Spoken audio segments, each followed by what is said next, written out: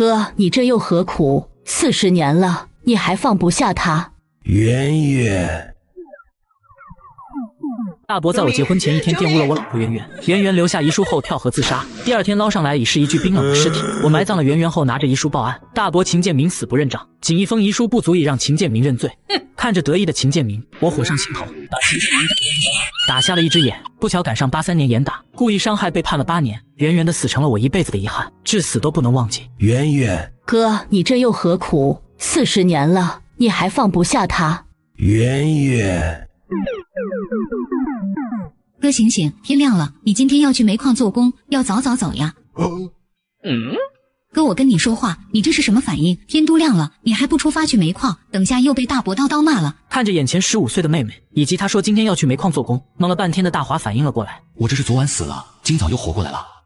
今天是1983年6月8号，惨剧还没有发生，圆圆被辱跳河自杀是3天后发生的事。灵儿，我让你陪你圆圆嫂子，你咋跑回来了？哥，天亮了我还不回来，圆圆姐没事，还有你俩没结婚，我还不能叫她嫂子。大华冲出屋子，跑到圆圆住的知青宿舍。圆圆，我回来了，圆圆你快出来，我有重要话对你说，你把门打开好不好？看哥哥发了疯的往外跑，吓坏了妹妹秦玲，她急忙追了过来，气喘吁吁道：哥，圆圆姐还没起床呢，真是的，大伯不是说了吗？看个好日子就让你娶圆圆姐过门。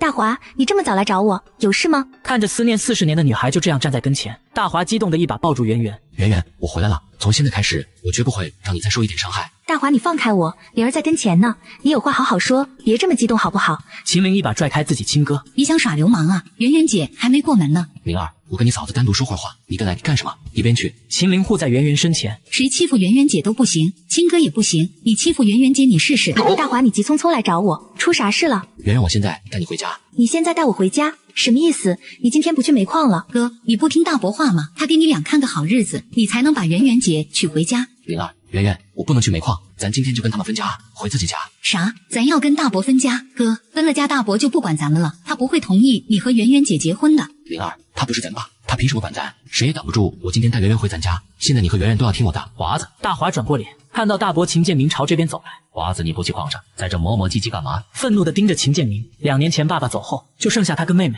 大伯就把兄妹2人接到自己家。外人看来是当大伯的好心大度，把兄妹俩接过来照顾，其实是看上2个好劳力。2年来，大伯一家人什么嘴脸，只有身在其中的兄妹俩清楚。秦建明，煤矿我不可能去了，你今天给我们兄妹分家，各过各的。分家？大华，你瞎说什么胡话？还敢直呼我名字？我是你大伯。大华眼神冰冷愤恨，他不是长辈大伯，他是恶狼。想到接下来几天发生的事，他不理秦建明，拉着圆圆来到房内。圆圆，我和我妹要跟秦建明分家，住村东头的老房子，你还愿意嫁给我吗？真的吗？大华，你要跟他分家？必须跟他分家，跟他在没瓜葛，我才能好好保护你。大华没想到这个分家说到了圆圆的心坎上，他扑上来主动抱住大华。大华，昨天我答应了嫁给你，你住不住窑洞的我不在乎，我不想搬进你大伯家院里，他看我的眼神怪怪的，我怕他。在他身上长得漂亮是个错误，当知青期间发生了太多事，父亲跳河，母亲改嫁，他回不去了。大华对他痴情，灵儿是他好姐妹，兄妹俩给他的温暖，他实实在在感受着。大华娶她过门，他就能名正言顺留在大平村。圆圆，走出去告诉秦建明，现在就分家。我19岁的大小伙，凭什么挣钱给他儿子上大学？我有老婆养，我有妹妹照顾。你俩说够了没？华子，你什么意思？秦建明，你听好了，从今天开始你不是我大伯，我们兄妹带我老婆回我家过，跟你才没瓜葛。华子，你要分家当过，你有个屁本事？你分家当过我看看，看你拿什么娶人周圆圆。哥，别跟大伯吵，过来，到哥这边来。灵儿，从今天开始，哥不会让你俩再受任何人欺负。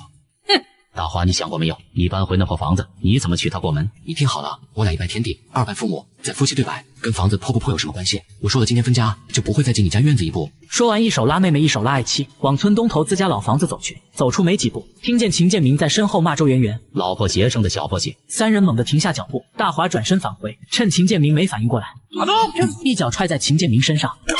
秦建明直接躺地上翻了白眼，朝着老流氓啐了一口。大华转身牵着小妹跟圆圆回家。哥，你把大伯踢晕了。灵儿，你给我听着，从今天开始不许叫他大伯，和你嫂子好好处。你不听话，我揍你。大华，你凶灵儿干啥？见圆圆生气，大华赶紧住口，带着老婆跟妹妹回村东头的老房子。秦玲看着破房子问道：“哥，这咋住人呀？”收拾一下，能住一段时间。等哥挣了钱，给咱家盖砖瓦房。灵儿、圆圆，你俩去屋里收拾，外面这些重活，我找大头他们来帮忙。几个小伙伴陆续赶来，收拾起来快多了。就在这时，外面传来一声怒喝：“大华，你个250孙子，你给我出来！你怎么敢打你大伯？”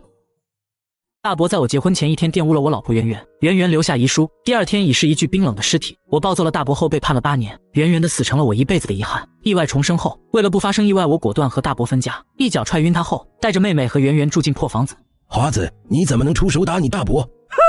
四爷，他说啥就是啥，他是啥人你又不是不清楚，他有证据是我踢了他，我要和他分家，他这是舍不得我这个免费劳动力，搁那耍无赖呢。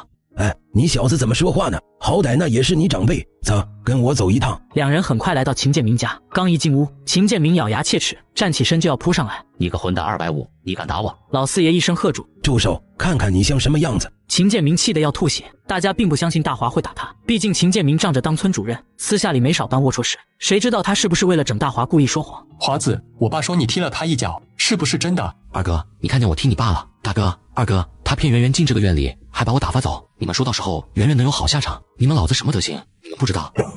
秦建明心里憋着的坏水被大华点了出来，瞬间急了眼。你胡说八道！你给我滚出去！华子，我爸50多的人了，你就这么编排他，看我不锤死你！秦建明二儿子护他亲爹，扑上来跟大华撕扯。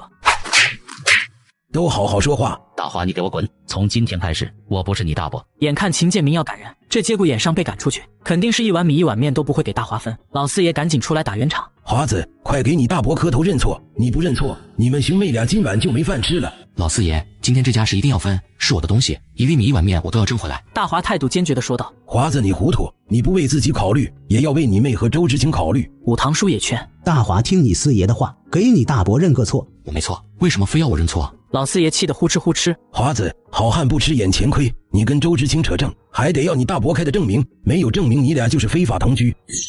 对，不能不明不白把圆圆领进门，否则秦建明跑向里告一状，说我俩非法同居，还真是大问题。四爷，叔伯们，我和圆圆明天下午摆桌，我俩给你们敬酒。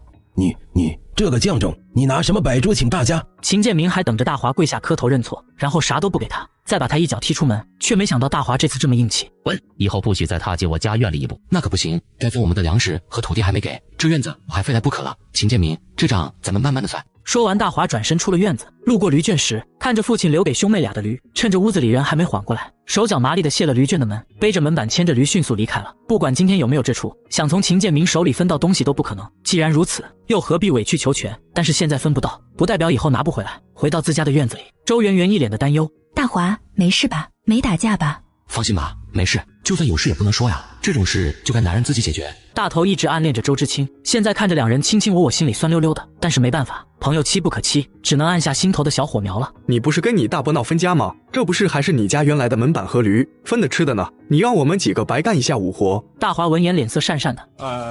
咱们兄弟谁跟谁啊？放心，今天没有，往后少不了你们的。小平小胡咧嘴一笑，华子哥没事，等你安稳好了再叫我们兄弟吃一顿。说完两兄弟就走了，大头却还赖着不走。华哥，这屋子又破又小的，你们仨怎么睡得下？要不让周圆圆到我家睡？你再说一个试试。你信不信我削你？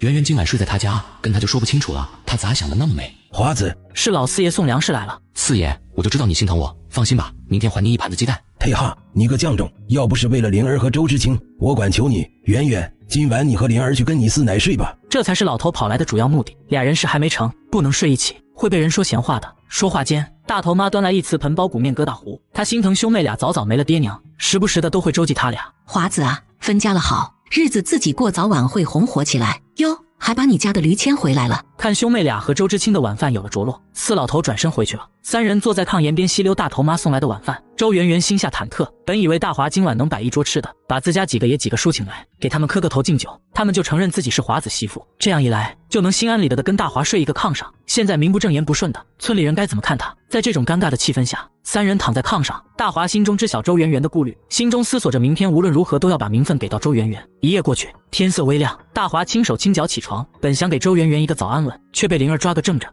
哥，你欺负圆圆姐试试。照顾好你嫂子，我赶中午回来。哥，你去煤矿，去后山掏药子。大头快起床了，换回去了。大头妈看见大华站在院子里叫大头，你等着，婶给你烙饼，你吃了再去地里干活。春婶，我就不去地里干活，谁知道我大伯会把哪块地分给我？我找大头帮我个忙。华哥，又收拾你家那破院子，能收拾亮堂吗？今天咱俩去后山掏药再去。张大头眼睛猛一下睁亮，掏药子呀，走走走，现在就走。大伯在我结婚前一天玷污了我老婆圆圆，圆圆留下遗书后和我阴阳两隔，圆圆的死成了我一辈子的遗憾。意外重生后，我立马和大伯分家，却没分到1粒米，没有宴请亲朋就没有名分，圆圆心里很是失落。我有上一世的记忆，决定今天赚一波小钱，给圆圆证明。大华和大头说干就干，背上一捆绳子，扛着铁锨就往后山去。两人站到悬崖边往下看。华哥，太危险了，还是算了吧。不能算了，我就靠这只药仔发家致富了。将绳子一头绑在树上，大头双手拽紧绳子，一点一点往下放人。华哥，你说你要是摔死了，我是不是就能照顾圆圆了？大华心里一颤，张大头，你要松手把我摔死，我晚上飘来找你给我陪葬。华哥，看你说的，你自己小心。崖壁上，白尾药仔刚孵出来没几天，天空中老药子咕咕乱叫，不停地俯冲下来抓大华，顶着老药子的怒火，大华掏出一只小药仔，大头往上拉。华哥，清早没吃饱，我拉不动。你妈个骗子张大头，你想害死我呀？华哥，我先把你放到底，我去叫小平小虎，我们3个把你拉上来。绳子一节一节被放到底，到了崖底的大华欣喜若狂，没想到下面竟然长满了头发菜，集市上有收头发菜的，1斤2块，这可算是意外之喜了。大头，袋子扔下来，这下面长满了头发菜，给你分一半。好嘞，你等着我去叫人。破屋里，周圆圆心里满是恐慌和无助。虽说昨晚大华并没有做什么，但在村里人眼中，他跟大华已经睡在了一个屋，就是无眉斗河，这名声是怎么也保不住了。灵儿，你在干什么？圆圆姐，你醒了。我哥说今天要赶驴去县城买东西，我就给驴子添些草。圆圆姐，你别怪我哥，他只是想保护你，把你交给别人他不放心。我哥大清早就带着大头哥跑后山掏药仔去了，他要挣钱给你置办家当。咬咬牙，周圆圆忍住心里的苦楚。灵儿过来，嫂子给你用羊胰子洗头发，你头上就不生虱子了。圆圆姐，我哥也要用羊碱洗头发洗衣服，要不然你肯定嫌他身上有虱子。从崖底爬上来的大华忽地把手伸进衣服里，咦，看着手里的虱子，心里犯愁，这个咋整？圆圆会不会嫌弃啊？华哥，这可是白尾药啊，真稀罕。也就是现在，哥以后这可是牢底坐穿鸟啊。今天收获不错，不仅抓到了药，还有半袋子头发菜，今天一定让你们吃到炒鸡蛋肥肉片。4个人乐呵呵转身回村里，大华怀里抱着破草帽，背着半袋头发菜，站在自己家破院子大门前。院子里，灵儿和圆圆正在收拾屋子。灵儿，这都什么呀？破毡烂棉絮，还留着干什么？哥，炕上铺呢，扔掉就成光席了。周圆圆看大华一眼，华子，我这里有2斤粮票，还有2块钱，你买成白面，今晚请4爷，请几个叔吃饭，我不想让他们说咱俩闲话。大华闻言心疼地蹲在地上，挣钱迫在眉睫，不能再耽误时间了。灵儿、圆圆，你俩把锅灶收拾好，烧一锅热水，等我回来吃白面条。谁叫你俩都不要出去。说完，身子一跃骑到驴身上，口气豪横地说道：等我回来，啥都会有的。圆圆姐，我哥去县城卖那只药仔和头发菜，能卖多少钱呀？周圆圆不知道拳头大一只药仔能卖多少钱，说不定没到县城就死了。那半袋头发菜有6、7斤，应该能卖20多块，20块钱倒是也能置办一些东西了。骑在驴背上，时间一长，屁股缝子疼。哎呦啊！中午纺织厂门口熙熙攘攘地涌出下班的女工，嘴里抱怨着这段时间都买不上一把韭菜。这种抱怨听在大华耳朵里，眼睛微微眯一下。等大门口人流少了，大华贴到门房跟前：大爷，我找周厂长有要紧事，他在厂里吗？门房大爷瞥了大华一眼，不冷不热地说：小伙子，过一会儿周厂长就出来了，你等着吧。大爷，我有要紧事要找周厂长，你通融一下，让我进去吧。不行，等一会儿他就出来了。大华急得转圈，他要不出来呢？前世周厂长被人举报违背政策挪用公款，在监狱里跟大华相处了1年，两人无话不谈。大华知道他痴迷养药因，这要到他手里才能卖出好价钱。大爷，这是一支白尾药，说好了给周厂长送的。你这小子，不早说你是给周厂长送药子的，顺着走廊往里面走。大华很快来到周厂长的办公室。周厂长，药仔给你送来了。是我大哥打发你来送药仔的。大华脑子里呼呼转，总算想起来，他大哥是景宁县赫赫有名的房产开发商周解放。袁朝叔，刘解放叔说，这只药仔在你手里能卖50块。周元朝脸上笑意收敛住，穷亲戚就等着趁机会敲这一笔，怎么可能白白送来？袁朝叔，这可是白尾药，为了抓他，我差点掉下悬崖摔死。周元朝满脸惊喜地将草帽接过去。真没想到你给我搞了一只白尾，好，看你小子也不容易，我给你50块。周元朝拉开办公桌抽屉，抽出5张大团结递给大华，拿着5张大团结，大华如释重负。大华和圆圆没有经过长辈的认可，睡在了一张床上。为了老婆不被别人指点，大华冒险掏药仔挖野菜，找到前世狱友，成功赚到了重生后的第一笔小钱。周元朝骑着自行车从厂子大门出来，看到门口牵驴的大华，小伙子上哪？袁朝叔，我还有6、7斤头发菜要去卖，可能是刚得到一只梦中禽鸟。周元朝很是热情，你去西关回民巷要走半个小时，这样吧，你把袋子给我，我帮你卖掉。2点的时候，你等在厂子大门口。大华连声感谢，周厂长帮他节省大半时间，这样他就可以抽出时间去百货商店了。到了百货商店，女售货员对农村小伙爱答不理。你要买啥？姐姐，大米白面没有粮票多少钱一斤？大华说着从兜里掏出5张大团结。有钱人啊，大米1斤4毛，白面1斤3毛8。姐姐，大米10斤，白面10斤，菜籽油、水果硬糖来2斤，还有红贝面、红门莲、红纸。大兄弟，白糖和茶叶没票1斤贵1块钱，我手里刚好有白糖票、茶叶票，倒给你，你少交5毛钱，怎么样？还有这种操作？姐姐，肉票有吗？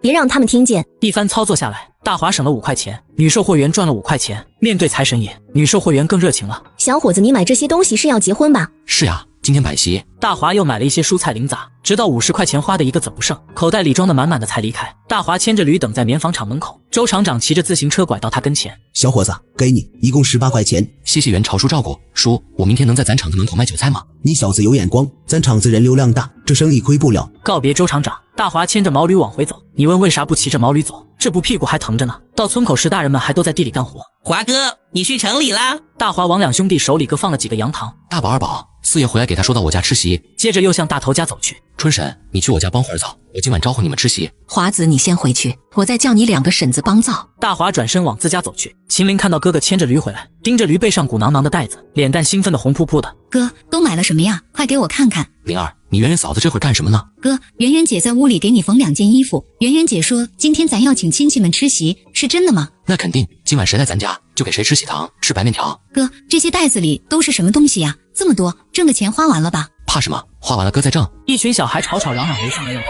院子里有了热闹的气氛。秦林给他们每人捏2颗。大华把东西拿到屋里，周圆圆看着几大袋东西，满脸吃惊。大华，这几个袋子都是什么？圆圆，东西多，我一样一样掏给你看。掏出来的东西一样一样摆在眼前，碗筷、菜籽油、酱油、食盐、火柴、粉条、嫩白葱、韭菜、豆腐。大红喜字红被，看得秦林一脸兴奋。圆圆姐，这是你俩的新被子，今天晚上就盖。周圆圆嘴角微微笑，眼里藏着泪花，太不容易了。圆圆的眼泪花，大华看在眼里，疼在心里。圆圆，今儿咱高高兴兴的，你看这是什么？还有这个，该有的咱都有。红色镶边圆镜子，红色暖壶，红色梳子，还有一包新衣服。太好了哥，圆圆姐终于有新衣服穿了。灵儿，叫嫂子，咋改不过来呀？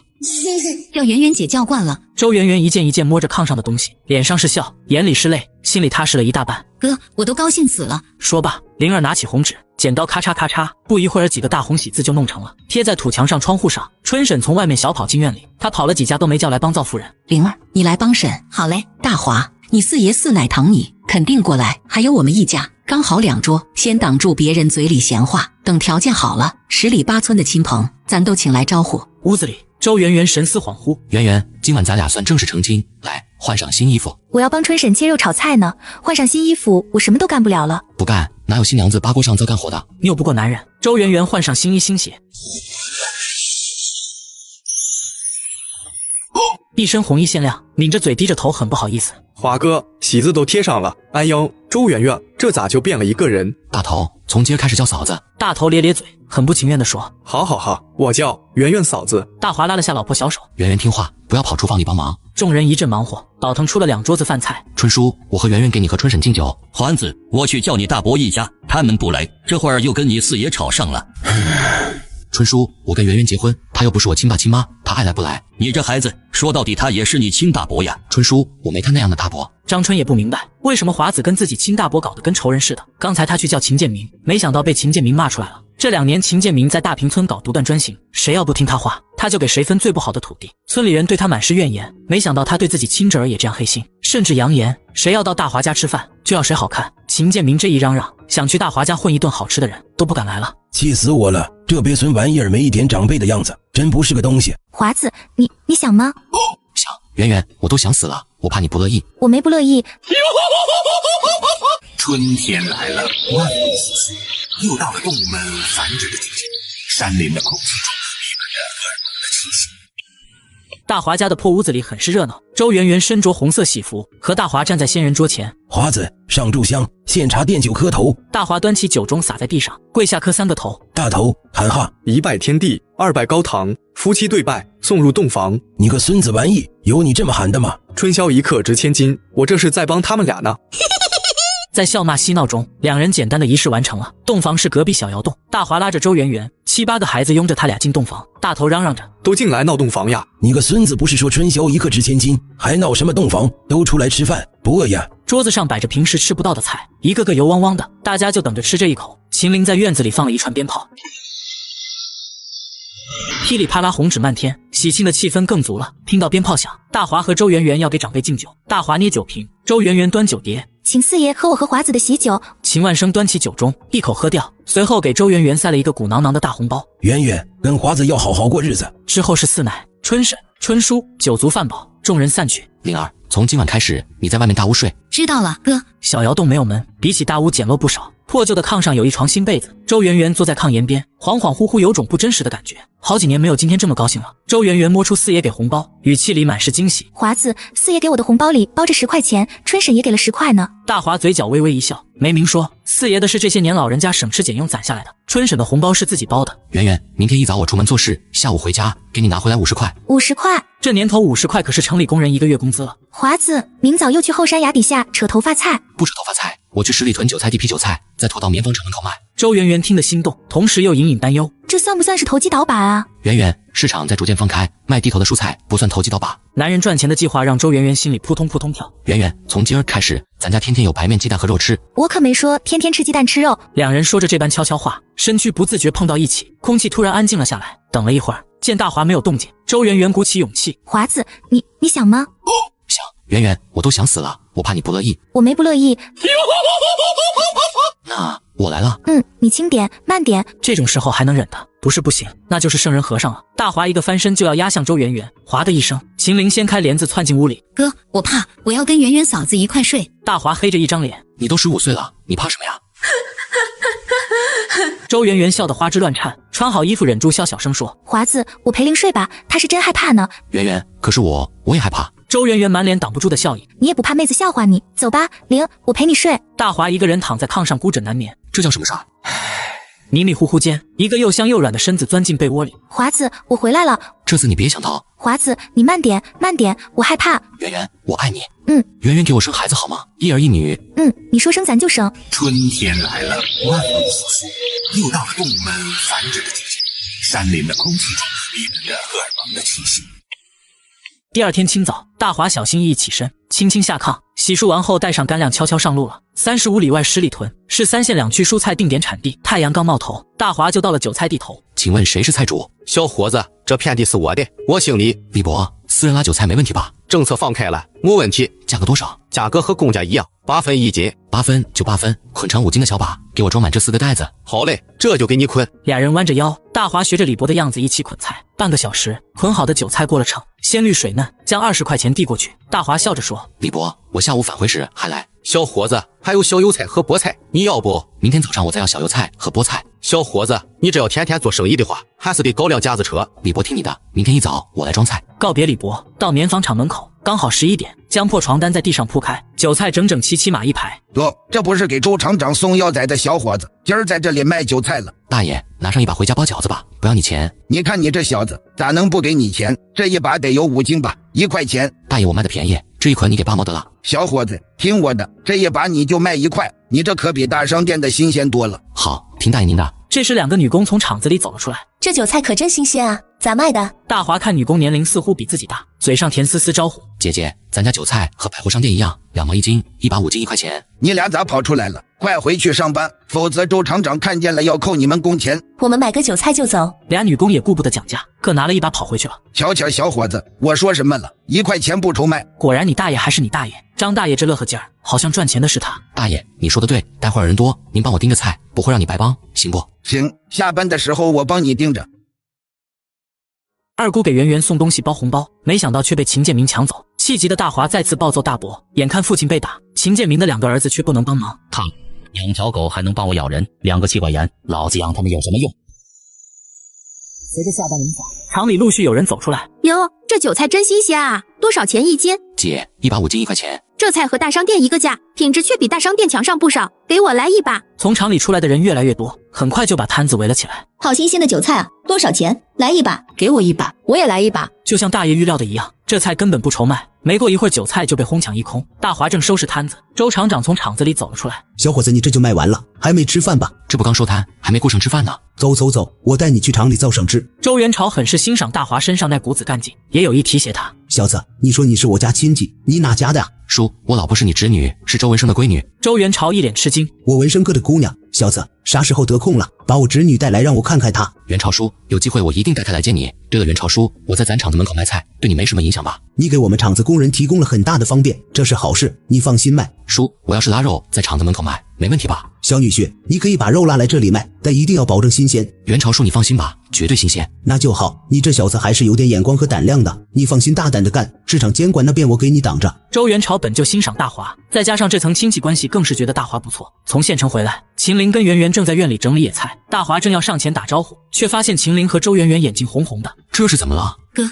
今天二姑来了，给我们送了不少东西，但是大伯知道之后来咱家把东西都抢走了，还把二姑给嫂子的红包也抢走了，圆圆嫂子都被吓哭了。什么？圆圆你没事吧？此时的周圆圆脸上还有未散去的恐惧，可为了息事宁人，还是极力掩饰。没事，大华，赶紧进屋吧，我和莲儿给你做好饭了。看着周圆圆强装镇定的样子，大华心里很不自在，是他没有保护好家里的2个女孩子。圆圆、灵儿，以后我不在家，你们把院门拴好，不要再让秦建明进咱们家。圆圆，你们先吃饭，我拿1把韭菜给四爷送过去，顺便找四爷接一下架子车。说完，大华拿了1捆韭菜出了院子。大华先去给四爷家送韭菜，然后说了明天要借架子车的事，之后直奔秦建明家。伯母，我二姑给我家的东西，你们凭什么抢走？华子，我说了不让你大伯拿，你大伯不听，你也知道我管不住他啊。大伯母一辈子窝窝囊囊，被秦建明压得死死的。秦建明听到家里的动静赶了回来，你个鳖孙，还敢来我家，看我不打死你！说着猛地向大华扑了上去。你自己找上门来，可就不能怪我不敬长辈了。大华正愁找不到机会教训秦建明，你吓我老婆，你欺负我妹妹，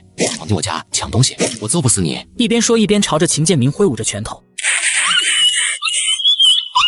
大伯母见状转身往大儿子家跑，不准去！大华又不会打死你爸，想想你爸办的都是什么事吧，他也该受到教训了。老大媳妇拦着不让去，大伯母叹气一声，往二儿子家跑去。魏红，魏红啊，你爸要被大华打死了，快去救你爸呀！结果二媳妇跑出来，那魏红吃完饭就出去了，大伯母只能又往回跑。秦建明，你再敢欺负我老婆和灵儿，我打得你满地找牙！大华说完走出门外，碰到慌慌张张回来的大伯母。大伯母，孰是孰非你也清楚，我堂哥来找我打架，我奉陪到底。老头子，你没事吧？他妈的，养条狗还能帮我咬人，2个气管炎，老子养他们有什么用？周圆圆看到大华提着的东西，吓了一跳。不是说给四爷爷送韭菜吗？你这是跑去跟大伯打架了？没事，你别担心，那孙子就是欠教训。快看圆圆，这是我今天卖韭菜挣的钱。大华并不想让这些事情影响到周圆圆，赶紧岔开话题。果然，周圆圆的注意力一下子转移到赚钱上面。大华向周圆圆细细地说，想自己是怎么进货，怎么卖菜。看着周圆圆崇拜的眼神，大华心中很是荡漾。圆圆，等我明天再卖1天菜，后天咱们3个赶集去，家里缺什么咱就买什么。周圆圆眼神里满是憧憬，日子真的是要越过越好了。华子哥回来了，大头你有事？你家门不是坏了吗？我给你修修。我看你不是修门，是要吃我家饭吧？你也就这点出息，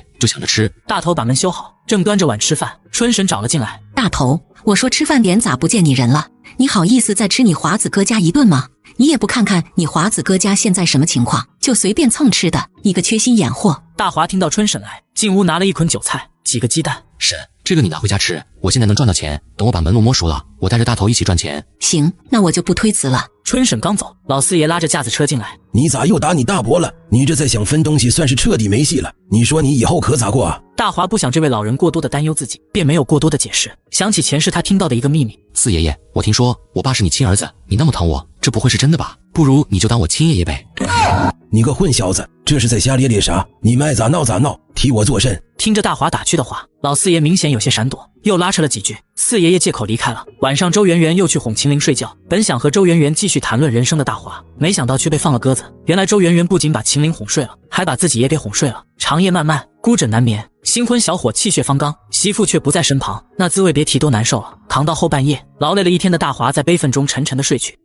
新婚娇妻被妹妹拐走，忧郁了一晚上的大华，天没亮就出发去了蔬菜基地，把菜拉到棉纺厂家属区。先给周厂长家送了3把菜。周厂长跟老婆提过自己这个侄女婿，厂长夫人知道自己老公很看好这个侄女婿，收下菜后跟着大华来到小区楼下。新鲜实惠的青菜，大伙快来买喽！小区的人都认识厂长夫人，经他这么一吆喝，500斤菜很快便卖掉了一大半。厂门口经过昨天的摆摊，已经有很多人等着了，这下菜不够卖了。各位同志，我从家属楼那边过来的，你们家里人可能已经买过菜了。即便如此，余下的菜也很快售空。大华赶着驴车到百货商店，准备给妹子买一身新衣服。嘚，小伙子来了，这次又要花50块吗？大华在售货员眼中已然是财神爷的形象。姐姐，哪能每次都花50块啊？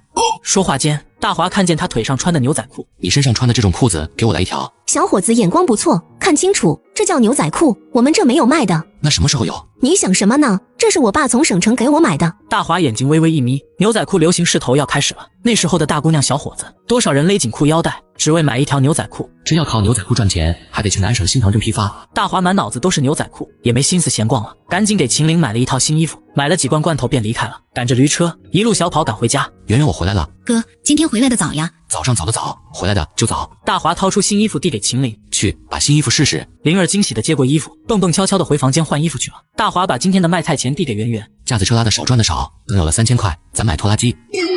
买拖拉机？怎么可能？周圆圆吓一大跳，在她的认知中，拖拉机是生产队和厂子才能买得起的。怎么不可能？要不是为了尽快买拖拉机，我何必起早贪黑出门做生意？秦岭换好衣服出来了。哟，这谁家的漂亮小姑娘？哥你讨厌，你看还合身吧？合身的话我就回屋换下来了。换下来干啥？留着过年再穿呀。这话让大华心头一痛。不许换，哥在努力，以后你和你嫂子天天有新衣服穿。对了，灵儿，哥跟你商量的事呗。啥事你说？那个晚上。哦，我知道了，我让圆圆姐和你睡，你早点让我当上小姑姑。行，哥没白疼你。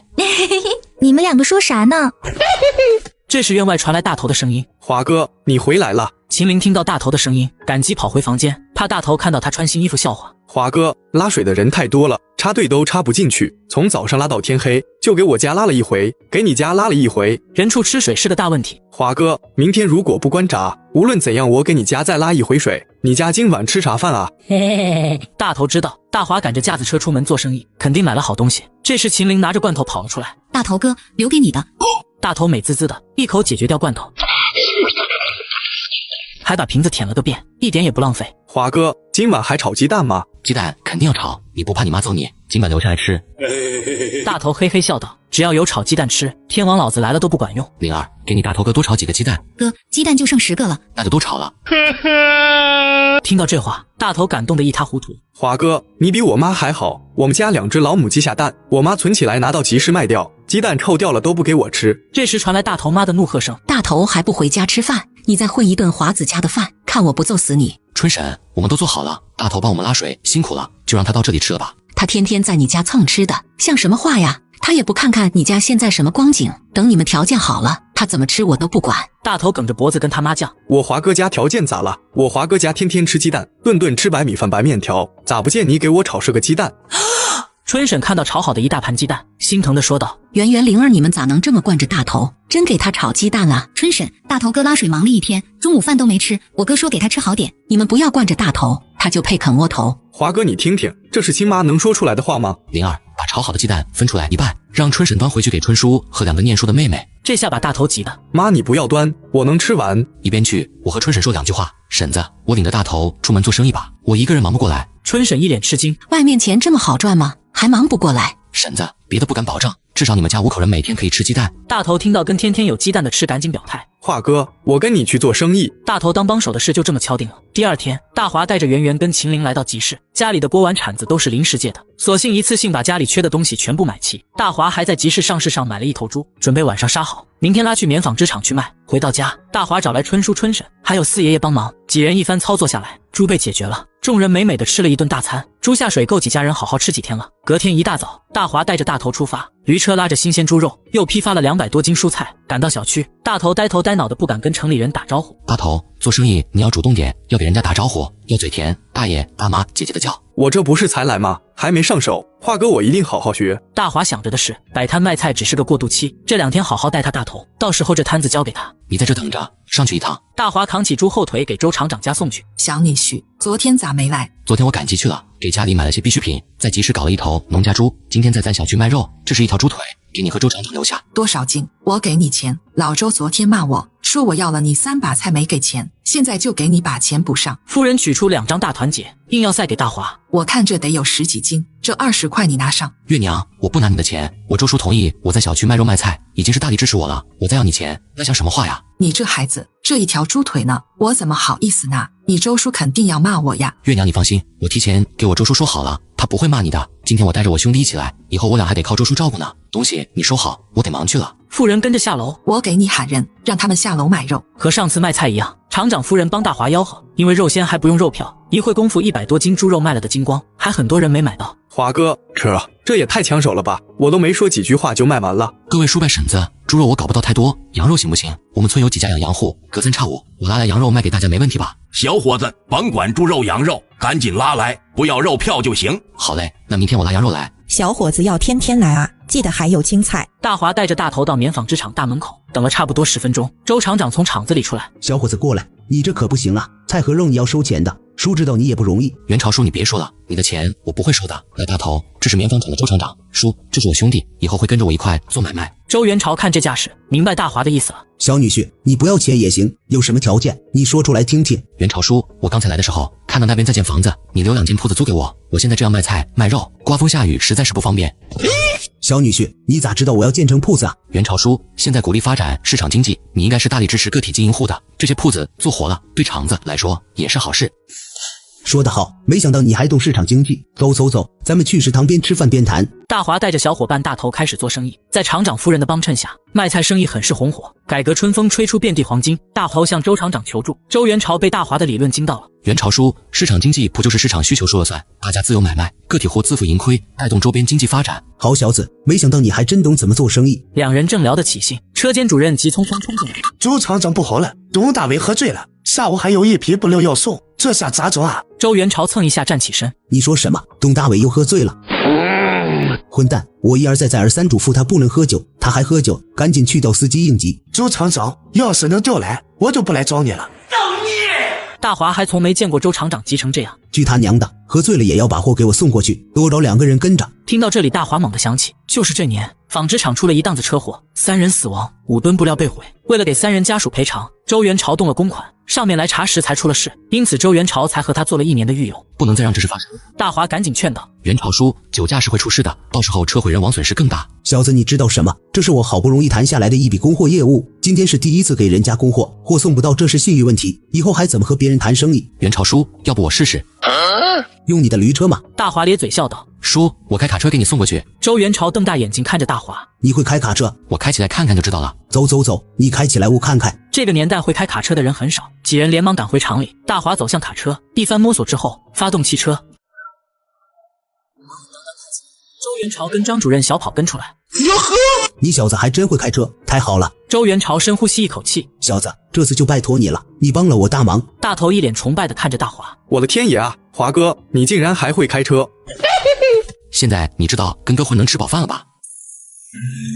看着远去的车影，周元朝想到周圆圆的爸爸周文生去年平反了，有1万块补偿金。周元朝本来不想去管他家这事的，现在意识到这事他还真不能不管了。3小时后，伴随着一阵滴滴声，大华开车顺利返回。叔，幸不辱命。好小子，走，快进屋喝杯茶。大华，要不你以后就给厂里开卡车吧，1个月50块工资，你看怎么样？元朝叔，我还是想现在趁着这股东风干一场，如果咱厂子有需要，我乐意帮忙。好，你小子是有大志气的。对了，你说你要出远门，是去哪里？我打算跑一趟南省，那里牛仔裤很流行，搞一批过来，让咱县城漂亮姑娘也赶一赶时髦。好小子，有眼光，你什么时候去？最好后天就走。那行，你有钱吗？大头立即插话：我华哥有钱，有500块呢。500块太少，你跑一趟南省不容易，我借你1000。你看情况，畅销的话，我帮你把这项生意做大做强。大华克制住激动喜悦的心情，真没想到这么快就得到周元朝实实在在的帮助。谈妥之后，大华和大头就告辞回家了，跟着大华跑一趟。大头觉得眼界何止开过108000里，对大华更是崇拜的不行。回到家，几人热热闹闹的吃了一顿晚饭。饭后，大华对周圆圆提起了周元朝。圆圆，你大姨家的周元朝，你还记得吧？周圆圆想了想，周元朝，哦，我想起来了，我们叫他三叔，他在外面工作，我好多年都没见过他了。圆圆，之前给你提的棉纺织厂的周厂长就是你元朝叔，这几天我能在县城安然无恙的卖菜，就是元朝叔一直照顾着我。那太好了，改天我们好好谢谢元朝叔。这个是肯定的。圆圆，今天我和元朝叔商量着要去南省一趟，你和灵儿安心在家等我回来，有事就去纺织厂找元朝叔。这一番话可把秦陵和周圆圆吓一跳，哥，你要出远门？去一趟南省进一批牛仔裤，可时髦了。这一趟生意做好了，我至少给你们赚回来3000块，到时候咱家想买啥买啥。这一番的豪言壮语把圆圆跟秦玲听傻了，好一会才反应过来。哥，我们不拉拽你，你好好做生意。好妹子。什么好妹子？见过和哥哥抢女人的妹子吗？穿新衣服的时候明明说好的，到了晚上就变卦。原来晚上睡觉的时候，秦玲又到大华房里拉圆圆陪她睡。这都几天了，谁家新婚老是这样独守空房的？臭丫头还想当小姑姑，种子都撒不了，你当个屁！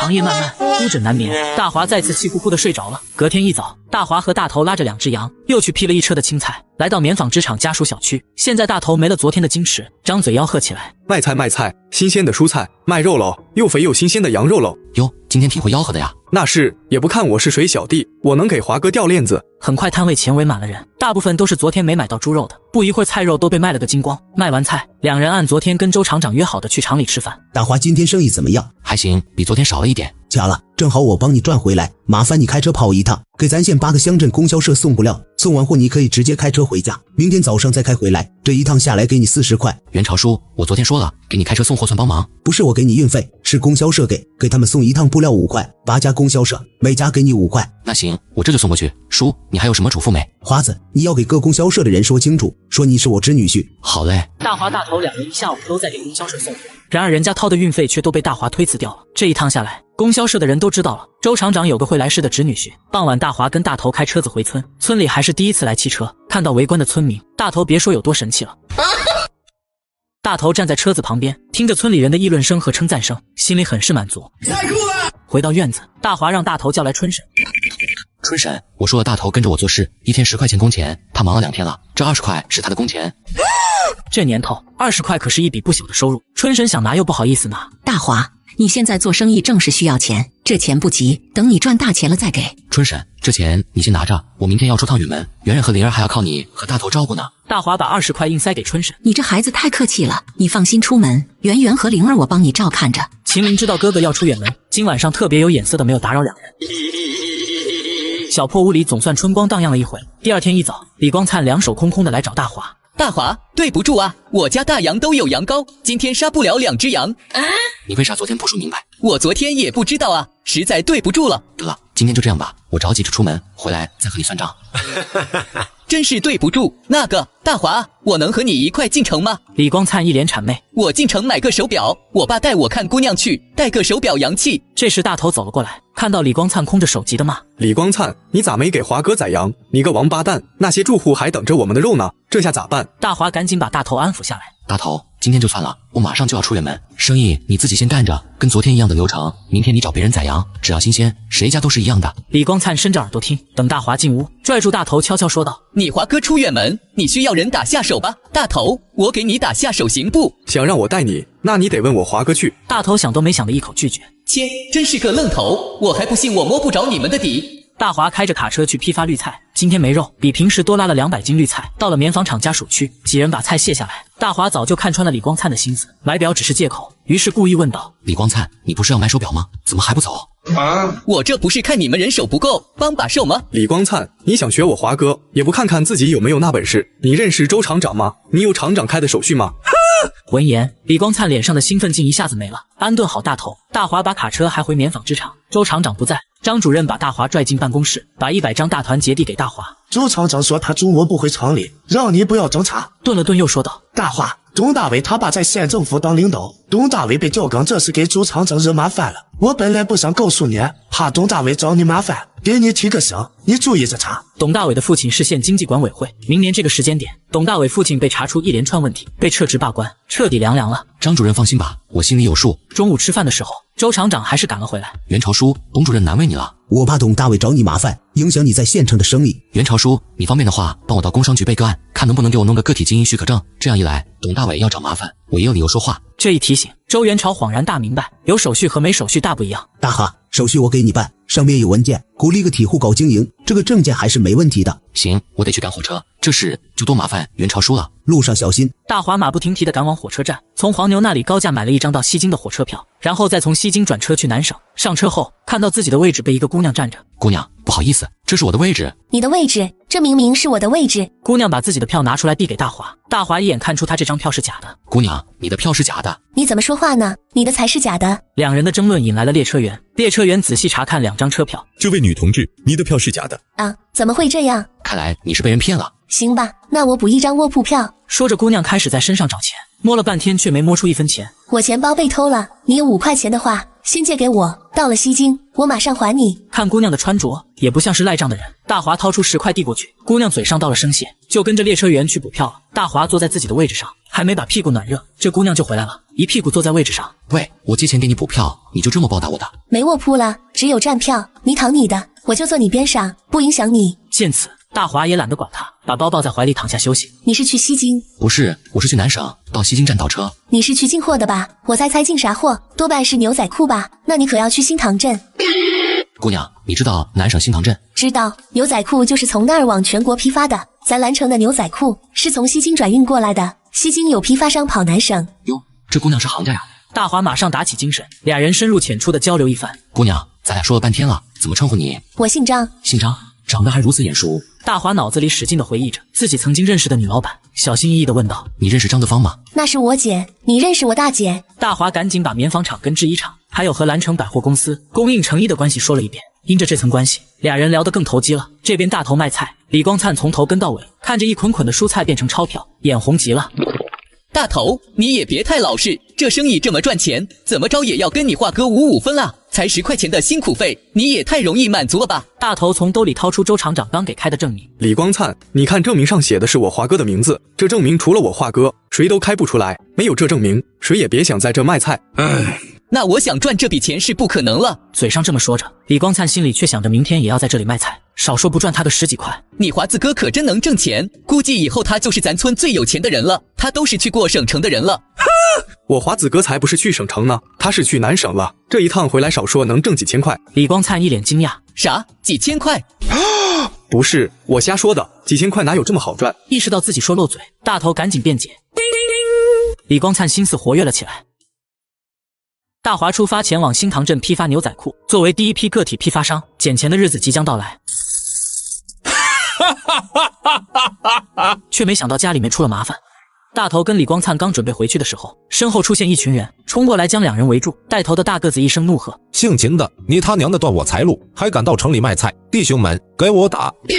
李光灿一看不对，大叫着：“我不姓秦，各位大哥冤有头债有主，别打错了人。”说着就想跑，结果被拦了下来。不由分说的就是一顿打。还敢跑，给我使劲打！最后俩人不仅被揍一顿，大头今天卖的100多块钱也被全部抢走。以后见你们一次打一次。这群人走后，大头朝李光灿问道：“表哥，你没事吧？”“没事儿个屁，我一颗牙齿被他们打掉了。”李光灿狠狠地瞪了大头一眼。早知道今天会挨顿打，打死也不跟你们来。大头也很沮丧，钱被抢走了，回去怎么给圆圆和华哥交代啊？表哥，咱去乡上报警吧。大头，你和大华摆摊做生意就是投机倒把，你这一报警，搞不好前几天挣的钱都要被没收。听到李光灿这么一说，大头更沮丧了。最后两人赶着驴车，灰头土脸回家。春婶看到大头回家状态不对，儿子，你咋了？妈，今天卖完菜准备回来的时候，遇到劫道的，身上的钱都被抢了。儿子，你人没事吧？我没事。两人正说话间，李光灿他妈找上门来。大头妈，我儿子跟着你儿子出门时还好好的，你看看我儿子现在成啥样了，没了一颗门牙，明天还要上门去女方家相看，你说现在怎么办？春婶被李光灿他妈一顿吼骂，半天没反应过来。我说他表婶，你咋这么说话？你儿子去县城遭了劫，你跑来找我干嘛？我儿子是跟着你儿子出去的，走的时候好好的，现在衣服破了，还掉了一颗门牙，你们得赔。春婶试图和李光灿妈妈讲道理，然而这女人像是泼妇一样，不仅啥也不听，还脏话连篇。说着说着，竟连大华和周圆圆都骂上了。春婶本来就在气头上，儿子挨打钱被抢，这女人还在这撒泼。我撕烂你个破嘴！气得冲上去就是2嘴巴子。接着两人厮打了起来，场面顿时一发不可收拾。大头跟他爸赶紧进去拉架，根本拉不开，不一会儿就引起一大堆人围观。最后还是李光灿的爸跟大头把两人拉开的。这下子村里人都知道进城卖菜的张大头遭了抢劫。秦林跟周圆圆听说后也赶了过来。嫂子，对不起。说啥对不起？人没事就好。嫂子，明天我找周厂长去，这事说不定周厂长能解决。第二天一早，大头到棉纺厂找到周厂长。周厂长，我昨天在家属院卖菜被人抢了，抢我的人说是我华子哥断了他的财路。听你这么说，那就是董大伟，他这是在报复大华。如果是董大伟干的，报警也是麻烦。虽说周厂长很是欣赏大华，但是真牵扯到自身利益，周厂长也不想惹县委的领导。这事还真不好办，大头，你先回去，这2天先别出摊，我想办法，有应对办法了，我派人去通知你。这边大华还不知道家里发生了啥，到了西京之后，大华，我跟我姐说好了，你到了新塘可以联系我们那边取货处的经理。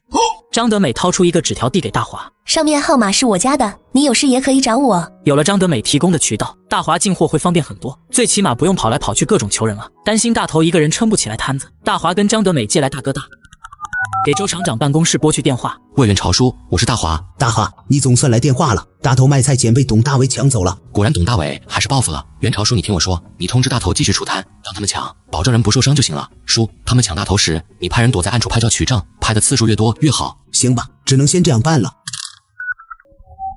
张主任，你让小潘开车去告诉大头，让他照常出摊，先让他们抢，只要保证人没事就行，就说是大华吩咐的。小潘开着卡车来到大坪村，找到大头家，把大华的意思传达给了大头。我就知道华哥肯定有办法对付那帮混混。隔天一大早，大头照常拉着菜去棉纺厂，卖完菜准备回去的时候，不出意外被董大伟截住。一连3天都是一样，周厂长安排的人也连续拍了3天的照片，每次都把董大伟抢钱的过程拍得清清楚楚。这边董大伟高兴坏了，不用开车，挣得比开车还多。周厂长办公室里，张主任将一叠照片放到桌子上。厂长，大华还没来消息吗？今天下午应该有消息了。有了这些照片，现在能报警了吧？不急，听听看大华是什么意思。大华估计是想让董大伟父子彻底歇菜，这小子哪像19岁的农村小伙。中午的时候，大华在新塘站下车，一下车就给周厂长打去电话。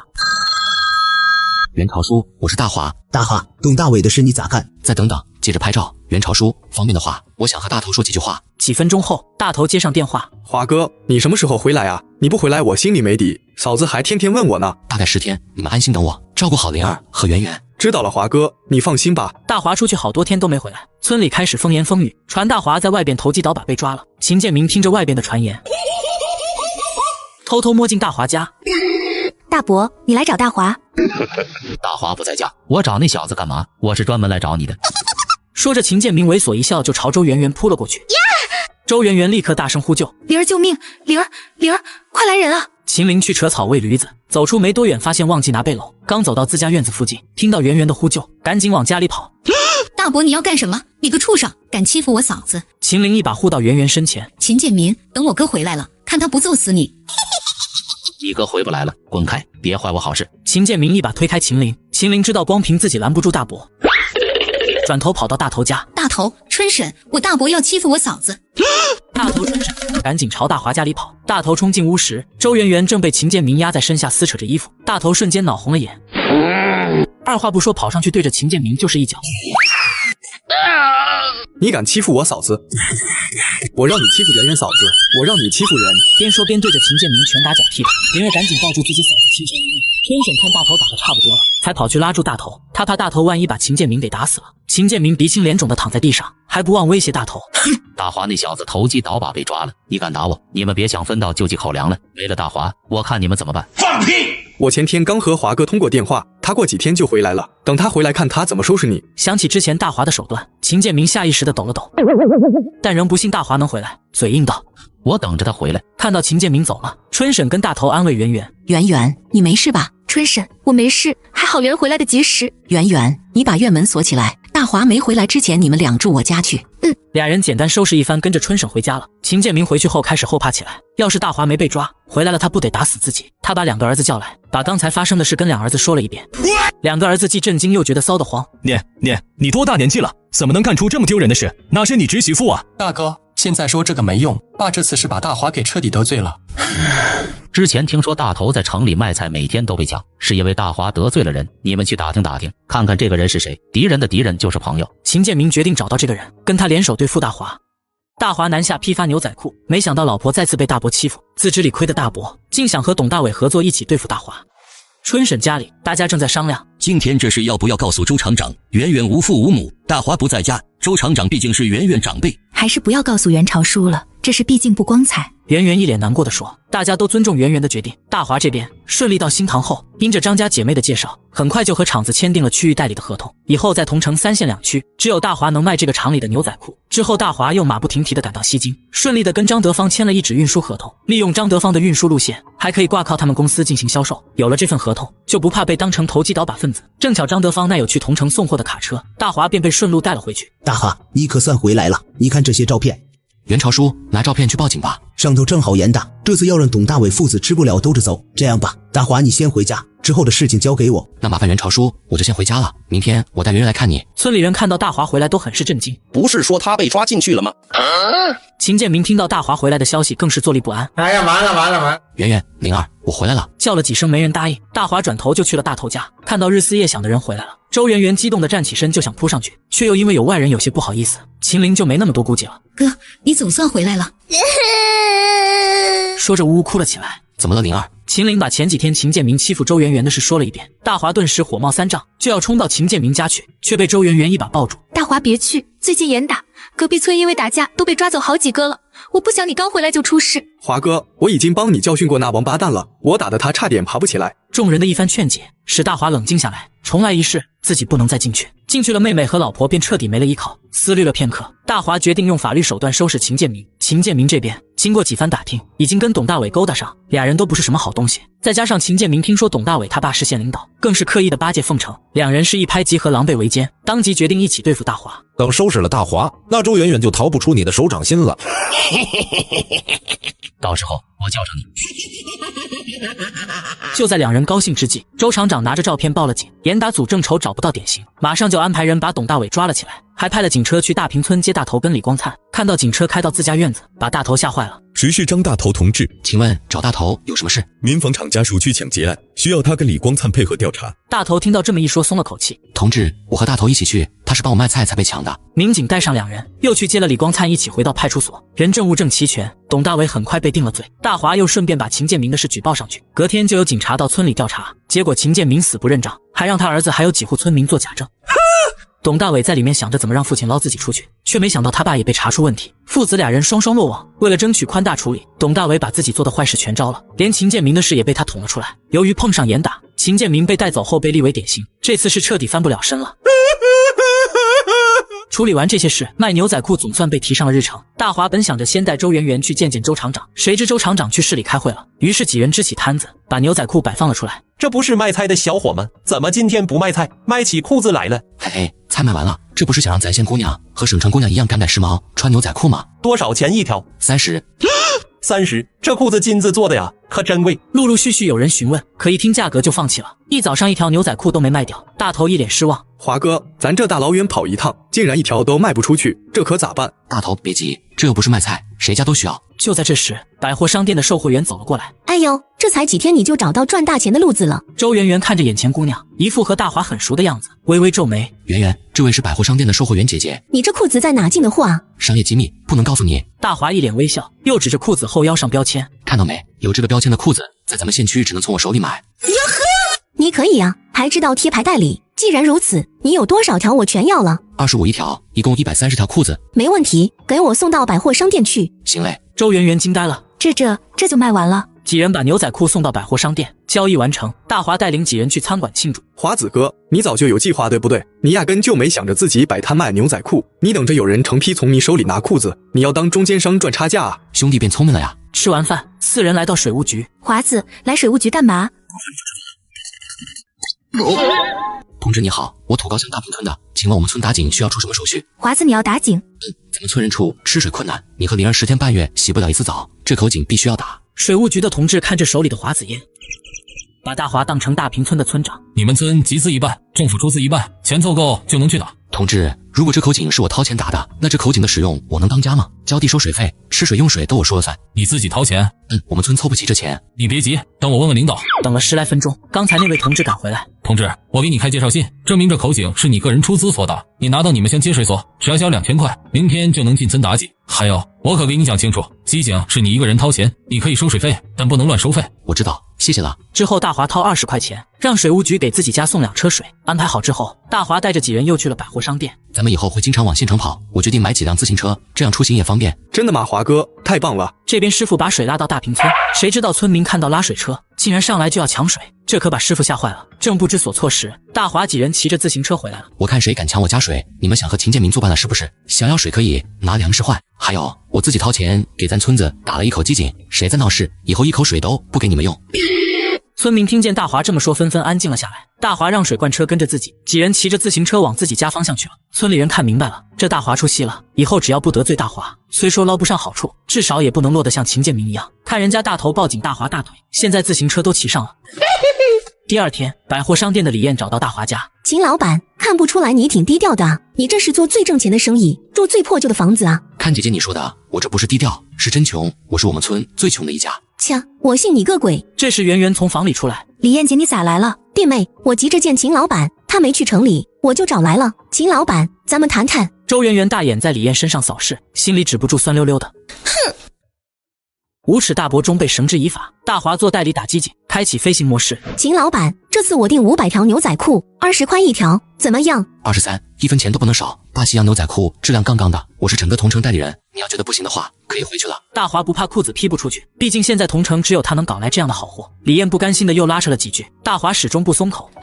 行吧，23就23，3000块定金，最快8天给你交货，没问题，成交。弟妹，什么时候去城里了？来找姐姐玩。李艳跟圆圆招呼完就离开院子。大华，他看上你了。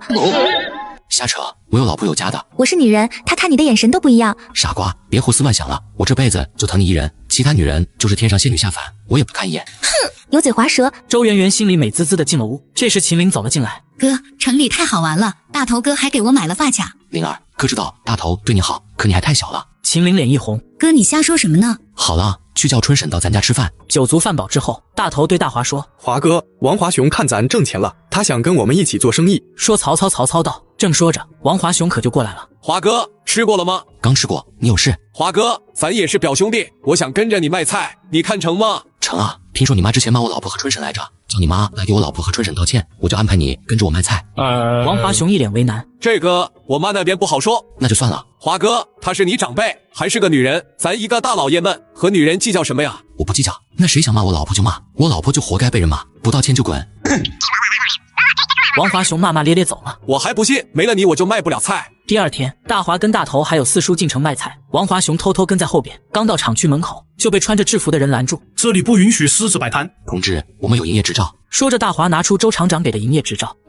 仿制入1号、2号商铺，那排商铺不是还没建起来吗？领导，你看下面小字写的很明白，因为还没盖起来，所以在棉纺厂家属区摆摊过渡期1年。行吧，交10块钱管理费就行了。同志，是1个月交10块钱。是不是1个月还没定下来？大华利索的交了管理费，走时还瞟了一眼身后的王华雄。王华雄看大华就要过去了，赶紧追上。同志，有营业执照吗？我和刚刚那3人是一伙的，他们只交了自己的钱，可没说认识你。什么交钱？你们胡乱抢钱的吧？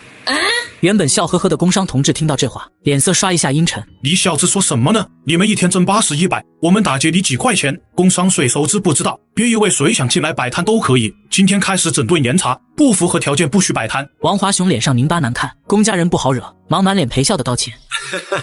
对不起领导，我真没钱交了。没钱交，你这2袋子菜留下吧。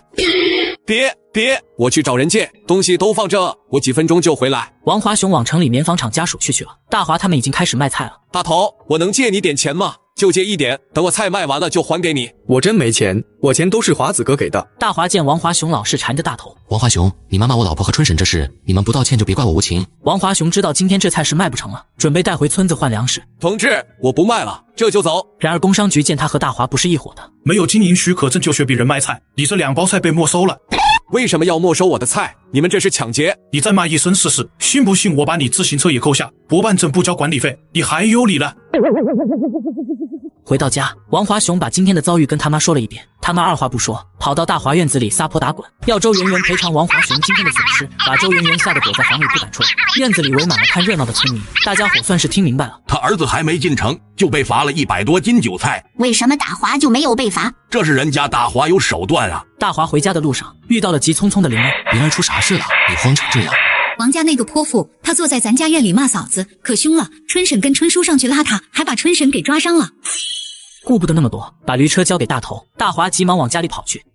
刚到院子门口，看到春叔拉着春婶，春婶脸上2道口子还流着血，看不见周圆圆。大华猛地冲进院里，对着屋子大喊：圆圆不要怕，老公回来了。说话间猛地拽住王家泼妇的头发，对着她就是2巴掌，边说边打。让你欺负我老婆，让你骂我老婆，你以为我不敢打女人？这王家泼妇一时间竟也被打懵了，忘记了反抗。随后赶来的王华雄看到大华打自己骂：秦大华，你敢打我吗？嘴里骂着脏话扑了上去，跟大华厮打在一起。王华雄，你妈跑我家院里撒泼，欺负我女人，你不拦着不说，你还有脸来骂我？今天不教训你们，你们还以为我好欺负？大家伙眼见事情越发不可收拾，李光灿赶紧上前拉住大华，小平小虎使劲控制住王华雄。大华算了，上面严打呢，把你抓进去，你老婆和你妹可咋办？你们放开，看我不宰了她，真当我好欺负是不是？宰了她我赔她一条命。这时屋里的周圆圆走了过来。大华，好了，别冲动，想想我和灵儿。大华一把抱住圆圆。圆圆，今天让你受这么大委屈，是老公没保护好你。大华，我不怪你，是我自己太软弱了。张春见大华平静下来，朝着王华雄怒喝：王华雄还不把你妈拽走，信不信大华真的宰了你？王华雄也冷静下来，搀扶起他妈往外走。见看热闹的人还没散去，大华又大声说道：你们都听着，以后谁再敢欺负我老婆，欺负我妹妹，我活出这条命也饶不了她。大家都被此时大华的气势所震慑，一时间竟没人敢开口说话。突然大华又朝众人问道：今天你们谁帮老钱抬管子了？老钱听到声音跑过来向大华汇报：大华，今天扯水管有20个人帮忙呢，我给他们说了，帮忙的人1人5块钱工钱。好，让他们等着，我去拿钱。大华进屋拿了100块钱，把钱递给老钱，让他发给众人。刚发完钱，2个穿制服的警察走进院子。谁是秦大华？我就是。同志怎么了？有人报警说你打架斗殴。大华的蔬菜生意和牛仔裤代理做得红红火火，又赶上纺织厂部分对外承包，身为通晓未来的重生者，此等机会必须拿下。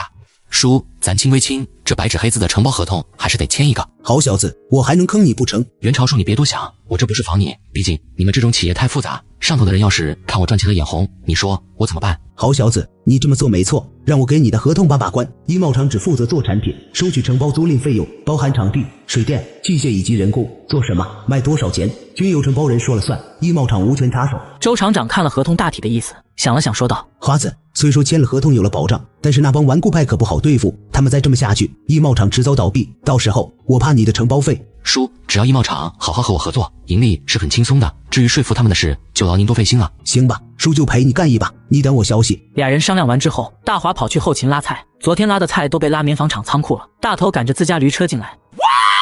华哥，真有你的，你说有蔬菜，咱可就有了。大头麻溜的抱起蔬菜筐子放到架子车上，然后拉到棉纺厂小区。就目前这种形势，货卖千样才是硬道理。今天有新菜了，青椒很贵吧？姐姐妹妹叔叔阿姨爷爷奶奶们，这几样新菜是刚从咱省城农贸市场拉来的，新鲜着呢，而且只比本地青菜贵1毛钱。给我来点西红柿，给我来几斤青椒。一波哄抢，菜很快就被抢了个七七八八。这时大华瞟见一名穿制服的工商员：大头，今天交管理费了没？没呢，今天没人在路口堵。用脚趾头都能想明白，这又是工商城管的倒钱手段。先不管你，等你卖的钱就找上门了。没营业执照出摊的，没收非法所得，自己有营业执照倒是不怕。这时管理员走了过来：陈队长是来收管理费吗？陈队长走进摊位，拿起一个西红柿，边吃边说：秦老板，这一片就属你生意好啊。大华陪着笑脸招呼：还凑合，咱也就是挣的辛苦钱。陈队长放心，管理费我马上交。秦老板别误会，能否借一步说话？大华跟着他走到一栋楼后面。秦老板，我有一处铺子，大小50平米，你看你生意越做越大，大太阳底下有些蔬菜晒着也不好，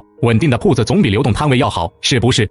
这是刚瞌睡了就有人送枕头。大华之前看着被太阳晒得蔫巴的蔬菜正发愁呢，这会儿就有人主动找来了。陈队长，我们是乡下人，露天摆摊，吃这点苦不算什么，这手摊比起干地里活轻松多了。你们吃苦耐晒，这我服，可你们的菜可是比你们娇气啊。秦老板，我这处铺子你最合适，你先去看看再说嘛，就在小区外面不远。两人来到商铺前，1楼住宅临街开门，住宅改商铺，这陈队长身后怕是有因关系。大华从里到外看了一遍，水电齐全。怎么样，秦老板，适合你吧？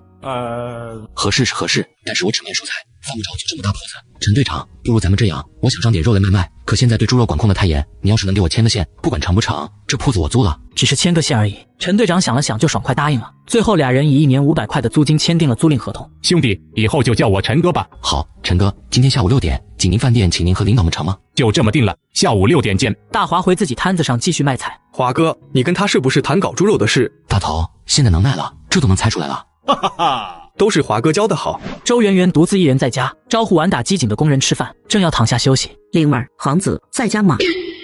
秦建明被抓走，还没清闲2天，他的2个儿子又跑来闹事，真的是龙生龙，凤生凤。老鼠的儿子会打洞。周圆圆独自一人在家，招呼完打机井的工人吃饭，正要躺下休息。灵儿，皇子在家吗？外面喊声让他猛一下惊醒，是大华二姑的声音。来了，二姑，赶紧进屋休息休息。秦二妹脸上汗津津的，从白土园到大平村70里路，她一个富人家骑着自行车驮着重东西，一大早出发，过了晌午才走到侄儿家。姑，以后来不要带东西了，这一路太累了。二姑，我给你冲白糖水。秦二妹一口喝完，抹了把脸上的汗。我就是放心不下你们。圆圆，大华对你好吧？二姑，大华对我很好。上次给你们带的粮食吃完了吗？这次姑又给你们带了点。姑，你不用担心我们了，灵儿和大华去城里卖菜了，我们能挣钱养活自己了。秦二妹惊讶至极，他俩去城里卖菜赚钱。周圆圆将这段时间发生的事情给二姑讲了讲，秦二妹听完心里不是滋味。这秦建民真不是个东西，他可真歹毒，他心咋那么狠，被抓起来也是活该。亲哥哥被抓，妹妹反而高兴，这秦建明真是活到狗身上去了。俩人聊着聊着，周圆圆听见赶声口车的声音。二姑，他们回来了。嫂子，我们回来了。嫂子，我哥给咱买了新衣服，还有西瓜呢。秦陵人没到，兴奋的声音先传回来。灵儿，二姑来了。真的？二姑，我想死你了。周圆圆往后面看了看。大头，你华子哥呢？嫂子，灵儿没给你说，我华哥今晚不回来吃饭，他要请工商局的领导吃饭。哦，这样子啊。周圆圆应声道，心中却很是沮丧。原来不知不觉间，他已经非常依赖大华了。掩饰住心中的失落，周圆圆转身进屋。秦二妹已经问完了卖菜的情况，简直不敢相信，当初差点没饭吃的3人，现在日子过得这么红火。周圆圆招呼2人先吃饭，几人正吃饭呢，院大门哐哐响起来。大华在不在家？嫂子，是魏军哥。灵儿跑出去打开大门，只见秦建明2个儿子带着几人站在门口。魏军哥，你找我哥。灵儿，你在家干嘛把门反锁？你哥呢？我哥没回来，你找我哥干什么？你哥没回来，那我找你嫂子说。周圆圆从屋里出来了。魏军哥，你找我干什么？圆圆，是这样，大华说了给老仙帮忙的人都记一个工，我们今天干了1天了，你把工钱给结了吧。魏军哥，大华说了，你们谁帮老钱叔干活，就从老钱叔手里要工钱。秦卫军脸上笑得很不自然。弟妹，我跟老钱要了，他说不能干1天给1次钱，非要等井水抽上来了再一次性结薪，我们这都是急用钱的。弟妹，你看能给我们先结了吗？大哥，无规矩不成方圆，说好了干完1次性结清，干活钱你们也都是同意了的，难不成你还怕我们跑了？弟妹，规矩是死的，人是活的，这干1天活拿不到工钱，我们心里不踏实。对啊，干完活不给钱算什么？想让我们干白工吗？秦卫军身后众人纷纷附和道。秦陵站出来，魏军哥，你想要钱，等我哥回来，让我哥给你。哼，小丫头片子，走开！我知道你嫂子身上有钱。周圆圆，这是你男人答应大家的事，今天你不给也得给。哼，秦卫军，你带着几个人围在这里干什么？秦二妹在屋子里听着不对就走了出来，刚到门口就听到秦卫军在耍横。二姑，我辛苦干了1天活，秦大华他凭什么不给我付工钱？凭什么？凭你没良心！一边去，等大华回来再说。秦二妹强行把大门一关，几个人被挡在外面。魏军，看到了吧？我就说你这兄弟是白眼狼，他在你家白吃白喝了2年，现在发达了，就不认你们一家了。就是魏军，看你们家让他祸害成啥了。秦卫军烦得要死，滚！瞎咧咧什么？你们有本事你们要钱了。外面人的这些议论听进周圆圆耳朵里，大华生意越做越大，村里人却越来越嫉妒他们。人性之陋，从来都是笑人穷，恨人有。晚上3个女人吃过晚饭。灵儿，你跟二姑早点睡，我再等等你哥。周圆圆相信，不管多晚，大华肯定会回家。景宁饭店门口，一辆公务车开走了，大华挥挥手，目送车子远去。无论哪个年代，招呼领导吃饭的套路一样，吃饭喝酒拍马屁，这对重活一世的秦老板来说游刃有余。2个小时的酒局顺利结束，这顿饭当然也没白吃，猪肉经营许可证顺利谈下。本来大华是想要在外边过夜的，但是想到家里的小娇妻，大华一咬牙，决定趁着夜色回家。刚到家门口要拍门，门后传来一声惊喜万分的声音：大华。圆圆是我。大华，我就知道你要回家，我一直在等你呢。你个小傻子，要是我不回来呢？下次别这样了。将媳妇拽进怀里，大华抱了抱自己的心尖尖。二姑来了，和灵儿睡呢。咱们小声点。趁着酒劲，大华想温存一番。华子，听说前3个月是危险期。是我不好，和天盘你出了这么重要的事。没事，你忙了1天了，咱也早点睡吧，等稳定下来，我好好补偿你。听到这话，大华美滋滋的睡觉了。第2天一早，小夫妻早早就起床了。大华，二姑又给咱家送东西了。二姑家忙，离得又远，还惦记着咱3个，这个情要好好报答。是啊，趁着二姑来了，你带她去买1套新衣服吧。行，对了，圆圆，我在城里租一套房子，待会儿带你们过去看看。两人一出门，见到二姑站在窑门口，满脸欣喜地看着大华。大华，你昨晚啥时候回来的？二姑，我昨晚回来都大半夜了。姑，今天跟我进城里逛逛。行，听你的，我侄儿出息了，我跟我侄儿进城逛逛去。对了，华子，昨天秦卫军带着一伙人来闹事了。是吗？圆圆没给我说，先不管他们，今天有更重要的事。这时大头和四叔赶着驴车来到院门口。大头，今天咱们不摆摊，我昨天租个铺子，待会我们去收拾一下，以后咱把菜摆铺子里。华哥，你也太能了。你跟四叔先去拉菜，直接拉到小区南街，我们随后就到。大头两人开心的赶着驴车先走了。等周圆圆和秦玲收拾妥当，四人骑着自行车风风火火的进城了。大华的第一家商铺开业，喜气洋洋之时，重要的合作伙伴李艳竟在严打期间被人诓去跳艳舞。到达铺子门口，开了锁，将门推开。哇，哥，这屋子好大呀，太好了，以后不用再风吹雨淋太阳晒了。我准备在这里隔一下，搞一个卧室出来。大华向几人说着自己对小屋的布局。秦二妹看着这么大铺子，满眼的不可思议。本以为大华能卖菜就很能耐了，没想到还有这么大一间铺子，而且看样子是要住城里了。几个人一起忙起来，将卫生打扫了一遍，刚好订的货架和牌匾送到，在工人的帮助下，准备工作很快就搞完了。这时大头和四叔拉着菜赶来，几人将蔬菜摆好。华子哥，看我带了什么？大头神神秘秘地拿出一袋东西，打开一看，竟是一挂鞭炮。好小子，现在越来越会来事了呀！哪里，这不是跟着我华哥学聪明了吗？噼里啪啦一阵鞭炮声，圆圆蔬菜店正式开业了。大家听到鞭炮声，都知道这里开了一间菜铺子。安顿完店里，大华让大头他们看店，自己带着二姑去百货商店。周圆圆一听要找李艳去，顿时警惕起来。大华，我也一起去，你带着咱姑换衣服什么的也不方便。这妮子是吃醋了。好，让你给咱姑挑衣服。三人进了百货商店，售货员看到大华，知道是来找李艳的。李姐今天不上班，约了朋友去看录像。大华随口问道：她在哪儿看录像？圆圆还没看过录像呢，回头我也带圆圆去。切！售货员撇撇嘴，说是看录像，谁知道他们在理学一家搞啥乱七八糟的活动。李学义，卧槽！前世在狱中，他就认识了一个叫李学义的，那家伙犯了组织聚众淫乱罪，是严打中的一桩典型案例。大华忙问售货员：是不是绰号叫笑面虎的李学义？对呀，就是他，一看就不是什么好人。怪不得李艳以后默默无闻不见影，原来事儿出在这儿。你说你在李学义家看录像就看录像吧，既然还学他们跳脱衣舞，现在牛仔裤生意还要靠他，他可不能出事。圆圆，我有事出去一趟，你先陪着二姑买衣服。大华，你要去哪儿？圆圆，我要去找李艳，这事很重要，回来再跟你细说。说完转身跑了出去。你这就放他走了，万一他跟李艳姐看录像呢？周圆圆觉得售货员在挑拨他们两口子关系。不会的，你别瞎说。虽然嘴上这样说，心里却不得劲，只能把注意力放在二姑身上。大华跑出来四处打听李学一家具体位置。这时两个姑娘神色慌张迎面过来。姑娘，知道李学一家不？两个姑娘看他一眼，表情怪怪的。就前面安红色大门的那家。说完就继续嘀嘀咕咕的往前走。大华模糊的听到两人说的话：咱去报警吧。大华脑子里嗡一声，这么巧，就是今天出的事。大华赶紧往院子跑，站在院子外叫李艳，喊了半天没人应声。大华手脚并用翻过大门跳进院子，刚跳进去就听到里面对话传来：这有什么？你们真没见过世面。李艳姐你见过世面，你学一个给他们打个呀。我操！大华赶紧拍门，开门，李艳你出来。屋里一下子没了声音。谁了？开门，我找李艳。李学义打开门走了出来。你谁啊？怎么进来的？我来找李艳。你找李艳啥事？来不及了，再耽搁下去警察来了，我也得进去。大华捏紧拳头，对准李学义心口下面就是一拳。李学义疼的瞬间弯腰蹲在地上。快走！大华一把抓住李艳手腕往外跑。不是，你跑什么呀？你怎么还打人啊？跑开一截，看没人追出来，俩人停了下来。你有老婆的人和我拉拉扯扯像什么话？哼，我不拉你，你等着蹲牢房吧你。说什么呢你？你刚刚在干嘛？你心里没点数？有人举报你们了，你知不知道？正说着，一阵警铃由远及近的响起，停在了李学义家。这，李艳一阵后怕，要不是大华出现的及时，她现在在干嘛？衣服都脱得差不多了吧？到时候就是10张嘴也说不清了。李艳嘀咕一句：谢谢你救我一命。哼，要不是看在咱俩是合伙人，我才懒得管你。啊！听到合伙人3个字，李艳突然觉得此事有蹊跷。秦老板，这次李学义怕是一时半会儿出不来了，给大商店供菜的事可就落你身上了。什么意思啊？大商店供货的人是李学义，现在他进去了，这笔钱不就是你挣了？李艳，你不会觉得是我报警抓你们的吧？李艳嘴里不冷不淡说一句：那谁知道？得，狗咬吕洞宾。大华也懒得解释，自顾自地回到大商店。圆圆和二姑已经走了，大华又赶紧往铺子回，自己没有解释清楚，把媳妇扔下，这下怕是要生气了，真的是落了个两头都不是人，烦死了！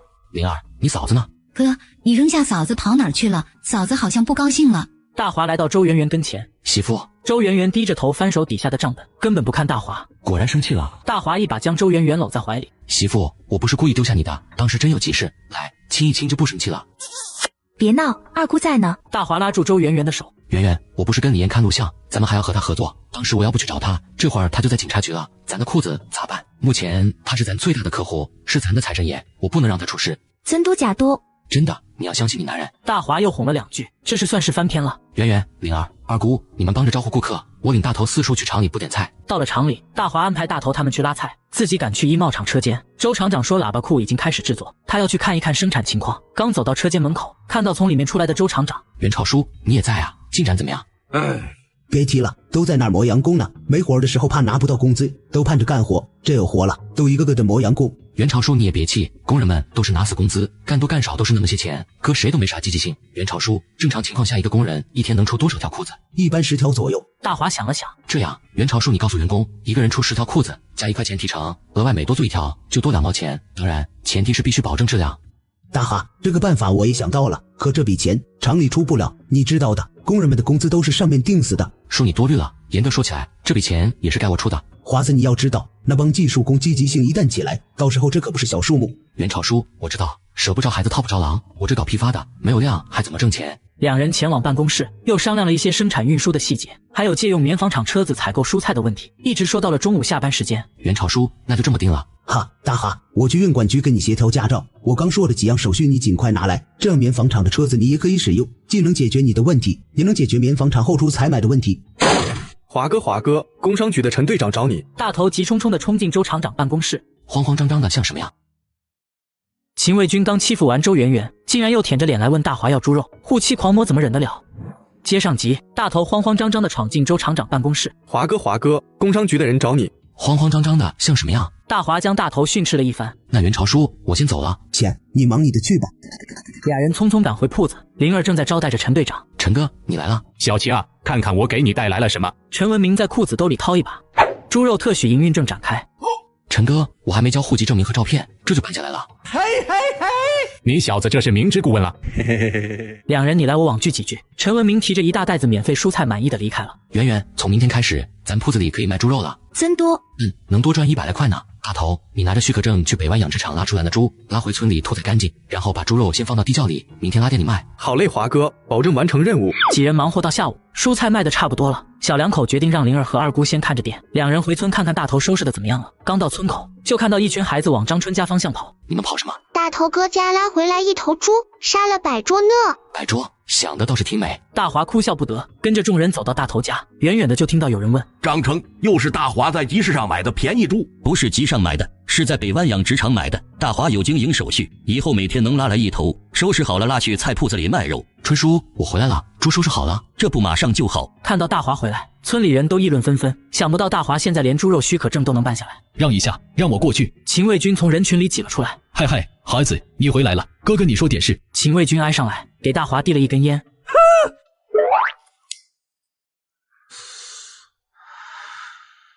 卫军哥，有事说事。孩子，这不你嫂子又怀上了，嘴馋，你看你能给我哥条肉吗？卫军哥，这肉是明天拉铺子卖的，1块5一斤，咱村里人要的话，可以拿粮食换，折价1块2。孩子，咱是亲兄弟，你还跟你哥要钱？哼！亲兄弟，你怎么趁我不在家，逼着问我媳妇要钱了？秦卫军脸上闪过一抹不自在，没想到大华当着这么多人面不给他面子。哼，我又没说不给你钱，小气吧唧的，一看就成不了大器。嘴里嘟囔着，秦卫军扎进人群，灰溜溜的走了。有想要肉的，可以用粮食换。大华对着村民说道：华子，给我哥上1斤。我也要，等着我回家背粮食去。一圈人闹哄哄围上来，大华照顾乡邻给的便宜，好多人忍不住想要吃点荤了。大家多半是要1斤2斤，越肥的越好。秦卫军说回去拿麦子，却半天不见人。小两口在张春家吃完晚饭，回到自己窑洞。大华，你猜猜今天咱挣了多少？周圆圆伸出一根手指头，一脸兴奋地看着大华。1万。你讨厌。1万不多呀，你等着吧，媳妇，你老公我马上就能做到了，以后你兜里的钱会越来越多，我再也不会让你吃苦了。大华抱住周圆圆。我相信你，咱们以后的日子好着呢。第二天一早，大华神神秘秘地带着周圆圆进了城。大华，咱到底是要去哪呀？到你就知道了。大华将周圆圆带到民政局门口。同志，我们来领结婚证。介绍信有吗？有。登记完之后去那边拍合照，3天后来领证。走出民政局，周圆圆沉浸在兴奋中。大华，我们这次真的是名正言顺了。对呀，以后你就不用担心别人会抢走我了，咱们现在是合法夫妻了。大华，你真好。回到菜铺，店里已经围满了人。哥，你们回来了。灵儿，二姑呢？去小区里面上厕所去了。二姑在姑父家日子也不好过，再不回去会挨姑父骂的。昨天我跟二姑说了，下午我去拉菜，顺道把拉她到红铺镇，她再骑自行车回去。这样二姑就不会那么累了。下午，大华和纺织厂的小杨去拉蔬菜，顺带将秦二妹送回家。这一趟回娘家是秦二妹最风光的一次，带着新衣服和蔬菜，看婆家人还能说什么？送完秦二妹，大华和小杨来到农贸市场，新鲜蔬菜样样来了几百斤。回到铺子时，天已经黑了。大头，你咋还没走啊？华子哥，我走了。你这一车子蔬菜是想让嫂子和灵儿卸？几人将一多半菜卸到菜铺子里，又给供销社大商店卸了一部分，最后开回棉纺厂造上。圆圆菜铺子里，夏天6、7月的时令蔬菜基本齐全了。第二天一早，圆圆，喇叭裤做出来了，你和灵儿各穿一件，你们给我做模特，我带你们去照相，把你们的照片贴出来做宣传。我们行不行啊？怎么不行？也不看看谁家媳妇妹妹十里八乡，还能找到比你们俩更漂亮的。大华带着2个姑娘去了照相馆，大头和四叔2人去拉菜拉肉，几人分头行动，忙活了一天。周圆圆看着拉菜拉了快1天的四叔和大头，华子，你不考虑买一辆拖拉机？现在政策放宽了，拖拉机应该不难搞了吧？能有一台拖拉机的话，无论是出行还是拉菜，都方便很多。大头和四叔也能轻松点。周圆圆前几天还因为500块的房租心疼，这几天见的钱多了，也不觉得买拖拉机花钱了。不买，袁朝叔说过2天给我弄个驾照，有了驾照，我自己弄辆卡车开。瞎吹吧你，卡车哪有那么容易搞来？棉纺厂分配的有指标，袁朝叔答应我了，我出钱，厂里出指标。那咱买得起吗？放心吧，买得起。以后你就是要天上的星星，咱也买得起。咦，我看你是冒皮皮大飞机，打死你个龟孙儿！秦建明的儿子再次出来作妖，大头因为自己被揍，大华忍无可忍，接上集。以后你就是要天上的星星，咱也买得起。听着大华吹牛，圆圆心里却很是甜蜜。李艳那头知道大华要卖喇叭裤，李艳提前找来了自己的合作伙伴。明天我这有一批喇叭裤，拿货价1条10块钱，我把货要拿来了，你们看看样式。3人认真看了下裤子的做工款式和布料，这批裤子只有我能拿到货，顶好的质量，售价你们自己定，我1条拿3块钱抽成。3人商量后决定要了这批货，李艳本钱都不用出，只等着从3人手里抽成就行了。做生意靠的就是人脉，有实力做的就是无本买卖。李艳觉得自己要发了。次日一大早，大华就来到衣帽厂，喇叭裤已经按照他的要求整齐包装好。袁朝叔，这是货款，不是说好了等卖出去之后再给吗？都一样，你先拿着，堵住那帮顽固派的嘴。将牛仔裤收拾好，大华拉着牛仔裤给李艳交货，5000块银货2器，合作愉快。大华回到铺子，圆圆出来一下。圆圆，这是5000块，你收好了。李艳姐付的，裤子她全都要了。你吃醋了，有李艳在，咱能少走很多弯路。我哪有那么小心眼？哼！周圆圆给大华倒了一碗白糖水，大华还没喝到嘴里，一个棉纺厂的工人匆匆跑来。大华，周厂长说有蓝城的电话找你。蓝城，看来是张德美了。大华到周厂长办公室将电话回拨过去。喂，张姐，我刚才出去了，还行。哦，这样啊，没问题，布料是我们厂最好的一款布料。行，那就这么定了，5天后给你供货。挂了座机，大华看向周厂长，叔，有好消息，人家要2000条喇叭裤，大小4个号，每个型号做500条。周元朝手底下的水杯子抖了一下。元朝叔，咱们要抓紧生产了，他今天要2000条，5天过后就会要5000条，10天后就是1万条，她们姐妹俩才是咱的大客户。蓝城到西京，100万人口的大城市，张德芳姐妹俩可是8年后服装界大亨。大华嘴角上翘，属于他的时代要来了。哇！菜铺有媳妇和亲妹打理，有大头和四叔帮忙。大华感觉自己不用过多操心，2000条裤子用了5天生产出来，拉到了蓝城百货商城楼下。张德美脸上的笑意很真诚。秦老板，你在景宁县的生意不错啊。还行，多亏了上次张姐帮忙。秦老板，以后跟你接洽的人主要是我。德美，你订2000条少了，以后这种裤子只会越来越畅销。这2000条是你之前订牛仔裤的交换，以后你生产多少我就要多少。张德美豪气地说道。2人又商量了一下合作细节。待喇叭裤卸完，大华直接回到棉纺厂。大哈，怎么样？袁朝叔，咱不是有100台缝纫机吗？你协调一下，从明天起全部开工。这款喇叭裤要尽最大产能生产，能出多少就出多少。周元朝心里突突跳，大哈，没想到用这款布料搞这么一款裤子就这么流行。不过100台缝纫机卯足劲儿生产，咱自己的布料会供应不上，这是个麻烦。大华想了一下，是棉花的问题。棉花是定量的，是北疆10月产的长绒棉，全国最好的棉花，每年定量供应，要增加棉花供应数量，就要拿出产品图数效益来。说到这儿，周厂长反应过来，突然大笑起来。我真是糊涂了，有这5000条喇叭裤的订货单，申请1倍棉花供应不是问题。大哈，我负责要棉花，你负责维护好你的商户就行了。和周厂长这一谈就谈到了晚上，想着周圆圆还在等自己回家，大华赶紧向周厂长告辞。接到周圆圆之后，小两口趁着夜色往家赶。大华，你可算回来了。周圆圆从后座跳下去，赶紧问春婶，出什么事儿了？看你急的。你春叔和大头被你堂哥打了。是秦卫军他们怎么能跟春叔和大头打起来？他们是亲表兄弟啊，这不是让村里人看笑话吗？可不就是他们吗？他们跟大头还是亲表兄弟呢。为浇水的事儿，下午那会儿打起来了。我春叔和大头呢？严重不？你春叔和大头都在家里，都是皮外伤，没啥事。经过一番询问，大华大概了解了事情的缘由。原来打的机井今天出水了，这在农村可是大喜事。中午那会儿，全村人敲锣打鼓搞庆祝，各家窖里的水都拉满了，水滴湾挨着浇地。大华给张春2天前就安排好的事，各家拉水免费拉，浇地要计时间收水费，浇1个小时收1毛2分钱。秦卫军不仅不愿意交钱，还想越过别的几家先浇水。不行，按之前规定好的浇地收费，按距离排队来。秦卫军一听不干了，大华打的井就是我们老秦家的井，我用自家的井浇地，这天经地义。大华都安排好的事，你这不捣乱吗？有本事你现在让秦大华来给我说，你们父子2个狗腿子，没资格在我面前叫。张春听得一肚子火，今天我就站在这，你看你能不能插队？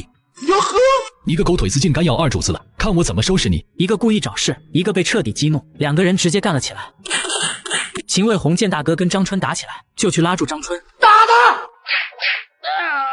张大头刚好回来，见自己亲爸被人打，这哪能受得了？打死你个龟孙儿！一声喊就扑了上去。刚好在县城念高中的秦卫兵也回来，他一看自己2个哥打不过张家父子，也冲了上去。新仇旧怨在3个兄弟胸中一起发泄，张大头被压在底下结结实实挨了一顿。3个兄弟心里的仇怨，说到根本上是对大华的。这2个月，张大头早出晚归帮大华，不但有了新自行车，还能顿顿吃大米白面，顿顿有肉有新鲜蔬菜，自己兄弟则只能吃野菜啃窝头。大华，我看出来了，大哥他们是针对你，他们这是让你难堪难办呢。你是帮大头父子，还是帮大哥他们？大华二话不说，就要冲去为张春父子出头。他要不替张春父子出头，大头不会死心塌地跟着他了，自己也会成为村里人的笑柄。大华替大头父子出气，李艳和李学义偷偷谋划要陷害大华。接上集，燕姐想不想让他乖乖听你话？你有办法。李艳并不想得罪大华，当然能拿捏住他更好，毕竟他能看出来大华是能干大事的人。燕姐，美人计懂不懂？这小子怕是没见过秦大华的老婆吧？拍美人计，你拿我开涮是不是？哼！不是，你听我给你细细说。你确定这个办法能行？当然能行，他要没结婚，这个办法还真行不通。他结婚了，这个办法一抓一个准。万一他不上道呢？怎么会不上道？正所谓家花不如野花香，男人不都是吃着锅里看着碗里？李艳犹豫了10几秒，能不能换别人？燕姐，只有你最合适。咱圈子里哪个姑娘拿出来喝酒能喝过你李艳？李学义笑得一脸无辜。再说了，哪个姑娘敢在3个男人跟前跳脱衣舞？你妈，你个混蛋！李艳举起汽水瓶就要扔过去。李学义的计划很简单，明天晚上以感谢大华的名义，将他请到景明饭店，把他灌醉之后带到招待所，让李艳和他钻进一个被窝，然后李学义带人拍照抓奸，这样就有了大华的把柄。要么他以后对李艳言听计从，要么他和周圆圆离婚娶李艳。李艳想了想，这大华一表人才，还有本事，不管是拿捏他还是嫁给他，好像都还可以接受。即便觉得这么做有些胡来，但办法还真是好办法。干大生意挣大钱，就不能有妇人之仁。周圆圆，姐姐要对不起你了。下午4点，李学义站在圆圆菜铺门口往里面看。周圆圆看到一个人探头探脑的也不买菜，就只是不停地往里看，连忙去叫来大华。大华从里面走出来，看到是李学义。李哥，找我有事。你认识我？我能说咱俩前世做过狱友，听李姐提起过你。兄弟，我也是听你姐说的。那天要不是你及时赶到，不仅你姐跑不掉，我也不会出来的这么早。为了感谢你，今晚8点景明饭店，我跟哥儿几个请你吃饭，你可别推辞啊。前世李学义虽说是个罪责之身，但是他为人却很仗义，再加上他消息网比较灵通，倒也是个可以结交的人。大华想了想，便一口答应。好，我一定过去。到了晚上，李学义几人早早来到景明饭店一间包厢，几人神色间难掩的兴奋，都是混不吝的人，做起事来没有章法，只觉得刺激兴奋。8点一到，包厢门打开，大华准时到了。大华，过来坐。李学义一脸热情地招呼着，个人眼前酒杯都满上。李学义坐东，慷慨激昂，一番感谢连干3杯。兄弟吃菜吃肉，咱这可是一桌40块的大餐。另2个兄弟站起身，双手举杯给大华敬酒。秦老板，那天如果不是你突然闯进去，我们兄弟就惨了。怕是现在还在捡肥皂，我们敬你一杯。李艳也端着酒杯起身。华子兄弟，大恩不言谢，以后你就是我亲弟弟，咱们相互扶持，相互赚钱。大华一杯接一杯的喝着，一圈下来，他喝了4杯，其他人每人只喝了1杯，碍于礼数，还要再回敬一圈。以后在景宁县城有一个罩着，有燕姐开路，我们就是小母牛坐飞机，一飞冲天。碰到几位哥哥姐姐，是我大华的福气。话说的高兴，酒也得一杯一杯下肚，一圈下来，大华又干了4杯。这时，大华注意到了茅台酒瓶。好酒，一哥，别看这酒现在3块5，过不了2年3年能涨到70、80、100。一哥，你有渠道的话，搞来一窖存着，3年以后你就发了。李学义松了一口气，这小子终于有些醉意了，都开始胡言乱语了，悄悄地给其他几人使了个眼色。再加把劲儿！来，干了这杯。几人各种找理由，找好听的话，一杯一杯的灌着大华。几圈下来，酒桌上胜负已分。李艳认为自己很能喝，结果现在已经看不清眼前几个人的脸了。大华赶忙劝了一句：“燕姐，你不能喝了，你看你脸红的。”秦老板，大兄弟，你怎么这么早结婚？你真疼你老婆？李艳软得一塌糊涂，开始胡言乱语了。李学义努力睁眼睛，眼前人影晃成2个。老鼠，给我兄弟敬酒。你老鼠钻桌子底下去了。大华又劝道：“一哥，你别喝醉死了，我要担责任的。喝，必须喝。我早开好了房，你跟李艳住一个。”李学义打个酒嗝，想吐没吐出来。4个人喝了6瓶，有2瓶多是大华喝掉的。李学义也倒下了，嘴里不知道胡乱呓语什么。大华手里捏着2个房门钥匙。刚才他嘴上说什么来着？我跟李艳睡一个房间。一哥，你说错了吧？是你想跟燕姐睡一个房间吧？大华依稀记得前世在狱中的一次聊天，李学义说自己没好好珍惜一个好姑娘，好像就是叫李艳。2个人各奔东西后，他才发现自己心里那么喜欢李艳。咱哥俩前世的遗憾，这次都能补上了。大华恍然明白，李学义打着请自己吃饭的名义，目的是跟李艳来个生米煮熟饭。心里喜欢你又不说，别人怎么会知道？活该你以后后悔。大华看着桌上基本没动的菜，嘟囔着：“一个个的，不能喝酒，别喝这么多，一个一个敬我，搞得我饭没吃上几口，还得出力气扶你们。”大华一把扶起李艳：“我说燕姐，你跟一哥好上，你俩结婚了，你爸就不愁了。你能在外面耍得开，是因为有你爸呀。你让他老人家高兴了，咱以后才能合作得更愉快。”一阵忙碌下来，几人终于被放到位了。房间里一张大床，李艳跟李学义躺在一块，大华站旁边嘀咕着：“燕姐一哥，兄弟我只能帮你们到这了。”大华虽说没醉倒，却也快要迷糊，压根就没想他俩睡一晚会有什么严重后果。这时大华注意到李学义的包，扶他回来的过程中拉链开了一半，露出里面一个巴掌大的照相机。圆圆说想买个照相机，不知道这款怎么样，让我看看这年头的照相机。还行，高档货，少不了300块。床上，李艳手在李学义身上乱摸，嘴里不知道嘀咕着什么。明天一早他俩翻脸不认账也不是个事。不如我拍个留念照。李艳和李学义设计要灌醉大华，结果失算被大华放倒，2人被大华安排到了一张床上。接上集，第2天一早，大华早早的回到菜铺子，昨夜一夜未归。周圆圆看到大华很是生气，哼！大华解释了半天，好不容易哄好了媳妇，结果一转头，看到李学义出现在菜铺子门口，周圆圆心里更不高兴了，拽一把自己男人。他不是好人，昨晚请你喝酒还夜不归宿，我觉得他就没安好心。其实媳妇的感觉是对的，李学义不能算好人，为了赚钱可以不择手段，要不然前世他俩也做不了狱友。但是人家路子广也确实有大用。一哥，这会儿不应该正是春风得意的吗？还有空来兄弟这？李学义搂住大华肩膀，兄弟借一步说话。兄弟，昨晚一哥，感谢的话这不用说了，能成一桩姻缘我也是功德一件。李学义看外星人一样看大华，你他妈，昨晚我俩是你安排进去的。今天一大早，李艳一脚把他踢下床，然后哭的那叫一个伤心。李学义也是一脸懵，不知道到底发生了啥事，只能先找大华来问个清楚。大华兴奋的把昨晚的情况说明白，李学义龇牙咧嘴的抱怨：“完了，BBQ 了，完了！一哥，你跟燕姐好上，这是好事啊！”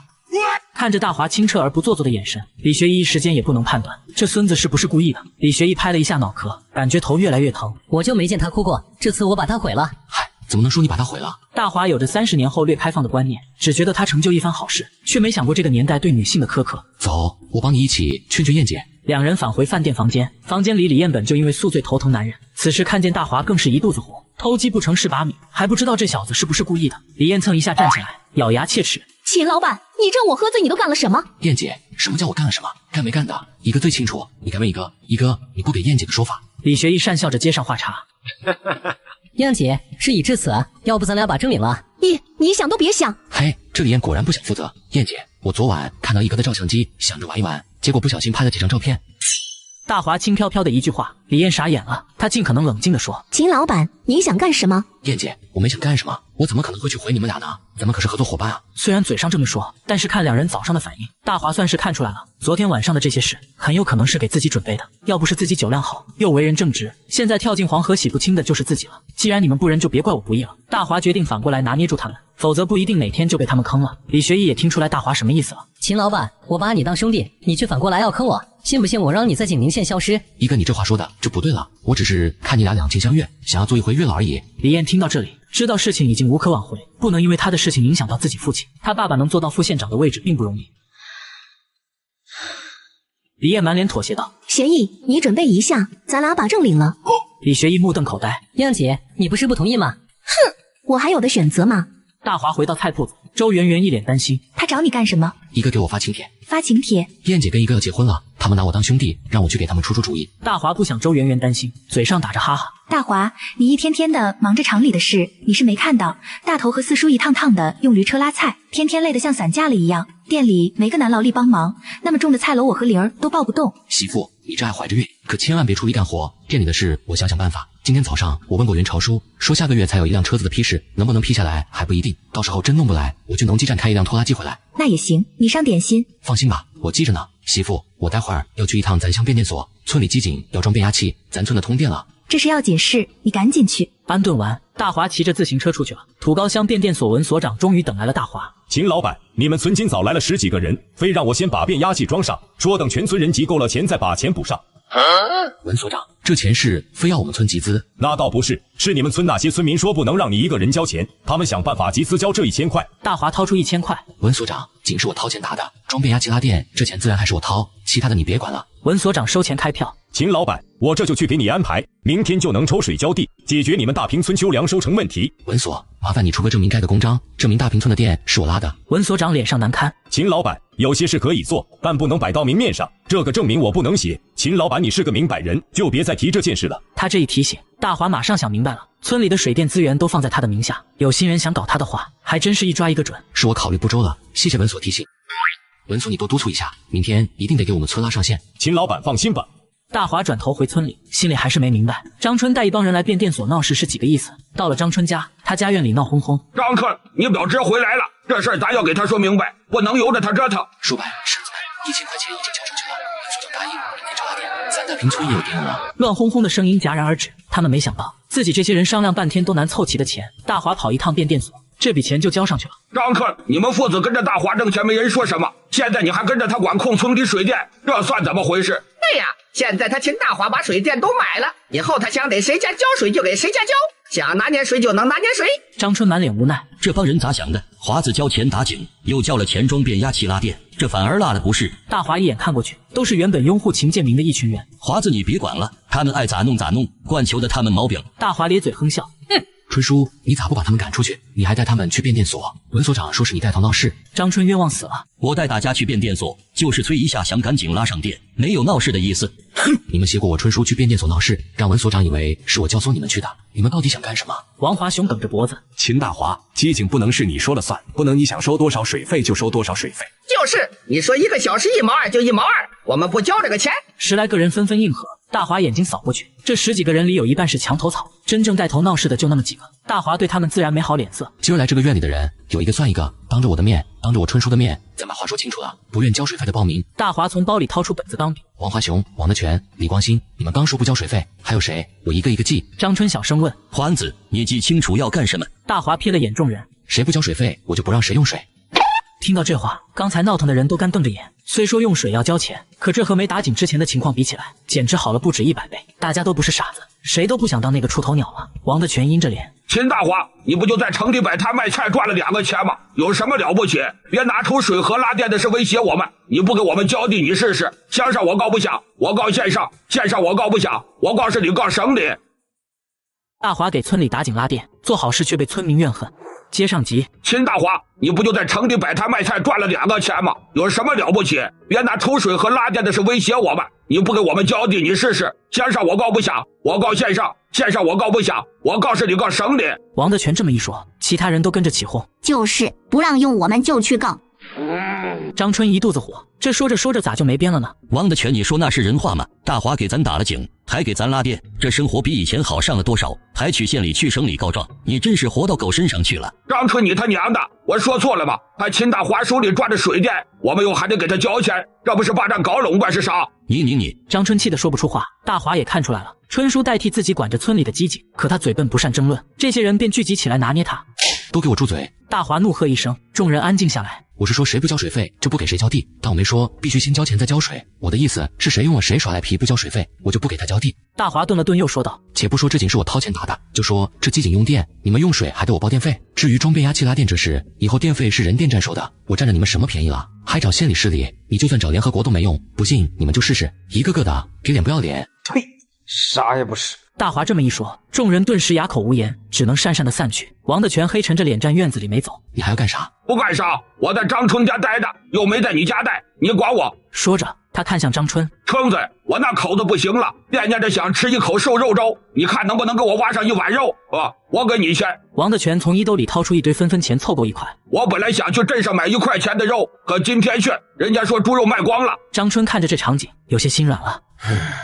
两哥，我给你挖一碗臊子，你拿去给我表嫂热了吃，不要你的1块钱。你以后别撺掇人给大华闹事。这些年咱们村过得这么难，就是因为人心不齐，八帮结派斗来斗去，才让外面人看笑话。春婶把臊子端来，王德全接着臊子转身要走，大华喊了一声：钱拿来！刚闹完事，哪来的脸白吃白喝？王德全脸色难看的从兜里把钱掏出来递给张春，张春一脸为难不想接。春叔，他们都是秦建明的徒弟，以后对他别这么好心。东坡与狼的故事你没听过？环子，你看这是闹的。张春无奈的接过钱，王德全一脸不高兴走了。张春脸上很尴尬，他不明白华子愿意给村里交3000，却跟王德全计较这几毛1块。环子，我说的是你咋考虑的，咋就不上心呢？啥事要我考虑？你看看你，果然给忘了。你家房子不盖了，你让你妹和你媳妇就住那破窑洞。我这不是等着搞车吗？指望那3辆驴车，几万块砖头拉到后年马院。你咋不搞1辆拖拉机？大家都憋着劲儿要给你盖房。他们是想从我手里挣钱吧？你看你说的，咱村里感激你的人还是很多的，大家也都等着找机会报答你呢。天色暗沉，说完这事，大华就转身回家了。回到家的大华看着空落落的院子，心里突然不是滋味起来。孤单寂寞冷啊，不行，我得去城里找媳妇去。说走就走，自行车一跨就冲了出去。等到铺子的时候，铺子里黑漆漆没一点声音。大华拍门喊人：圆圆、灵儿。没人应答。这都10点了，人上哪了？哥，你咋来了？我嫂子不是说你不回来了吗？我这不是放心不下你俩就回来了。你是放心不下嫂子吧？就你会说。你俩去哪逛去了？周圆圆小声嘀咕。晚上李学义来了，他带着我俩去鹿鸣园听秦腔了。灵儿叽叽哇哇地说。他还教我们打了一会儿桌球，我还是第一次玩桌球，太好玩了。大华皱了皱眉头，两人的关系还没好到这种程度，觉得事出反常必有妖。哥，他还请我和嫂子喝汽水呢，他对我俩可好了。周圆圆咳嗽了一声，灵儿别说了。等灵儿进屋睡觉，锁好了门，大华带周圆圆去了招待所，俩人躺在床上，大华刚想对周圆圆做点爱做的事，华子，别，有人看着呢。大华一个机灵坐了起来。谁看着？周圆圆调皮的伸手指了指自己的肚子。他呀。大华一下没反应过来。谁？你儿子。周圆圆这么一闹，大华也冷静了下来，抱着周圆圆，俩人依偎坐在床边，看着怀里的人儿，又想到前世，大华高兴的想要落泪。华子，李学义今天找我俩是为了照片的事，他从灵儿手里骗走了取照片的小票。灵儿这丫头，明天一早我们先去把照片取了，没了照片可就拿捏不出他俩了。第二天一大早，大华拉着周圆圆去了照相馆。师傅，我妹送来洗的照片洗好了吗？照相馆大叔很热情。秦老板昨晚就洗出来了。照相馆老板是棉纺厂的居民，基本上都认识大华他们，有没有小票都不重要。大华带走相片后，约莫10来分钟，李学义急匆匆地赶到照相馆，掏出小票递上去。照相馆老板接过小票看了看，这个照片刚刚已经被取走了。什么？已经取走了？相片不是凭票取的吗？李学义气得要死。胶卷是人家拿来的，凭什么不能把照片给人家？你要照片问秦老板要去。李学义骂骂咧咧地走了。此时，大华正在跟周厂长交接5000条喇叭裤。袁朝叔，货车还是批不下来吗？这样下去不是办法。还有咱厂里的布料也支撑不了这么大的出货量啊。周元朝微微皱眉头，我再跟运管处的李主任沟通一下，看能不能批1辆。规定是死的，人是活的，咱还不是为了厂子能好好发展下去？相信他们会理解我们的。李主任是不是李学义他爸啊？你认识他儿子？正好李学义的声音传来。秦大华，你给我出来！你跟李主任儿子很熟，那小子可是个混不吝。一哥，你咋找这来了？原来李学义离开照相馆后，直接去了圆圆菜铺子，从周圆圆那打听到他在棉纺厂，就直接找来了。李学义跟周厂长点头问好。周叔，我找他有点事，我们先聊2句。将人拉到角落，李学义伸手，胶卷还给我，咱还是好兄弟。一哥，你都跟燕姐结婚了，还怕我拿你照片？少废话，你就说给不给吧。你要真想要，也不是不可以。你说你想怎么样？一个货车审批手续花多少钱我出，只要这事办好，胶卷我马上还给你。就这，我要去西京做生意，不能没有车。好，我今天就给你办，明天你就能去蓝城提车。第二天上午，一辆东风载货卡车的批示手续到了李学义手里。李学义拿着手续先去找了李艳。李艳听李学义说完，就知道了大华的打算。学义，这2天你带上老鼠他俩，该送礼送礼，该花钱花钱，不能让秦大华把咱手底下的客户拉走。我现在去找他。菜铺子门口，大华正在等李学义消息，看见李艳笑嘻嘻走过来，一沓手续递上来。学义昨天办好的，挂在279厂，8万块钱你交了，车子你开，给279每年交1000块挂靠费。大华接过手续，认真的看了看。嘿嘿，你跟我一个结婚的日子看好了。李艳瞪了他一眼，你没事儿干了，操心别人，哼！手握李艳和李学义的照片交卷，大华成功拿到李学义爸爸开的卡车手续。接上集，大华拿到提车手续，装好8万货款返回棉纺厂。华子，让小杨和你一块，你俩路上小心。今天他要跑蓝城给张德美送5000件警铃喇叭裤，然后再拉回来5000条南省牛仔裤。最重要的是，他要去把自己的车子开回来。梅姐，我打算下次去西京直接拉牛仔布料，裤子可能要的不多了。小伙子，你想啥呢？人家的裤子都有标志有牌子的，不是谁想生产就能生产。重要的是你能拉来人家的牛仔布料，南省的牛仔布咱是拉不出来的。张德美还是诚心实意要跟大华合作的。秦老板，我给你交个底，你这个代理商2年时间里没人能顶替，当个代理不比自己拉布料省事。这样啊，谢谢梅姐提醒。大华谢了张德美的提醒，跑西京拉牛仔布的想法行不通了，这事还得另外打算。之后又跑农贸市场拉够3天的蔬菜。小杨开着卡车返回同城，大华则自己跑去提车，8万2000块赚到手还没暖热就没了。可大华的心里是美滋滋的。载重10吨的大车停在菜铺子门口，周圆圆心里激动万分，围着车子转着圈看了一遍又一遍。华子，这真是咱的车，嘿嘿，那还能有假？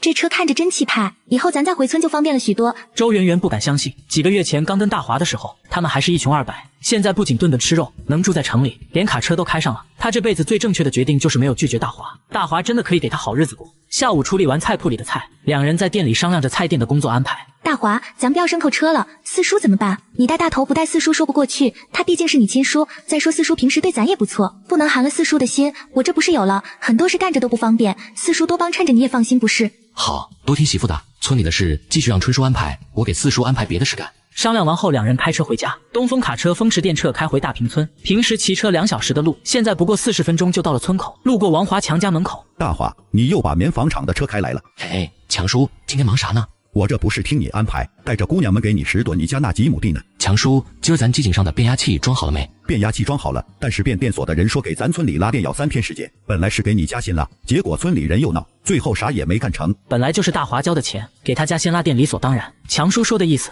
大华用脚趾头都能想明白是怎么回事。车子开到家门口空地上，张春、四叔、李光灿、老四爷都围上来。大华又开棉纺厂的车回来啊，这车可真新啊。大华笑呵呵的也没搭话，将人招呼进屋。张春给大华说起今天拉电的事，变压器装了1天才装好，本来大家的意思是先给你家拉电，秦卫军那几个人又整幺蛾子，吵着拦着工人非要先拉。李家台的也跑来吵闹，说他们去年就给变电所交了钱，要给他们先拉电，结果一群人就这样吵了起来。供电所的人眼看干不成活，就都回去了。这群人就是脑子有病，差个3、2天的，谁先拉有啥不一样吗？这下谁都拉不上，他们高兴了。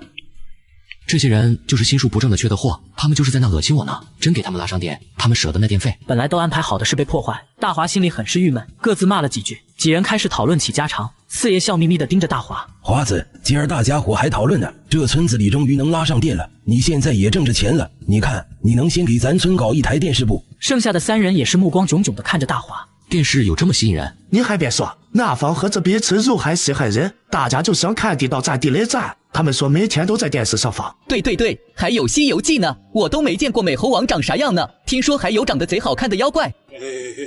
李光灿说着说着哈喇子都快流出来了。大华，你给咱搞一台，大家给你逼粮食。钱是自己嘎之前的10几年，电视机都快被淘汰了，大家基本干啥都是用手机。至于前世的这段时光，大华是在狱里度过的，倒是没体会到此时电视机的稀罕劲。大华看着几人殷切的目光，我去问问，尽快给大家搞来一台。拉电的事明天先从李家台开始，四叔、春叔，村里的事就交给你们安排了。谁闹事就不给他们拉电，不让他们交地，就说是我说的。另外，咱村里谁家地肥，问一问看他们愿意种速生菜不？菜成了我收，让大家手里现有现钱，咱不能一直是最落后最穷的村子。张春和秦建生听得激动不已。华子，我就知道你不会忘了咱村里人。秦四爷脸上露出泛滥的表情。华子，这事不好办了，乡亲们都穷怕了，现在大多是不见兔子不撒鹰。有顾虑也正常，四爷，你给他们说，我可以先给10块钱的定金，菜种子我明天就采购回来，争取1个月让他们看到收益。周圆圆给几个人端茶添水，在一旁默默听自己男人的安排，自己果然没有嫁错人。第二天一大早，大华就开着卡车去拉菜，不仅拉菜铺子里的，还给棉纺厂和大商店拉。这一趟下来，不仅省时省力，还能多赚钱。送完最后一批蔬菜，大华来到棉纺厂找周厂长。袁朝叔，昨天王梅姑上来找你，南省的牛仔布料搞封锁，布料问题咱只能自己解决了。周元朝早想到了这一点。华子，电缆染色技术没那么复杂，但污水处理是个麻烦，咱厂子达不到这个条件。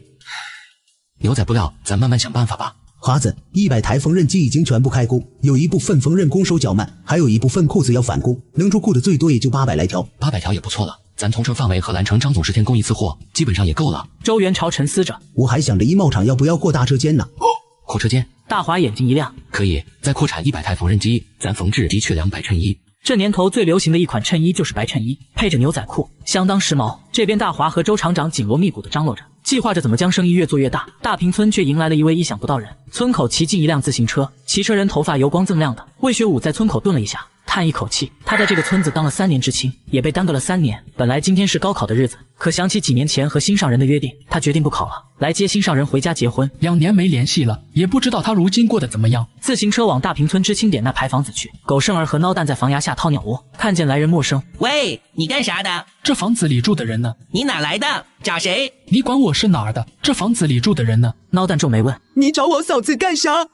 你嫂子？你哪个嫂子？我华子哥家圆圆嫂子啊，我嫂子之前住这。周圆圆嫁给秦大华了。你问这么多，你谁啊你？见问不出什么，魏学武往大坪村最东头去。在大坪村当知青时，他还和秦大华打过一架，怎么会不知道他家在哪？狗剩儿孬蛋相互看一眼，他是找圆圆嫂子去的。不好，华子哥不在家。两人甩胳膊撒腿往村东头大华家跑去。嫂子在背后说周圆圆的坏话，不料被自家4岁吃奶娃说了出来。大华和圆圆怒了。接上集，为了华子的名声，周圆圆决定自己出手。华子，我去找大嫂，要打架我跟她打。媳妇，你要当泼妇？什么泼妇不泼妇的，人善被人欺。今天我就要让他们知道我周圆圆的厉害，也不看看我老公是谁。我老公可是秦大华。说着，周圆圆气势汹汹地拿把扫帚往秦卫军家去了。大华看着周圆圆这副装出来的凶悍样，只觉得可爱极了。王桂花，你给我出来！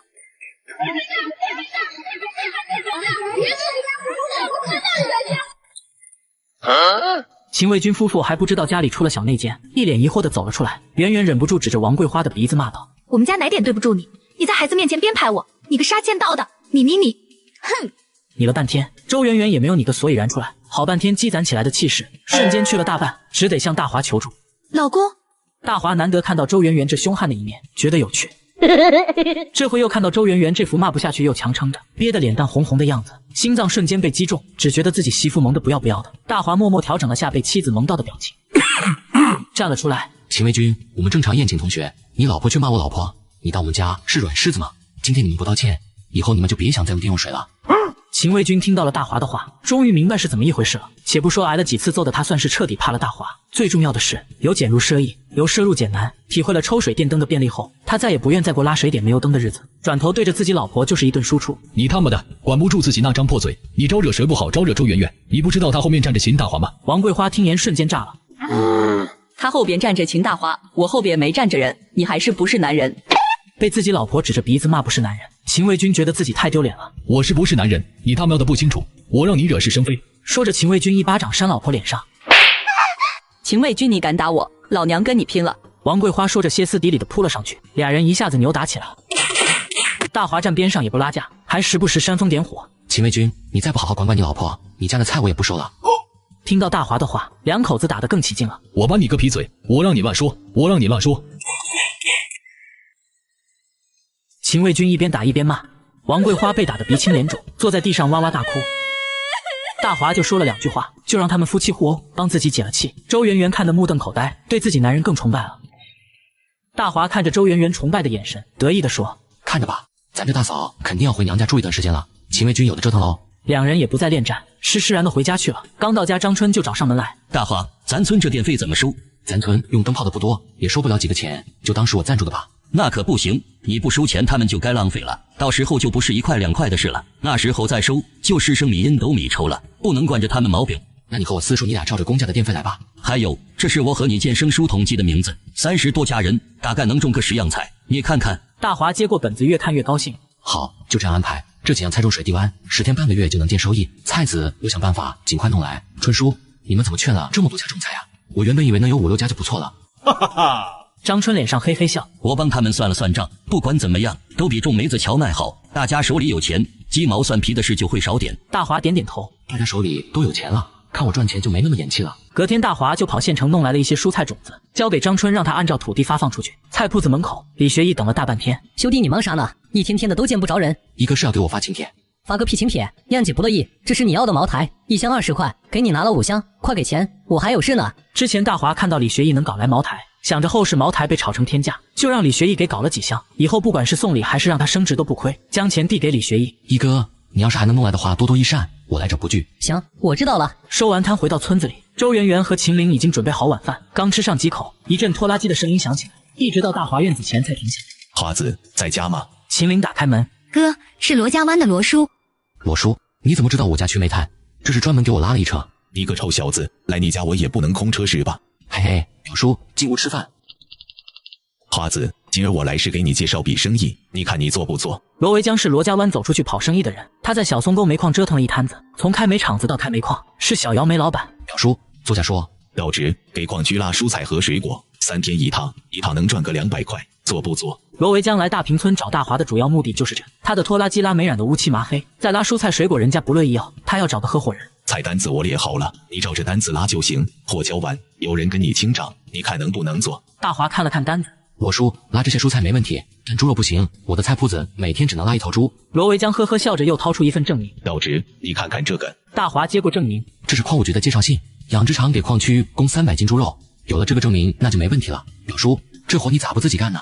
你这不是有拖拉机吗？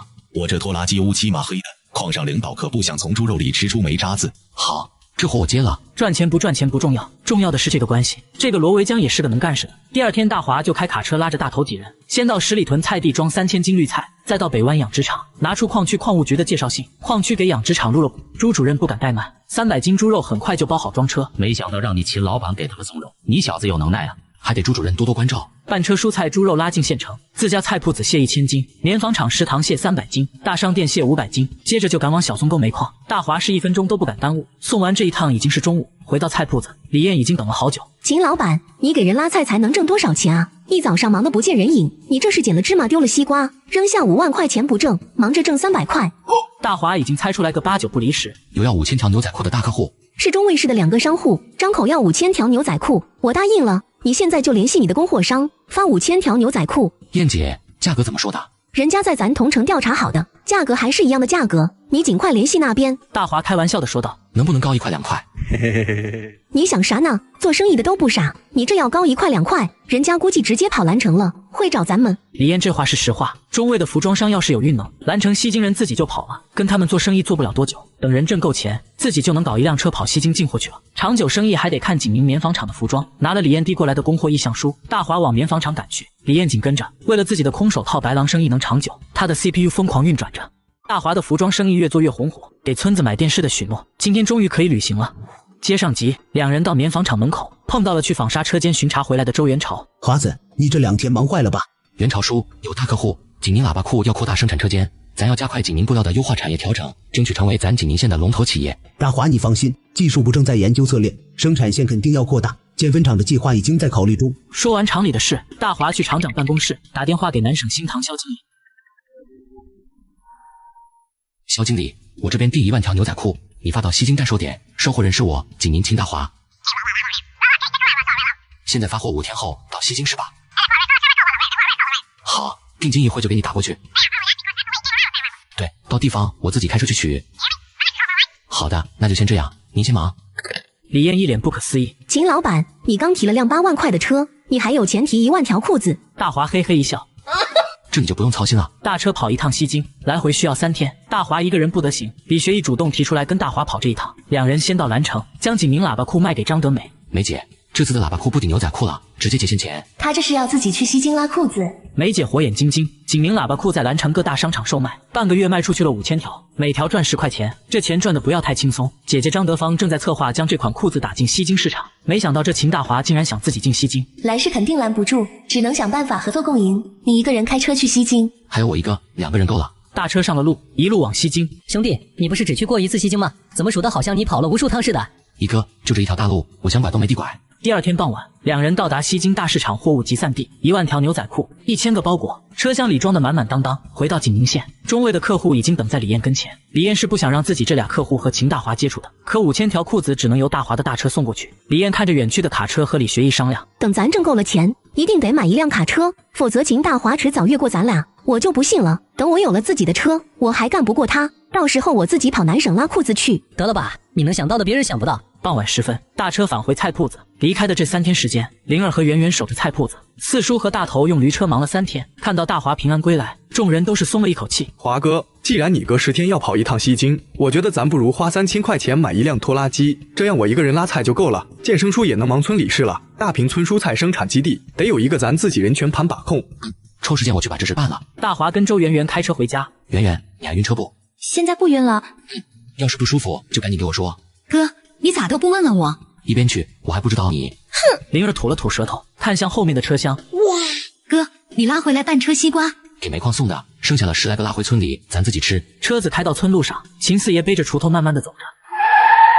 爷，你坐上来，咱一块回家。村口看热闹的人打趣道：“四爷，你今儿风光的，坐你大孙的车了。”那是，这10里8乡，哪个有我孙儿有本事？大华嘿嘿一笑：“四爷，低调低调。”大华给乡亲们卸西瓜，一群人都高兴极了。赶过来的秦卫军直接抱起2个西瓜就要走。大华喝道：“秦卫军，你自己占俩，你还要不要脸？”秦卫军怀里一个西瓜被王家的夺过去。你兄弟说的，咱这些人一人一个。秦卫军脸色难看，把怀里另一个西瓜往地上一放，转身就走。不就几个破西瓜，老子不稀罕。李光灿喊住他：“卫军，你给你弟耍脾气呢？这是有本事你2亩菜地都不要种。”秦卫军如今还要指着大华赚钱，倒也不敢太过分，哼，头也不回的走了。大华没吭声，分完西瓜开车回家去了。2人的小屋里，大华从车上拿回来了一个装大米的袋子，从里面掏出了一沓10块钱的大团结。这年头，大宗货物交易基本上都是现金。周圆圆看着袋子，小心翼翼问：“多少呀？”你猜。周圆圆到底是知青，哪能算不清这笔账？华子，钱都在这里了。给数着玩去吧。嚷嚷啥呢？也不怕别人听到？不是说要存银行吗？这提来提去的。大华也很无奈，不提来提去能怎么办？这年头都是现金交易，存银行存不了10天，又得取，太麻烦。华子，我现在是大坪村的第1富婆了。18万才拿到哪？18万啊，这普通人得干一辈子才能攒够吧？周圆圆心里扑通扑通直跳，努力强迫自己冷静下来。原先不知道车上有钱，现在知道了后怕的又不得了。华子，真不存银行？要不明天存8万，剩下的留下周转。存起来踏实。周圆圆在菜铺子里站了1天，这会儿躺炕上就想睡着。大华给媳妇按了按摩，又亲了亲小脸。媳妇，好好睡，明天你在家休息休息。华子，你给我买一台缝纫机吧，闲着也是闲着，天热了，我给孩子们做衣服。好，先睡吧。周圆圆心里前所未有的充实，如今的生活是多少人想都不敢想的，这是大华给她带来的。大华正在一步步实现他当初的承诺。天色大亮，哥，嫂子今天不出门。你嫂子太累了，今天就不出去了。哼，你最惯我嫂子，也不问问我累不累。瞎说，哥我最疼你了。这时周圆圆起来了。华子，我陪你去银行吧。你能行吗？没事，我不累。几人收拾妥当，开车出门，先去10里屯拉蔬菜，又去养殖场拉肉，然后把这些送回菜铺子，最后2人一起去银行存钱。周圆圆拿着新鲜出炉的存折。华子，终于踏实了。小富婆，以后我的零花钱可都要靠你发了。贫嘴。走，给媳妇买缝纫机电视机去。2人欢欢喜喜的来到电器店，83年黑白电视放开限购，不需要特殊凭证就能买。华子，为啥非要买3台电视，1台400块呢？只买1台，你不怕咱家院墙被他们怕他？周圆圆脑子里想象那个场景。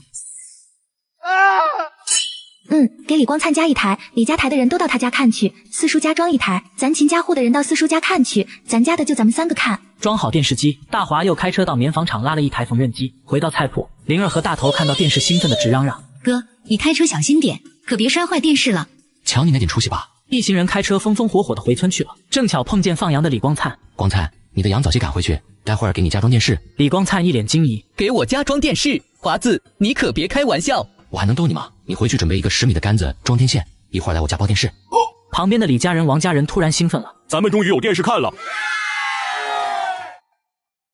！”83年斥资1000多给村民买电视，堂哥秦建明再次闹事找麻烦，金钱劝他善良。接上集，大华拉着3台电视回村，车子停在家门口，张春正在门口等着。春叔，你来的正巧，先帮我卸电视，还有我媳妇的缝纫机，卸完了再说事儿。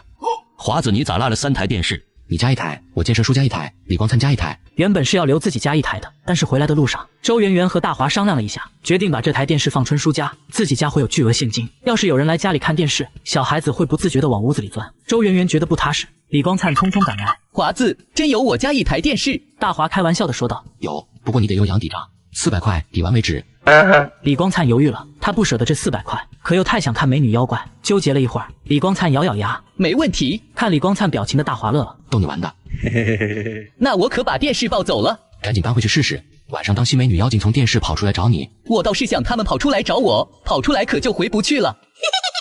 心里想的美的李光灿抱着电视箱子撒腿往自己家跑，大头也抱回去了一台，另一台只等着四叔过来抱了。春叔，你有什么要紧事给我说？还不是秦卫军那小子，他把自家的2亩菜铲掉了，说不靠你他自己也能干。大华语气淡漠，就这事儿？这事儿还不严重，他这是跟你彻底结仇了。春叔，秦卫军拿了我几包菜籽，有3包，菜都出来了，他个瘪孙玩意直接给铲完了，太可惜了。这还不算，他还让魏红也把菜铲掉，魏红不铲，2人为此还骂了一仗。欢子，你们这一门兄弟就你们4个，你们现在搞成这样，不是让别人看笑话吗？春叔，这几桩事你也看到了，不是我不团结，他们不是仗势欺人，就是得寸进尺，是他不跟我团结。2亩地的菜籽要5块钱，这钱他一分不少的给我还回来。张春听到这也不敢劝了，你四叔这会儿正劝着魏军呢，你再好好想想吧。我先回去帮大头装电视。看张春走了，周圆圆跑车子跟前，从车座底下拽出来袋子，里面装着10万块。华子，你忘了是不是？你不提醒我还真忘了。你心可真大。周圆圆进厨房做饭，饭还没做熟，灵儿哐当一声推开大门，哥嫂子，快去看呐，电视画面调出来了。周圆圆放下锅铲，快说演的啥？一个大球。一个大球有啥好看？大华一脸鄙视，灵儿又跑了，周圆圆也没了心思做饭。华子，咱俩也过去看看，待会儿再回来做饭吧。你去吧，我来做饭，等会儿你俩记得回来吃饭。他是真的提不起兴趣，前世的100寸液晶电视他都懒得看，更别说现在的黑白的不说，还那么小。周圆圆兴奋地跑出去，结果不到10分钟就一脸沮丧地回来了。太挤了，一院子的人根本看不到，电视没装，咱家是对的，那么多人我还真害怕。到了饭点，灵儿跑回来吃过饭就又跑了，锅灶收拾好，周圆圆也想去看。华子，你也去春叔家看一会儿电视呀。我不去，没什么好看的。那你不去，我也不去了。虽然嘴上说不去，但是心早就飞了。圆圆想看你就看去，你不去的话我也不去，我在家陪你说话。没什么娱乐活动的80年代，大家都习惯了早睡早起，小两口聊了会就准备睡觉了。大华，灵儿又不回来了，她住大头家，别人会不会说闲话啊？这丫头，明天我说她。天刚一亮，张春就来了。欢子，魏军一早找我，让我跟你说说，是他不对，是他小心眼，他以后绝对不敢了。不是叔多嘴，你们兄弟几个和睦起来多好。春叔，这事你别管了，他们兄弟俩和他老子一个熊样，我跟他们怎么和睦？我没那个心境。对了，他说把菜籽补种上，再不跟你赌气了。大华没吭声，秦卫军2兄弟只要不作死，自己也懒得和他们计较。哥，我嫂子今天不出门呀。你嫂子今天试试缝纫机，在家给几个孩子做衣服，咱们走吧。大华凭自己的运能和眼力，把景宁县8个乡镇的蔬菜供货全包了，每天早上跑1圈，比开2个圆圆菜铺子的收入还高。大坪村200多亩蔬菜不愁运不出去，也正是这样，他才敢在村里带着乡亲找蔬菜基地。最后一趟到土高乡供销社，供销社的王主任想找大华帮忙拉中药，王主任见到大华眉开眼笑，秦老板，你这小伙子不得了，你从周厂长手里拉的那款裤子卖爆了。大华呵呵笑，咱厂里裤子质量好，款式新，卖爆不稀奇。王主任，你今天不光是想让我拉中药材吧？大华问到了关键，王主任拿出来一把东西。秦老板，认识这个不？巴主蘑菇，又叫木耳菌，这可是好东西。王主任是让我拉去我的菜铺子卖。秦老板，你菜铺子不合适，太贵了没人要，咱这小地方消费不起。我是想让你拉去省城农贸市场，有一帮部队上的人专门收这个，1斤3块，我给你算1块5，我这有300斤，你拉走怎么样？你有300斤？大华一脸吃惊。乌来山上有一股泉水，木耳蘑菇的生长不受天旱影响，你要收这批山货，1周时间就能搞来300斤。好，我全要了。半个小时赶回大坪村，正好赶上午饭点。周圆圆将大门落栓，大华提醒他，有人马上来找我，哐哐哐敲门，你还得跑去开，你不嫌烦？大热天的谁会跑来？话音刚落，花子，大白天锁啥门啊？是四叔秦建生。周圆圆脸微微一红，只得跑去把门拉开，转身跑进灶房舀饭。叔，先进屋吃饭，有事慢慢说。花子，他们这家太急了，萝卜秧子才长8丈大，就摘下来要给我浇菜。菜你明天早上采哦，这萝卜没有太阳晒一下全蔫着了，你说咋整？叔，你忘了，咱有水窖，菜苗捡出来掉水窖里，别进水。明天一早我还加拉，跟一早新出来的一样。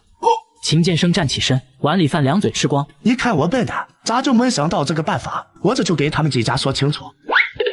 秦建生跑出去了。华子，建生叔可忙了，挨家安顿事儿，挨家看地里菜，可操心了。大华点头。四叔家有了一台电视，一天25块钱提成不变，能不操心？就秦卫军脑子有病，有本事他别种绿菜。周圆圆心里有事，可又觉得不好开口。华子，你咋不问包子是哪来的？是春婶一早上蒸的。是不是春婶蒸的？你尝不出来？闻言，大华细细品了一下，不是春婶蒸的，也不是四奶蒸的。媳妇，你学会蒸包子了？华子，我说了你不能骂我。媳妇，你放心，我这辈子都不会骂你，我只会吃饱饭后欺负你。哼，讨厌，大门开着呢。去把大门锁上，咱睡午觉。跑了一早上车，有点乏了，得睡一会儿。周圆圆没动，继续说包子。华子，是魏军哥家大嫂早上蒸的，他说专门给咱3个蒸的包子，他端咱家院里来了，我不能说不要吧，我就收下了。周圆圆说完这话，眼巴巴地看着自己男人，又辩白一句：我没说大嫂是好人，我没给他好脸，我说你再那样骂我，我们一家跟他闹到底。大华点点头，然后你把他的包子收下给我吃。大华，你是没看大嫂那个样，可怜巴巴的，我不能得理不饶人，你说是不？再说了，现在不是提倡5讲4美，邻里和睦吗？咱也不能拖了后腿不是？媳妇什么心理，大华能理解。对了，媳妇儿，有人找你借钱没？没有，估计他们找春叔借去了。春叔好说话吗？嘿，你这意思是你老公不好说话？没有，华子你别误会。媳妇，为了补偿我，让我抱着睡个午觉。午觉睡醒，大华只觉得胳膊越加困，这年头的车子没转向助力，开着实在累人。不行，张保忠要赶紧训练出来，车子给他开，我得忙更重要的事。看着床上的周圆圆，憋了几个月的大华又着急了，刚亲上去，周圆圆就一口拒绝。不行，疼呢。疼？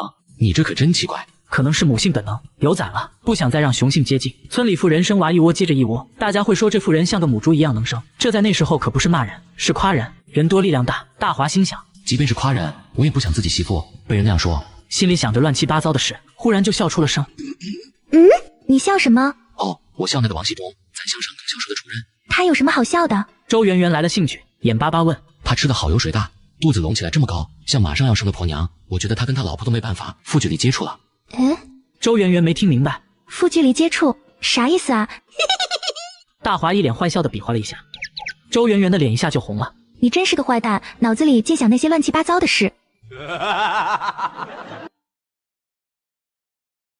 大华想亲热被圆圆拒绝，供销社主任的大肚子一不小心成了大华的打趣对象。接上集，大华一脸坏笑的比划了一下，周圆圆的脸一下就红了。你真是个坏蛋，脑子里净想那些乱七八糟的事。我20岁一天到晚就想2件事，媳妇你猜是哪2件？猜不着，你说啊。看你笨的，一件是挣钱给你花，另一件就是搂着你睡觉生崽崽。瞎扯，那时候咱还不认识呢。哼！两人正在笑闹着，大门哐一声响，华子，两人急忙跑出去。四爷，我给你杀西瓜。爷，你咋来了？乖孙子，今儿你带爷去城里看看你的菜铺子。村里人老跟他说起华子的菜铺子，他觉得应该去看看。不行，我这不一定上哪去呢，这天气坐车里热死人嘞。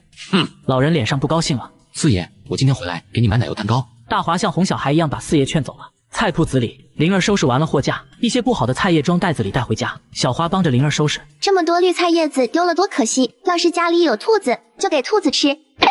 对呀，我家院子那么大，嫂子不出门，给她养几只兔子玩多好。大头帮完忙，灵儿、小花，我先走了，亲戚家办事我去随个礼。说完就骑着自行车溜了。我跟你说，灵儿姐，我哥手里有钱了，肯定瞎嘚瑟。大头哥瞎嘚瑟什么？就是叠硬币压单双倍，过年的时候他就拿我压岁钱去赌，结果输掉了，还不让我跟我妈说，华子哥都不知道。两个人说着话，也没注意李学义靠在旁边。秦陵一转头吓一跳，李学义，你不言不声的想吓死人吗？李学义眉头微微皱，能，以后叫义哥，我跟你哥不是亲兄弟胜似亲兄弟，明白不？秦陵翻了个白眼，你找我哥干嘛？谁说我找你哥了？我找张大头。我大头哥有事先走了。李学义啊不，义哥，你能给我搞2只兔子不？就白白肥肥的那种。小意思了，等我几分钟。李学义刚走，大卡车呼一下停在菜铺子门口。灵儿，收拾好了吗？好了，咱回家啊。大头呢？小花忙给大华解释，我妈昨晚给他安顿的走亲戚，让他去随个礼。不过我觉得我哥肯定和人耍钱了。这一提醒，大华猛然想起来，前世张大头40多岁还改不掉玩2把的毛病，被人下套输钱惹了人，差点被人家剁了手指头。走，去把大头拉回去，把这毛病的改。哥，等一下，李学义。等他干什么？刚他过来，我说让他给我找2只兔子，他说让我等几分钟。李学义帮小姑娘找兔子，无事不登三宝殿。大华用脚趾头都能想到，等了不到10分钟，李学义提着一个笼子小跑过来。华子兄弟，咱们也喜欢小白兔，这2只拿去玩。秦陵嘟囔道：哼，谁是你妹？我这是给我嫂子找的小白兔。大华将李学义拽到一边，一哥，有什么事你说。你得答应我，不能告诉李艳。你先说啥事？你给我拿500条喇叭裤，不能让李艳知道。大华听出来了，李学义要背着燕姐搞猫腻。一哥，不是我不给你，仅年限范围，接下来这2个月，我的货只能进燕姐的手，其他人我一概不考虑。过了这2个月再说。花子，兄弟好不容易找了个下家，想赚点小钱，你得帮忙啊。大华笑着说，一哥，这是回头再说，要不要救我们村玩？哼，你们家破窑洞有什么好玩的？走你的吧。李学义气呼呼的离开了。亮姐，我演的还行吧？他答应你了。亮姐，你没看错人，他不看。大华没有先回家，而是开车先到红铺村。表妹，是哪一家？我也不知道是哪一家。姓啥你也不知道？好像是姓龚。车子停住，大华问路边柳树底下乘凉的人：叔，龚家结婚的是哪一家？往前走，左边摆回墙，巷子进去就到了。谢了叔。车子开起来往前走，老远看见一堵白墙，大车开不进去。3个人从车里下来，往巷子里面走了一截，老远闻到摆席肉汤香。大华挤在门口桌子上，掏出5块钱祭礼。灵儿，小花，去桌子跟前等着，有空板凳就坐。哥你不吃？我去找大头去。大华穿过人群往左侧耳房去，还没走到门口，就已经听到了他们摇头子压单双的声音。大头此时趴在桌子上，手里捏着一把钱。大华大声的朝他喊：张保忠！大头脑袋猛一下抬起来，华子哥，你咋来了？我带着灵儿和小花都来了。行了，过去吃饭，吃完了回家。华哥，出来！大头朝抱着丸子的一个人讪笑。我华哥叫我呢，我不玩了。哎嘞，你还欠着50块呢，你打了欠条再走。我华哥叫我先过去。大华沉着脸对大头冷声喝道：张保忠，这是最后一次知道吗？华哥，我本来要回去了，可他们不让我回去，硬借给我50块。借条写了没？还没。吃完饭赶紧滚回家。吃完饭，几人从院子里出来。这就急着走了。几人拦住他们兄妹，小花眼神里满是恐慌。哥，你惹他们了？老表，借条打上再走人。老哥，还没出巷子呢，亲戚家娶媳妇影响不好。灵儿，小花，你俩先去车上。小花被秦陵拽了一把往前跑，却被人堵住，不许跑！呀！吓得俩小姑娘失声尖喊出来：哥，你看他们！老哥，你难为我妹妹干什么？这就没意思了呀！写了借条再走人。我没说不写。其中一人递上纸笔，恶狠狠地说：姐借我张帮有50块，利息10块，3天内连本带利还清。3天还你60，你这是讹钱！大头瞪大眼睛吼道。大华接过本子，我兄弟不会写字，我写。转过脸问大头：今天输了多少？80。张小花听到80也顾不得害怕，哇哇大哭。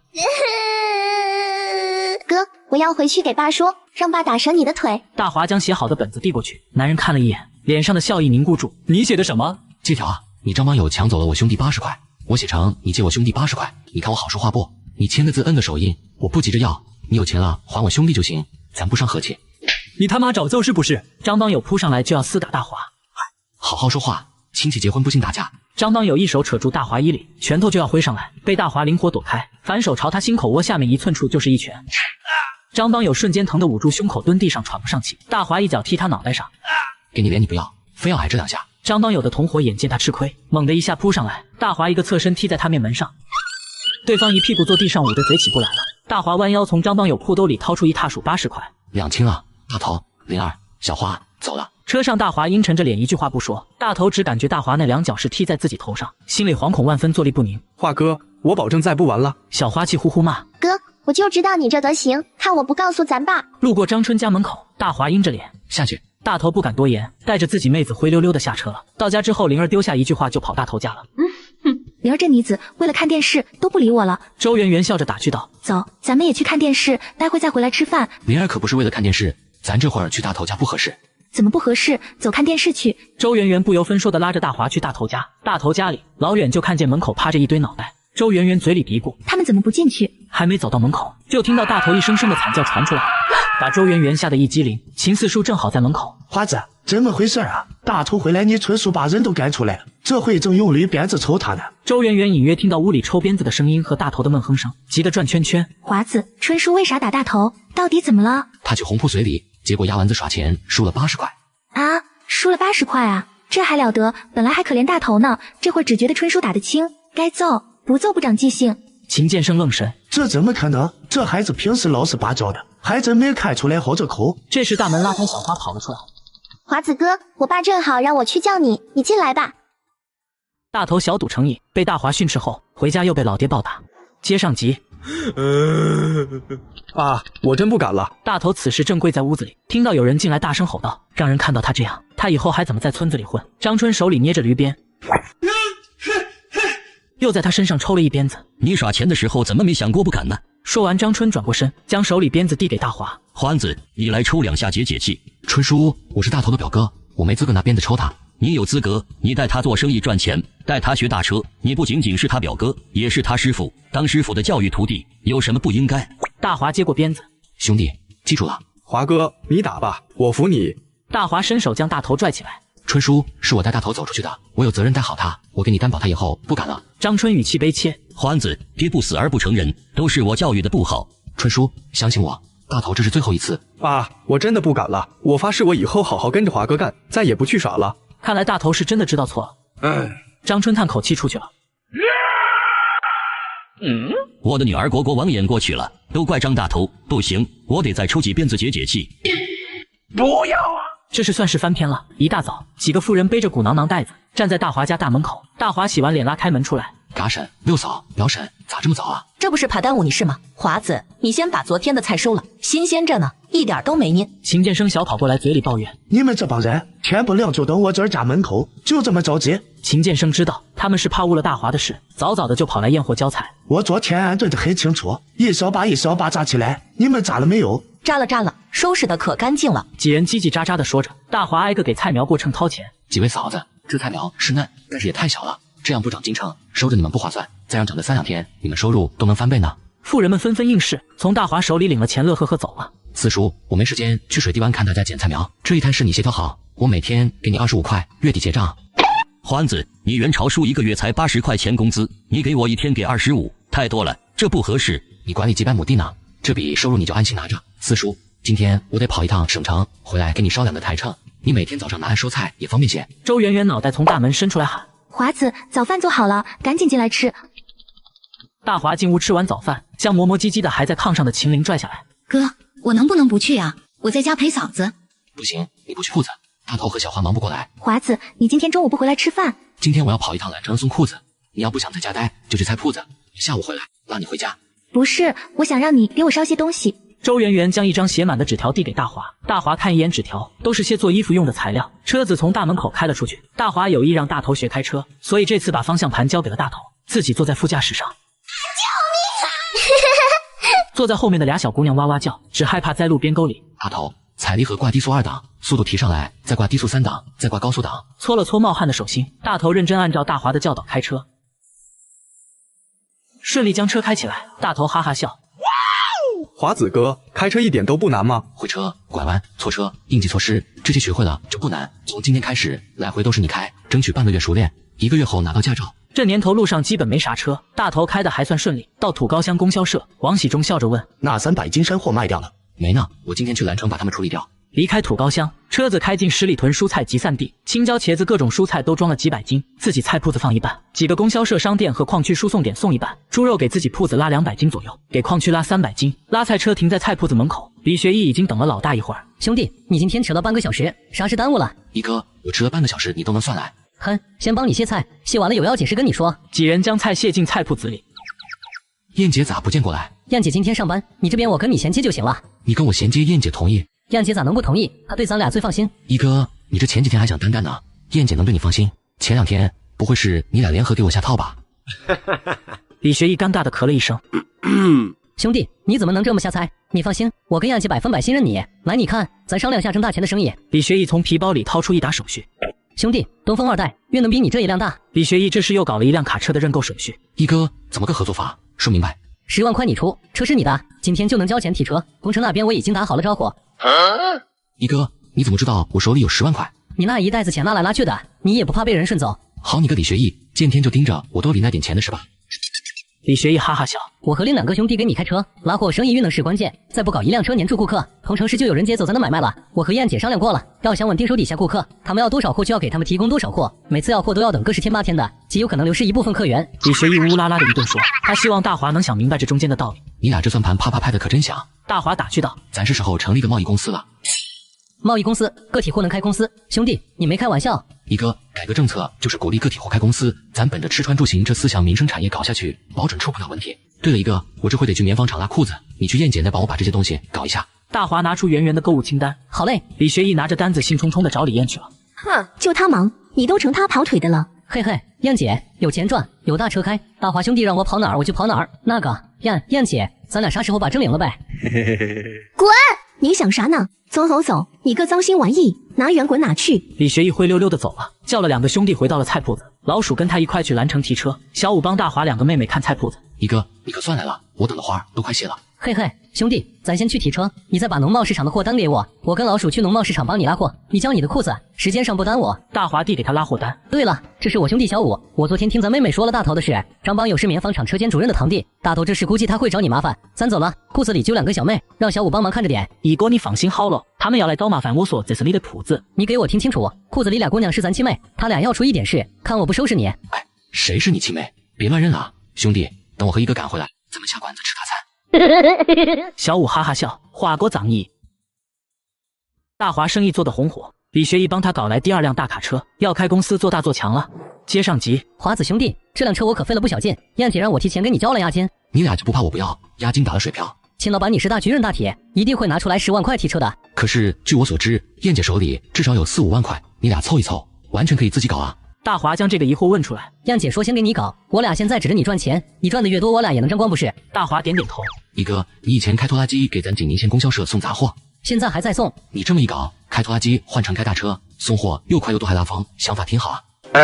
华子兄弟，我主要是给你拉牛仔裤，一趟拉2万条，你一趟子就挣出来2辆车。兄弟，你不计较我开这辆车吧？双赢的生意，大华自然不会计较。但你李学义说是为我开这辆大车，还不是为了自己赚钱？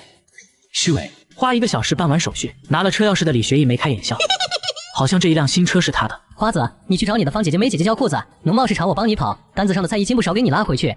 李学义和老鼠开着车走了，大头看着新买的车被开走，脸上不高兴了。华哥，你新买一辆车给别人开，大头，以后你开这辆车，我开这辆车，华哥你不开，你嫂子怀孕生娃没人照顾，我得在家照应着，到时车子给你开。车子熟门熟路停在商城楼下，5000条喇叭裤送到张德美手里，真拉不来8000条。张德美很失望。梅姐，我们景宁棉纺厂这款棉布产能有限，需要2个月时间准备才能扩大产能。这2个月，我10天给你供一次货，一次5000条。秦老板，我听说10天能出8000条，你只给我供5000条，其余的是给你手底下的李燕供货吧？梅姐，货物供不应求，涨价是必然的，谁出的钱多，谁买走东西，这道理不用我多说吧？蓝城的红星棉纺厂也能仿制那款布料，你跟周厂长考虑考虑。不用考虑，这款布料只能在景宁县棉纺厂生产。张德美极力掩饰脸上的失望。你不是要南省的牛仔布吗？你想要多少？你能拉多少？你要多少我给你拉多少。梅姐，什么条件？景宁棉布的生产授权委托给我。梅姐又绕回来了不是？景宁棉布的授权不能给你，其他都好谈。秦老板，我和我姐非常欣赏你的坦诚合作生意的眼光。听说你开那家菜铺子不是为了给你赚钱，是为了把你们村从贫困中带出来。大华到现在没搞明白，蓝城这姐妹俩是怎么知道自己情况的。梅姐，景宁县跟你接头的人能不能给个提示？秦老板，这你就没必要知道了，5天后再给我送3000条，我不希望你推辞。大客户不能得罪。大华思考了片刻，好，隔5天给你送3000条。和张德美谈完已经4点了，等李学义装完货开过来，再返回景宁县已经6点了。圆圆菜铺子正常情况是下午4点关门，今儿要等货车回来，关门就没那么早。老五看4点了也没啥事，熬不住就溜了。秦陵正在收拾铺子里菜叶子，突然黑沉沉一个人影压下来，秦陵一抬头吓得哇一声叫，是张帮友。果然是你们兄妹在这儿开的菜铺。你要干什么？秦陵吓得后退2步。给我一拳的那家伙是你亲哥吧？你哥昨天抢走我80块，我和我兄弟还被打了，今儿没有500块，你这菜铺子甭想好好开下去。哼！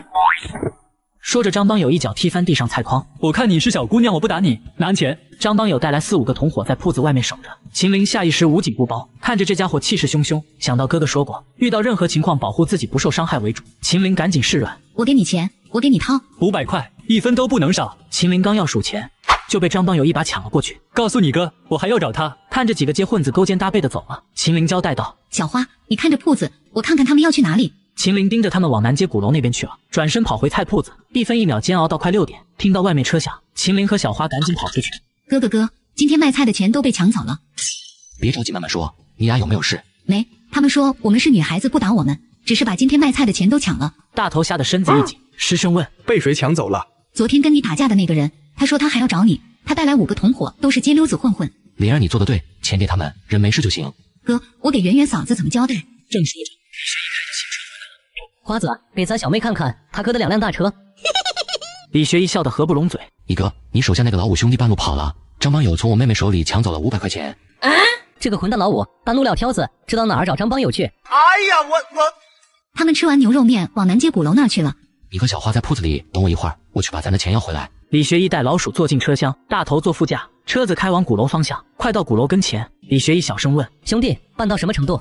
他是张邦昌堂弟，张邦昌是元朝书的车间主任，能不让张主任难堪最好。李学义点点头。大车停在鼓楼下面空地上，几个人一眼看到走廊里桌子上的张邦友。李学义走在前面，几人往张邦友几个人坐的桌子前靠。张邦友看见李学义一脸笑就要过来迎，等看清楚了李学义左右两边的人，瞪眼愣住了。这小子是找来李学义当和事佬来了。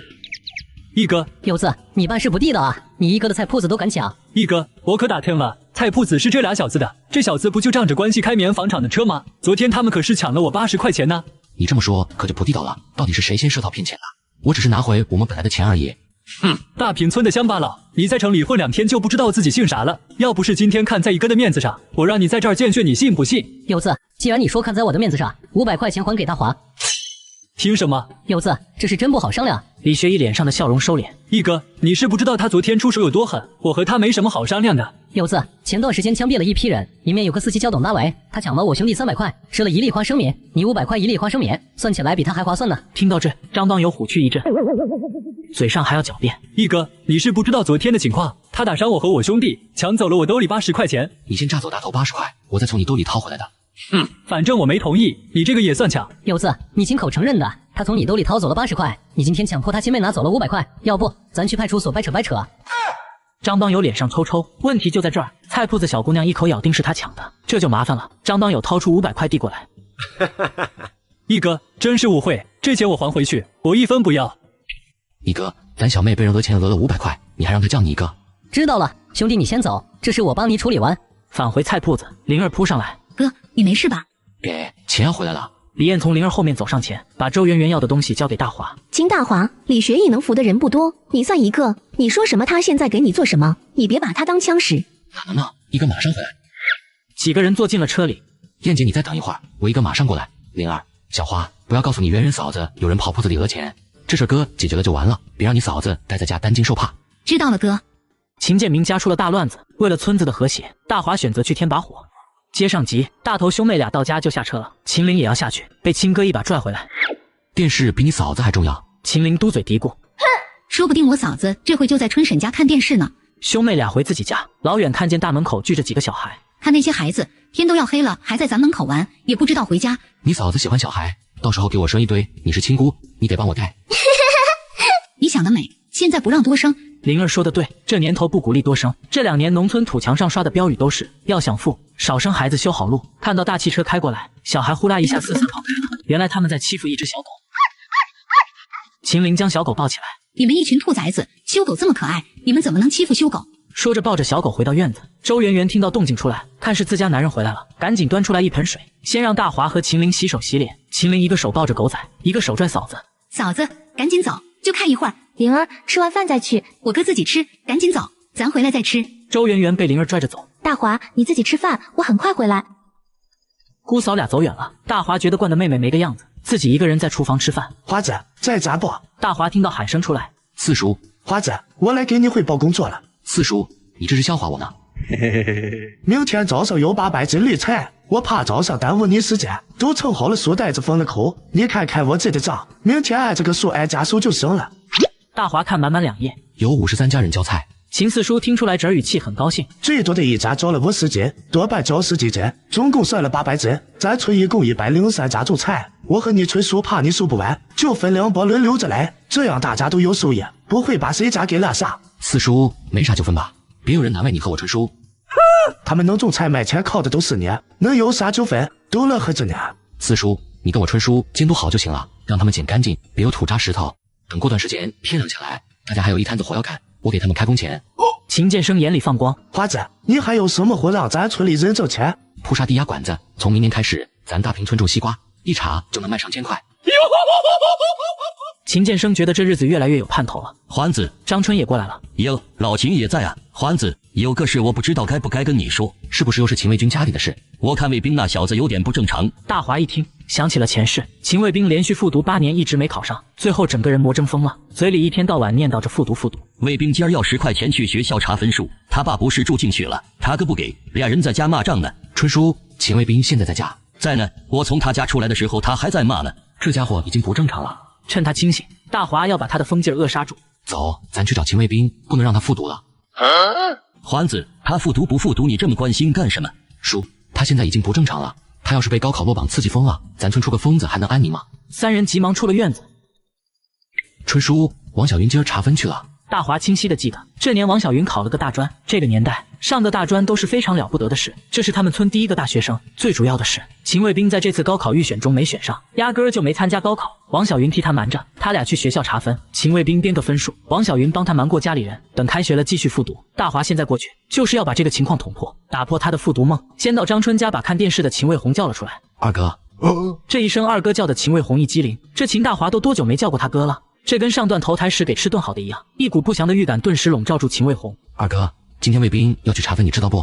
他为这还和大哥吵了起来。这不是大哥在管吗？秦卫红皱了皱眉头。我哥也是的，考大学是光宗耀祖的事，他们吵什么架？你找我，我也没办法啊。二哥，卫兵压根就没参加高考，他没预选上，他把你们骗了，你们还等着他考大学。这话说出来，几人都是一脸震惊。没参加高考，那他为什么给家里人撒谎？我去问他。秦卫红气呼呼地往家赶。妈，秦卫兵呢？秦卫红跑家里张口就问。秦家大伯母看一眼二房，语气无奈。他刚跟你大哥吵一架，咱屋里就是不出来。秦卫红进屋里，连拽带骂的将秦卫兵拉出屋子。卫兵，你放假回家10天了，你嫂子说就没见过你人影，你这次就没参加高考对不对？你为什么要撒谎？你还说你能考400多分。秦卫兵听到二哥的质问，满脸恐慌。他估400分是为了让村里人高看他，这样他就不用去土地里晒太阳干农活。等分数出来的时候，编个分数说自己没考上。家里这几个都是大字不识一个的农民，哪会跑去学校查他到底考了多少分？秦卫兵强撑着朝他二哥吼道：“你凭什么管我？”张春听不惯训斥道：“卫兵，你这叫什么话？凭他是你亲哥，凭他和你大哥供你吃供你上学，你的事他凭什么管不着？”秦卫兵瞪着张春：“别在我家碍眼，你回你家看电视去。”你！张春气得恨不得捶他一顿。大华看这情况免不了一场大仗，自己也劝不了管不了，反正只要捅破秦卫兵的计划就行，就说了一句：“卫兵，我劝你一句，你还是打消复读考大学的念头吧。你这心态，这性子，这说话态度，你再复读3年都考不出去。”这话从大华口里说出，听在秦卫兵耳朵里就是赤果果的挑衅。秦大华，你算个什么东西？你从我家滚出去！你有什么资格劝我？我明年考不上，我后年考，我偏要考给你看。大华觉得说什么都没用了。大哥、二哥、大伯母，劝劝你家卫兵，他读书都快读傻了。说完，大华转身就走了，到张春家找到自己老婆，不要，将满脸不情愿的媳妇提溜回去。媳妇乖，院里那么多人，你现在怀着崽呢，挤到你们怎么办？回头我给你买个收音机，你躺炕上听广播剧听秦腔。哼！周圆圆小声嘀咕：“你嘴上说了几天了，咋不见你买来一台？明天就给你买来。”燕姐，没想到咱大商店还有收音机，我差点跑同城。你花了1000多块买走3台电视，你没给你媳妇留1台。燕姐，我家你去过，还有土围墙，那么多人怕墙上看电视，墙就塌了。再说我媳妇怕生还怀着崽，我也不能让我媳妇冒着险。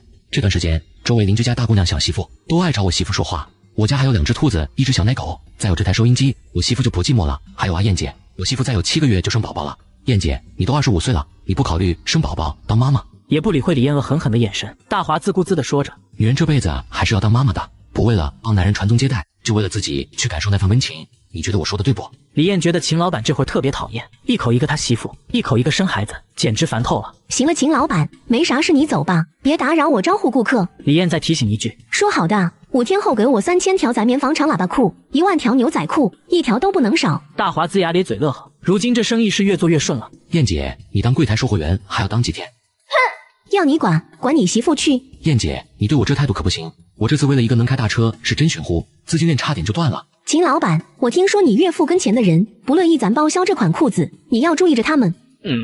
你说的是车间主任张木汤，我今天去找周厂长了解一下具体情况。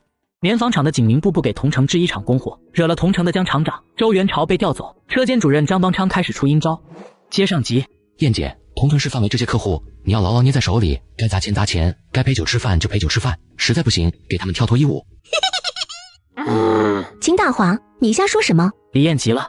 嘿嘿，燕姐，你心里怎么想的？你当我不知道？你跟一个不领证就是这个目的，你是想稳住那些客户。小弟我在这谢谢你，没你这一手，小弟我这生意哪能这么顺当？哼，你小子是夸人还是埋汰人？花子，你果然在这，快走，带你去看个人。俩人正说话呢，李学义急匆匆跑来。燕姐你就不用去了，我们兄弟俩的事。滚！赶紧走，看见你俩就烦。燕姐，你下班的时候我过来接你。大华提着收音机跟在李学义后边。一哥，咱这是去哪儿？去医院看张帮友，他被人打折了一条腿，咱去慰问。哎呦！大华顿住脚，张嘴呵呵笑。一哥，是你。李学义拽紧大华，确定周围没第二个人听见。你乱嚷嚷啥？无凭无据的，你什么都不知道，明白没？明白，以哥为伍。两人往县医院走，李学义小声问：“你跟燕姐刚才说什么事？”大华随口胡诌道：“说你俩昨晚睡在你家屋里。”李学义咋呼起来：“燕姐怎么什么都跟你说？我跟你和燕姐现在是同一条绳子上的蚂蚱，燕姐信任我呗。棉纺厂这款裤子生意要做稳定，咱三个不能有一点问题。张邦昌今早找过你吧？”李学义点点头。他表面上看跟周厂长是一条心，实际上他有别的打算，咱要留个心眼。两人一块往医院走，李学义忧心忡忡，自己这段时间跟着大华吃了不少甜头。大华承包了100台缝纫机的经营权，动了厂里中层干部的利益。这段时间张邦昌跟周元朝意见不合，俩人如今差不多是面和心不和。医院2楼病床上，张邦友左腿上打了厚厚的石膏绷带，疼得嗷嗷直叫。哎呀，旁边坐着他的母亲。你们是帮友的朋友？妇人站起身问。大华笑着回话：我们是一块干事的好朋友，听说游子半夜挨了闷棍，我俩赶紧过来瞧瞧。张邦友眼神里满是惊疑，这小马老真不要脸。这不警察刚问完话离开，我去打个水，你俩跟帮友聊聊，劝劝他，别再惹社会上的街混子了。看他母亲出去，大华脸上的笑意收敛。张帮友，你讹我妹妹500块钱的事，我没跟警察说，你也没招是吧？秦老板，学义哥，张帮友，怎么着还不明白？谁是你哥？李老板，我什么都没说，真的，你们放过我吧。嘿，张帮友，我俩今天是来看你的，你瞎说什么？就是我华子兄弟就是来看看你，看把你吓的。你讹我们小妹500块钱的事，我不会给警察说的。最后这一句话才是主要目的。说完，张邦友母亲正好走进来，大华从包里掏出20块钱递给他。阿姨，我俩过来看他没顾上买东西，这个钱你拿上，帮友想吃什么就买什么，我们还忙呢，这就走了。哎呀，这多不好意思呀，让你们破费了。两人出来，华子兄弟想吃什么，我请客。牛肉面。走起。两人吃完面就各自离开。大华回到菜铺子，灵儿见到他将人拽进里屋。咋了，灵儿？哥，刚才有2个人问你一早上都在忙什么，都去了什么地方，还问一哥开的那辆车是不是你花钱买的。我说我不知道。大华觉得那2个人肯定不是好人，其中有个人说他叫张邦昌，是棉纺厂副厂长，还说让你下午2点半去找他。灵儿，没事，哥在床上躺着迷个午觉。一觉醒来，大华骑着自行车去棉纺厂，先去给周厂长打个招呼。刚推开办公室门，看到张邦昌坐在椅子上。这是张主任升厂长了。华子，进来坐。我袁朝书呢？华子，周厂长调到工商局去了，棉纺厂这一块我暂时负责。你的承包合同我都看了，有些情况我想跟你谈谈。衣帽厂每天生产的喇叭裤全部交给大华经销，出厂价5块，利润2块，商场要卖15到18块，一半收益被大华赚走，一半被商场老板赚走。棉纺厂中层干部怨言很大，张邦昌便联合几个中层干部挤走了周厂长。张邦昌翻看着大华跟棉纺厂签的承包合同。秦老板，衣帽厂1号车间100台缝纫机缝制这款裤子，你承包经销权期限1年，咱严格按照合同办事，有些情况我要给你说明白。大华知道核心点要来，张厂长有话直说。秦老板，2号车间缝制的裤子，你没权拿走1条。难怪周厂长说要铺盖厂房，但是一直没动静，原来问题出在这。张厂长，2号车间在哪？2号车间不在咱景宁县，在桐城老江的厂区。他答应了给咱景宁衣帽厂分出来100台缝纫机，生产同样的裤子。大华脸上的微笑凝固住。张邦昌搞出这一手阴险之计。2号缝制车间不用花1分钱投资，不用招新的缝纫工，跟桐城老江签个手续，给他供应景宁棉布就行了，同时生产景宁喇叭裤，款式一样，价格一样，跟他却没有1毛钱关系。看大华脸色难看，张邦昌笑着说。承包合同里可没说不让桐城制衣厂生产这款裤子，秦老板你放心，咱衣帽厂每天生产出来的裤子还是1条不少的交给你的，不影响你的生意。表面上看不影响，可桐城老江的能量却比李艳强大太多。这款裤子在他的厂区生产，桐城市范围几个商场很快就会被他霸占，过不了多久，3县2区的销售点就是桐城制衣厂的了。别看李艳跟那几个家伙关系好，那是在利益基础上的好。桐城制衣厂的裤子生产出来，直接给那几家供货商供货，便宜个3、5块，李艳这一块直接就嘎了。大华站起身，张代厂长，谢谢你今天给我提醒。这个带字让张邦昌听着很不舒服。秦老板，咱们这几个月相处过来，我和老周都很欣赏你的能力，要没你指点1、2，咱棉纺厂的100台缝纫机没这么火热。要说感谢，市场里上下应该感谢你才对。大华从包里掏出15000块，3000条裤子的货款。张邦昌收钱签字。张代厂长，没事的话我就先走了。张邦昌假笑着说道。秦老板，有什么疑惑随时来找我商量。从厂区出来到工商局院子。你好，刚调来的周元朝在哪个办公室？2楼205。袁朝书，华子，我还没顾上告诉你，棉纺厂这一块现在是张主任负责，有啥事你跟他联系。袁朝书，我刚跟张主任谈过了，他的意思，2号车间开在桐城制衣厂，生产一模一样的景宁喇叭裤。袁朝书，张邦昌心思不正，想搞走咱俩。桐城制衣厂拿这款裤子搞手段，咱衣帽厂扛不住，迟早破产。景宁不只能给桐城制衣厂供货，别以为这就完了，咱厂的这款布料最终也会被同城制衣厂做出来，咱棉纺厂最后只会被搞破产。大哈，你这想法是不是有点过了？棉纺厂也能破产？咱这款棉布的独特纺纱工艺和浸染工艺，只有我们3个人知道，棉纺厂怎么可能破产？周元朝认为张邦昌即便让同城做喇叭裤，也是为了棉纺厂的生产。元朝叔，张邦昌当厂长，影响我的生意事小，棉纺厂可就完了呀。喇叭裤生意被人眼红，大华的靠山周厂长被调走，无奈的大华只能远上京都。接上集，元朝叔，张邦昌当厂长，影响我的生意事小，棉纺厂可就完了呀。周元朝沉默了一会，华子，你真怀疑张主任？元朝叔，你干得好好的，为什么被调离？那些人挤兑你是事实吧？你真不怀疑他？你的意思是张主任联合他们挤兑我？元朝叔，你好好想想，这段时间他对你的态度是不是有变化？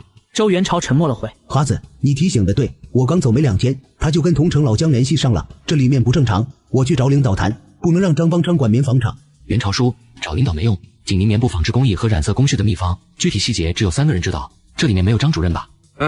周元朝咧嘴苦笑，华子，问题就在这儿，他是其中一个。周元朝语气很失望，张邦昌是我一起打拼10几年的战友，他都靠不住，我还能靠谁？这句话里的意思，周元朝说的很隐晦，他心底里大华也未必靠得住。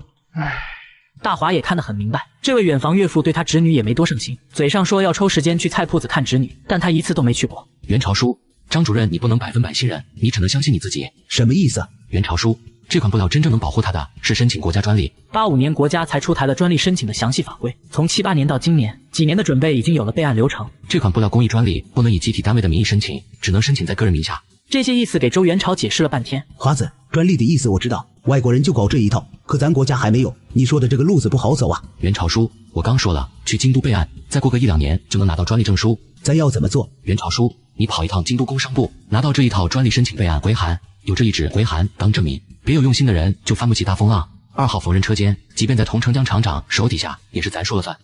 好主意。周元朝一拍大腿，华子，你是个有远见的，你跑京都一趟最合适，别人以为你是去南省不会有怀疑。不行，元朝叔，专利要本人签字。你签字，申请在你名下，我不能跟着你去京都，上面本来就怀疑我不方便去。华子，我相信你，凭你的见识和眼光，这专利在你名下错不了。元朝叔，谢谢你信任我。很多年以后，周元朝会明白，今天他做的这个决定是有多正确，有多英明。周元朝拿钥匙打开办公桌抽屉，取出一个档案袋。华子，材料都在这里，我走哪儿带哪儿，今天我都交给你，你看还有什么补充的东西？大华一页一页翻看。元朝叔，捡硼灰当调和剂，咱陇西荒滩里产这种东西，这款布料除了咱陇西范围，别人还真搞不出来。元朝叔，我坐火车去京都，别人要问你就说我去南省谈牛仔服生意。对了，元朝叔，介绍信先开省商贸厅，我拿着省上的介绍信去京都更方便。你说的对，就这么办。介绍信、2张1寸照片、户籍证明，大华都要去准备。告别周元朝回菜铺子，事情给灵儿安顿清楚。我出一趟远门，差不多得8天时间，家里的生意你辛苦点。东风车停在菜铺子门口，李学一一脸乐呵走出六亲不认的步伐，他觉得整个景宁县城他是最拉风的小伙。一哥，你来的正好，我有要紧事跟你说。兄弟你说。一哥，我得出去一趟，这期间你得帮我拉货送货，每天早上拉我们村的蔬菜，我四叔和春叔都安排好的，你只负责拉走送到各个供销点，这件事1天都不能耽误。5天后再给兰城张德美送3000条裤子，再跑一趟西京拉15000条牛仔裤，每天出车带大头兄弟练手。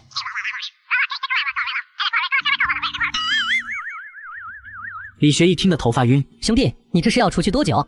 差不多来去8天。兄弟，这一趟回来，咱的贸易公司能开起来了吧？你就等着当公司元老吧。哈哈哈！兄弟，你放心出门，你安顿的事我保证给你完成的漂漂亮亮的，把咱妹三老婆都照顾得安安稳稳。大华瞪大眼睛，我老婆要你照顾。我说的是燕姐，我老婆她今晚跑同城跟那几个老男人喝酒，我得看好她，事儿就这么说定了。李学义滴溜溜的跑走了。下午回到村里，大华又找大头说清楚，明天开始接下来8天时间，跟着一个好好学车，好好送货。对了，周厂长调工商局去了，有啥事去工商局205房间找他。华子哥又谈一笔大生意。大头你要清楚，咱村里土地上的产业要发展起来，不是1年2年的事，必须投入很大资金搞基础建设，靠工商贸易才能挣到钱。我这次出去就是搞定这些事的。华子哥，我知道了。回到自己家，看到忙碌的周圆圆，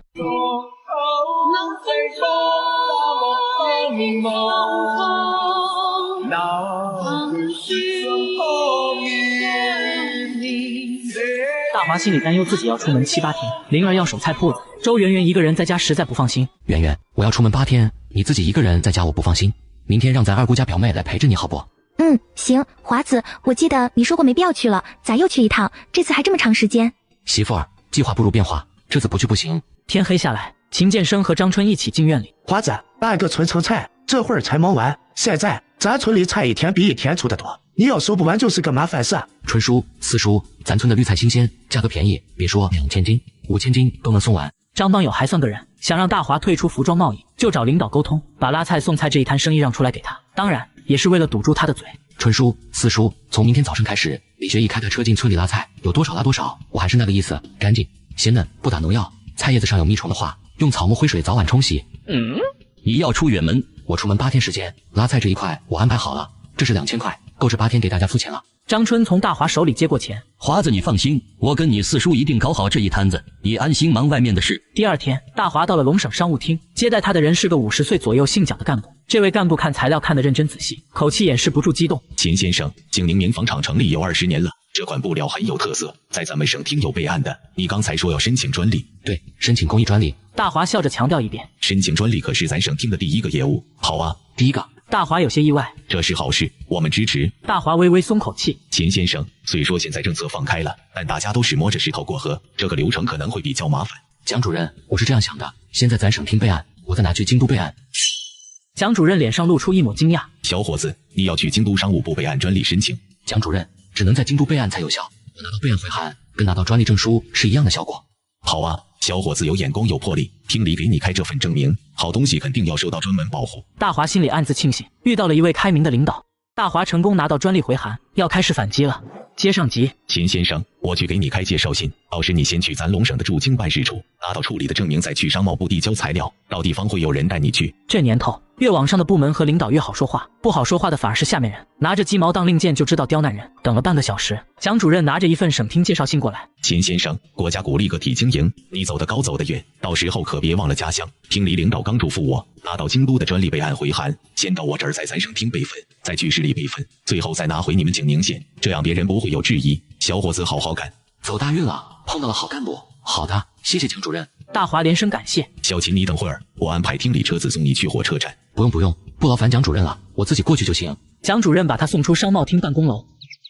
这小伙是个人才，景宁棉布是咱地方特色，终于有人上新保护了。同志，去京都的卧铺票。介绍信。去京都还要介绍信？没有介绍信不能去京都。大华只好把省厅开给商务部的介绍信，还有开给龙省驻京办事处的介绍信都递进去，一张卧铺票很快递了出来。祝你一路愉快。谢谢。晚上8点的火车，还有2个多小时。大华找到候车大厅跟前开设的电话亭，转接了2次才到周元朝办公室。元朝叔，说话方便？方便，我这会儿很清闲。元朝叔，我问你个事儿，省厅有个姓蒋的主任，今天是他接待的我，非常热情，安排得很详细。我觉得他跟咱景宁棉纺厂有关系。蒋主任多大年龄？大概50岁吧。不会是蒋永发吧？景宁棉纺厂20年前的领导。元朝叔，我到了京都再给你打电话，你跟这位蒋主任解释一下，为什么专利要申请在我名下。正所谓朝中有人好办事，要不然别人不承认这一纸证明，耍死皮赖脸也是麻烦。华子，我明天一早就去省厅拜访蒋主任。大华挂了电话，笑的褶子都出来了。同城江厂长，你腾出来100台缝纫机做景宁棉布喇叭裤，可真是谢谢喽。天刚亮，李学义就把车停在大华家大门口。大华安顿得很清楚，每天一大早进村里拉菜，已经拉了2天，目前一切顺利。周圆圆和秦玲从院里出来迎他。弟妹，你那人说3天后就回来了。李学义笑呵呵地对着周圆圆说：咦，李学义你乱说的吧？他来去5天能回来？他打电话打到燕姐家去了，不信你问燕姐去。这2天李燕并不开心，景宁布喇叭裤遇到了一些麻烦，4个商场负责人要求李燕降价，大华不在，这事儿他做不了主，烦死了。李学义送完一车菜，回到百货商店李燕呢。燕姐，我刚得到情报，是张邦昌搞的手段。华子明明知道这件事，可他在这节骨眼上跑南省是啥意思？燕姐，咱去找周厂长，他办公室的电话能联系上大华，问问他到底怎么回事。协议，同城各个销售点要求我降价，我第一时间就找周厂长去了。周厂长说等大华回来就会有解决办法。燕姐，我得到消息，同城衣帽厂也要生产这一款裤子，他们一天能产200条，有100条不在同城销售，拉到中卫市去了。李燕身子绷紧，同城制衣厂这是要把他李燕挤出去，直接给销售点供货。协议，有没有可能是秦大华绕的手腕？燕姐，他说过给你3个月时间，第3个月还没到呢，他应该不是这样的人。李燕急得跺脚。协议，那你说怎么办？他还有3天才能回来，价格降下来，再提价就难了。俩人正犯难呢，周元朝来了。李燕，去我办公室接华子电话。2人赶忙骑上自行车往工商局跑。京都商务部办公楼1楼大厅，大华跟龙省驻京办的女干部相处有2天了，事儿办妥，对他连声感谢。韩处，太谢谢你了，我还以为材料交上去马上就能拿到备案证明，结果麻烦了您整整2天陪我办这道手续。你别客气，咱驻京办就是为人民服务的。昨天下午交上去的材料审核到今天下午，这位韩处长一直陪着他。这时候申请专利还非常少，政府对第一个吃螃蟹的人非常重视，尽最大可能把这手续办齐办好，要让人民知道政府对专利技术的重视和鼓舞。下午4点，专利受理工作员说审核已经完成，只要签字画押就可以了。大华终于拿到了一纸回函，大华一个字一个字的看，专利上明确表明，未经专利申请人允许，其他组织、单位、个人不得随便生产经营这款棉布为材料的相关产品。专利申请人是秦大华，专利证书要过2年才能领上。这回函有一样的法律效应。看着最后红艳艳的印章，大华如释重负，狠狠亲在了最后2个红色印章上面。韩处长看得一脸乐呵，恭喜秦先生，这下咱龙省的特色产业有了最高级别的专属保护。回到驻京办办公室，大华给周元朝打电话报告好消息。元朝叔，手续办出来了，我今晚坐返回去的火车，李燕找你去了吧？李燕昨天下午就找我来了，他要顶不住了。同城制衣厂老姜给他施压，各个销售点要求这款裤子降价5块，很明显要把他挤出同城商场。元朝叔，方便的话，我想跟李燕说话。等了半个小时，估摸着李燕应该能赶到了，将电话重新拨过去。燕姐，你这2天日子不好过吧？你还知道我不好过？秦老板，你不能眼睛只盯着南省牛仔裤，咱济宁喇叭裤你不管了。噼里啪啦，李燕将这几天发生的事到豆子一般说了出来。大华静静听着，偶尔应和一声：秦老板，你到底听明白了没？你是嫌自己赚的钱太多了吗？燕姐，别激动，听我说，按我的意思去做。快说，接下来怎么办？燕姐，我在京都申请了景宁棉布专利备案，你听清楚，你去同城找那几个生产主任，就告诉他们一件事：景宁棉布喇叭裤，谁敢不经我同意私自出售，我让他不仅1分钱赚不到，还要倒赔我钱。李燕满是震惊：什么？你跑京都去了，申请专利备案？我不明白你在说什么。燕姐，记住我刚才说的话，照我的意思做就行了，还有什么不懂的，让元朝叔给你解释清楚。大后天我就到家了。说完，大华挂断了电话。周元朝看着急躁的李燕：我来给你们解释。周厂长，这么说，咱景宁喇叭裤不是谁想生产就能生产的，大华跑京都就是为了这个？李燕长吐一口气：协议，开车送我去同城。李燕，先找张当昌，现在就去找。周元朝带李燕去棉纺厂。张主任，咱库存的棉布你发给老姜了。周厂长，咱不能跟老姜闹翻，这不也是你的意思？张邦昌坐在周厂长原来坐的位子上，趾高气扬地说道：这几天张邦昌给同城制衣厂发了2车布料，能出2000条景宁喇叭裤。对了，周厂长，县委领导也是这个意思。拿县委领导压我，看来我还得去省厅找一下老蒋。张主任，你现在还不是正式任命的棉纺厂厂长，咱厂的棉布不是你想拉出去就能拉出去的。从今天下午4点开始，你说了不算，我说也不算。嘿，周厂长，你是不是傻了？咱棉纺厂的布料厂长说了不算，谁说了算？秦大华说了算。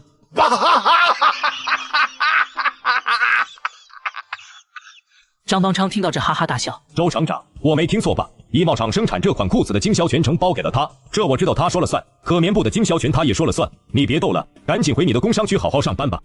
大华拿下景宁棉布的专利，同城服装界风起云涌。张邦昌和姜厂长急了。接上急，张主任，我很负责任的告诉你，大华申请了景宁棉布的专利，所以你这个代厂长现在说了也不算。景宁棉布有专利备案，备案申请人是邢大华。周厂长，你在胡说什么？张邦昌只觉得荒谬至极，他也没意识到专利备案意味着什么。张主任，你爱信不信，反正这款布料从今天开始就不是你能做得了主的。然而张邦昌根本不认这件事，最后几人不欢而散。随后李燕乘车来到同城，他先是约见了自己的几个合作伙伴，几杯酒下肚之后，直截了当的将大华的意思告诉几人。几个人嘻嘻哈哈，一脸不相信。老赵老钱，我刚才的意思我再重复一遍，景宁棉布在秦大华名下有了专利备案，受国家级特别保护，没有专利申请备案人的同意，谁也没权利拿这款布料生产。你们接受老姜的裤子降价挤兑我，小心没把我挤兑出去，反而吃上官司。几个人琢磨着李燕话里的意思。专利备案申请人，你说秦老板受特别保护？和你们说话真他妈费劲，是我们景宁棉布受特别保护，这款布料现在只有秦老板说生产才能生产，你们好好想想，老姜挤兑周厂长挤兑秦老板，你们等着瞧吧，没他好果子吃。说完这话，李燕转头就走，留下几人面面相觑。你们听明白李燕的意思没？应该是老姜不能随便拿这款布料生产服装，要经过人家秦老板的同意。那咱现在怎么办？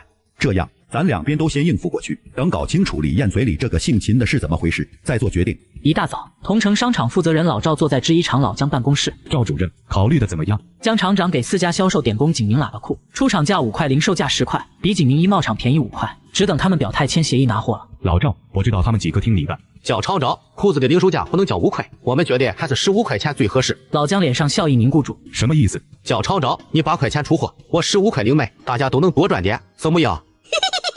姜文华毫不犹豫拒绝。不行，你必须降价。蒋厂长，你是不是故意挤兑景宁衣帽厂？我就是挤兑景宁衣帽厂，他周元朝突然断我布料供应，我用这款布料做的2款衣服是给蓝城供货，突然断供，我损失了10几万，这是没那么好了。听到这，老赵脸上讪笑一下。蒋厂长，周元朝已经不是景宁棉纺厂的厂长了，但是景宁棉布还是景宁棉纺厂的，我要的是这款布。这下老赵是彻底听明白了。蒋厂长，既然景宁棉布这么好，那你怎么不自己生产？赵主任，这不是你操心的事。赵主任讪讪的点点头。老蒋，景宁秦老板你知道多少？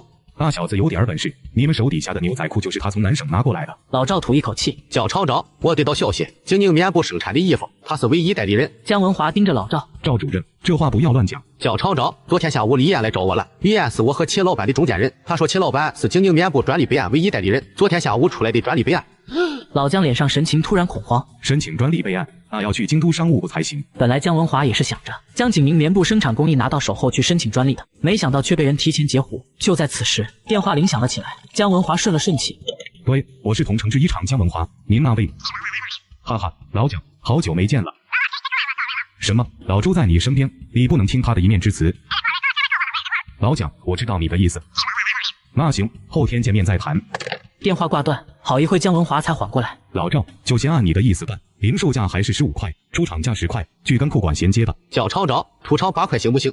姜厂长拍一拍桌子，你跟我还价。好说好说，蒋厂长你别激动，我这就去找库管。办公室里，姜厂长满脸沮丧。省城商务厅的蒋主任给他打来电话，让他积极配合景宁棉纺厂的产业发展，跟专利人秦大华先生打好配合。老姜摸着额头陷入沉思。中午吃饭时间，李艳跟老赵老钱坐在一起。赵主任很疑惑：李艳，你转行了，衣服生意不做了？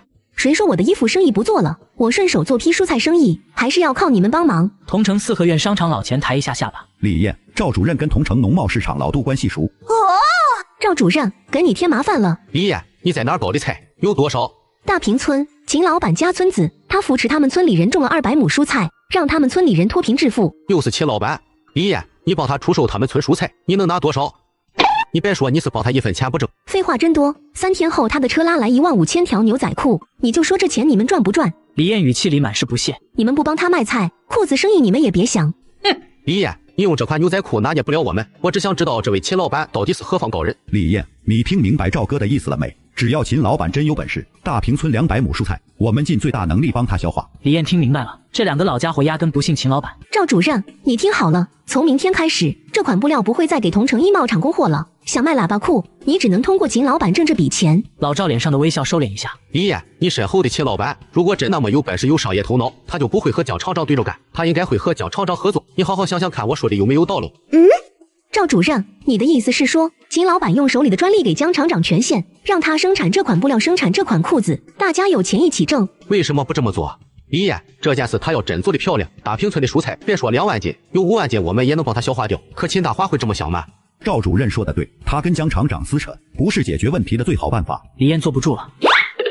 第二天一早就去蓝城火车站堵人了。从京都回来的火车8点有一趟，结果李艳在火车站等到8点，那趟人都走完了，也没等到人。不是说好今天回来的吗？此时的大华已经等在商务厅老蒋办公室门口，赶最早一趟火车回来，昨晚3点半都到了，在火车站椅子上胡乱躺到天亮，一早就赶紧赶了过来。一个身影越来越近，秦老板，你果然来了，好小子。蒋永发满脸微笑走过来，蒋主任，我肯定先到你这儿，要给省厅备案的。两人进去办公室。秦老板，老周昨天来找过我，你的情况我都知道了，专利备案在你名下是合适的。蒋主任，文件都在这儿了。蒋永发接过大华掏出来的备案回函，一句一句看。秦老板，有这份东西，没必要让省厅开证明了，我做个登记存个档，你签个字就行了。接下来你怎么想？蒋主任，我想扩大棉布产能，扩大服装产量，可拨给我们景宁棉纺厂的棉花指标太少了。秦老板，这个一时半会批不下来，不过有了这份专利证明，今年10月新棉花运过来，可以给你再争取1倍指标。蒋主任，景宁棉纺厂的发展就靠你来争取了，但建厂安装设备都需要花时间，我等不及了。秦老板，你想借鸡生蛋，借谁的鸡？大华呵呵笑，身子往前靠一下。我找谁？蒋主任心里早有数的，我不想得罪人，和气生财，大家都受益，岂不更好 ？Nice。秦老板有气魄有度量，我没看错人。大华同志，你这个态度才是调和你们关系的根本。喝完这杯茶，我跟你一块过去。一老一小相视一笑。大华和姜厂长谈合作，姜厂长只能无奈的同意，搞定了大问题。大华着急赶回家和圆圆甜蜜。接上集，大华和蒋主任一起出发，到同城已经快12点，刚走到姜厂长办公室门口，就从办公室里传出来熟悉的女声。大华嘀咕：燕姐怎么在这里？蒋主任没有敲门，直接推开进去。哈哈，老蒋，我说过我今天会来找你，你可别不欢迎我。来看看我身后是谁。说着让出身后的位置，房间里几个人齐刷刷看过来。燕姐，你也在这儿？哟，赵主任也在呢。和认识的几人打过招呼，大华上前一步伸出手。江厂长，正式自我介绍一下，鄙人大平村秦大华。我想之前我们之间有误会，不知今天江厂长可否赏脸？我做东，咱同城最好的饭店、最好的包间，今天不醉不归。哼，姜文华并不想跟他握手，可那样一来显得自己小家子气，二来他是蒋主任带来的，蒋主任的面子不能不给。老姜，秦老板是给你送钱来了。蒋主任在旁边调和着。给我送钱。江厂长，我请您去同城饭店吃饭，咱边吃边聊，包您这顿饭吃得满意，吃得高兴。老姜，走啊，在我跟前摆谱是不是？蒋永发佯装生气道。走就走，不就吃一顿饭吗？几个人一起出门往同城饭店方向走，两个老家伙走在一起，后面是大华和李艳，同城商城的赵主任跟在最后。老姜，秦老板要真心实意跟你合作的，你在拿谱就有点小家子气了。老蒋，他怎么冒出来的？朱元朝对他言听计从，他真有那么大本事？老姜，千万别小瞧这小子。俩老的一起说悄悄话，俩小的也在说悄悄话。李艳贴紧大华，小声问道：“你昨晚3点回来的？”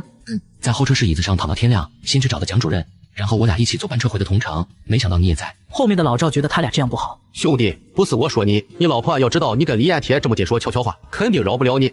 难道你看上我燕姐了？这可不行，你有老婆有孩子的。秦老板，别这么乱猜疑好不好？几人很快来到同城饭店包间，大华先把资料掏出来递过去给老姜看。江厂长，您过目，咱景宁棉布的专利备案有了，之所以申请在我名下，完全是为了方便行事，并不是故意针对您。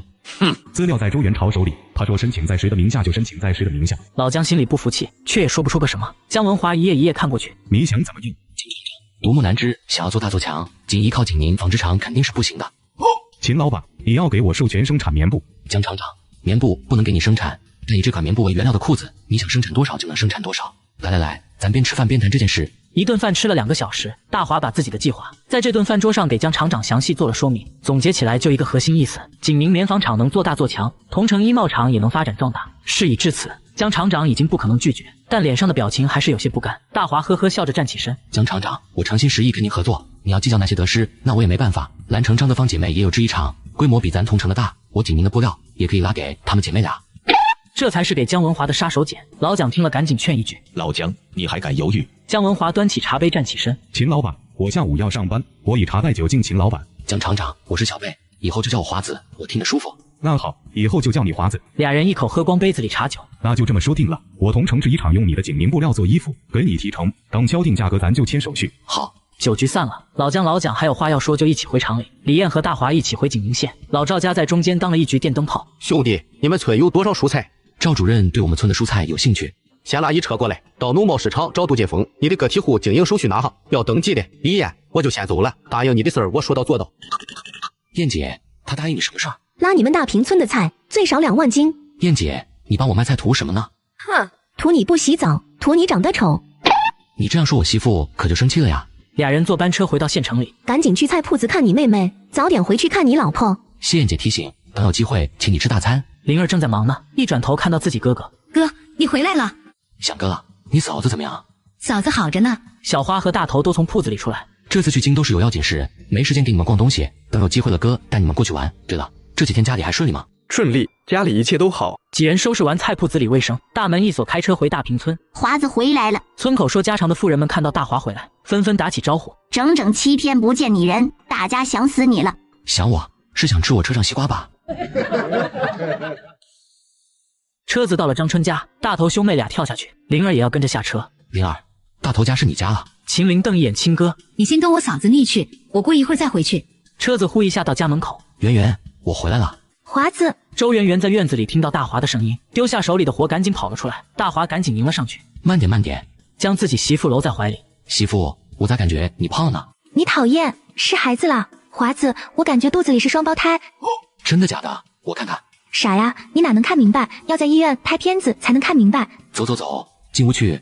周圆圆这几天心里总是胡思乱想，在这样的大环境下，她不信大华不重男轻女，她可是单传啊。华子，我想明天下去检查看看，万一什么？万一是2个女孩呢？圆圆，你又瞎想了不是？男孩女孩对我来说不重要，重要的是那是咱俩的孩子，你是我的大宝贝，他们就是小宝贝。圆圆，我觉得还是把二姑家表妹接过来照顾你吧。俩人坐在炕上，仿佛有说不完的话。圆圆，是大华回来了。周圆圆嘟嘴，哼，你一回来，他们都追着来了，就不能等一会儿？就是一个个的没一点眼力劲，就不能让我们小两口子甜蜜一会儿？讨厌，赶紧出去看看吧。两人从屋里出去，是春婶和另几个妇人。春婶，这回来啥事？我们找圆圆呢，圆圆走去王霞霞家帮忙，后天王霞霞就被小水人娶走了。春婶，你们先走，我待会再去。嗨，看咱们办的啥事？华子刚回来，小两口正腻着呢。得了，你俩腻着吧，完了去王霞霞家吃长面。知道了，春婶。几个妇人给周圆圆一个我们都懂的眼神，然后嘻嘻哈哈笑着出去了。俩人又在家里亲热了一会儿。我得去给王霞霞家帮忙了，她妈妈前天就请我了。前天就请你了？嗯。走到张春家院子，灵儿，出来。大头从屋里出来。华子哥，我刚要叫你去王霞霞家吃炒面，他们3个已经走了。村里一家人办事，全村老小去帮忙凑热闹，那是个有人情味、邻里乡亲最和睦的年代。重生后，大华服装生意再创新高，80年代年入几百万。让你重生，你行吗？反正我是不行。街上急，大华让大头先走，自己拉着周圆圆慢悠悠地走在村路上，身边是不是有人超过他俩？华子回来了，走快点，咱几个凑一桌。自从带领大伙种菜赚钱，如今大华在村里的地位极高，乡亲们看见他热情的不得了。到了王霞霞家，大华还紧紧拉着周圆圆的手。村民打趣道：看这小两口恩爱的，你们这些个大老爷们都看看，向人家大华学习学习怎么疼老婆。这一说可不得了，周圆圆臊得满脸通红，快步往锅灶方向走去，那里有春婶护着她。圆圆，看你脸红的，你怀着呢，可要悠着些。那咋能悠着？华子20出头，正是血气方刚的年龄，又出门饿了这些天，这刚回来还不得吃个够。这帮碎嘴妇人你一言我一句的斗着，周圆圆羞得都快钻地里了。春婶忍着笑安慰着圆圆，大家闹着玩呢，没恶意，你别往心里去，你不要忙了，去找华子做桌吃饭。周圆圆一口拒绝，哼，我不去。这些老熊子打趣他还能受得了？过去坐桌上被男人们笑，算怎么回事？院里，大华找到王霞霞父亲，叔，亲婆们随礼还是拿一副花模。王强笑着说道：咱这不都是一副花模吗？华子，你什么意思？大华摸着下巴，王叔，我有个想法，从霞霞这开始，咱村里人家姑娘娶媳妇，随礼不要花模了，拿钱上礼，方便一大截。包产到户这几年，大家不缠白面膜，还拿白面花模，祭礼不合适了。王强想了一下，华子，这不好办吧？我不能挨家挨户说我不收花模，只收钱。叔，你想多了，2块钱里咱大平村人现在能掏出来，这个是我来说。说罢，大华扯开嗓门喊话：喂，会上饭的没会上饭的，都转过脸听我说。乡亲们都转过来听华子说话。从今儿王霞霞事情开始，大家都别挣花模随礼了，随礼随2块钱、5块、10块都行，别每家提一副花模，热乎乎提来，我王叔晒干了还得给你送回去，吃的你们嘴里起泡，大家应该没意见吧？没人说同意，也没人拒绝，大家都交头接耳。突然让拿钱随礼，大伙不太适应。我说你们咋一个个都这么迷糊呢？谁家没个娶媳妇嫁姑娘的，随出去的礼又没白出，挂在人情本子上的是账，迟早得还给你们。谁不同意我不收谁的菜，长老了喂驴去。大华这么一说，当即有人表态了。谁说不同意？我上2块钱。那个华子，上1块钱行不？问这话的人让大华一肚子恼火，看明白他是谁，嘴里骂道：王二，你家老小6口人，一人吃2碗，12碗就值1块钱，你1块钱咋那么值钱？你得出5块。就是你家连副花模都不挣，一家老小混吃混喝几年了都，也不嫌臊得慌。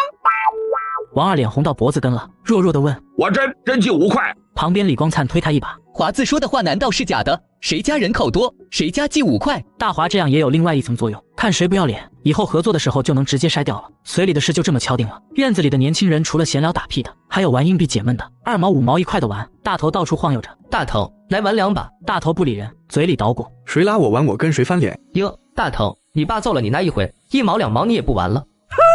1毛2毛也是赌博，我发过誓的，以后再赌钱剁了自己手指头。大头，咱这不算赌，就玩个乐呵，给王霞霞找人气嘛。大头想玩，可老爹和大华都在这，他不敢。大华走过来，拍一下他肩膀：别傻愣愣站着，都等着你呢。华哥，你让我玩，小赌怡情，大赌伤身，玩个几毛1块是开心，你别又赢跑出去乱玩就行。华子哥，你真理解人。不是大华理解人，是他大头想玩又不敢，傻愣愣看也不好，没有耍手腕的外人，小玩几把也无伤大雅。村子里的人都聚在王家添人气，闹哄哄的更多的是人情味。大华吃罢饭便去找李学义和李艳。李艳刚打发走景宁县3个销售点拉货的人。燕姐，都弄完了。完了，他们3家的货款过几天结清，咱县城的点不急1天2天。大华点头，是不急，别催他们。一哥，中卫市这3个人什么来路搞清楚了没？李学义说得很肯定。咱手下兄弟带来消息，带头的是中卫市马市长儿子，有钱有人有场子，跑你手里拉货来了。大华点头。一哥，燕姐，中卫市这几个客户得好好招呼，他们可能会越过咱们从西京拉服装，咱要留心算账，能不流失他们最好。李学义一口答应。华子，你提醒的对，我和燕姐会注意的。三人回菜铺子里面房间算了这笔账，15000条南省牛仔裤，平均下来一条裤子19块拽个零头，回笼资金287600块。大华一句话把这笔钱分清楚。服装生意的资产，从现在开始我占6成，一哥和燕姐你俩合起来占4成。李燕一脸不相信，服装收益64分，什么意思？以前的牛仔裤拉回来，18块转给李燕，平均下来一条裤子上李燕赚2块到3块差价。这批裤子的资金回笼到手差不多30万。大华说跟他64分。夸嘴，服装生意你怎么计划的？跟我俩说清楚。燕姐，过不了多久就会有别的牛仔服进同城市场，即便量不多，质量也没咱这款好，但价格便宜，咱不能扛着高价不松口。咱的这款牛仔裤一条最终赚3块到5块。李燕很沮丧，3块到5块，那咱64分，岂不是也没多多少？大华说得很轻松。一哥，燕姐，别小瞧2块3块，批发商靠的是走量赚钱。这批裤子我们先降价2块，保证市场份额不会丢。大华一条一条解释，咱们保住销量不降的前提下，燕姐和一哥你俩的任务是往其他3个市区拓展。只要他俩肯跑路，脸皮足够厚，不但中卫市的人过来拉货，微山市、泉水市、玉关市这几个往北走的市区也会过来拉牛仔服。路铺好货走开，从9月开始，咱的大西洋牛仔服、紧宁棉布喇叭裤，秋冬装半个月周转一次，每次走6万条，每条裤子赚5块，30万我们分成，你俩分12万是保守数字。当然拉货送货跑市场这些苦活累活主要得靠你俩。我家圆圆肚子慢慢大起来，我得多在家陪着她。得了，你别在我俩跟前秀恩爱了。照你说的，只要有车有货，价格公道，就会有人背着钱袋子追过来要货。燕姐，他们要南省牛仔裤，必须经过我们同城景宁去蓝城进货，我们的货跟蓝城一样，而且我们送货上门，他们为什么要跑蓝城去？李燕燕一口唾沫，夸嘴，这就是咱未来的赚钱计划。大华笑着说，燕姐，这只是咱今年后半年的赚钱计划。李学义深吸一口气，华子的意思，同城市以北4个市区范围的牛仔服装生意，咱3个包圆了。大华点头。30万现金，3万多条牛仔裤，先在这4个市里铺开，该你俩跑市场了，账不难算吧？李学义跟李燕相互看了一眼，大华来去8天跑京都，他俩跑北面4个市区，要说一声难，就不是赚大钱的人。花子，过不了2个月，咱们3个就有了注册资金50万，不100万的贸易公司了。大华微微一笑，这是我们9月10月的目标，我们有2辆大货车，有景宁棉纺厂，有省商贸厅的蒋主任，这都是别人没有的优势。困难会有，但不难克服，你俩放开手脚干就行了。80年代年入100万，2个合作伙伴乐翻天。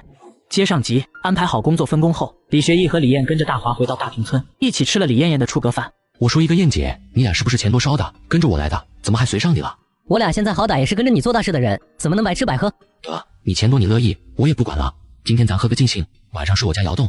农村的桌席还挺简单，几人吃了个意思，便回到了大华家。周圆圆有孕在身不方便，早早就拉着秦玲回来了。秦玲看见李燕，跳过来挽住李燕胳膊。燕姐，你今晚真住我家？我嫂子说你今晚到我家睡，我还不相信。对啊，圆圆，你俩别嫌我和学艺就行。然后3个女人巴拉巴拉的聊了起来。李学义站在一旁表情难堪，他是想吃完席就回家的，李燕非要拉着他来大华家。李燕这么做其实就是给周圆圆看明白，他跟李学义住在一起了，以后对你男人别疑神疑鬼。他个糙汉子不明白李燕的做法，在一旁一脸不高兴的嘟囔着。这破窑洞咋住啊？大华也真是的，赚了那么多钱也不知道把房子修修。也不是大华不修房子，从重生到现在，他像个陀螺一样忙得停不下，根本没时间张罗这些事。这边李燕直接把话说明了。圆圆，你老公是有本事的男人，我不欣赏不佩服是假的，但我跟李学义结婚的事情已经定了，你千万不要有别的误会，我们3个绑在一起做事挣钱，希望你不要介意。啊，燕姐你想多了，你帮我家大华那么多，我还得谢谢你呢。走，我陪你在村子里转转。女人们出去了。大华跟李学义围着桌子喝酒，大华抱怨：一哥，我让你给我搞这个牌子的酒，你搞了几箱再不搞了？李学义有些不理解，你要这么多干嘛？难道存这酒真能挣钱？你能搞来多少我收多少，加钱都行，可别怪我没提醒你。李学义嘻嘻笑，华子我信你，以后每天进大坪村拉菜，多少给你搞几箱。来干！因为李燕2口子，秦玲跑春婶家借宿，他现在巴不得天天借宿春婶家。春叔，我今天和小花睡，我误今天燕姐和李学义住呢。张春一脸纳闷，李学义和李燕是2口子。秦玲嘟嘴，可不2口子，还不让人说，不知道他俩咋想的。张春嘴上嘀咕，他俩都姓李，还都是县城人。咦，这不是瞎搞吗？秦玲笑了半天，春叔你想什么呢？燕姐是同城人，她爸爸调到咱景宁县当领导，他们一家才搬过来的。燕姐可有本事了，我哥拉来的裤子都是她转手放出去的。张春更吃惊了，那么好看那么有本事的姑娘，怎么愿意住你家那破窑洞？其实大华家窑洞现在除了看上去破，里面被周圆圆收拾得整整齐齐干干净净的。李燕其实是挺想住窑洞的，主要是因为好奇，据说窑洞里都满下粮，我今天可得好好体验体验。村子里没有过多的娱乐活动，李学义早早就拉着李艳钻被窝了。第二天，众人早早起床。这窑洞睡着果然舒服。学义，我们以后来大平村搞个窑洞住吧。燕姐，你是身在福中不知福啊！这窑洞你住1-2天还行，常住一段时间你试试。李学义跟大华出门收菜，李艳想看大平村里人浇菜的情景，周圆圆陪着他跟了出来。2个小媳妇站一起，傻愣愣的看大平村的集市。李艳笑着嘀咕：“圆圆，这都是你男人搞出来的。”周圆圆嘴上谦虚。华子说：“一哥要开发几个市区的服装市场，一哥和你才有本事，没有你俩，他的服装生意做不起来。”李艳开心，他天天说我事情办得不好，能在你跟前说我的好。他说你好好干，你就是景宁县最有钱的女人。圆圆，你错了，最有钱的女人是你。2个小媳妇相互逗笑，嘻嘻哈哈乐得不行。大华喊了一声：“灵儿，小花，跳车厢里帮大头码菜，别把西红柿压了。”好嘞。李学义开的2号车装满了，1万多斤送到桐城市农贸市场。大华的车拉7000斤，给各个乡镇送去，再拉进县城给几个点送。秦林头伸出来喊：“嫂子，我们走了，你看好咱家，我哥中午回来。”大华2辆车送货的时候，棉纺厂的货车拉着布料送往桐城制衣厂，开车的是小潘和小杨。他俩这段时间决定了一件事，跟秦老板干。他俩是厂里的签约司机，除了给棉纺厂开车送货，还有大把时间给秦老板送货。小杨，我看出来了，过不了2个月，秦老板会有第3辆车、第4辆车，到时候司机找谁？肯定找咱俩。小杨同意潘哥的意思。潘哥，周厂长调走后，张邦昌那嘴脸越来越难看，他挤兑秦老板早上不要大瓶的蔬菜，这都算了，他今天居然训你爸。潘年华叹气，我没想到张主任是这种嘴脸。潘哥，不行，咱把这事告诉秦老板。他能管咱这事？大华是真的当咱是兄弟，找他准没错。晚上，小2口算着这段时间的收入，菜铺子生意有300，猪肉生意有300，大平村拉出去的菜有400-500，超过4位数了。周圆圆认真的算着账。华子，你猜猜这个月有多少？周圆圆问的是菜铺子收入，包括定点铺子收入和大平村拉出去的蔬菜收入。他以为大华说不上来。27865块。周圆圆吓一跳。天啦，你怎么算的这么准？不可能呀！大华叹口气，小媳妇怀孕4个月，身子重的同时脑子越来越笨，果然是一孕傻3年。这个数字是大华在账本上看的，他想不到这个点上，还以为这又是自家男人的本事。大华问：“你这1个月做衣服赚了多少？”周圆圆一口爆出来：“58块。”怎么了？58，料子钱都比58多吧？布料是大华从李艳商店拿回来的，他记得是88。华子有几10块钱没收回来，人家说等有钱了再给我。媳妇嘴里说的人家都是谁家，大华要搞清楚。我看你记的账都谁欠着钱不给？明天再看吗？我现在就要看明白。大华就是想搞清楚本子上有没有秦卫军、王华雄这些人，本子上排着一串人名。王霞霞欠了你10块，是王霞霞吧？就是王霞霞，她家没菜地，没钱给就欠着了。看了一遍，没有秦卫军和王华雄。大华暗道：这2家人是跟我彻底抽掉了，宁可去乡上供销社买贵几倍的成品衣服，也不让圆圆做。李光灿欠8块钱。他媳妇做了一身衣服，衣服拿走了没给钱，我也不好意思催着要。李光灿媳妇欠钱只有一个解释，衣服是偷偷做的，不好意思给男人说，就这么挂在账上。不行，明天我还家要账去，我倒要看看他们是怎么回事，是真没钱，还是看我家圆圆好说话，捂着口袋不掏钱。圆圆双胞胎显怀，大华在家陪老婆，发现老婆赔本做衣服，决定帮老好人圆圆收账。接上集，圆圆，明天我还家要账去。你不出车送货？大头开车去送。从明开始，我在家陪着你，给你做饭，帮你洗衣服干家务，顺带着帮你讨债要账。虽然心里很高兴，可周圆圆还是觉得不合适。这样不好吧，华子，让村里人说你一天到晚围着媳妇转。我就围着媳妇转咋了？我看谁敢说围着媳妇转很丢人吗？你给我怀着双胞胎已经4个月过了，我一天都不想离开你。周圆圆在男人脸上吧唧吧唧几口。放心吧，老婆，我也不是不出去，只是把手老婆换成现在的主业。圆圆心里乐开了花。第2天一早，张春嘴上问大华：“你不出去了，就这么放心大头开车？出去要到下午6点才能回来，我媳妇身子重，我不放心。”华子，你要留在家照顾你媳妇。大华点头。除了景宁县有李艳和李学义，景宁县范围有大头，菜铺子里有灵儿和小花，都不用我操心。大华想起来王虾虾，问张春：“春叔，王虾虾是谁家的？我咋对不上号？”王少小儿子瞎着一个眼睛，叫王虾虾，你问这干啥？他家没菜地。没有，不知道你大伯咋捣鼓的。王家几户，李家几户，在水地湾都没有水浇地，现在成了咱村里最困难的几户人家了。我还要跟你说这件事，有什么办法让他们也有收入？张春又详细说着这几家的情况。不是傻子就是老小，没个年轻攒进劳动力，想帮我都没出使劲，总不能老给他们借钱吧？大华叹气，这就没办法了。我不可能拿着钱背着粮给他们送去。自打秦建明进去，大平村就没个正经村长。王少死了女人，自己拉扯着3个小孩，给孩子做的衣服欠着账，圆圆不可能要回来了。大华听得很无奈，便没去王少家，直接去了隔壁王草草家。他家种着芹菜，每天出200斤菜，最少也有10块钱收入，连着20天的10块钱收入，付不出来10块衣服钱。听张春这么说，大华就想搞明白这妇人是咋想的。张春跟大华站在了王巧巧家院子里。王巧媳妇，我媳妇给你家3个娃，一人做了一套衣服，给你身上做了一套衣服，你欠着我媳妇12块钱是什么意思？说来这王巧巧也是泼辣妇人，家里男人和公婆都被她拿捏得死死的。可大华现在是她的财神爷，她可不敢得罪，讪笑着说道：“哎呦，大华你咋还亲自要账来了？我现在就给你等一下。”大华看明白了，他看别人赊账，周圆圆好说话，就学着也赊账。万一周圆圆不要了，这免费的衣服多香啊！他拿出来12块递给大华。王巧媳妇，你这么做就不对了，你有钱你不给我媳妇？说的王巧媳妇红着脸也不敢顶嘴。嗨，早几天我就想着给圆圆送过去，这不忙东忙西的忘了吗？以后不会了。从他家出来，张春摇摇头，挨家要这个钱，估计的惹不痛快。下一家的王家老八也是个赖皮，欠着15块钱不给。王老八这段时间让大家总是嘴上吊着，大家取掉一个老，加一个蛋，王八蛋叫得越来越顺口。周圆圆在账本上记账，记了个王八蛋加15块，感觉不合适，又蹭蹭划掉了几杠子，还是被大华看出来笑了一路。走在一起的张春一脸疑惑：“华子，你笑啥呢？这么乐呵？”春叔，大家那样叫我王八表爷，他不能火呀。张春骂一句：“咱村里人现在坏得很，乱给人起外号。那老八也没出息，别人叫他，他一声不吭。”两人还没来得及敲门，王八的媳妇出门去菜地，被大华和张春堵在大门口。张春先打招呼：“八表婶，这么早去菜地忙？”我给娃他爸送铁饼子。春子，你现在是代村长，你找来有啥事啊？张春纠正一句：“八表婶，我不是村长，咱华子是村长，你要听他的话。”妇人老老实实回答：“我都听，都听。”大华问道：“表奶，你家一亩小白菜，这段时间每天出100多斤，我媳妇给你孙子做了3件衣服，也就15块，你咋1块钱都没给？”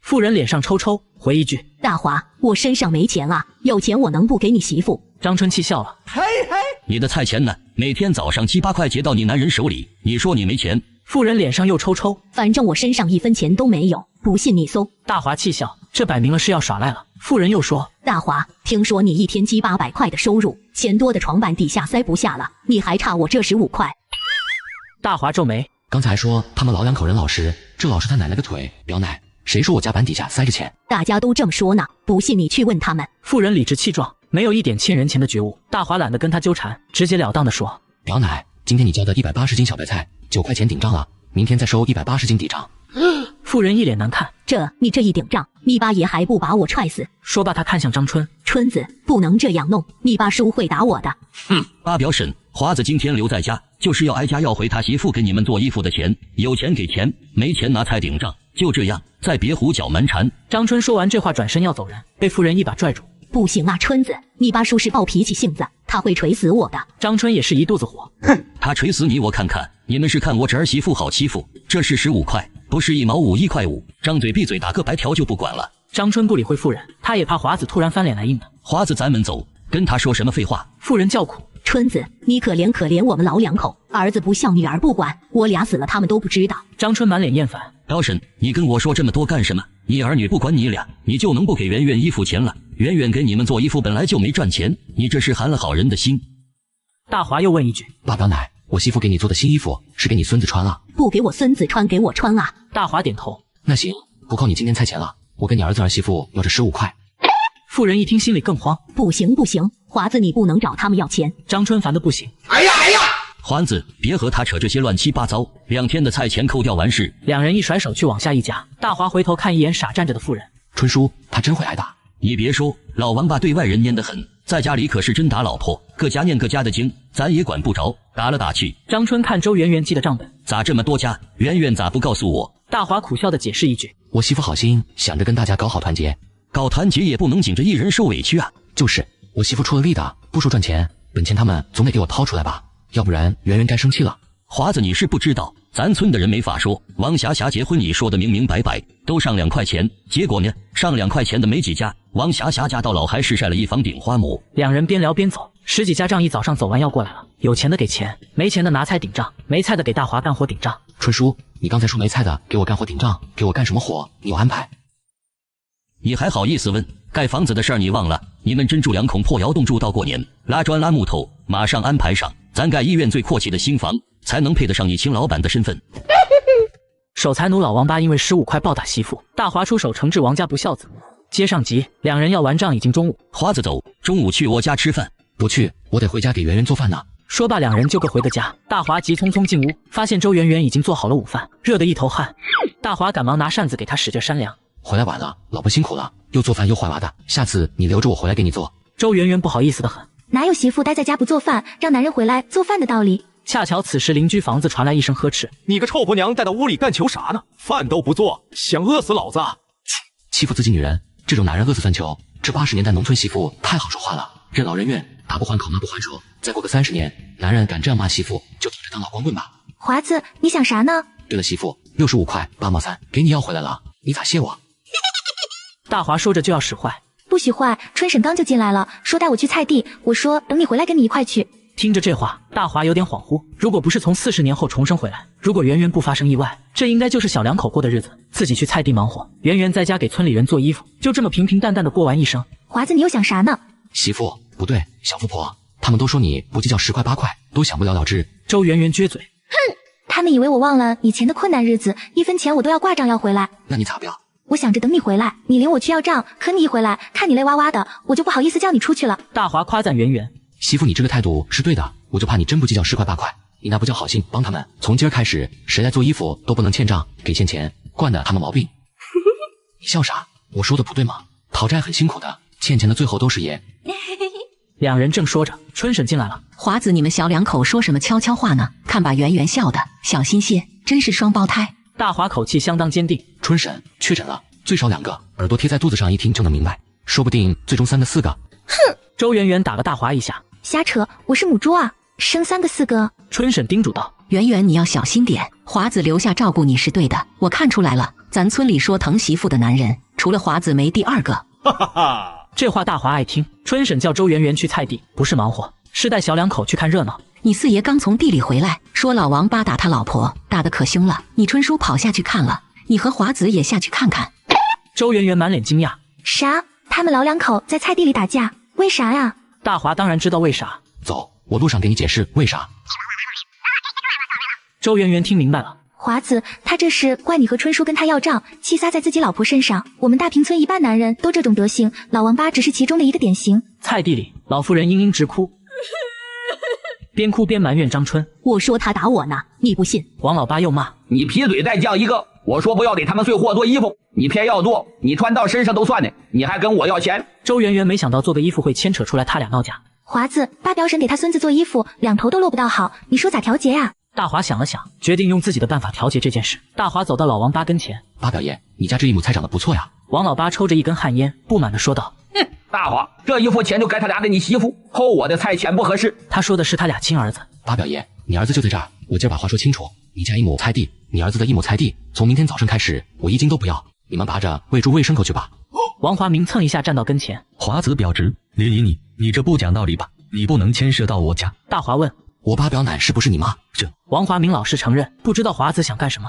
你妈疼你儿子，在我媳妇跟前做了衣服，15块钱，你该不该给你妈？不是，华子，大夏天的我妈做什么新衣服？这不折腾钱吗？再说了，老二娃也穿新衣服了，他咋1分钱不给我妈？看大华脸色越加阴沉，王华明只能改口：“华子，我来就是给我妈这个钱的，你不能不收我家的菜呀。”大华看着他：“把15块钱给你妈，我这就给你纯说一说，我就知道我爸犯浑，我跑来就是给我妈钱的。”王华明从兜里掏了1沓零钱，递给他老妈。嘿，老王八一把夺过老妇人手里钱。张春骂一句：“王八，你真是王八蛋！”王老八，你家菜我1斤都不要，你爱咋折腾折腾。王老八这才反应过来，他没想到有人给他的臭婆娘撑腰。看大华不像开玩笑，他急忙又把钱还给他老婆子。好了，从明儿开始，卖菜的钱都给我老婆子，她爱给谁做衣服就给谁做去。大华冷冷看他们一眼：“我再说一遍，你们这一门人的菜，我1斤都不收了。”大华说完这句话，拉上圆圆的手转身回家。周圆圆不解：“华子，这就调解完了？”完了，回家睡午觉。第二天天刚亮，2辆拉菜车跟前吵吵嚷嚷，以往是热闹的声音，今天却不一样了。华子昨天不是告诉你们了，你们2家的菜1斤都不收。王华明急了：“华子就那样子随口一说，你还当真呢？”这边说着话，王老八妇人背着一个袋子从远处过来了，脊背上那个袋子看上去有50斤重，老妇人脊背压得低低的。大华眼睛看着慢慢往车子跟前挪的老妇人，哼，大家看明白了。华明，你瞧瞧你们兄弟俩干的事情，你俩就不能把你老娘的菜先拉过来？王华明马上明白了哪里不对，转过身迎他老娘，想从老妇人脊背上接袋子，不料被老妇人紧紧拽着不撒手。哎呀！王华太无奈：“华子，你看我妈，她不让我搁背，这你能说我们不管她？”张春最听不惯他这种话。闭嘴吧你！你对你妈好不好？谁没看在眼里？你的菜不收，背回去喂你家骡子去。不是，春表哥你啥意思？周围几个人劝他。华太，你对你妈真心好，华子才收你的菜。王华明看大华态度坚决，索性绕过人群，走到李学义跟前。李老板，收菜的人是你吗？你看那小子话大不大？好像他说了算。李学义满脸疑惑，都快2个月了，大平村人还不知道这辆车是华子的。王叔，这什么意思啊？华子为什么不收你的菜？王华明不好意思解释，旁边的人说道：李老板，他俩不管老娘，华子看不惯，我收他俩的菜了。李学义恍然大悟的表情。这样啊，那以后你们2家的菜别往这拉了。这，李老板你咋也不好说话了？我不是老板，我是给老板打工的，你别问我。李学义说着小跑到周圆圆跟前。弟妹，你悠着些，你过来，我给你说个事情。两人来到华子跟前。一哥，有什么话要说？搞得神神秘秘的。周圆圆以为他又说衣服生意的事。你们生意的事，你们商量就行。说着就要走。弟妹，你别急着走，我打听到你妈的下落了。一句话炸在周圆圆心里，她腿脚发软，差点站不住脚。周圆圆跑路的妈妈有了消息，为了圆圆的身体，大华只能先骗着她。接上集。弟妹，我打听到你妈的下落了。一句话炸在周圆圆心里，她腿脚发软，差点站不住脚。大华赶紧扶住她。我妈，她在哪里？大华狠狠地瞪了李学义一眼，把李学义搞迷糊了。这不好消息吗？华子这啥眼神？圆圆你别激动，先听一个说明白。李学义辛苦跑了大半个月，时间地点都能对上，现在就等周圆圆亲自跑一趟确认一下。可李学义忽略了圆圆现在的身体状态，这件事他要好心办坏事了。趁着周圆圆没回过神，大华小声给李学义说：一哥你是不是傻？我媳妇现在不能太激动。李学义终于明白过来，赶紧改口：弟妹，我也是有点激动了，是不是你妈还不确定？我手下兄弟说不清楚，我再亲自去看看，拿来照片给你认认。周圆圆已经迫不及待。一哥辛苦你了，你尽快拿来照片给我看好不好？如果真是我妈，无论如何我要去看她。好，我尽快拿来照片。这不确定的事，你不要心急，安心在家养胎。大华溜到秦陵身边。灵儿，我和一哥说事，你先把你嫂子带回家吃饭。好嘞。秦陵跑过去拉着周圆圆。嫂子，春婶做的菜盒子我放屋里了，咱回去趁热吃。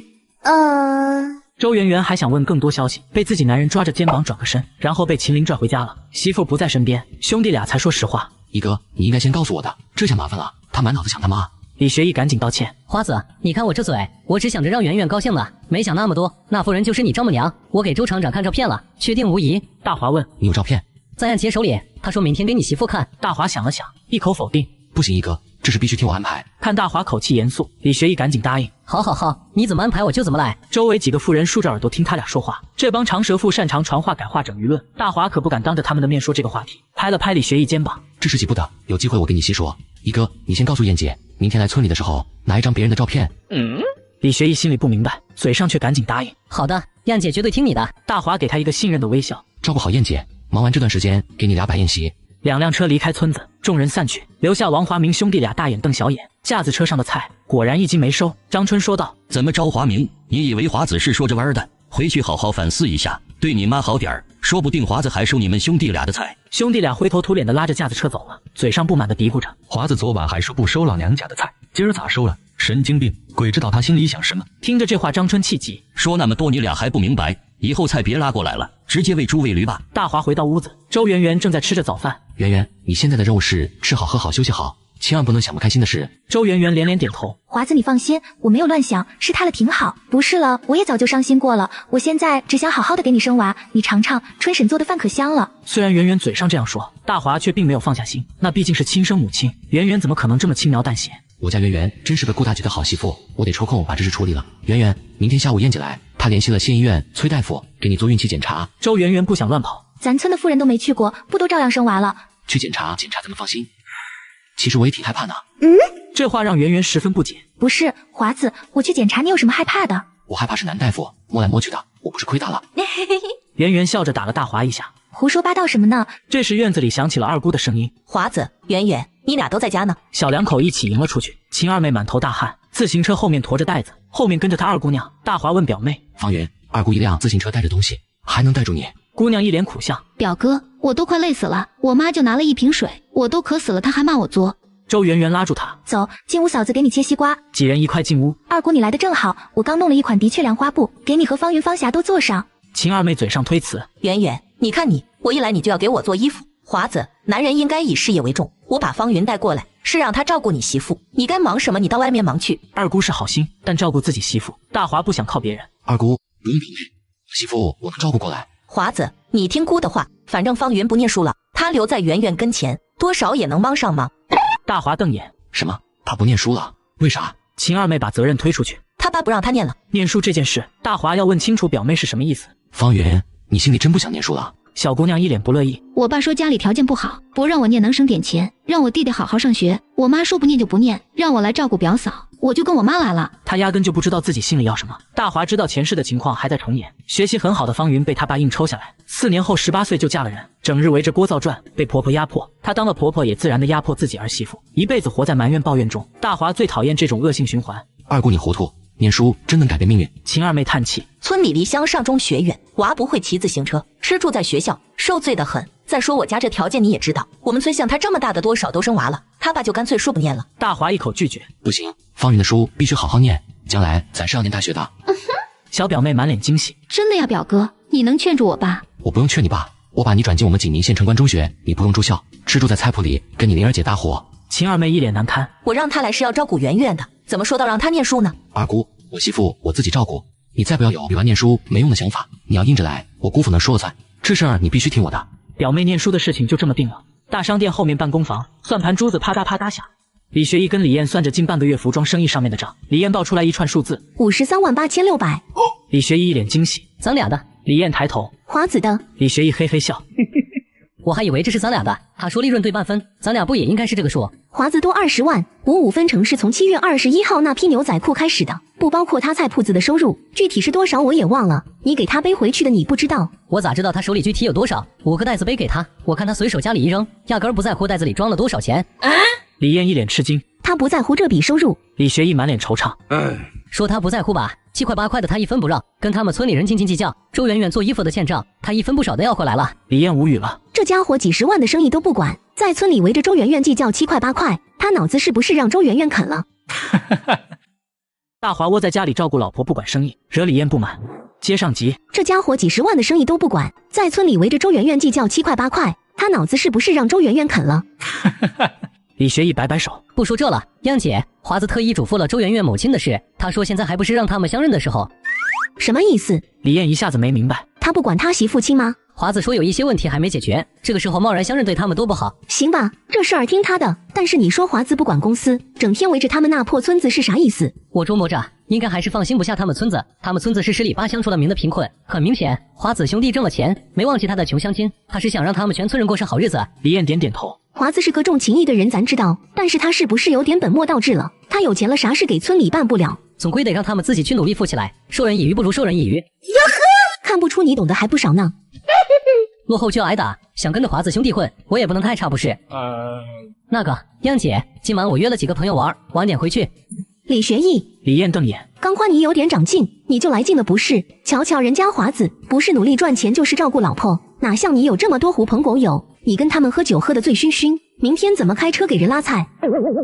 李学义被李艳的河东狮吼打败了。燕姐别说了，我不去了还不成？走走走，咱去大坪村给华子商量找房子的事。李学义只觉得以前自由的日子一去不回了，感觉这辈子不会快乐了。两人开车出发去大坪村。燕姐，贸易公司的事儿非要今儿找华子说，公司的正经名字都没有。这是大事，是正事。现在他心里只有他媳妇和他们村，我再不提醒他，咱们喝西北风去吧。跑了一半路，大头的车停在路边，车旁边围了一堆人。大头兄弟出事了。李学义心里一紧，央姐，座子底下有我相机，你不要下车，以防万一有事拿相机拍上。我先过去看看。大头拉3个妹妹回家，每天都顺顺当当的，谁成想今天半路出了事。大头，怎么回事？义哥，大头看见来人长松一口气，转身要往李学义跟前走，嘿，被2个妇人拽着胳膊，还想跑？谁跑了？我义哥来了，我们一起的。李学义大喝一声，把人放开，说话就说话，拽着我兄弟干什么？2个妇人放开了大头。李学义说话间已经看明白了怎么回事，这帮人的穿着似乎都是附近村民。一名中年男子坐在车边，抱着一条腿哎呦呻吟，腿上血糊一团。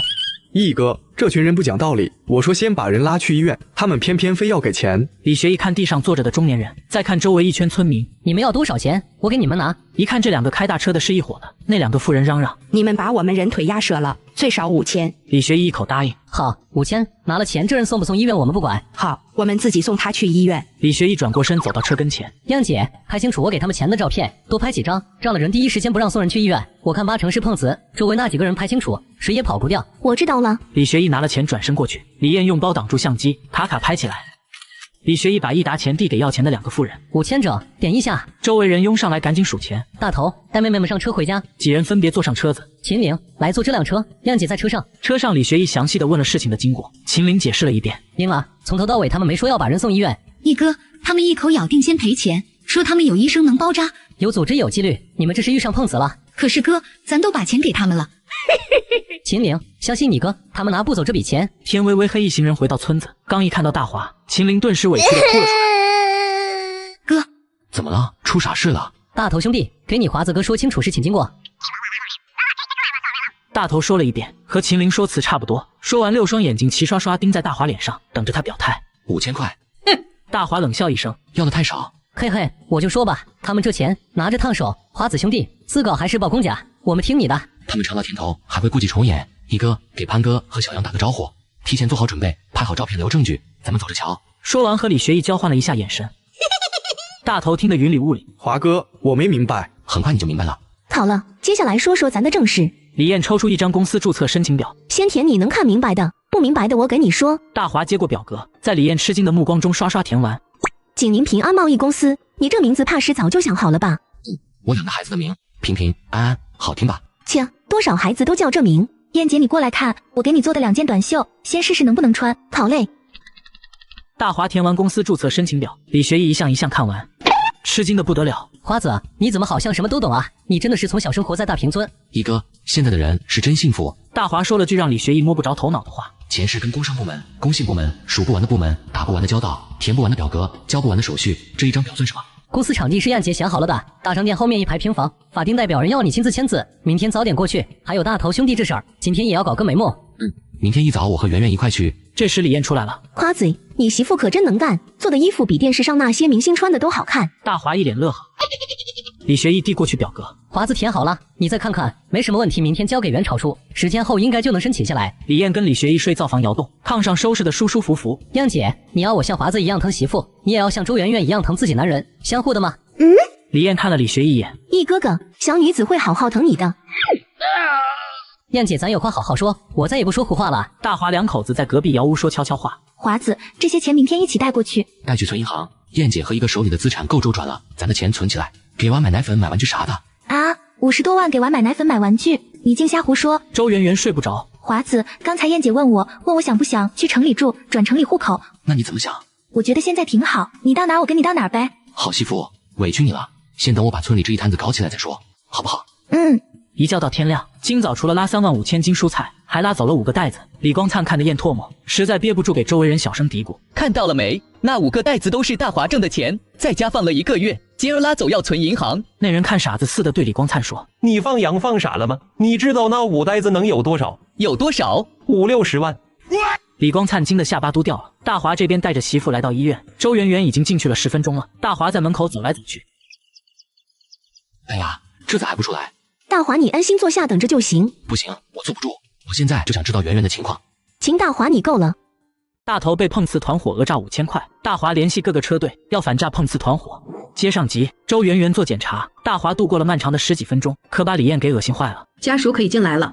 大华和李艳一块进去。崔大夫，我妹子怎么样？崔医生，我媳妇怎么样？大华也赶紧问道。一切正常，加强营养，注意休息。6个月的时候来我再看看，先给你开2盒叶酸片，1天吃2次。确定了是双胞胎无疑。从崔大夫房间走出来，大华口气很认真地说：我听这儿一个心跳，那儿一个心跳，那儿也有一个心跳，我还以为是3胞胎呢。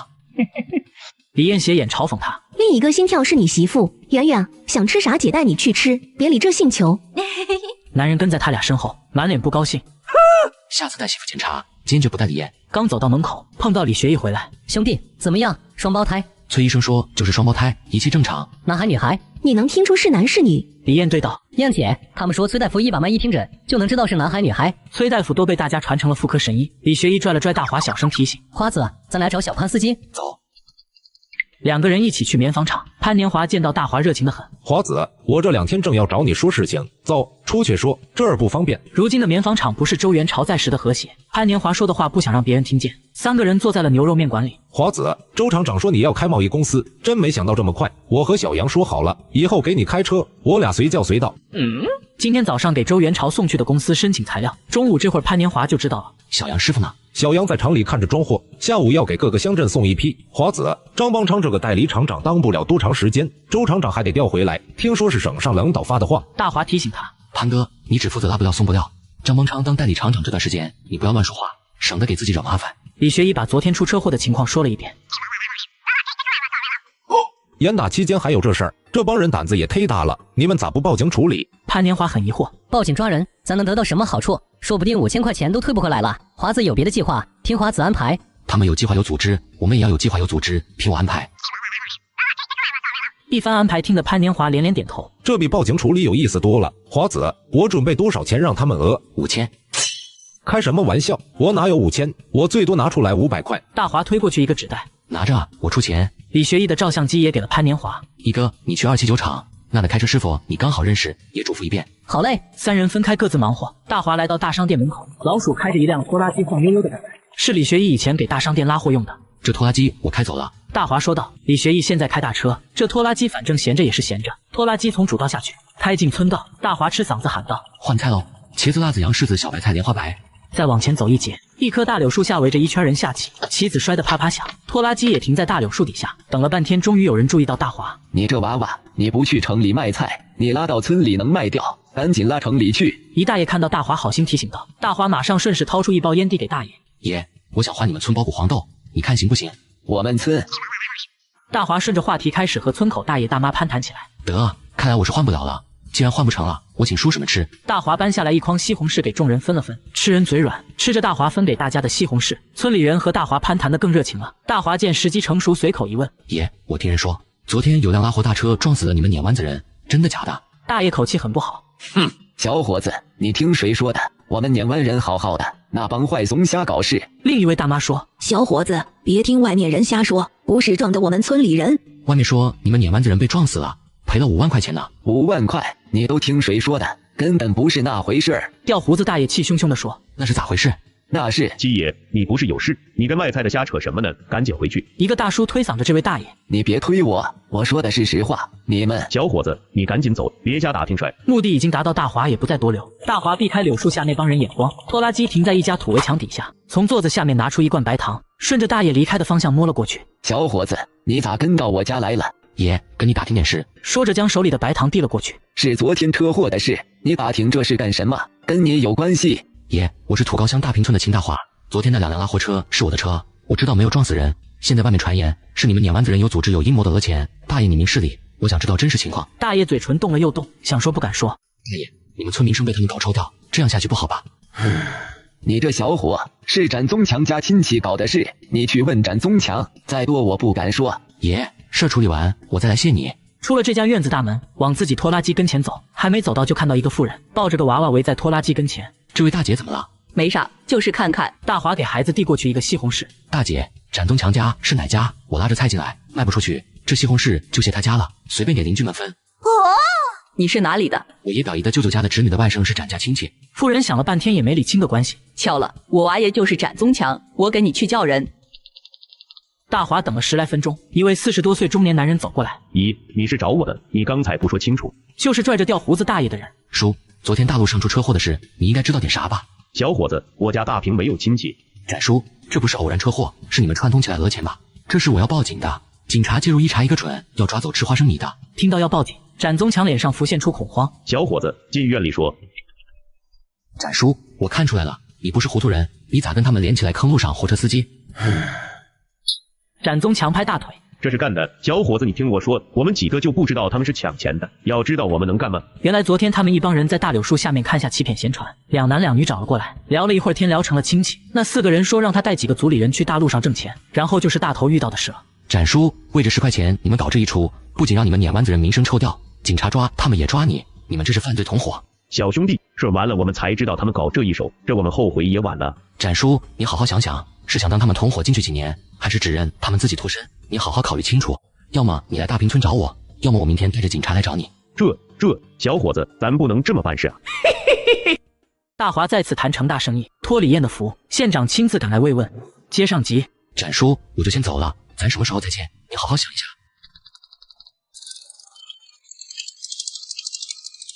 拖拉机摇起来开走了。抱娃的妇人口气幽怨地说：“爸，惹事儿了吧？我都听明白了，你以为10块钱那么好拿，你就等着警察抓你吧。莲子，那你说爸咋办？爸，他说他是土沟乡大平村里人，你先去打听打听有没有这么个人，要是确实有这个人，那咱真不能惹。这年头不是谁都能开上大货车的。对，我这就去。大华刚进村就碰到了村里的张强。华子，我妈生病了要请大夫，可是人家不愿坐自行车，非要开车去请，你看能不能帮忙？你去把大头叫我家。说完，大华便回家了。半天没见，想媳妇啊？大头跑过来，华哥啥事？一回来就叫我。大头，你三奶病了，你开大车去接一下医生，人家要多少出诊费你就答应多少。1个小时过去了，周圆圆和方云做好了晚饭，还不见车子返回。华子，大头接个大夫咋这么长时间？别着急，大夫得把跟前看病的人看完才能过来不是？这边几人正说着话，那边大头开着车进村了，后面还跟着一辆自行车。看到村口有人，骑车的人小心地问道：妹子，你们村开大货车的人是哪一家？你是华子家亲戚。我表姨的舅舅家的侄女的女婿是他家亲戚。往村子最东头走，大车就停在他家门口。碾湾子展宗强有些后悔这个点来大平村，没想到骑车到大平村要1个小时，今晚有可能回不去了。刚骑到大华家，就见一堆人从眼前院子里走出来。大头一眼认出是昨天围观车祸的人。你咋跑我们村来了？大华没想到展宗强会这么快就追过来。展叔，屋里请。金老板，我要给你说清楚，别把我们几个拉进去好不好？展叔，先吃饭，咱慢慢聊，待会我开车送你回去。展宗强看出来了，大平这小子不好惹。金老板，我带你去十里屯找人，你不怕他们报复你？严打呢，我不怕。展叔，你是实诚人，以后咱就是亲戚了，有啥要帮忙的，去县城找圆圆菜铺。金老板，昨天那2男2女跟我们展家是沾点亲，但是跟我们远了，真不能把我扯进去。拿了你的钱，我给你要回来。展叔，你们昨天受人教唆不知情，我不怪你。至于钱，你先别管。你还打算报案？展叔，你放心，我保证不牵扯上你。这样，你回去后什么都别说，什么都不知道，明白吗？展宗强无奈点头。行，只要不把我们抓起来，我都听你的。棉纺厂大门口，潘年华脸上疑惑：华子，你跑碾湾子打听情况，消息漏出去了，他们是不是听到风声不干了？这都几天过去了，不管是大头还是我们，都没遇到过这几人。潘哥别急，你和一哥给咱县城开货车的几个司机打个招呼，做好应对准备就行。这事儿碾湾子人不敢瞎传，一次得手5000块，这钱太好挣了，严打不严打的，总有人铤而走险。行吧，那咱现在出发。走。李学义不在县城，给蓝城张德美送警民喇叭裤。张德美打来电话叫大华亲自谈生意，大华便找潘年华送自己一趟。下午刚上班，大华就坐在了梅姐办公桌。张德美看着他打趣道：景老板，听人家说你窝在你们村，老婆孩子热炕头，不管外面生意了。这事儿大华要解释清楚。梅姐，我父母去世的早，我老婆没婆婆照顾，她怀了双胞胎，身子重得很，其他人照顾我媳妇我不放心。话说得很真诚，张德美点头表示理解。景老板，周厂长都告诉你了，你知道我的意思，我现在就想知道你怎么想。梅姐，景宁棉布扩大产能的事，不是今天就是明天，我迟早要跟你谈的，没有第二家比梅姐你更合适了。张德美喜笑颜开。景老板，既然你都这样说了，那我也得拿出我的诚意。他递过来一页纸。景老板，先看这个。大华拿起一看，惊呼出声：800吨棉花，我们景宁一年才180吨。张德美口气不屑：这里不是你们景宁县，这里可是西北轻工业产能基地。你们景宁棉纺厂的技术工抽出来5名给我，专利授权委托给我，1个月出50吨布料给你3成利。大华一口否定：梅姐，你恐怕是弄错了，不是你给我3成利的事，而是我们景宁棉纺厂委托你产多少布料，你就只能产多少布料，是我们棉纺厂给你多少加工费的事。哼！张德美脸上闪过一丝恼怒，本以为凭借棉花可以拿捏大华，谁成想人家根本不吃那一套。张德美想走纺纱、织布、缝纫、贸易一条线，景宁棉布是核心原材料，谁成想秦大华却不是那么好拿捏的，毕竟不能撕破脸。两人又谈了好一会儿，最终达成了初步合作协议。美方青茂拿大华的授权委托，每月产50吨景宁棉布，所有成衣必须经手平安贸易公司入库记录，再发往下一级销售点，具体细节在操作过程中逐步完善。签完合同，大华伸出手：梅姐，合作愉快。合作愉快。梅姐，还有一个问题得解决。我能自由调动的车只有2辆，给你拉货，给各个乡镇拉杂货就转不开了。你有没有路子？再给我搞来2辆货车。张德美想了想，得意地说：去西京提车，22万1分不少。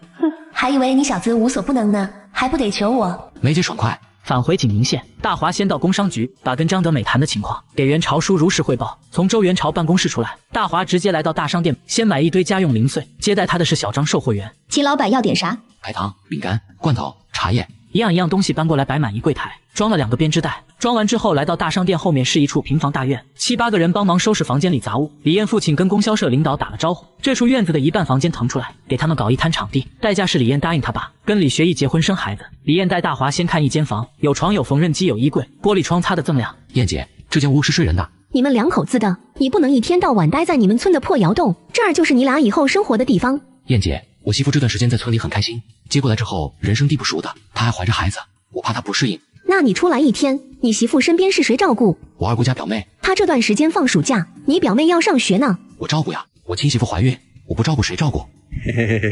这不是特殊情况吗？这段时间还要麻烦你和一哥。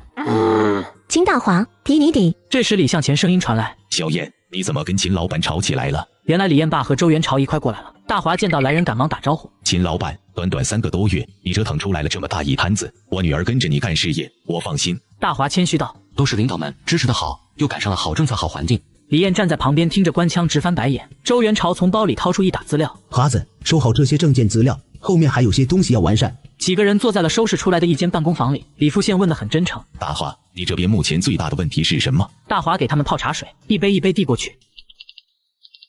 李县长、周厂长，想听实话还是漂亮话？李学义拉来大生意。大华甩手掌柜坐得真舒服。接上集。大华，你这边目前最大的问题是什么？李富县、周厂长，想听实话还是漂亮话？周元朝佯装批评他：你个混小子，我们专程来找你，就是要听你说实话。那我可说了，张邦昌不适合管面坊厂，我建议把他换了。他现在和我们面和心不和，私底下小动作不断，严重影响厂子的发展。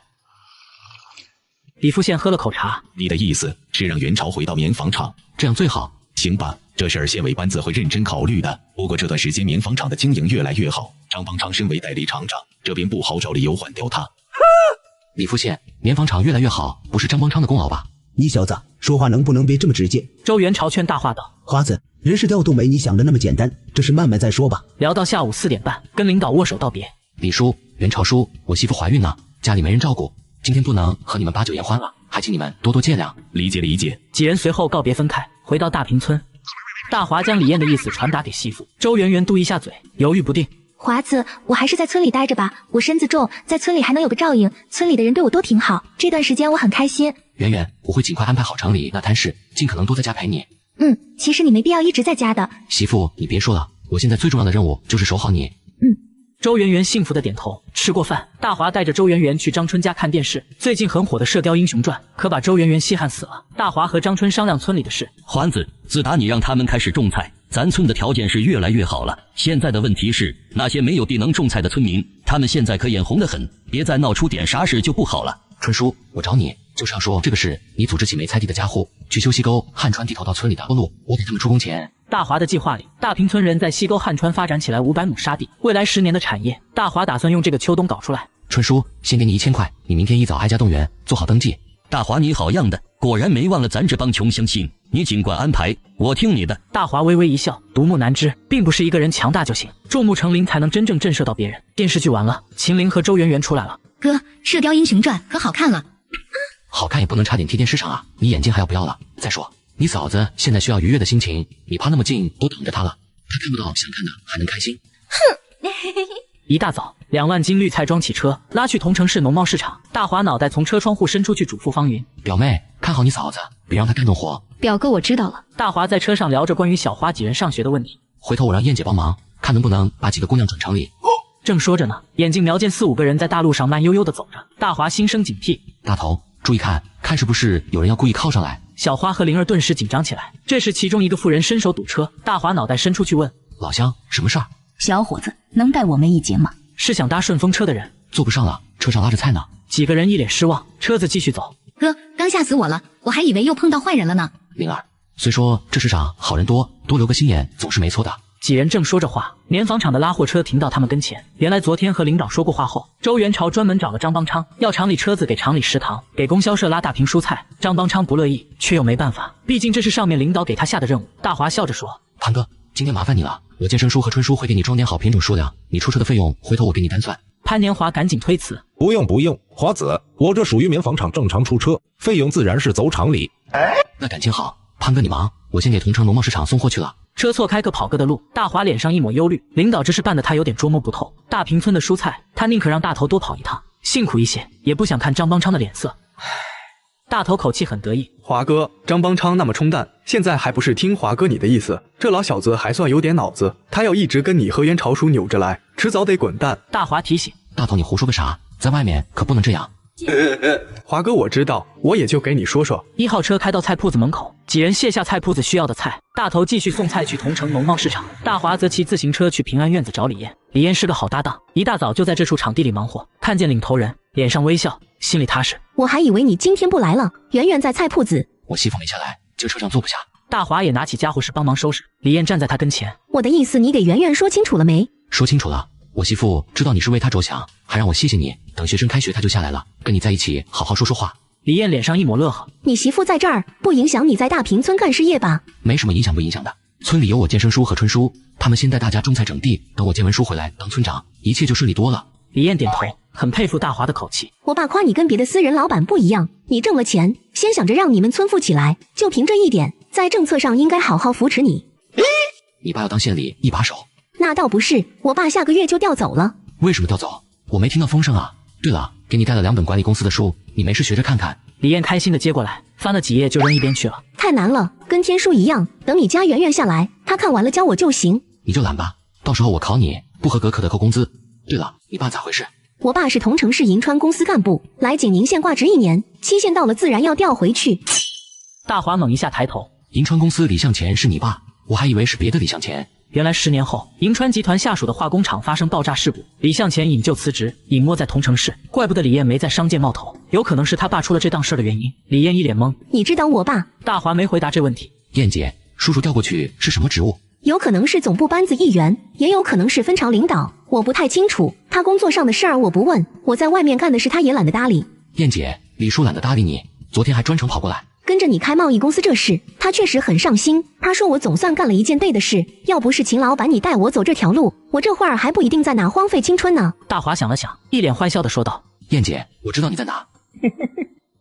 你知道？你跳艳舞被抓起来，现在还在踩缝纫机呢。不过问题不大，一哥也陪着你，就是不能睡一块。李燕走过去拿起扫帚，秦大华，你皮痒了是不是？大华跳起来后退一步。燕姐，不提了不提了，以后保准不提这事。哼！这时院子里有人喊话，请问李燕在这儿吗？李燕转身出了房间。你好，我是李燕，您哪位？我是全省市过来的，我叫张明。同城商城的赵老板说牛仔裤在你手里的。张老板，这边请，到办公室谈。大华很识趣的给张老板泡了一杯茶。老板，你们慢慢聊。然后在李燕诧异的目光下溜走了。李燕很是无奈，你这甩手掌柜当的是真舒服，一直都是这价格好不好？你怎么不找找自己的原因？有没有努力赚更多的钱？天天陪着老婆不干活，还好意思说贵？张邦昌贼心不死，阻碍大华合同履行，要对大华进行全线狙击。接上集，张老板，学艺前段时间跑你们泉水市，跟你们几家商城负责人谈了牛仔服生意，你是哪家代表？张明从包里掏出5张委托证明，递给李燕看。李燕很吃惊，5家商场的代理人就你一个？张明点点头。那你这次要多少？以给其他商场供货的经验，第一批一般先要个300-500条试水，然后再加量，要个5000-8000。1万条牛仔裤，款式就是上次李老板给我们看的那几款，价格就按李老板说的20块一条。哦！李燕心里一喜，赵主任他们还挺靠谱的嘛。原来他事先给同城市批发商统一了口径，给外市的人批发价20块一条。啥时候要货？李燕问。最好明天或者后天，我这边先交1万块定金，拉过去给你付全款。明天后天，这下麻烦了。张老板，我出去一趟，你稍等一下。李燕到大华跟前，焦急地说道：人家要1万条，20块一条，今天明天就要拉货，怎么办？大华思索了片刻，你去和他说，后天给他供货，1万条牛仔裤拉进泉水市。李燕口气急躁，1万条啊，学一返回来，再跑一趟也来不及啊。大华站起身，手里锤子往墙角一扔，我这就联系蓝城张德美，协调1万条裤子，明天到货，后天送去泉水市。真麻烦，还要去外面打座机。燕姐，咱现在要紧事不是收拾办公室，是联系邮电局给咱办公室装一台座机，多少钱来着？5000块，你交了钱，3天就能装起来。5000？大华吓一跳，抢钱呢？他们一直都是这价格好不好？你怎么不找找自己的原因？有没有努力赚更多的钱？天天陪着老婆不干活，还好意思说贵？燕姐你路子硬，找找关系给咱便宜点。行吧，那我先进去把供货合同签了。你只管签，这些小问题我来处理。李燕返回办公室，张老板， 1万条牛仔裤，后天下午送去泉水市。张明递过来一张送货协议，李艳犹豫了一下，签上了自己名字。1万块钱定金递给李艳，张明伸出手，李老板，初次合作，希望我们以后能合作愉快。合作愉快。张明走后，李艳看着手里的合同和1万块钱，赚钱这么容易的吗？秦大华，你这不比装电话来钱快？李艳更佩服大华了。合作初期，他也让李学义跑了南省，想把大华的路子撬了。结果李学义在那找了2天，愣是没找到好的货源，更别说去京都，他怕是连专利2个字都没见过。我们这秦老板是真的厉害，景宁县怕是找不出来第2个。大华这边已经拨通了张德美电话。喂，梅姐，你说的5个纺织工和2个驾驶员，还有2辆货车的钱，我尽快给你带过去。你能不能先给我周转1万条大西洋牛仔裤？谢谢，太感谢我漂亮的梅姐了。不是，我哪能跑你的蓝城地盘？是西部的几个市。好的，那就这样。挂了电话，大华跑回院里找李艳。燕姐，搞定了，明天早上去蓝城拉货，你先忙，我去棉纺厂找下张邦昌。李艳有些不解，你找张邦昌干什么？张德美要5个棉纺厂的熟练工。李艳皱眉，这事儿你不能一个人找张邦昌，带袁朝书一块过去。对。燕姐提醒的对，上次见张邦昌，他坐在厂长位子上膨胀的很，没袁朝书，这事恐怕还真办不了。大华骑着自行车往工商局赶，恰好在棉纺厂门口碰到周元朝。华子，我刚从菜铺过来，没找着你。大华笑着说，袁朝书找我什么事儿？我跟张邦昌说好了，厂里的车今天进大坪村拉菜，他昨天脸上挂着颜色，我得跟他谈谈，顺便一块吃饭。大华点头。袁朝书，我也这么想，咱跟张叔一块吃顿饭，大家心里都不扭着了。2人来到厂长办公室，屋子里空空的没人。随后2人又赶到纺纱车间，依旧没看到张邦昌，问了一圈也没人知道他去了哪。这个张邦昌上班时间也不知道跑哪去了。对了，华子，你找他说什么事儿？袁朝书，上次和美方公司的合同我不是给你看过了？张德美要咱们厂5个纺织技术工，我还以为你跟张邦昌协调好了，这等了几天也没个信，我就寻思着跑来问问。周元朝阴沉着脸，他不愿意给人，我来也主要是为这事儿。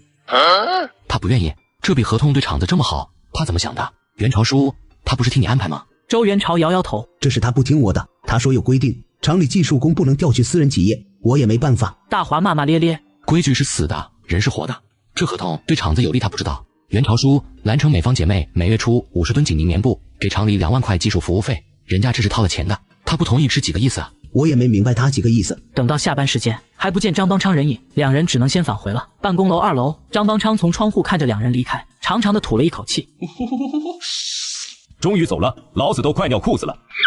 浑身舒畅的张邦昌带着2个科室主任回到办公室。张厂长、周厂长还和那个姓秦的搞在一起，非要咱厂里出技术工。张邦昌摸了摸下巴，马科长、曾科长，你们都看到了，他周元朝都调出去了，还想拿捏我，拿捏咱棉纺厂，要5名技术工给他，我能得到什么好处？你们2位能得到什么好处？马科长捏紧拳头，口气愤愤不平。张厂长，姓秦的包了衣帽厂经销权，他跟姓李的那个姑娘大把赚钱，可我们还是拿死工资，还不如纺织工的工资高，凭什么？对呀，张厂长，咱棉纺厂跟他有什么关系？咱厂的布料凭什么他说了算？一个贫困村出来的混小子，凭什么插手咱棉纺厂的业务？我觉得可笑至极，滑稽至极。3个人一顿抱怨，一肚子火气无处发泄。他们不仅要把大华从棉纺厂挤出去，还要把他从景宁县挤出去。张邦昌阴着脸说道：他先有菜铺子，咱棉纺厂家属区范围就他这一家，生意能不好吗？那个陈文民也不知道收了他多少好处，把小摊小贩都赶走，还说棉纺厂片区只能办1家卖菜营业执照。我倒想找他问问清楚，哪个文件哪条规定这片地方只能开1家菜铺子？马科长，准备好了没？准备好了，也是1楼住宅改的商铺，下周就能开业。凭借咱3个的关系，一定能把他的圆圆菜铺子挤出去。3个人商量的事情，周元朝和大华不知道。2人坐在周元朝办公室商量着对策。袁朝书，有没有可能不经过张邦昌，把这5名纺织工拉出来？周元朝摇摇头，很麻烦。袁朝书，技术工这事今天拖，明天拖不得。大华很是焦躁。周元朝问道：非要咱棉纺厂的技术工？对，合同上写的很清楚，咱要出技术工，纺工的核心技术要一模一样。周元朝想了想，语气坚定地说：我去。你亲自去？你在工商局铺上班啊？闲着而已，有没有我无所谓，我带技术科成功过去。现在的关键问题是怎么堵住张邦昌的嘴。我把技术工带走，他肯定会瞎说乱传，说我周元朝通敌卖场，挖自家墙角。大华想了想，算好的账，本来不想这么早给周元朝透露，没想到他亲自带人过去，咬咬牙说出口：袁朝书，每月50吨棉花产出的景宁棉布，能产最少50吨成衣，在景宁平安贸易公司出库入库，我给你3成利，这个数。他要给周元朝吃一颗定心丸。饶是周元朝做过一场之长，也被大华的数字惊到了。大华决定对张邦昌出手，砸1万块解决妹子的上学问题。切上集，一个月给你3成利润60万，袁朝叔，我有一个条件，在我付给你第一笔60万款子的时候，我要张邦昌从景宁棉纺厂滚蛋。周元朝站起身，看办公室外面有没有人能听到两人谈话。门关紧，语气低沉。华子，我跟陈工出去3个月，给棉纺厂带来180万资产，往领导眼前一拍，你说张邦昌能不滚蛋？两人开怀大笑。次日一早，大华起床看表妹方云早已起床烧热水，真是个勤快的好姑娘，今天得去教育局跑一趟了。景宁县教育局，大华问办公室里女办事员：“同志你好，咱教育局领导是哪位，在哪个房间？”办事员忙着手里的活，口气冷淡：“领导不在，你有什么事儿先跟我说。”转学生娃念书的事，农村学生转城里念书，还得麻烦领导递个话。女办公员瞥了瞥大华，他这个位置的任务很简单，帮领导给人分类，一般些的家长都会被他挡回去，根本劳烦不到领导。领导真不在，你改天再来。大华也不在乎他嫌弃的眼神，咧嘴微微笑。你告诉领导，我是土高乡大坪村秦大华，在纺织路开原源菜铺，在大商店后面开平安贸易公司，我给咱城关中学捐1万元赞助费，他要是同意，来菜铺找我。说完话也不理懵了的女办事员，转身离开。反应过来的女办事员蹭一下站起身：“同志，你等等。”见大华走远，哎呀妈呀妈呀！他火急火燎地冲进领导办公室。文局办公室里乌烟瘴气，都是找领导的学生家长，椅子上坐着的，办公桌前站着的，一个个的都还得罪不起。文局只能陪笑着给他们开条子。戒毒费要交的，这个真没办法通融。女办事员往前探身：“文局，刚才一个家长找你，就说我不在。”文局烦得很，他说：“看文局满脸厌烦，还有几个家长等着开条子。”女办公员没敢说下去，只能回到外面等。过了一会，文局笑嘻嘻送几个家长离开，然后一脸苦相：“我这局长当的。”文局，刚才那个家长说他给城关中学出1万元赞助。文局瞪眼睛：“人呢？你咋不早说？”走了，不是你让我说你不在。你，他有没有说是谁的家长？哪里人？土高什么乡人，叫秦什么来着？对了，他说他在纺织路开了圆圆菜铺，方便的话你去找他。文局转身跑下办公楼，骑上自行车一路响铃往圆圆菜铺子赶去。到了圆圆菜铺，看见一个小伙站在铺子门口吃西红柿。小伙子，问一下，秦老板在不在？我是教育局的，你找我什么事儿？大华故意这么问。秦老板，我手底下人不会说话，我已经严厉批评了他，这不为了弥补错误，我马上就过来了。那些家长还在办公室，我撂下他们都没管。大华呵呵笑。文局长公务繁忙，我理解。秦老板，你刚才说你给城关中学出1万元赞助费，是这样的，文局，我想让我妹进最好的班，最好的老师教课，保证她不受学校小混混欺负。行，秦老板你尽管放心，咱城关中学严得很，小混混都不在咱学校。文局乐呵呵。你妹妹毕业考试多少分？163分，应该可以上咱城关中学吧？可以，分到重点班，扎扎实实学上去，考高中考大学没一点问题。大华点头。我明天就拿钱，你给我开入学条子。好嘞，就这么说定了。不怪堂局长见钱眼开，城关中学太需要这笔钱了，财政上答应拨1万块，拨了3年拨不下来，城关中学天天跑教育局要经费，比那帮家长还烦。谢谢文局长，这是麻烦你了。不麻烦，别说秦老板你妹妹来读书，就是你自己来都没问题。这时一辆大车开过来，停在菜铺子门口，李学义从车上跳下来，看见教育局领导站在这里，很惊讶。文叔，你到我们菜铺子买菜，太远了吧？你们菜铺？文局纳闷，我跟秦老板是兄弟，他的菜铺就是我的菜铺，他妹妹就是我妹妹。对了，大华，表妹不是要转到城关中学吗？我还没顾上给文局说，他给城关校长打声招呼，咱们也直接过去报名就行了。文局脸上讪笑，好说，秦老板，明天我等你过来。那个，咱说好的事儿你可别忘了。文叔，你急什么？表妹转学的事还没说清楚呢。已经说清楚了，一哥，你好多天没回家了，赶紧回去吧，省得你爸妈惦念。不是，表妹上学的事到底怎么说的？再说，应该是你找她才对，她找你是几个意思？我说给城关中学拿1万块赞助费，他就跑过来了。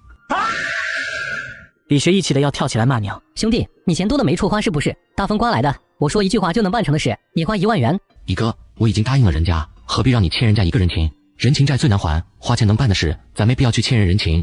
李学义咧咧嘴没再接话。一哥，找2个老司机跑西京，把3号车、4号车开回咱平安院子，蓝城梅姐手底下挂靠的手续，钱和司机咱自己出，明天连人带钱过去。李学义愣怔半天，2辆货车，你就这么不声不响的搞挨了？华子，我知道圆圆怀着孕，你们不方便，你是不是荷兰城那个漂亮女士？哎呦我去，咱可不能对不起弟妹啊！一个你瞎想啥呢？50吨景宁棉布授权给了张德美，靠他咱每月有200万进项，那可是咱的财神爷。听大华这么说，李学义松了口气，同时又咽了一口唾沫。要发财了，华子，好西京提车，肯定要驾龄够数的老司机，潘师傅最合适。刚好他不是要跟你干事吗？明天我就和他跑一趟。一哥，你刚回来，还没缓一口气，燕姐几天没见你了，你这马上就走，她不得埋怨死我。我现在回去安顿好家里，明天一早我去。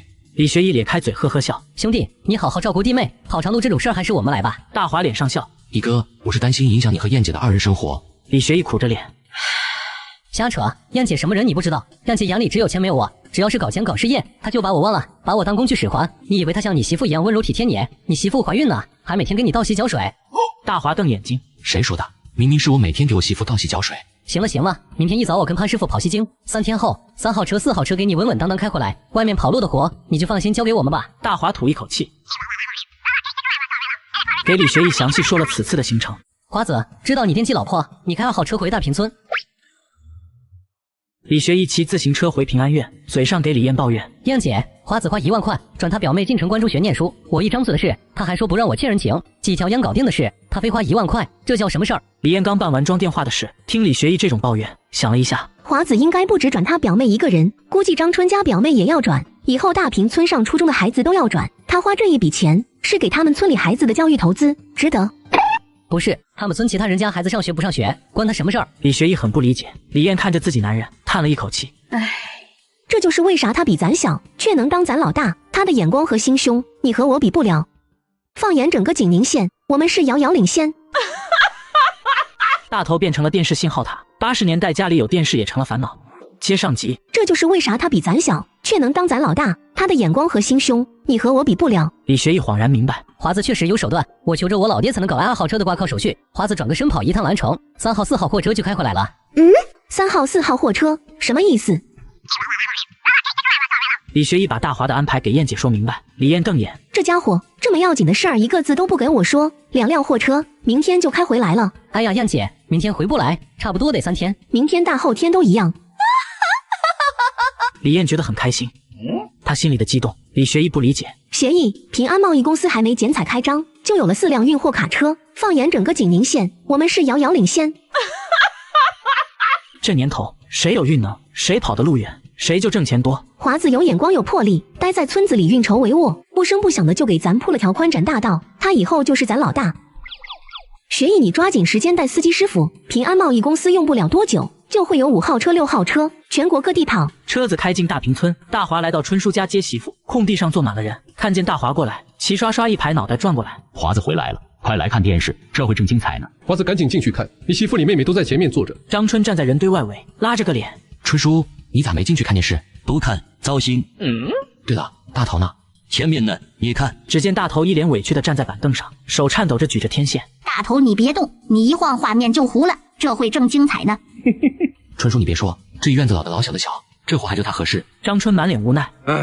电视刚拿回来觉得挺好，大家伙都来我家热热闹闹的挺好，现在新鲜劲过去了，这么多人吵吵嚷嚷的烦得很，你见生疏也烦着呢，不让人进院子吧？大伙说电视是你买来给大家看的，搞得现在没法弄。大华心里乐呵，春叔哪都一样，谁家有电视往谁家撵，只有一个办法，等家家有电视的时候你就不烦了。听大华这样说，张春提起了劲。环子，大家还说呢，照现在赚钱的势头，赶今年腊月咱村里1半多人家就有电视看了。今年腊月太迟了，明天我再搞来2台，张强家1台，我四爷家1台，这样分走点人，就没那么吵吵了。张春乐呵，这样也行。这时周圆圆出来了。华子，你刚回来？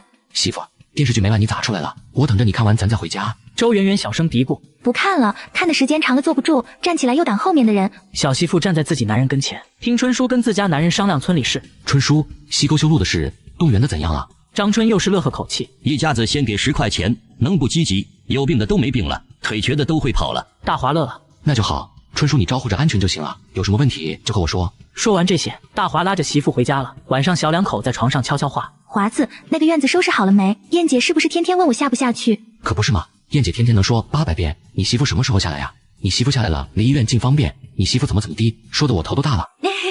燕姐也是为了咱好，再说我不下去，你俩天天在一起，她怕别人说闲话。媳妇行得端坐得正，嘴长在别人身上，她非要喷粪，我也管不着啊。一句话把周圆圆逗乐了，她又想起一件事。华子，强叔抱来1沓白布，让我用缝纫机扎孝衣，我刚扎了2个，他家人跑来说老人活过来了，把大家吓坏了。大华乐呵地说，我今儿回来还碰到3缸奶了，他从院里跑出来，闹着非让我带他去县城浪一圈，真成了人家说的老小孩了。小两口乐呵了半天。第二天大华早早起床，开着2号车送完菜后，跑去兰城拉那1万条牛仔裤，还给张德美解释了技术工的事。张德美一脸不理解，你们景宁轻工系统干部都是吃干饭的，这么简单的赚钱道理想不明白。大华一脸苦笑，梅姐，景宁县不是省城，那帮干部还真只吃饭不干事，不过你放心，我袁朝叔他们2个能抵10个技术工。张德美叹口气提醒一句：“那个姓张的你要小心了，他不会让你顺顺当当做这笔生意。”大华嘿嘿笑：“他随便找我麻烦，我还真不怕他。对了，梅姐，这是我公司的座机号码，明天就开通了。还有，以后我们的资金往来尽量走银行公对公业务，还麻烦你和燕姐衔接一下。”没问题，财务上的事我跟李燕协调好。那我就先回去了，合作愉快。合作愉快。返回景明县，大华带大头去了电器商店。大头，你3叔加1台，我4爷加1台，拉回去了，你和春叔帮忙装好。以后你家院里人就少许多，你也不用举天线了。张大头笑得鼻子眼睛挤在一起。华哥，过不了1年，咱大平村每家都有电视。每家都有电视算什么？每家都有拖拉机才是好事。电视那玩意儿，说到深处只有一个好处，响应政策生孩子。华哥，电视和生孩子有啥关系？人有事干了，就不用老想着干那事了。纯情男孩大头一脸懵，看得大华一脸乐呵。算了，以后你就明白了。大头，回去后告诉你嫂子，我送一趟货去泉水市，回来会晚点。返回公司办公室，李燕做好账务，出库单递给大华签字，跟棉纺厂的出库流程一样，谁提货谁送货，必须签字。燕姐，1个的相机在你这儿。李燕脸上紧张，你觉得会出事？倒也不是，防着点总没坏处。那我跟着你，我来拍照。你待在公司不比车程舒服，路上颠得难受。我要学车。大华吓一跳，这年头会开拉货大车的女司机，那可是女中豪杰。3号车、4号车回来，万一司机周转不开，我可以应急。燕姐，大车可没你想的那么好开。你给大头怎么教的，你就给我怎么教。办公室这儿让小琴先应付着，有人找来谈业务，先登记好信息就行。秦哥你放心，燕姐都交代好了。小琴姑娘乐呵呵给大华说：“行吧，那我们现在出发。”2号车从平安大院开出去，开过10里屯，碰见几个招手堵车的年轻小伙。李燕问：“要不拉上他们？”不行，咱拉货车，路上陌生人招手绝对不拉。李燕点点头，又问：“那要碰见妇人带小孩堵车呢？去医院看病什么的？”不拉，拉出问题来你负责。李燕又点头。那要碰见别人车坏掉了停在路边，也不管一脚过去。这事儿李燕问到点上了。燕姐，开车司机跑远路跑长途，难免遇到半路抛锚，碰见了要停下来帮一把，你帮他一把，反过来他也会帮你一把。2人正聊着，远远看见一辆绿色越野车停在路边。燕姐，咱俩乌鸦嘴，说车子抛锚，果然一辆车抛锚了。大华定睛一看，碰瓷党终于再次出手，贝俄司机却忘了带钱和相机。接上级，站在车子旁边的军官招手，大华靠边把车子停稳，跳下去走到越野车跟前。你们车子怎么了？从车底爬出来一个人。师傅，皮塞破裂，机油漏完了，能不能帮一把？大华瞥了眼穿军官服的人，眉眼间一抹威严，肩膀上的军衔大华一眼认出，是蓝城军区的领导。大华满脸微笑，让我看看。爬进车底看了2分钟，又爬出来，脸上糊上黑机油。同志，用我货车的千斤顶打起车身，货车的皮塞剪到1圈，将就能开到蓝城，到那里再换这辆车专用的。说罢，大华拿着东西蹲在车子跟前，跟冰娃子一顿忙活。行了，换皮塞添机油的事，回去后再换回军车专用零件。越野车成功开动，军官转过身大步走过来，敬了个军礼。大华不好意思。没事没事，军民一家亲，手上都是机油，不方便握手。人家压根就不在乎手脏，握完手塞给大华一张写了信息的纸条。小同志，这是我单位地址，我的联系电话，有事可以来找我。哟，您也姓秦，我们一个姓。大华乐呵，那咱这是缘分，希望你有机会来军区找我。大华咧嘴笑，秦军长再见。回到车上，李燕也乐呵，我都拍上照片了。燕姐，他是个军长，跟我一个姓，咱在蓝城做生意，要是能挂上军区那可了不得。秦军长，老大，好事都被咱遇上了。什么老大？怪别扭的，叫华子。李燕叹一口气，唉，我们不能叫你华子了，叫老大也不合适，叫秦总。大华心里一紧，前世听力的称呼，这一世早了20年。到了泉水市商贸大楼，大楼下面空地上，物资调度科科长张明热情地和李燕握手。大华手上脸上的机油洗不干净，被对方以为是李燕带的司机。司机师傅，你先休息会，我这很快就卸完。李燕很不自在，很想给他们解释明白，这才是我们平安贸易公司老大，被大华制止了。工人搬货，老板聊天，大华坐车上睡大觉。忙了一阵子后，李燕拿着一个大包上车了。秦大华，你甩手掌柜当上瘾了是不？嘿嘿，燕姐，咱公司遵循能者多劳的原则，您辛苦了，我这就开车送您回家。哼，燕姐，后面资金链周转越来越频繁，办公点放10万现金就够了，银行支票对接业务尽快衔接好，没必要带一袋子钱从这个点跑另一个点。以后你专业负责财务这一块，尽快带出来2个帮手。一番公司财务运营流程说得头头是道，李燕很是诧异。你说这些是跟张的美学的？燕姐，我给你的书你是不是没看？李燕傻眼了。华子，你放心，财务这一块我们和银行都会对接上，以后就走支票对接业务。我回去好好看书，跟上老大的脚步。听得大华一脸乐呵，一路顺顺当当，快到景明县也没碰到碰瓷的。大华有些失望，我放出去的1万块钱要沉掉了，李艳不知道这件事。什么1万块？大华给李艳说了一遍。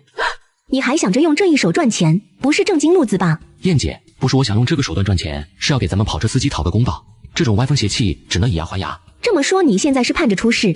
现在出事，以后就不会出事。过十里屯大路，路边一辆拉肥料货车，李艳一眼认出是279厂的车，车旁边围着一圈人。秦大华，你个乌鸦嘴！大华咧嘴笑，不是我乌鸦嘴，是那帮人的德行被我摸清楚了。车子减速，停在279厂车子后面。看这样子，应该是刚出事。2个妇人一左一右拽住开车师傅，赔钱。我说了不赔嘛，就是你们要5000块，也太多了吧？跟大头和李学义说的情况一模一样。大华站在司机师傅跟前，拉开2个妇人，放手放手，有事好好说。 2个妇人一唱一和，把人撞成这个样子，赔2000块就想了事。就是2000块不够，最少拿5000。司机眼睛看大华，看了看后面的车，嘴里嘀咕：“这不是学义开的车。”大华给他使个眼神，给个手势。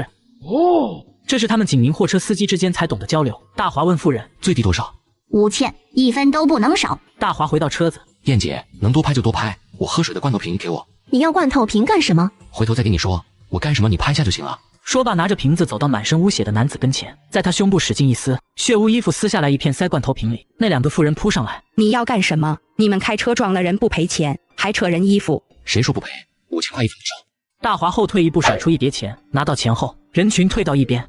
2辆货车离开，开出一截后，2车停在路边，司机跳下来，大步往跟前走。279厂的开车师傅大华不认识，但他跟李学义和李艳熟。李艳给他打招呼：“刘师傅，你受惊了。”刘师傅满脸惊喜：“李艳，你在车里呀？” 受惊倒是没受惊，学义兄弟提醒过会碰见这种事。这位就是跟学义一起开车的秦老板。刘师傅，学义不是给你准备了5000块吗？大华问。刘全友脸上难堪。秦老板，学义给我说后，我一直都注意着呢。可恰巧今天我工友有事没来，我想着跑得近，5000块钱就没带，这事儿闹的。是不是讹我的4个人还不一定。今天晚上洗照片，明天就明白了。秦老板，要不是你出现，我今天还真是麻烦。没反应过来就被2个妇人堵住，说我车子撞人了，怎么撞的我都不知道。刘师傅，以后常联系。纺织路大商店后面院子是我们场地，咱景宁县大货车司机要组织起来，别让这种人破坏了咱货运环境。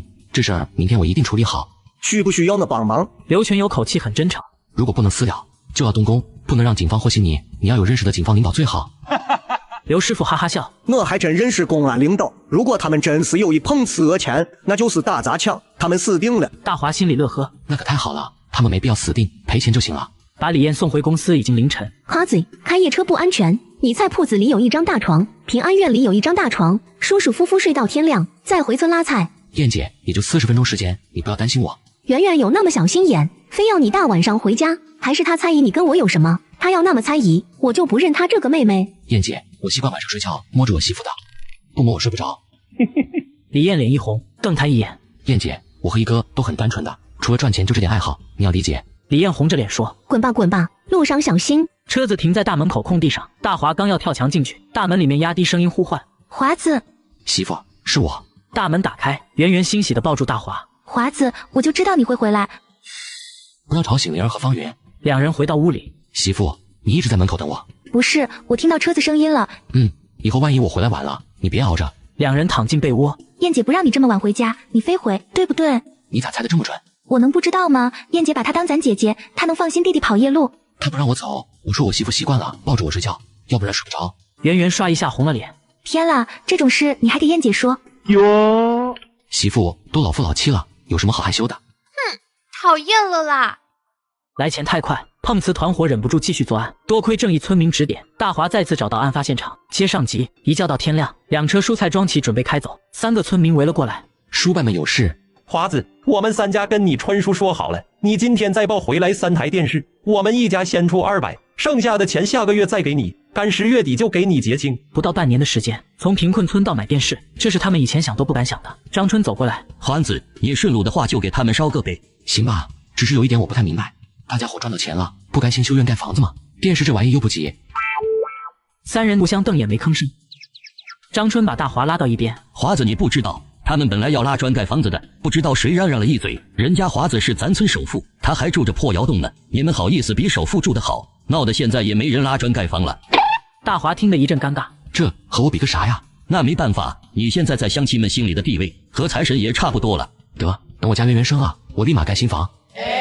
等的就是你这句话。送完菜回到平安院子，279刘师傅已经等在那里，还带着2个膀大腰圆的汉子。秦老板，这是我哥们279大狗队最攒劲的2个人，今咱就让大群鳖孙见识一下，要不还真把咱当软蛋了。刘师傅，我是这样打算的，我一个去，人多了不好谈。再说这事儿也不是人多就能解决的，你能多过人家村里人？大华说道。刘全有失却脾气，不行，他地盘怎么了？干了坏事他还敢给咱嚣张？刘局说了，咱要搞不定被欺负了，多去几个人还能跑回来一个报警。大华口气急躁，你报警了？他们没立案，说不能判断人家是不是真碰瓷讹钱，咱先去谈，搞不定了警方再出面。大华感觉头大，跟一哥和燕姐搭手，自己说怎么做，他俩觉不出别的意思，跟这个刘师傅有些不对路。大华的想法很简单，这事他们要么赔偿自己损失，不多要，给个10倍就行；要么抓走吃花生米，几人的小命难不成还抵不过那么点钱？走吧。大华无奈，只能带上刘全友和他的2个朋友，撵湾子展宗强给的消息，到十里屯小学跟前找他家亲戚。他家亲戚知道那4个人是谁。车上大华交代着：刘师傅，你们3个跟在我身后，能不说话就不要说话。秦老板，你都有准备了？没准备，我能给你5000块。5000块钱从刘全友手里递过来。秦老板，这是学艺给的钱，昨天忘了带身上，要不然也不麻烦你。大华收起5000块。幸好昨天你没带这5000块，要不钱给了他们，照片没拍上，也是个麻烦事。车子停在十里屯小学，大华再次嘱咐：刘师傅，谈判不成功，你就冲出去搬救兵。咱警民货车司机是警方重点保护对象，他们肯定会重视的。大华决定下狠手，让这群人以后再也不敢有碰瓷的念头，同时也警告其他有心思的人，钱财动人心，这样来钱太容易了，如果不及时制止，到90年代甚至出现连人带车在路上消失不见的。大华见路上站着一个妇人，走过去笑着问：大姐，麻烦打听一下，李生勇家是哪一家？妇人手指向身后，后面那家，他家有条黑狗没拴，你们小心着。大华心里嘀咕，之前打过交道的十里屯菜地李伯，看起来很老实，希望跟他没关系。打狗对老哥捡起一根棍子举在头顶，刘全友训他：你别把人家看门狗激怒了。几人到了一个院子门口，黑狗刚叫了2声，一个中年男子从院里出来。大华问：这是李生勇家吗？你们是谁？男人眼神里一抹警惕。大华笑着回话：我是撵湾子展家亲戚，有事找你谈谈。有什么事要谈？一句2句说不清楚，你把狗拴住，我们进你家院子慢慢谈。男人一口拒绝：我家儿媳妇坐月子呢，你们不方便进去。大华脸上还是微笑：那好，我们就在这谈。我忙着去浇水，没时间跟你们扯闲话。说罢，男人转身进去把门关上。大华转过脸看远处学校空地上的货车，大意了，大货车被他看见了。大华转身问：你们3个谁在十里屯有亲戚？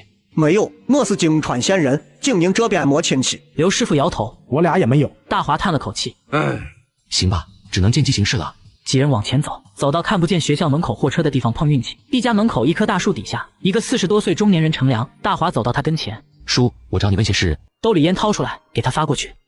男人主动问：你们几个是哪的？大华老实回答：我们是县城过来的，昨天傍晚那会儿，在你们村大路那出了事故，我们的人赔了5000块，被撞的人却不让送医院，我觉得不正常，就来你们村看看。大华盯着抽烟男人：你赔了5000？对方呲牙嘲笑口气，大华佯装苦笑，口气无奈：人家硬要5000，要不就拽着不让走。你看不出来他们是日弄人？你们这些货车司机老实的都成憨批了。大华没想到2句话就能问出来状况，心里狂喜，赶紧应和：我们回去了，越想越不对劲，我怕人撞死了，他们再去找我们麻烦，赶紧过来看。撞死人家这会活蹦乱跳的，指不定又在哪儿坑害人呢。这师傅应该和那几人不对付。叔，这样你告诉我他们这会儿去哪搞事，你要能提供线索，我给你这个数。大华伸出5个手指头：好嘛，我这么容易就能赚50块。男人笑得嘴都合不拢了。大华递过去50块：你们往小松沟矿区走，他们骑着自行车，6个人，刚走不久。大华又问：叔，种韭菜的那个李伯是哪一家？男人鼻子里哼：就是李家人搞事，把村子名声都搞坏了，生娃子没屁眼的货，警察赶紧把他们抓走。李伯家人，这是大华最不想看到的。4个人转身往大车跟前走。大华嘱咐道：刘师傅，有蓝莓车要遭殃，你开车，我取证，咱们先往小松沟煤矿方向走，能碰见他们最好，碰不见也没关系，回来直接去李伯家。刘全友开车，大华手里捏着相机，前2次的照片都洗出来了，身上带着一份，李艳手里保管着一份。秦老板，离开他们村，咱更好下手。刘师傅，好好谈，好好说，挣钱的事情没必要动刀动枪。 2个打狗汉子捏着拳头，钱要拿回来，人也要揍一顿，但我们开车的好欺负。跑小松沟煤矿2个小时，一路顺顺当当的，也没碰到人，倒是跟刘全友聊了一堆279化肥厂的事，批发价给大坪村搞了几车化肥。希望那个叔不是撒谎。刘全友说，他应该不是撒谎。李家户仲裁挣了钱，别的户嫉妒投诉，刚才那个叔嫉妒李家户。正说着，大华眼前一亮，眼前一辆车一堆人，跟昨天傍晚一样的情景。2号车停在拉煤车后面。刘师傅，你跟2个老哥下去，就我昨天那一手，他们拿了钱我再下车。刘全友呵呵笑，秦老板，你是真会玩。碰瓷团伙是昔日合作伙伴，大华拿出拍到的证据，照片竟被吃了。接上集，看着刘师傅到他们跟前，大华捏起照相机，刘全友跟开车司机交涉了几句，转身回来，脸上苦笑。就是昨天那几个人，他们看见我就没敢再要钱了，还问我怎么在这，我说巧了，我也去矿上拉磨。同一辆车，3次事故3次跟过来，是傻子都能明白没这么巧。大华思考片刻，刘师傅，这5000块硬塞给他们，我拍张照片就行。刘全友龇牙嘿嘿笑，真他娘过瘾，看我的。拍完照片的大华下了车，还是原来的那2个妇人。昨天头破血流的男子，今天腿又断了，坐在车前一脸懵，也不知道该不该继续惨叫。拉煤司机也是满脸懵，后面停一辆车，下来3个大男人，劝他没事了，直接就给2个妇人手里塞钱。大华拍他肩膀，师傅，咱同行，你没事了。他们是碰瓷讹钱的，你是我遇到的第3个上当司机。声音很大，对方6个人都能听见。拉煤师傅这才缓过神，我没撞到人，我没事了，没事了，耽误你的损失，明天来县城圆圆菜铺子领，你先忙活去吧。大华故意大声喊话，给他们都听见。拉煤师傅一脸懵神中开着车跑了。不管怎样，先离开这个是非之地。你们几个鳖孙，这次先放过你们，再让我碰到我弄死你们。大华笑嘻嘻地看着对方6人，他们脸上神情复杂难堪。几位别怕，好说好商量。来，先看看这些照片，辛苦你们啊，没个5天就出手了。搞了3次事，都是这辆车靠上来，傻子都能想明白，他们被人盯上了。看着跟十里屯李博很像的2个男人，大华试着问一句：给我当代办的李博，是你俩亲叔还是你俩亲爹？又解释一句：我是大平村秦大华，5月6月在李博手里拉菜。那2个人眼珠子转圈。5月和6月，大平村小伙秦大华用毛驴车在十里屯拉菜，每天赚100多块。十里屯李胜旺当代办，2个月时间里合作的很愉快。7月8月，秦老板在自己村种200亩绿菜，品种齐全，长势优良，在县城开菜铺自己卖菜也就算了，景宁县8个乡镇都是他们大平村的绿菜，导致十里屯李胜旺每天200-300的收入跌到20-30。接下来便有了劫车讹钱的事。起初他们只是为了给大华一些教训，来钱太快能冲昏人的头脑，就有了这次碰瓷拉煤车。你是大平村秦老板？大华呵呵笑，就是我，咱好说好商量。你们先看看照片。看着大华给的照片，他们终于意识到，大华给他们撒了一张大网，6双眼睛里有迷惑的，有恐慌的，有麻木无所谓的。大华给拿着照片的人说话，看明白了没？完全可以定性为抢劫案件。李家男子急了，秦老板，不是这样的。哦，不是这样的是什么意思？那你给我解释一下，你们这不是碰瓷讹钱是什么？大华语气很温和，不是，秦老板，这……李家的口干舌燥却又无话可说。我在十里屯拉菜的时候，李博给我当代办，你们是李博啥人？说明白了，咱好说好商量。大华笑呵呵，嘿，刘全友恶狠狠威胁，今儿要说不清楚，一个都别想走。大华扭头劝一句刘全友，刘师傅别激动，看把人家吓的。事儿暴露了，2个妇人想拉扯，被后面2个大汉一声怒喝，还想撒泼？妇人正在原地，李家兄弟急忙说话，秦老板，我们好好谈，我们拿走的钱都退给你。怎么？我刚才的话没听懂，你俩跟代办李博是什么关系？给你当代办的人是我爸，我是他儿子。男子解释道，他以为有了这层关系，大华能跟他好说好商量。大华瞅了瞅另一个男子问道，他是你亲兄弟？是的，我俩是亲兄弟。秦老板，只要不动公家人，咱怎么着都好商量。说着他悄悄凑到大华跟前，秦老板，他俩是便衣。哦，大华明白了，难怪2人这么老实。秦老板，这是刚才那个钱，还给你。大华没接。第1次是我的1号货车，第2次是昨天刘师傅的货车，第3次是刚才那位拉煤师傅，你们就搞了这3次。见几人沉默不语，刘全友黑着脸说道，最好给秦老板实话实说，咱能私了就私了，要动了公动了警，事情就不好办了。大华又转过头训刘师傅，刘师傅火气那么大干啥？看不出来李哥2个想跟咱好好说话呢。刘全友火气更大，哼，好说话个屁！他们昨天怎么折腾我的，非要5000块，1分不少，这叫好说话？你不是腿折了吗？今儿我让你腿折掉，我给你赔5000。装腿折的李家人往后退了2步。哎，别，离我远一点！秦老板，我们赔你钱，你要多少？另一人赶紧应和，秦老板，刘师傅，我们赔钱，咱好好说，行吗？大华对刘全友说，刘师傅，你去车上给他们拿2瓶罐头。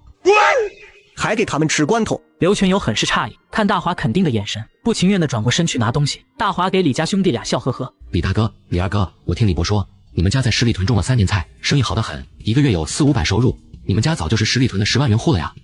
李家兄弟俩相互看一眼，脸上表情不自然。什么万元户啊？也就今年好点。大华摸下巴，好点是多好，这几年蔬菜收入，你们的积蓄有5万了吧？没有，我们哪有5万块？倒是秦老板，你每天拉出去3碗进菜，每天有1000块收入，谁有你赚的好？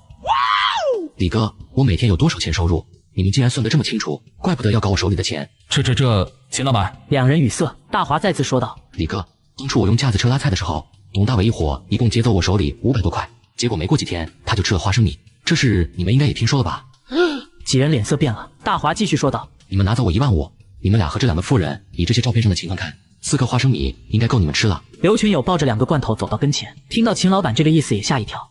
这么严重？李家兄弟俩脸色惨白。刚才看完的那沓照片，这会儿回过未来意味着什么？人在不理智的情况下，会做出很奇怪的动作。手里还捏着照片的李老大猛地撕碎照片，一把塞进自己嘴里。李老二惊慌地说：“秦老板都是景宁人，都在县城做生意，没必要下死手吧？我哥把照片撕了，你没证据，我们死不承认，我们村的人都死不承认。你秦老板能怎么着？”大华相当吃惊的口气：“哟呵，照片有毒，你不怕被毒死？你要爱吃，我回去把另一份拿来给你一块吃了。”那2个妇人蹲在地上，几人的谈话听得一清二楚。年龄大的妇人突然站起身：“你个杀千刀的下套整我们，我跟你拼了！”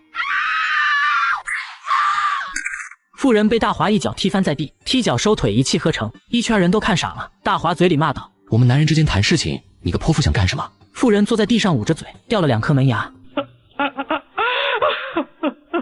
大华转过脸，笑嘻嘻地说：“李家2位哥哥，我这人从不打女人的，这泼妇应该不算女人吧？”对，秦老板你说的对。李老二急忙说：“那现在能不能好好说话了？”能，我们好好说。秦老板你不要动怒。5毛钱1粒的花生米，10万块的赔偿款，碰瓷党4人该如何选择？接上集。那现在能不能好好说话了？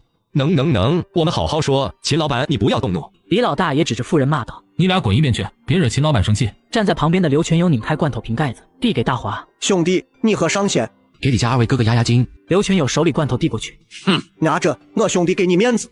2兄弟拿着罐头喝也不是，不喝也不是。刘全友感觉这会儿想怎么拿捏他们就怎么拿捏。秦老板，昨天在他们村，我不知道他们是抢劫的，当时人都懵了，被你看笑话。刘全友故意说抢劫，李家兄弟俩腿软手抖。李老大抓住大华的胳膊求饶：“秦老板，你跟我爸认识，咱好好商量，我们不但退钱，还赔钱，咱好说，好说啊。”对，我们赔钱。大华笑着说道：“这不就对了吗？咱的事了了，我带嫂子去看牙，给她换2颗金的。”不用，这婆娘就是欠揍。大华脸色一正：“李哥，我不拉你们家财，你们家拿这种手段报复我。按理说你们这花生米吃定了，一条人命10万，你俩老婆是帮凶，少不了10年20年。这样吧，一口价10万块，坐我车去你们家拿钱。10万，秦老板，你这没道理啊！怎么？你的意思我给你讹钱？那我1分不要了。刘师傅，咱们走。”说罢，大华转身就要离开，被李家2兄弟一把拽住胳膊：“秦老板，我们哪有10万啊？你大人大量，好好说行不行？”大华一个眼神瞪过去，嘴里哼一声，2人赶紧松开手。大华扳指头算账：“我已经够好说话了，你们4个要进去，花10万块买不出来吧？子弹费5毛1颗，你们最少也得掏1块。你们是掏1块还是掏10万？自己掂量。”另2个男人一直没吭声，站在后面傻愣愣的看着。大华问：“你俩是谁家亲戚？”“周家的。”回答得很老实。回去没你俩什么事儿。他俩神情木讷。大华再次感人：“你俩骑自行车回去，不关你俩什么事儿。”2人傻愣愣看大华，又看了看李家4人。刘全友怒喝：“嘿，听不见我们秦老板说话，滚蛋！”被大嗓门吓到，2人慌忙推着自行车跑了。刘全友吐口唾沫骂一句：“这俩怂货就应该揍翻他俩，干嘛放走？”大华解释一句：“刘师傅，他俩是被蒙蔽的老实人。”秦老板，现在怎么办？大华思索片刻：“有些事儿得见了李伯才能搞清楚。李哥，你们坐我货车去你们家。”“去我们家？”李家兄弟俩很是纳闷，刘全友也纳闷：“去他们村，兄弟，这不好吧？”“上车去你们家拿钱。”“这非要坐你们的车？”李老大很不情愿的口气：“你不跟着车，不怕我一脚油开到县城公安局？”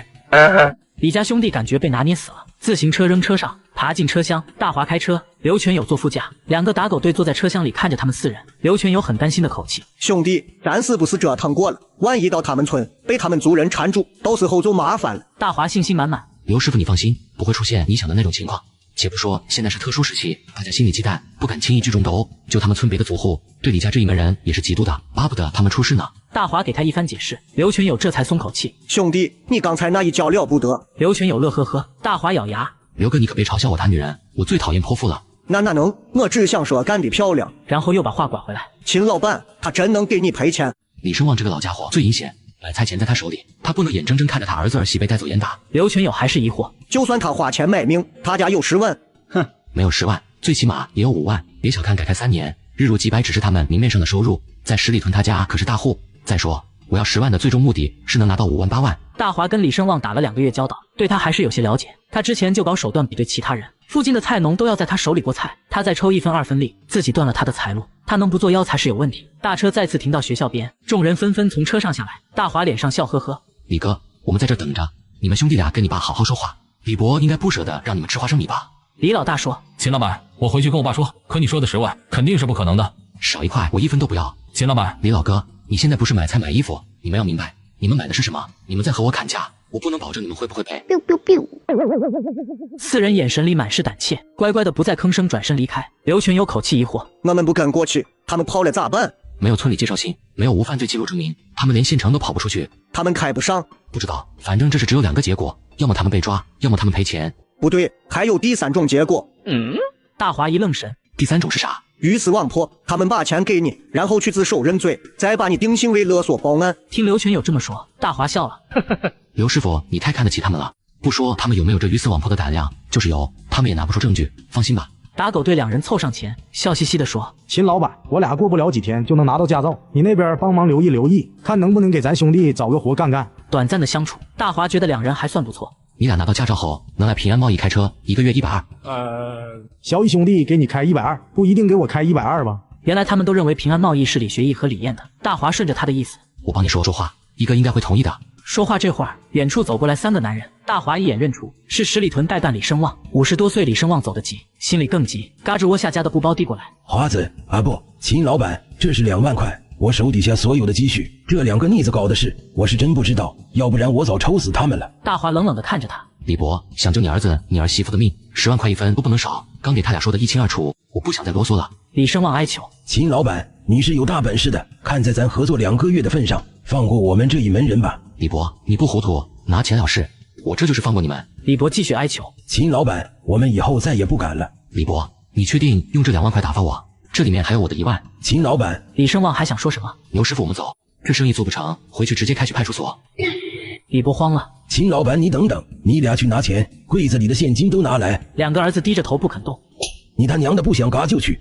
2人这才转身回去。李伯眼神里满是懊悔。大华知道他家的积蓄是真没了。等了10几分钟，2人拿来5万块。李声旺不舍得递给大华：“秦老板，从我们认识，你一口一个李伯叫我，是我周游萌新，没看住我2个儿子，他们出去搞事我也没拦着。这5万块是我们一家这些年的积蓄，你拿着，咱和解好不好？”大华接过钱：“李伯，这里面有我的1万，你应该再给我6万，没钱打欠条也行。”大华掏出纸笔递给李声旺：“写清楚原因，碰瓷讹诈1万5，双方友好协商，给予10倍补偿，签上你们3个人的名字。”秦老板，你这是要我老命啊！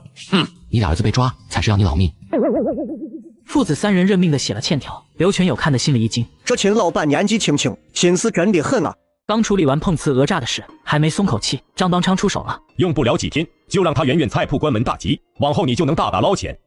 接上集，李声旺父子老老实实的给大华写了欠条，大华4人满意的打道回府。折腾了大半天，4个大男人又渴又饿，回县城直接下饭馆。大华也不吝啬，要了1桌子荤菜，让他们饱饱的吃一顿。刘全有提议：“华子，咱兄弟几个喝几杯？”大华拒绝：“刘哥，你这随时都会有出车任务，咱开车司机必须遵守一个原则，喝酒不开车，开车滴酒不沾。”刘全有不情愿的同意：“行吧。”打狗队2人也不太开心。大华接着说：“等李学义和潘年华回来，下班后都来平安院，我请大伙喝个够。”听大华这么说，3人才喜笑颜开。刘全有对大华是服气的不得了：“兄弟，我今个算是跟你学了一手本事，以后碰到出事儿的时候，我先拍照取证，把他们拿捏死。”吃饱喝足，大华给他们1人1000。刘全有问道：“兄弟几个意思？这是给的封口费，你这是看不起俺老刘啊？”大华笑着说：“刘哥，不是封口费，是宣传费。你们认识的司机朋友多，今天这事儿都说出去。”刘全有懵了：“传出去？兄弟，你是不是傻了？你不怕被定个敲诈勒索？”大华笑呵呵：“刘哥放心，传言而已，有没的证据，敲一敲那些有坏心思的人。”哦，3人心满意足的离开。华子兄弟吃一口肉，咱跟后面还能啃骨头喝汤。3人讨论着以后一定跟着大华干。第2天上午，东风拉货车停在菜铺门口，刘全有笑嘻嘻：“兄弟，200袋颗粒化肥，本来要直接去你们村，想着你可能会在菜铺，就先过来看看。”大华瞪眼：“你用我昨天给你的钱？”咱兄弟谈啥钱？李艳妹子说学义明天就提车回来，等学义回来，咱兄弟好好喝一盅。大华劝了几句：“刘哥，开货车司机爱喝酒，这可不是好习惯。”兄弟，知道你菜铺里忙，我给你送村里去。刚好我厂里没啥事，下午蔬菜我也给你拉了。刘师傅相当热情：“刘哥，你们279食堂也要吃菜，找我春叔给你拉上2天的。那感情好。刘师傅的化肥车刚离开，小区左侧一串鞭炮炸响，第2家临街菜铺利民菜铺开张，菜铺周围围着一堆人，圆圆菜铺的生意受影响很明显。到下午快关门时间，一半蔬菜都没卖出去，大头脸上忧虑。华哥，咱不能关门歇业一走了之吧？明天新的菜拉进来又压着了。大华刚睡了一个午觉，张嘴哈欠，一副没什么大不了的表情。灵儿比其他人还忧虑。哥，你想想办法呀，那边一样的菜比咱这边低3分钱，他们就是针对咱家，我都愁死了，你还有心睡午觉？大头又说道：华哥，咱去找工商队陈文明，当初他收咱租金的时候拍胸脯保证的，纺织路这块只会有咱一家菜铺，咱去找他要个说法。听大头这么说，大华咧嘴笑：兄弟，你天真啊，哪个文件规定这只能开一家菜铺？真以为他陈文明说了算？菜铺赚钱有心人看在眼里，咱不可能做独门生意。灵儿急了：哥，那咱咋办？菜卖不掉，很快就坏掉了。拿红纸笔墨来。大华喊一声，口气豪横：这块地方只能开一家菜铺，陈文明说了不算，我说了算。大头把东西拿来，大华刷刷刷写了几个字，最中间的5个大字相当吸引眼球：跳楼价甩卖。灵儿，拿去店门口。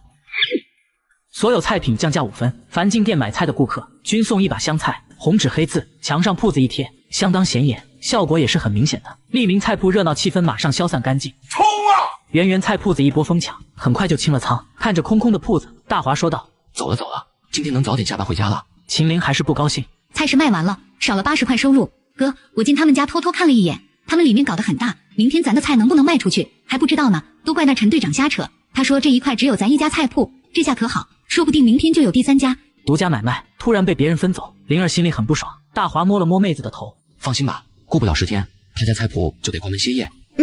真的？不信咱走着瞧呗。安慰过灵儿，大华心里嘀咕：谁不声不响开了家菜铺？难道是十里屯一家？景明县从地头到铺子直接送菜，有这个条件的只能是十里屯人。你好好开店，我还真没找你找麻烦。既然你搞降价恶意竞争，那就别怪我了。菜铺关门，利民菜铺还在营业，营业时间拉长，挤兑圆圆菜铺更胜一截。年纺厂办公室里，张邦昌今天的注意力重点在利民蔬菜铺子，听开铺子人的情况汇报。张厂长，咱们开张后，他们菜铺里菜卖不掉，剩了一大半。可那小子写了一张降价单，比咱铺子的菜还便宜2分钱，顾客们又跑他家铺子里去了，直到他关门走了，咱们铺子才好起来。张邦昌呵呵笑：李生民，我就一个要求，你铺子的菜不仅要更新鲜，品种更齐全，还要永远比他们铺子的菜便宜3分钱。李生民脸上有些担忧：张厂长，秦家那小子有些本事，我降3分，他也降3分，这样降下去不是个事儿吧？大家不能都不赚钱吧？我说了让你不赚钱吗？只要他降价，你就降，有我给你兜底，你怕什么？用不了几天，就让他圆圆菜铺关门大吉，往后你就能大大捞钱。李生民心里一抹担忧消解不掉，真能急走秦老板，人家有大货车，谁都惹不起。既然站了队，就先按张厂长的意思来吧。李生民回铺子，写一张更大的红纸贴在自家菜铺门口，开业店庆，明日起各样菜比圆圆菜铺便宜3分钱。菜铺子门口围了一堆人，明天得早点来，要不然估计都抢不到菜。听到讨论的李生民笑呵呵地说：大家放心，咱菜铺子的菜保险管够。回到家的大华不知道菜铺发生的事，品味着媳妇做的饭菜。媳妇做的饭真好吃。秦玲听得直翻白眼，跟嫂子说菜铺子的事。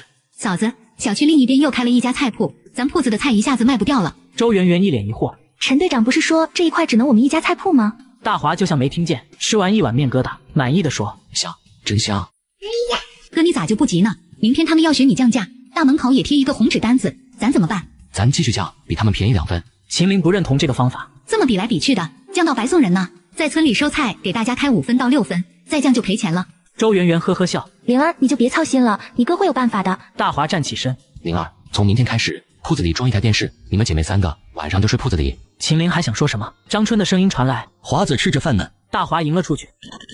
环子，刘师傅拉进来1车化肥，他说是你安排分下去，这笔钱怎么算？春叔，一家折5块钱，要么直接收钱，要么在菜钱里面扣。能上化肥，那帮家伙不得高兴死？春叔你辛苦了。张春忙村里这一摊事，大华省了大力气。华子，你这说的啥话？你给我们开着工钱呢。再说，看着村子越来越好，我是真高兴啊。两人聊了会儿，大华又交代了一些事后，转身回到屋里。周圆圆在缝纫机上哒哒哒，小媳妇笑着问：事都处理完了？也没啥忙的，就是让春叔操心着搞温棚，搞好了比夏秋的收入还好。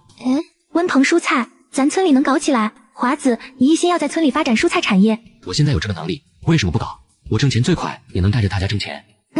你现在说什么大家做什么，只要心齐，肯定能做成功。周圆圆在家里深切地感受到了大华在村民心里的地位。村民家里有好东西，都会先给自己家送上点，这可不是当初秦建明靠耍官威能得来的。周圆圆说道：华子，那家菜铺开得这么近，是不是恶意的？媳妇，开2家菜铺不是问题，大家一样的价格，我少赚1半也没问题。我不讨厌有竞争者，这是市场经济规律，是好事。但我讨厌故意挤兑我，他跟我玩恶意挤兑，哼，看我不搞死他丫的！圆圆菜铺遭遇恶性竞争，大华上赶着交罚款，把竞争对手恶心坏了。接上集，我不讨厌有竞争者，但他跟我玩恶意挤兑，看我不搞死他丫的！华子，明天一早我也下去，我想看个明白。行，咱现在有住处。燕姐天天问我你啥时候下去，问得我烦。周圆圆嘻嘻笑，媳妇你准备一下，明天进县城住平安院子，不用回村里。村里还是要回的，不能老待在城里。第二天，给桐城农贸市场交完蔬菜，返回景宁县已经过了11点。大华看见2个正在和小贩争吵的管理员，走到他俩跟前问：“你们陈队长呢？”秦老板，你怎么在这？陈队长呢？大华又问：“工商队员眼神迅速瞟了一眼一家杂货铺。那个陈队长没来，在单位忙呢。”顺着他的眼光，大华看到陈队长在一个商店门口闪了一下。大华转身走过去：“陈队长，你躲我干什么？”陈文明见多不下去了，从商店出来，脸上讪笑：“秦老板好啊，我今天一早要去找你的，这不手头忙吗？领导安排我在美食街整顿秩序。”大华也不跟他绕弯子：“陈队长，棉纺厂门口开另一家菜铺，我不怪你，可他跟我搞恶性竞价，这不是个事儿吧？我降3分，他也降3分，再降下去，这生意还做不做了？陈队长，你要管。”陈文明表情有些难堪，嘴上叫苦不迭：“秦老板，你别找我了好不好？别人不知道你的情况，我能不知道？你的赚钱生意压根就不在菜铺。”他这个态度让大华很生气。陈队长，你当初租房给我的时候怎么承诺的？说只有我一家开菜铺，每天赚大几百。现在可好，我一颗菜都卖不出去了，你不管了？大华拽住陈文明不放，谁让他当时胡乱承诺？秦老板，小老弟，我30几的人了，被你拽着胳膊撕扯算怎么回事？你先放手，放手，咱过去说。2人拉拉扯扯离开这条巷子。陈文明给大华发了根烟。秦老板，要我说，你就别计较利民菜铺了，你现在又不靠菜铺赚钱。看着大华变了的眼神，陈文明又说道：“现在情况有点复杂，我这工作不好干，工资不到60块，还整天挨领导批。”陈文明诉一大堆苦。我跟着秦老板你跑生意卖服装得了，说不定一天也能赚个大几百。陈文明嘻嘻笑：“陈队长，你几个意思啊？什么叫我不靠菜铺赚钱？我今天一颗菜都卖不出去，这事儿你不管？一颗菜都卖不出去，有这么严重？”陈文明不相信。利民菜铺今天早上贴出来降价通告，无论我的菜多少钱，他都比我便宜2分。圆圆菜铺再降2分3分，就要赔本了。陈队长，既然你不管，那就退房退租，我继续在小区里摆摊，成本降低了，我就不信干不过他利民菜铺。陈文明一听急了：“别，秦老板，我听明白了，他这是恶意竞价，扰乱市场秩序，我这就去警告他。”大华来找他，目的可不是让他给利民菜铺警告。陈队长，开菜铺的人是谁？这个秦老板，我真不方便透露。不方便是吧？那行，我去找你们高局，我就问一件事，我租的房子是不是他的？陈文明脸上更难堪，一把拽住大华胳膊：“兄弟，你把人麻缠死了！我实话告诉你，利民菜铺就是咱高局在罩着。”高局罩着利民菜铺？大华觉得难以理解。他的房子我租下来卖菜，他又照着利民菜铺跟我搞恶性竞价，还有这么弄事的？话说到这个份上，陈文明越加无奈，不解释清楚是不行了。利民菜铺就是高局点头才开起来的，要不然谁敢？他们找了高局，又吃饭又送礼的，高局一高兴就答应了。现在高局的意思是，秦老板你退出菜铺生意，开日用杂货，比卖菜赚的只多不少。你开日用杂货，我保证这片区域绝对不会有第2家。大华斜着眼睛：“你保证？”陈文明一脸尴尬：“陈队长，注册人是谁？”大华问：“注册人叫李生明，十里屯人，他们种菜种了好些年了，高局觉得让他开菜铺也正常。”大华点点头：“搞恶性竞价，我还真搞不过十里屯李家人。李生明跟李生旺有什么关系？”李生旺，陈文明想了一下，好像是他大哥，他俩一起来工商局找的高局，因为开菜铺会影响到你，我特意确定了他们的身份。李生旺这是想双管齐下呀？大华心里有了主意，原以为用10天把利民菜铺挤出去，现在看来用不了3天。陈文明以为大华听明白了。秦老板，圆圆菜铺以后卖日用零杂锅碗瓢盆什么的，他们想挤兑也挤兑不了。大华瞪眼看陈文明：“陈队长，我菜卖的好好的，他利民菜铺上来就针对我搞事情，想把我挤出去，不行，我不答应。”大华态度坚定，陈队长相当难为的口气：“那你说怎么办？有高局站台，我不敢拿人家怎样啊？”大华口气硬倔：“退租，我不要铺子了，我在棉纺厂小区里搭帐篷卖菜。还有这个房子不住人了，就应该退给单位，你们手腕一转租给个体户，这是违规，我在纪检委一反映。陈队长，你觉得会有什么后果？”陈文明惊得差点上前捂住大华的嘴：“兄弟，说赌气话是不是？你要这样折腾有什么好处？你在景宁县还有平安贸易公司，你非要跟工商局领导过不去，那2辆大货车也是你的，对不对？”是不是我的？跟圆圆菜铺子有关系吗？大华气呼呼，咋没关系？论财力、运能，利民肯定干不过你。可话说回来，一个菜铺子对你没啥影响，咱没必要和领导对着干。我的意思，房子你还租着，改卖日用零杂，相互不影响，还不会得罪领导。陈文明和悉尼和得真顺溜，听得大华心里很不爽。陈队长，现在不是我退出不退出的问题，是恶性竞价不能开先例，你必须得管。陈文明皱眉头想了一会儿，秦老板，你说的对，不能搞恶性竞价，我给他利民一个警告，一样的价卖菜，谁恶性降价，我给谁开罚单。嘿嘿，这可是你说的，陈队长，你要到时候不开罚单，我就去举报你。这样，昨天我先降价的，我先给你交500块罚单，你拿着给我开的罚单给他利民看，给他也开罚单。陈文明傻眼了，还有上赶着开罚单的，你开不开？大华逼问一句，可以，我这就给你开。一张罚单开给圆圆菜铺，恶性竞价，扰乱市场秩序，一视同仁，去给利民开罚单吧。大华拿着罚单说道。陈文明只能硬着头皮去利民菜铺。李生明看陈文明过来，笑嘻嘻的迎上前，还没开口说话，就听陈文明说：利民菜铺和圆圆菜铺恶意竞争，你们2家菜铺分别罚款500块。罚单开了出去。李生明一脸惊疑，看着离开的陈文明，赶紧把门口的降价通知撕掉了。他前脚撕掉通知，圆圆菜铺后脚就贴出一张降价红纸。买菜的两边看热闹，就等着看那边价格低。冲啊！圆圆菜铺子里哄抢了一波。李生明跑去找陈文明，陈队长，圆圆菜铺又降价了，你不罚他？陈文明气呼呼跑圆圆菜铺。秦老板，你要干什么？罚款我交500块，开掉。哎呀！陈文明头疼不已，揉着脑袋离开了。李生明看大华没调回原价的意思，只能一张红纸贴出来了，比圆圆菜铺子低1分钱。陈文明又被叫来了。秦老板，你们这不闹着玩吗？你到底想搞什么？大华一副死猪不怕开水烫的模样。陈队长，你要给他不开罚单，我就举报你执法不公，你开不开？这时候陈文明才意识到自己跳进了秦老板挖的坑里，心一横，牙一咬，又给利民菜铺开了500块罚单。李生明干笑着说：陈队长，高局那边。陈文明一脸不耐烦，爱找谁找去，烦死了。说完转身离去。李生明拿着2张罚单，脸黑的跟锅底一样。大华呵呵笑，嘿嘿，还挺好玩。陈文明无奈地说：秦老板，我求你了好不好，别搞了，我有老婆有孩子，丢了工作没饭吃啊。大华嘻嘻笑，陈队长，没那么严重，等着瞧，明天就没事了。秦老板，我实话告诉你，李生明后面有张厂长撑腰。大华脸上笑容猛一下收敛，折腾了大半天，要的就是这句话。自己之前只是猜疑，现在算是彻底搞明白了。李生明快崩溃了，原以为抱个大腿好赚钱，没想到开店第2天，钱没赚到手，先被罚了1000块。这秦老板惹不起，惹不起。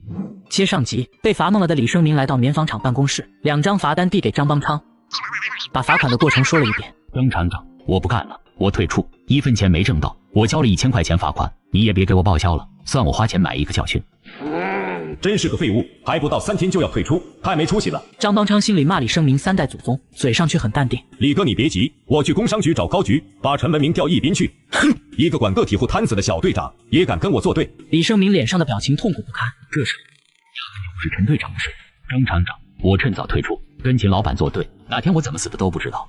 张邦昌啪一拍桌子，嘴里骂道：李生明，你个窝囊废，我这边已经垫进去几千块，你说退出就退出？看李生明便秘一样的表情，他话锋一转：你就再坚持几天，即便把他挤不走，他的菜铺也没你赚得多。李生明是有苦在心口难开，他昨天回到家，开心给大哥说跟圆圆菜铺竞价的结果，听到一个惊爆的消息，秦老板拿走了大哥5万块，大哥还打了一张5万的欠条。李生明通体透凉，利民菜铺即便大把赚钱，也是给他秦老板赚的，和我有个毛的关系？张厂长，我们不干了，这2张罚单留给你，你拿着当证据去找领导吧。张邦昌傻眼了，十里屯的人要不干了，那就真没人能干得过秦大华的圆圆菜铺。难道李生民家出了什么事儿？李生民是不是有什么让你有顾虑，不方便跟我说？李生明满脸陪笑，张厂长，你误会了，没有什么不能说的事，我就是觉得跟秦老板这样搞没意思，做生意讲究的是和气生财，我一开始就恶意挤兑，结果呢，我1分钱不赚，还赔了1000多。张邦昌努力压制心中的怒火，嘴上很温和。李生民，你不用担心，你交的罚款我会给你要回来的。算了算了，张厂长你别劝了，你不是也花了不少钱吗？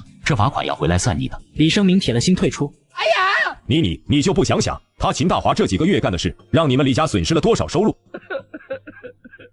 李生明苦笑，我想了也没用，那是人秦老板有本事。张厂长，我的意思讲完了。说完，李生明扭头离开，留下张邦昌一个人在办公室骂骂咧咧。李生明刚走出棉纺厂，李叔被一声喊住：秦老板，你找我？大华笑着说：李叔找张邦昌求援去了。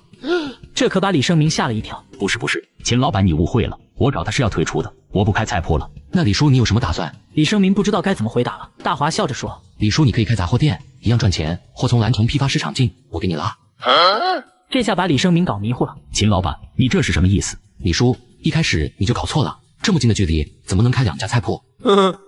李生明干笑2声，是不能开2家。秦老板，我们不该针对你。大华呵呵笑，李叔，我在大坪种菜，动了你们李家的蛋糕，你们嫉妒我恨我，这很正常，换我也会这样。话虽是这样说，可听李生明耳朵里可不一样，赶紧掏出手绢擦2下头上的汗。秦老板，咱好商量，好商量。李叔，我来找你就是想和你好好商量，我是真心想让你开铺子赚钱，让我赚钱。李叔，拿下那个临街铺子也不容易，不管你是出于什么目的拿下的，既然在你名下有了手续，那就要拿住，然后利用它好好赚钱。李生明满脸疑惑，你为啥会帮我们赚钱？我哥他不是。李叔，你应该知道我和李博的事了，做错了事就要承担相应的后果。不过宰一马归一马，我事业初期，李博照顾了我，这份情我没忘，我可以去兰城批发市场拉货，日用零杂、锅碗瓢盆这些，我进货你销售，保证你们一天有大几百收入，也不怕冬天没菜了歇着。李生明盯着大华，看他的表情不是开玩笑。秦老板，我先谢谢你，不过你这个提议恐怕行不通。房子是张邦昌给我找的，他家亲戚的房。大华脸上笑容稍稍僵硬，大华严肃地说道：李叔，你跟李博是有本事的人，房子既然已经租给了你，不能说退就退了，没办法也要想办法占住房子，我负责后续给你供货，希望你和你大哥听我的。李生明感觉自己不想答应也得答应了。那我试试吧。张邦昌那儿我说不准，毕竟人家大小也是个领导。大华呵呵笑。李叔，我给你出个主意。大华凑到李生明耳边悄悄嘱咐了几句。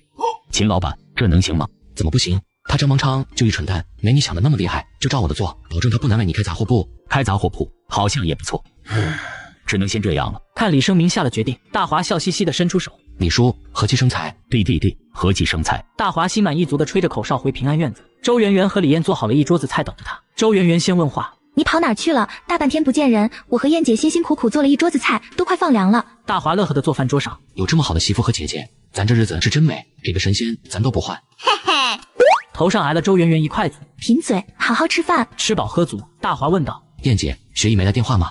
按理现在应该回来了。买车要走程序，还要拐道去拉货，应该不是今晚就是明早。李艳口气虽然有些担忧，但觉得这个时间还没回来也正常。大华站起身，行，那我就先回去了。周圆圆脸上疑惑：我和灵儿都在城里，你晚上回村干嘛？嗨，忘了跟你们说了，今天同城市农贸市场的杜主任告诉我，大坪蔬菜要能再早2个小时拉进市场，不但销量能上来，还能涨2分钱，我就答应了。我现在回村里拉菜，赶10点前就能下来了。行，那你路上慢点。大华回到村里，向张春和四叔交代了以后的收菜时间，几人一番忙碌，大华开着装满的车回平安院子。回到院子里，刘全友和曾汉明、温雄都在，他们知道李学义今天回来了，拿着酒菜赶过来准备喝一场。圆圆和李艳从屋子走出来，李艳嘟囔道：每天都得开车拉货，怎么能老想着喝酒？刘全友尴尬的笑笑，公司提了新车，咱这也是高兴，少喝点没事。夸嘴，学义在兰城的时候来了电话，再有1个半小时就到了，明天要给4个地方送货，咱这人手不太够。说着他看向刘全友，刘师傅能不能帮一把？刘全友拍胸保证：李艳，什么叫帮一把？我现在跟着大华混，算是你们平安贸易的挂靠司机，有活就安排。学义给我开高工资呢，别客气。李艳嘻嘻笑，279的货车司机都被老大挖过来了。大华想起一个问题：媳妇，你不能熬夜，过一会儿有2辆货车开进院子，我怕吵着你，实在不行你跟灵儿换一下，她睡觉沉。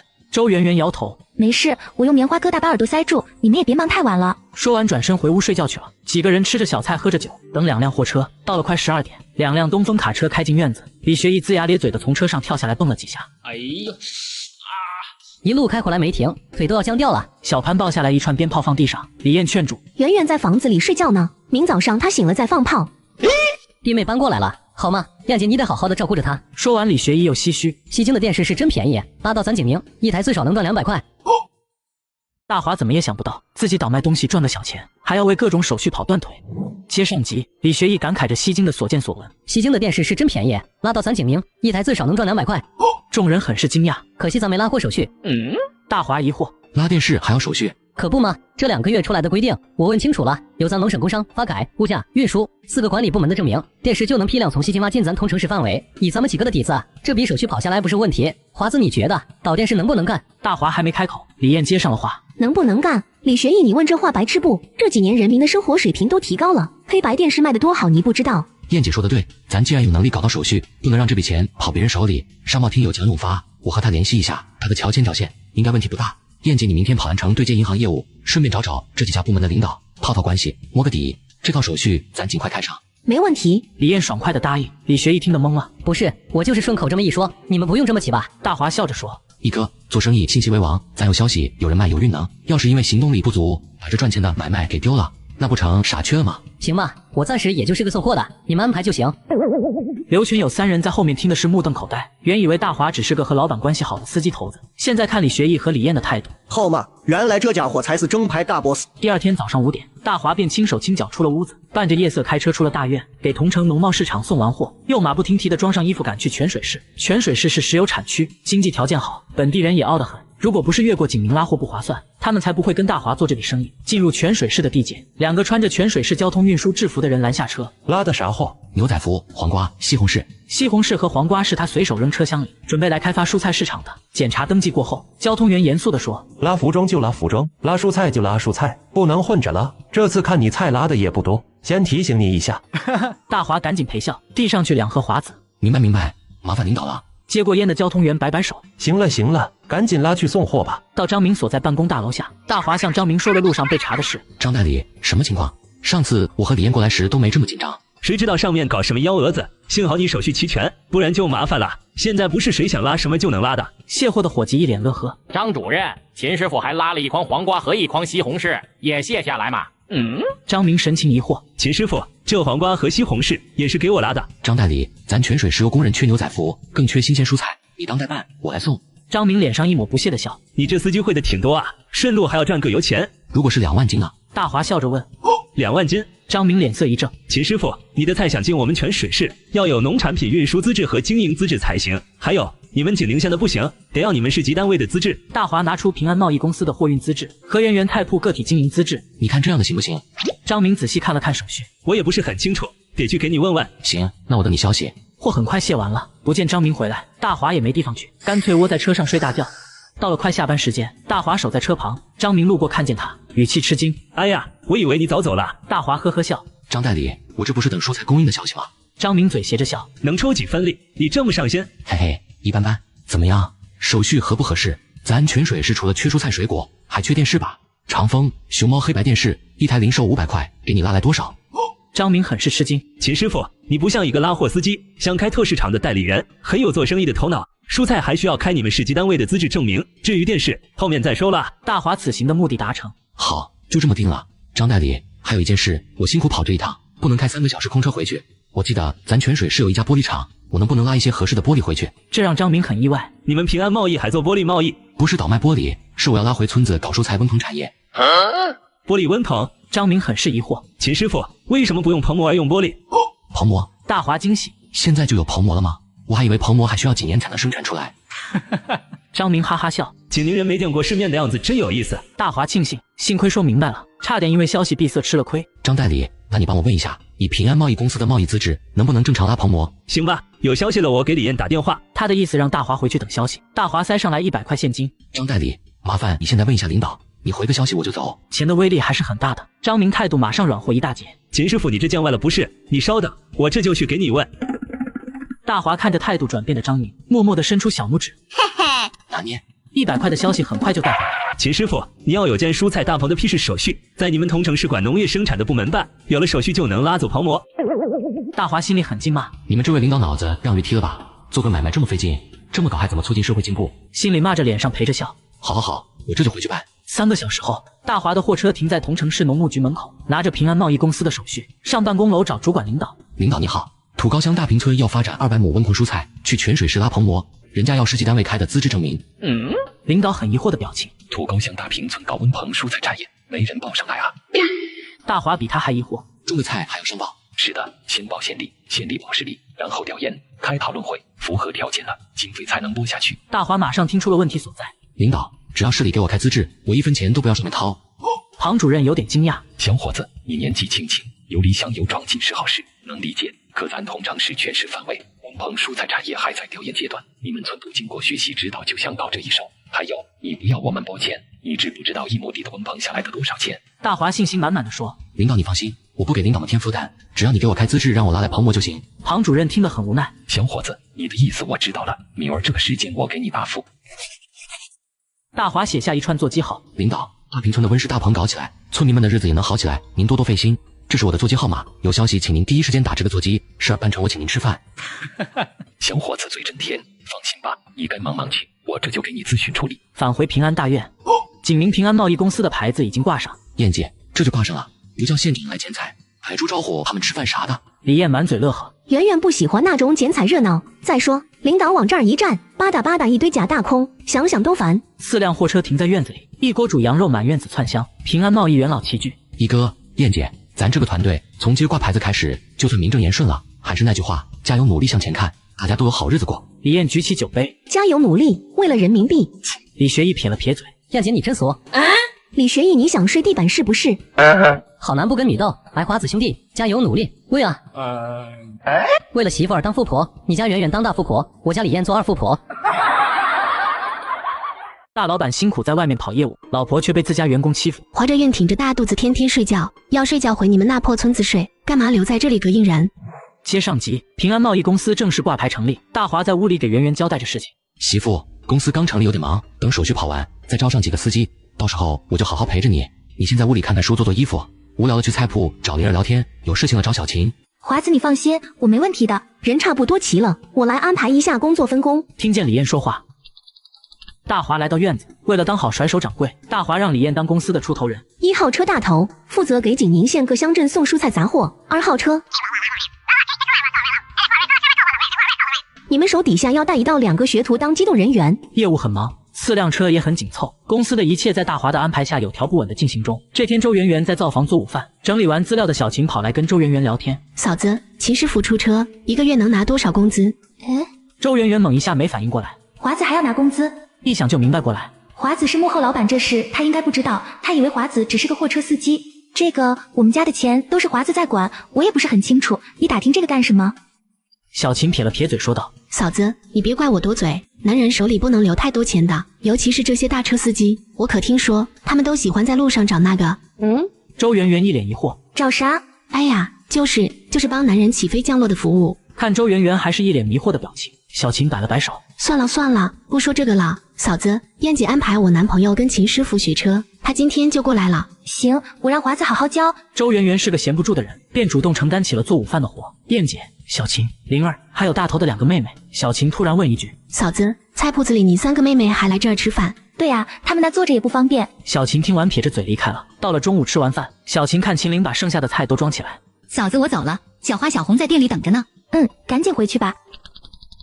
小琴小声的嘟囔，连吃带拿，咋那么看不顺眼？周圆圆听到，给她解释一句，她是华子的亲妹妹。小琴不满地说，嫂子，我知道她是秦师傅亲妹，可这儿不是你们家，是公司，不能每天连吃带拿这么随便吧？周圆圆懒得搭理她，便继续低头吃饭了。大门哐一声响，李艳进来了。圆圆，给姐留中午饭没？周圆圆很不好意思的表情。哎呀，燕姐，我还以为你不回来吃饭了，就让玲儿把饭都带走了。你坐着歇会儿，我给你炒菜，你就着磨磨吃。李艳还是满脸笑意。圆圆，算了，我随便将就一下，你可怀着宝贝呢，不能累着了。吃好了你就去睡午觉休息，剩下的我来收拾。李艳随口吃了一些，就回办公室翻开本子记账，整理今天办回来的手续资料。小琴站在她跟前，一脸的不满。小琴，有啥事？李艳主动问。燕姐，周圆圆中午做了可多菜，都被她妹妹带去菜铺子了，所以你回来才没饭吃，1顿2顿也就算了，每天中午都这样，这像话吗？李艳猛一下抬起头。小琴，周圆圆挺着肚子已经很辛苦，人家是给妹妹做饭，顺带着把咱的做出来了。再说菜蛋肉都是人家菜铺子的，你怎么计较这个？你好好学财务学本事，别眼睛看斜了。小琴就是气不愤。可是燕姐，要是4个货车司机都带自己妹妹带自己家属来蹭吃蹭喝，你这公司还干不干了？李艳拍桌子喝一声，小琴够了，干好你的本职工作，怎么学会捣鼓是非了？那些事儿是你管的吗？小琴吓一跳，没想到燕姐这么反感她这些事，嘴上不敢了，心里更不忿。我为你着想，你竟然冲我发脾气，真是香臭不分。哼！李艳整理完手续，骑上自行车又匆匆出去。周圆圆睡醒午觉进办公室，看着桌子上的货单，笑着问小琴，这是今天登记让拉的货？说着就拿起货单想看一眼都是什么。嫂子，签了字的货单，老板说不能给别人随便看。周圆圆眼睛还看货单，嘴上应和，就是华子也给我说过，桌子上资料不能给别人随便乱看。小琴手一伸，强行拿走周圆圆手里的货单，拉开桌子抽屉放进去，顺带着还挂上锁。周圆圆愣神，我也不能看。小琴理直气壮地说，那当然，老板说不能随便乱看就是不能看，你以后别随便进办公室。周圆圆脸猛一下憋红，有些话堵在嘴边又咽了回去。这姑娘也是为了公司业务，不和她计较了。小琴又说道，嫂子，潘师傅刘师傅快回来了，他们跑车辛苦，中午饭吃不好，你闲着也是闲着，去给他们做饭吧。周圆圆扶一下肚子进厨房做饭，身子越来越笨了，看样子还得把方云叫来。正想着事，灵儿在大门口喊话：“嫂子开门。”周圆圆两手面团，不方便出去开大门。小琴，你去给灵儿开下门。没人应。小琴，小琴，喊了3声也没答。周圆圆只能端着手跑出去开门。灵儿看嫂子满手面团，整得额头上都是汗，气得瞪眼。你喊他开门，他为什么不给你应声？嫂子，他躲在房间都不帮你一把吗？秦玲气呼呼进办公室，看见他悠闲地坐在沙发上看资料。文琴，燕姐和我哥怎么给你安顿的？让你帮我嫂子打下手，你倒好，你躲在办公室里，让我嫂子给你做饭吃。我在忙工作，学财务知识，不是给你们一家做饭洗碗的，自己脸皮厚，蹭吃蹭喝，还有脸说我。秦玲听得气急，我在我哥公司吃我嫂子做的饭，我脸皮厚。小琴忍不住了，你哥不就一开货车的吗？有什么了不起？还拖家带口都来吃枣，你们再这样蹭吃蹭喝，燕姐不要你哥开车了。周圆圆听见了两姑娘吵架，进来把秦玲拉进灶房。灵儿，你跟他吵个啥？赶紧帮我切菜。嫂子，他那话什么意思？他嫌我们几个在你跟前吃饭，他还要给燕姐说不让我哥开车。周圆圆嘴上笑笑，他以为你哥是给燕姐开货车的司机，以为我是给货车司机做饭的，看不惯你每天过来吃饭。秦玲一肚子火，嫂子，那你给他说明白呀。周圆圆说，灵儿，你哥说要低调，再说我去给他解释这些情况有必要吗？可你不解释清楚，他给你脸色看，我哥那么疼你，不让你受一点委屈，你到这儿看他脸色，不行，我不答应。两人正说着话，进来一个小伙子，对着秦玲招招手。姑娘，你出来一下。你干嘛？你刚才跟我女朋友吵架。秦玲抬了抬下巴，吵了？怎么着吧你？嘿！小伙子很生气，你给我女朋友道歉。秦玲不愿意了，我凭什么给她道歉？她还惹我嫂子不高兴呢，她给我嫂子道歉。小琴手里捏着书站自己男朋友身边，我给你嫂子道歉，你个姑娘没脸没皮的在这儿蹭吃蹭喝，还让我道歉。她男朋友接着说，你嫂子惹我女朋友，信不信我分分钟让你们滚回乡下？就是怀着孕挺着大肚子天天睡觉，要睡觉回你们那破村子睡，干嘛留在这里膈应人？秦玲大吃一惊，燕姐那么有本事的人，那么好说话，带来一个打下手的，怎么是这种德行？愣怔中不知道怎么辩解，耳朵里听见一辆货车回来。嫂子，可能是我哥回来了。大华看灵儿的表情一怔，咋了灵儿？跟你嫂子吵架了？哼！秦玲气呼呼地说，我才不会跟我嫂子吵架，是有人让我和我嫂子滚回大平村。大华脸色一冷，谁说的？媳妇怀着双胞胎，在自家公司被员工欺负，大华不能忍，接上级。咋了灵儿？跟你嫂子吵架了？秦玲气呼呼地说，我才不会跟我嫂子吵架呢，是有人让我和我嫂子滚回大平村。大华脸色一冷，谁说的？文琴和她男朋友，他觉得我天天来这里蹭饭，就不帮我嫂子做饭，还给嫂子脸色看，我嫂子吃力死了。我还没说她2句呢，她男朋友还让我道歉，让我嫂子回咱那破村子。哥，就算他不知道这是你的公司，他这也太狗眼看人低了吧。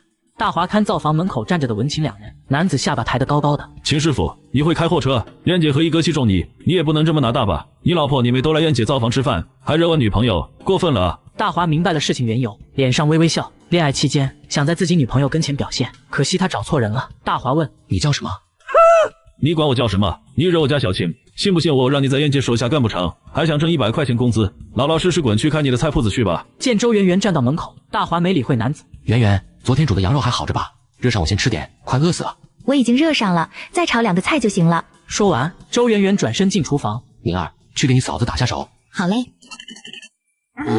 在文琴眼里，他们3个是没把她放在眼里，气呼呼地跟进厨房。周圆圆，我俩也吃灶上饭。圆圆压着心里怒火，你下班后不是回家吗？我没给你做饭。你没给我做饭，你用公司的活给你妹你家人做。华子眼睛微微一眯，圆圆，灵儿，给他俩舀上。周圆圆脸上不乐意，舀了2碗饭放桌子上。文琴鼻子里哼，我不跟你们坐一起，端我办公室来。周圆圆以为自己听错了。你吃饭还要我给你端办公室吃？饭桌被你们一家人占了，我俩怎么吃？端我办公桌上。凭什么我端？你欺负人！周圆圆真生气了。大华脸上笑，媳妇你别动，我给他端。一盆羊肉汤，2碟子炒菜，2碗米饭被大华放在了办公桌上。周圆圆站在灶房门口，愕然地看着大华。华子，他们太过分了。和气生财，你和灵儿先吃，吃完了给小花和小红提过去。秦玲嘻嘻笑，她看出来了，亲哥要整事儿。秦玲提起饭盒跑出院子，她还要赶紧回来看哥哥搞什么幺蛾子。小琴和她男朋友从玻璃窗看到秦玲抱着饭盒出去，气呼呼地跑出来。秦师傅，不是我说你，你妹连吃带拿的。燕姐看着不生气，燕姐人好，嘴上不说而已，你们别越来越过分。大华脸上呵呵笑，小秦姑娘，这是我们村的菜，我们村的羊肉，味道好得很，最好吃完，别浪费了。秦师傅，我叫赵东，我认识你们大平村的秦卫兵，穷山沟里出来的人是真不行。他这是摆明了瞧不起大华，嘴里继续说：燕姐是看在你会开大车的份上才尊重你，要不然燕姐认识你是谁？文琴在一旁帮腔：燕姐和周厂长熟，周圆圆是周厂长侄女，周厂长要燕姐照顾周圆圆，可照顾归照顾，你们这是不是过分了？大华应和一句：对，小秦姑娘，你说的有道理，那我先去吃饭了。回到灶房，大华问媳妇：生气了？没有，我才懒得跟他计较。哼，我计较。大华恨恨地咬了口大馒头。周圆圆劝道：算了吧，姑娘不知内情，看玲儿吃饭连吃带拿的就说了几句，也能理解。理解什么理解？咱菜铺子的东西，你做的饭，玲儿凭什么不能连吃带拿，还让你滚回村里？这人人品有问题。周圆圆嘴里嘀咕：燕姐带在身边的人，咱跟她闹翻不好。哼！大华冷哼：不给我媳妇好脸色，谁来了都不好使。办公室那边喊话：做饭的，收拾碗筷了。周圆圆一脸惊讶：那个家伙这种德行，文琴怎么会看上他？大华嘴一撇：都不是好人。正说着话，李燕回来了。圆圆华子，有我的饭没？姐快饿死了。周圆圆赶紧起身：燕姐，给你留着呢，我给你端。圆圆你别动，怎么能让你端？我自己来。李燕骑自行车进院，动静不大，文琴和赵东没看见，只听赵东又喊一声：厨房的过来端碗筷了，你是听不见吗？赵东见没人应声，来到灶房门口想再喊一声。李燕疑惑地看着他：赵东，你喊谁端碗筷？我喊做饭的收拾碗筷，小琴忙着学习呢。李燕阴沉着脸：谁让他在办公室吃饭的，还让圆圆端碗筷，把他给我叫过来。赵东脸上一抹难堪，转身去叫小琴。大华问：燕姐，你带的这姑娘很计较啥？我还没顾上问，她是你家什么亲戚？是文科长的女儿，文科长跟我爸熟，我爸让我带着她。华子你看不上她？大华也不掩饰：我还真看不上她。文琴笑着走进灶房，大华问他：小琴，我媳妇做的菜好吃吧？文琴没搭理大华，问李燕：燕姐你叫我什么事儿？李燕很惊讶：小琴，你华哥问你话呢，你咋不回答？文琴脸上不耐烦：燕姐，不是你叫我吗？大华脸色一冷：我问你呢，我媳妇做的菜好不好吃？还能凑合，咋了？文琴不服气地说：能吃就行，你也就有口福吃这一顿了。从明开始，你不用来上班了，你试用期不合格，领30块钱滚蛋。文琴乐了：什么？你让我滚蛋？燕姐，你瞧瞧他，你在这坐着呢，他以为他是谁？赵东站一边：秦师傅你什么口气？怎么跟我女朋友说话呢？李燕也无语了：这两个傻，也太没眼力劲了。我对大华什么态度，他们看不见吗？文琴，你不适合在这儿干，我带不了你。还有你赵东，想学开车找别人学去吧，我这儿不方便安排你。不理会两人错愕的目光，李燕转过身：圆圆，办公室账务上的事你接手，灶房这边我安排人，办公室我再给你找一个更攒劲的人伺候你。找人伺候周圆圆。文琴傻眼了：燕姐，你什么意思？我不明白。文琴，赵东，你俩今天很过分，道歉。两个人互相看了一眼，愣着不说话。李燕筷子往桌子上一拍：给华子和圆圆道歉，听不明白吗？文琴吓得脸色通红，眼神里一抹恐慌：周圆圆，波波，嫂子，秦大哥，对不起，我不该挤兑你们，我给你们道歉。李燕也是道歉的口气：花子，圆圆，我带的人不行，给你俩添堵了。秦玲气喘吁吁跑进来，刚好听见文琴给哥嫂道歉，咧嘴哈哈笑。大华白了他一眼：你咋又跑来了？秦玲嘟一下嘴：我还没吃呢，没我饭了。你的饭被他俩吃了，你自己做去，别再麻烦你嫂子。哼，自己做就自己做，菜多的是。虽然道了歉，文琴却很不服气，气得瞪眼看秦玲。李燕苦笑，解释道：文琴，你眼里的司机秦师傅，他要说不要我，不要李学义，我俩都得乖乖滚蛋，其他的你没必要知道。说好的1个月30块，你干了10天，我给你开1个月的。文琴嘴里嘀咕：切，他不就一个司机吗？赵东以后也是司机，有什么了不起的？李燕被整无语了。这姑娘缺心眼，还是早点走人吧，不然指不定给我扒傻篓子呢。摆了摆手：行了，你俩回去吧。哼。两人走后，李燕转身对大华说：花子，你们村温棚基地的手续办下来，真费劲，我的腿快跑断了。大华呵呵笑：燕姐辛苦了，等一个回来，我让他给你来个一条龙服务。去你的，没个正形。公司业务忙，媳妇需要人照顾，大华决定把失踪的丈母娘找来，却没想到圆圆二叔也行动了。我们金川县城里姑娘出嫁，男方要拿1880。张村长，你觉得这个彩礼秦大华该不该出？出你妈个！接上集，华子，我和玲儿去院子转一转。行，你俩去吧。灵儿，照看好你嫂子。好的，哥你就放心吧。李燕和大华开始谈工作。花子，工商局有一批建材要拉去外地，我答应了领导3天送完，这就有点赶了，咱得好好合计一下，尽可能跟咱的活儿不冲突。大华点头。燕姐，我们现在算是景宁县最有实力的公司，虽说咱的货运目前只是代做的，那些公家单位找来，能不推辞最好不要推辞，有些摆不到台面上的账务，你要及时跟我沟通。摆不到台面的账务，李艳有些不理解。后面你会碰到的，不能因为是领导不好得罪就好说话。想走在贸易公司过假账报回扣，这事儿你要及时跟我沟通。大华这么一解释，李艳马上明白。你的意思我明白了，目前还没遇到这种问题，工商局的建材拉到目的地，咱也就挣个运费，不牵扯其他问题。大华点头，注意点就行了。对了，一哥今晚不回来。学艺这段时间挺辛苦的，这一回来就直接去送工商局的建材了。说着，李艳看向大华，华子，你身为大老板，是不是得奖励一下这么拼命的员工？燕姐，我的奖励一哥不一定喜欢，这个服务你给一个来个，一个得高兴死。李艳羞红了脸，去你的，我又没体验过，该干啥都不知道。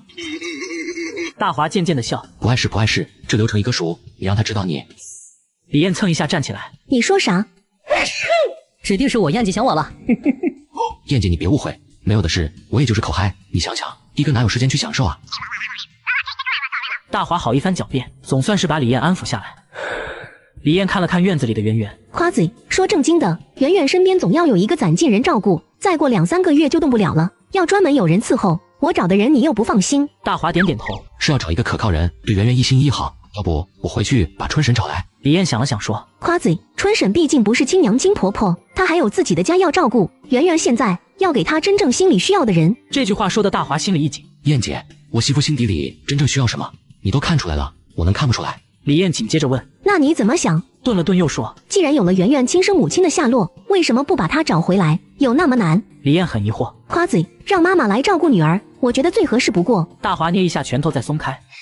燕姐，是时候把圆圆亲生母亲接来了。我帮你。不用，这事我自己解决。大华心里早有计划，这事儿不需要别人插手。原想着为了不影响媳妇的情绪，等她生完孩子再着手处理这件事，没想到计划赶不上变化。是时候跟圆圆的娘家人见见了，我们一早就去找圆圆娘家人。李艳脸上微笑，这就对了，有什么问题你找我。好，燕姐你跑了一天，早点休息吧。晚上，大华两口子躺在床上，各自睡不着觉。周圆圆整日表面乐呵，看似愉悦，其实自打知道了母亲的消息，心底深处就一直惦记着。大华心想，媳妇，我明去你娘家，先摸一下情况，你不要急，我肯定把你妈妈接到你身边。第二天早上5点，大华起床悄悄出了院子，一车新鲜蔬菜送到同城农贸市场后，他就火急火燎地赶往金川县。周元朝提起过，圆圆父亲平反后，上面赔偿了1万块钱，发在圆圆二叔手里，让他给圆圆3个姐妹分。可2年过去了，圆圆也没等着娘家二叔。大华思索这前世记忆，这是应该是民政局的张成忠局长办理的。车子开1个小时，停在金川县政府前面空地。大华问门卫：“请问张成忠科长在哪屋？”张科长在2楼左侧民政局，你先登记一下。大华很快找到张科长，说明来意后，张科长问：“周文生补偿金的手续是我办的，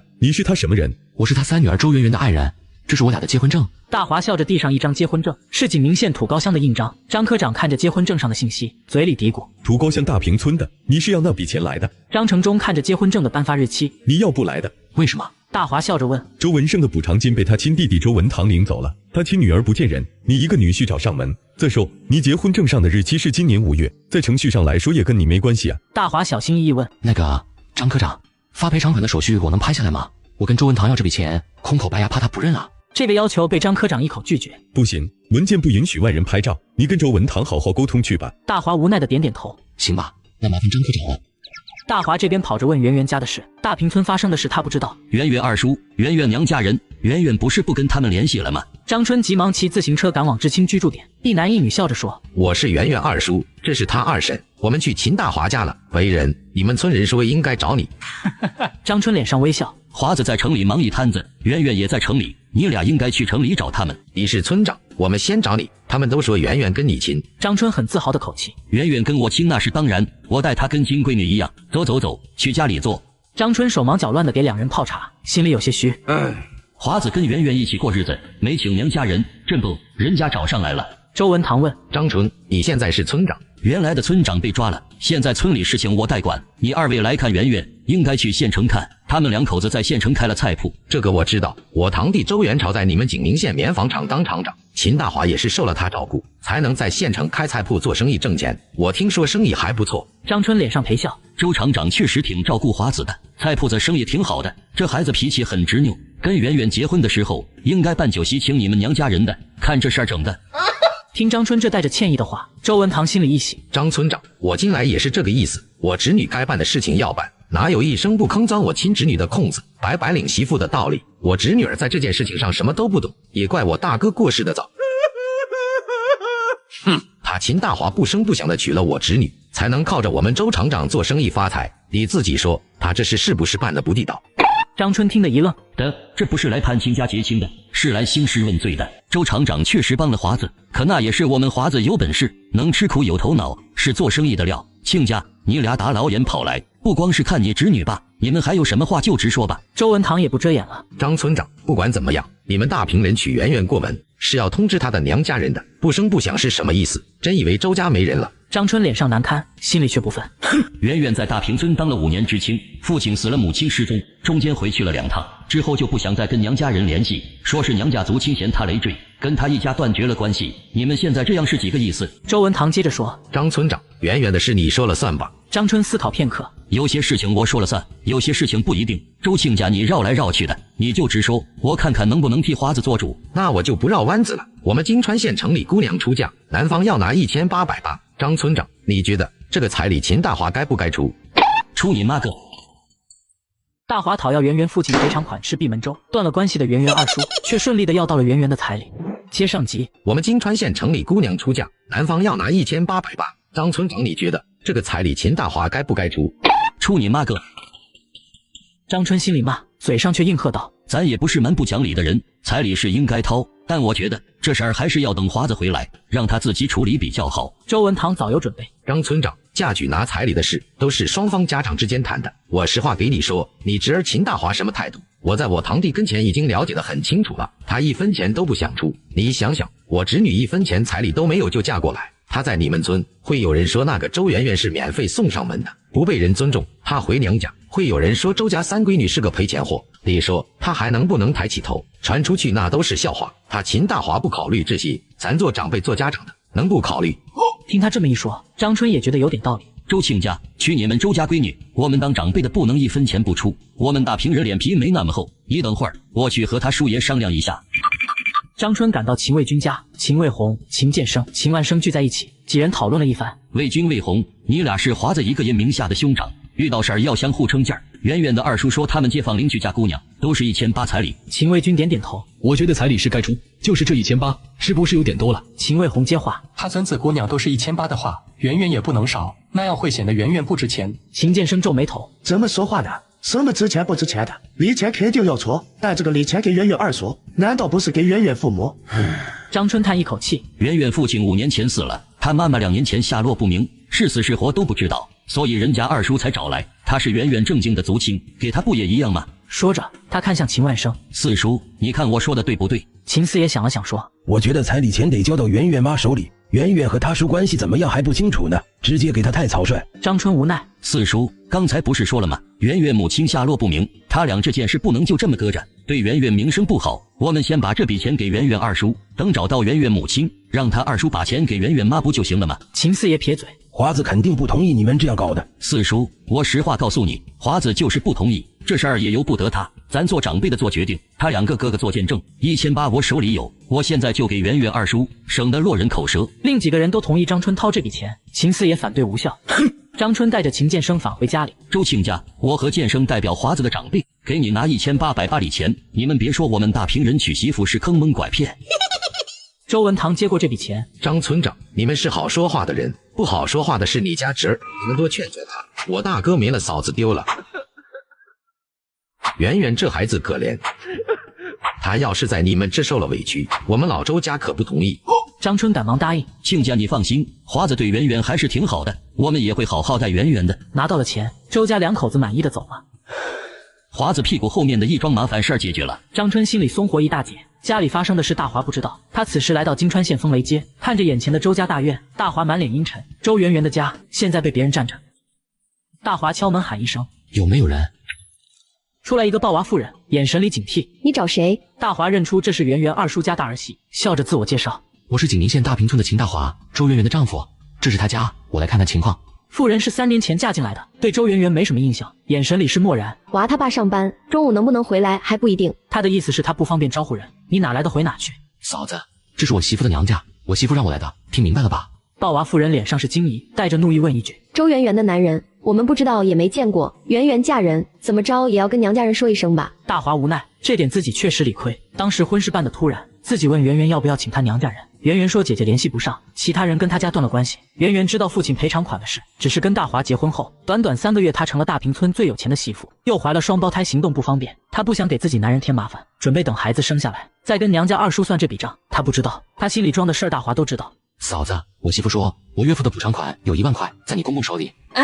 妇人变了口气，你这人胡说什么？我都没见过你，你张口就是圆圆男人，要什么补偿款？现在骗子这么猖狂了吗？你信不信我现在报警抓了你？大华又说一句，得，你也别急着报警，我的意思是，这笔补偿款让你公公做好还回来的准备。我不知道你说什么，我要做饭了。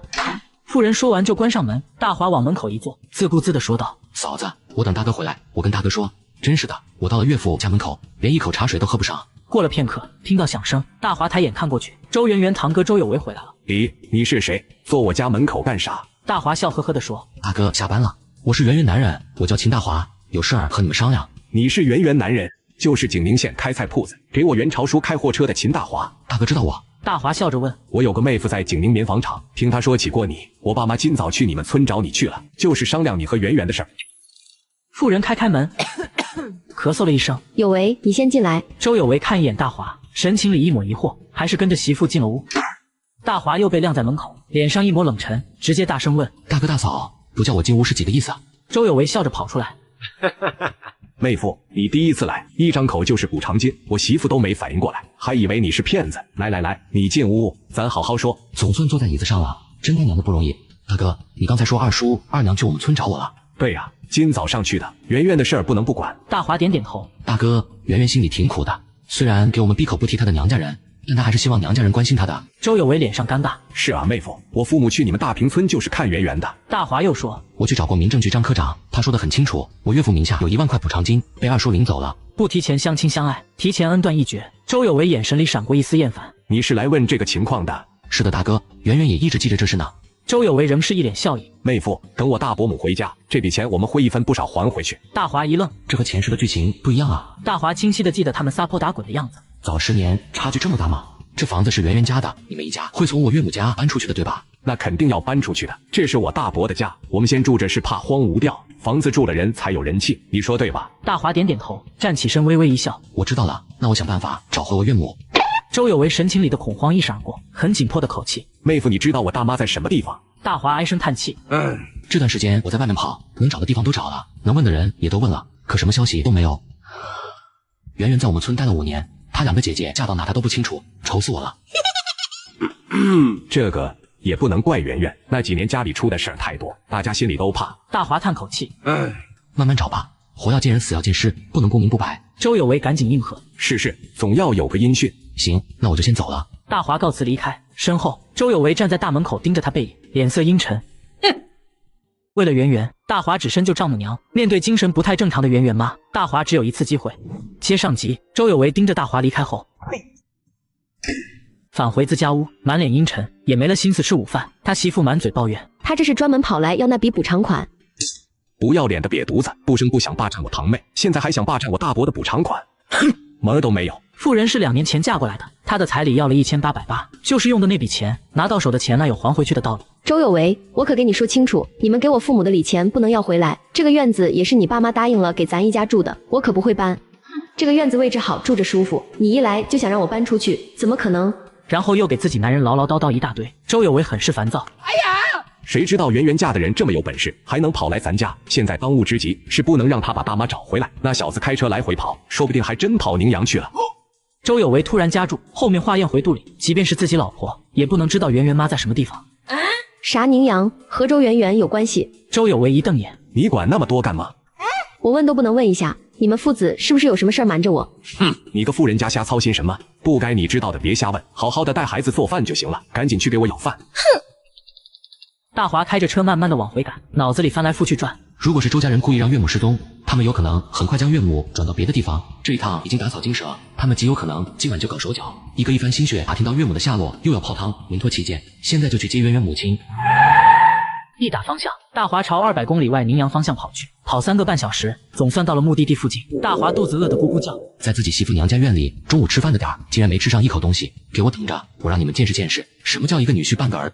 按着李学义的消息和自己前世的记忆，大华来到了一个破院子前，车子停在他家大门口，一启动就能开到国道上去。大华从车里跳下来，朝里面喊：“收羊羔子嘞，高价收羊羔子！”话音刚落，出来一个老汉：“羊羔子咋收的？”“爷，羊羔1斤1块，8斤羊1斤1块5。”妥妥的高价了。马老汉眼睛一亮，价格涨得这么好。说完，马老汉看着货车露出疑惑的表情。别人都是开拖拉机什么的来收，还没见过开着货车收羊的。大华笑嘻嘻地说：“爷，这我们单位的车，不能拉点羊再去外面找车是吧？”说着，大华指着车厢里：“爷，你看，一路过来我收了几只了。沙河那边说你家这一片有卖的羊羔，我就过来了。”原来大华为了稳妥，故意在路上买了几只羊扔车厢里。马老汉一看，还真是收羊的，顿时放松了警惕。大华掏出烟给他发一根，嘴上说：“爷，你家卖羊羔的事你能做主不？”“我让人叫去了，他在下村喝酒，很快就回来。”说话功夫，大华眼睛瞅向屋里，耳朵支起来听动静。这个时间，岳母要不在家就抓瞎了。大华又继续和他闲聊：“爷，有几个羊羔要买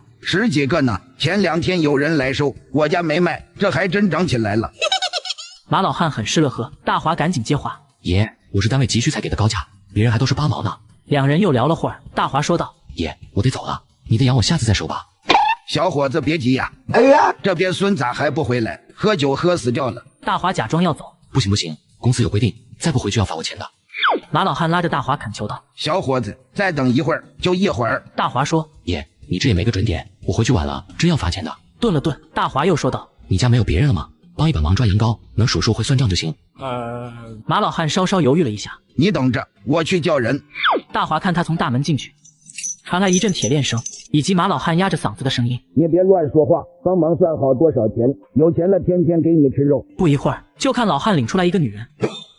大华脑子里嗡一响，是圆圆妈赵秀梅。大华笑着问：“姨，你家男人喝酒叫了半天回不来，圈里几个羊羔你帮我拉出来。”马老汉说道：“这娘们身子弱，干不了那出力活，他看着算清楚账就行了，我去叫2个帮忙的。”那行，马爷你去叫人，抓紧点时间，别害我被罚钱。马老汉转身要走，又顿住脚步回头，低声对妇人说：“你要是敢乱跑，我打断你的腿。”看着妇人恐惧的表情，马老汉满意的转身叫人去了。姨你过来，我车上有罐头，拿给你吃。赵秀梅抬起头，一脸惧意的往后退了一步。看这种情况，大华脸上的笑意也没有了。马老汉叫邻居帮忙，下一秒就有可能回来，到时就麻烦了。果然，他看到马老汉领着3个男人过来了。大华朝马老汉喊道：“爷，我车子里有一筐西红柿，让姨帮忙抬一下，我给你们10点。”马老汉应道：“你叫他就行。”说完，带着3个男人往羊圈方向去了。大华稍稍松一口气，看赵秀梅过来，大华说道：“姨，你去我副驾拿点袋子。”见赵秀梅身子探进副驾驶室，大华压住狂跳心脏，成败在此一举了。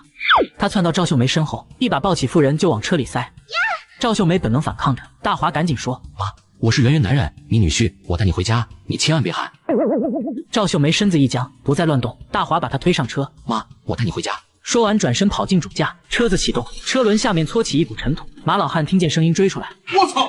你个鳖孙给我停住，不停我报警了！救命啊！拐卖妇女了！”大华扔下一句话：“报警？有胆子你报个试试。”车里，赵秀梅眼神里满是惊恐：“你干什么的？”“妈，我是圆圆男人，圆圆，你3女儿周圆圆，圆圆可想你了，我是专门来接你的。”“圆圆，我女儿。”赵秀梅露出茫然的表情：“妈，圆圆是你小女儿，你还有晴晴，还有君霞，你有3个女儿，你坐好，我这就带你去见你女儿。”大车上了国道，往景明方向一路飞奔。赵秀梅大口喘气：“圆圆，我女儿，圆圆在哪里？我要找圆圆，我要下去找我女儿。”说着就要开车门。卧槽，丈母娘要犯病了！大华急忙停车，从座下拿一捆绳子出来：“妈，女婿冒犯了，我回去给你磕头认错。”然后把丈母娘和座椅牢牢绑在一起。赵秀梅总算安静下来。大华很同情地看着自己这个丈母娘，脑子想起前世自己打听到的消息。赵秀梅脖子上挂了一双破鞋，被剃成了阴阳头，游街示众。带头人是周有为，满嘴喊口号：“打倒，打倒！”也就是这件事，让赵秀梅变得不太正常。跑了2个小时，车子进入同城地检，只见几个绿衣服制服正在设卡堵人检查车辆。大华看了看绑着的岳母，脸色一变：“糟了！”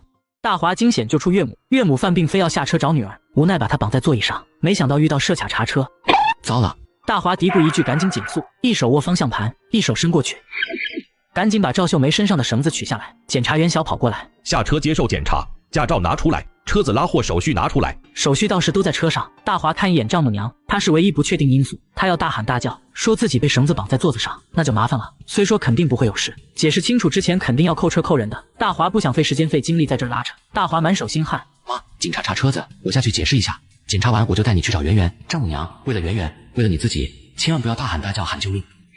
从车上下去，大华笑着递上去所有手续。同志，我从宁阳过来，送完菜顺道收了几只羊羔。警察冷冷地看他，质问道：刚才为什么减速？藏了什么东西？大华急忙解释：不是藏什么东西，我岳母突然看见你们心里害怕，我减速给她解释解释。警察对这个回答很不满意，径直走到副驾。女士，麻烦接受检查，请配合。大华纳闷了，出了什么事儿？既然连这种老实妇人都要检查，丈母娘你千万别把女婿挖坑埋了。你是他岳母？警察问。他是圆圆男人。妇人回答得很清楚。圆圆是谁？警察觉得妇人回答很奇怪。圆圆是我女儿，我大女儿叫君霞，我二女儿叫晴晴，圆圆是我小女儿。妇人说着自己闺女，脸上露出开心的笑。检车车厢的警员回来，给询话警察说了几句话。警察脸带微笑。景宁平安贸易公司的车，你是秦老板。大华悬着的心松了一大截。同志，您知道平安贸易公司？景宁最牛的公司怎么能不知道？有4辆拉货车的公司，给同城市农贸市场送菜。走吧，照顾好你岳母。好嘞，警察同志你们辛苦了。大华返回车上把车开走，看着副驾上的丈母娘。妈，你是怎么到马家后船的？你自己去的？妇人微微闭眼，一副不想说话的意思。行，妈你不想说，那我就不问。你再忍一会儿，马上就能见到圆圆了。圆圆，君霞也在吗？妈，君霞不在平安院，我明接她好不好？我的晴晴呢？妇人又问。妈，你3个女儿都接到你身边，你高高兴兴好不好？好。妇人总算满意了，又跑了1个小时，总算回到了平安院。圆圆和李艳一起从办公室出来，大华跳下来，朝圆圆喊一声：媳妇儿，燕姐，稍等，车上还有人。还拉着谁呀？周圆圆问。媳妇，你到跟前来，看看是谁。妈，你慢着下车，我扶你。妈。周圆圆疑惑，看清楚自己男人扶的人。妈。 3年多了，日思夜想的人终于见到了。李艳马上明白，头把圆圆亲妈接回来了。也紧着2步到跟前，帮大华扶住妇人。阿姨，你慢点，圆圆在跟前呢。周圆圆腿软的差点站不住。妈，我好想你啊！媳妇，你别急，咱妈坐车坐晕乎了，赶紧回屋倒一杯红糖热水。李艳扶着妇人。阿姨，我们进屋去。周圆圆掩饰不住心里的巨大情绪，踮起脚尖在大华脸上亲了一口，跑母亲跟前。妈，我扶你。妈，这几年你跑哪儿去了？妈，我。李艳看圆圆的情绪，赶紧说道：圆圆，听华子话，先给阿姨喝红糖热水，让阿姨休息会儿。我这就冲满满1碗。大华朝自己媳妇喊一声：媳妇，你慢点。我知道。大华忽然意识到什么，跟着跑进厨房，只见周圆圆手抖得端不住杯子。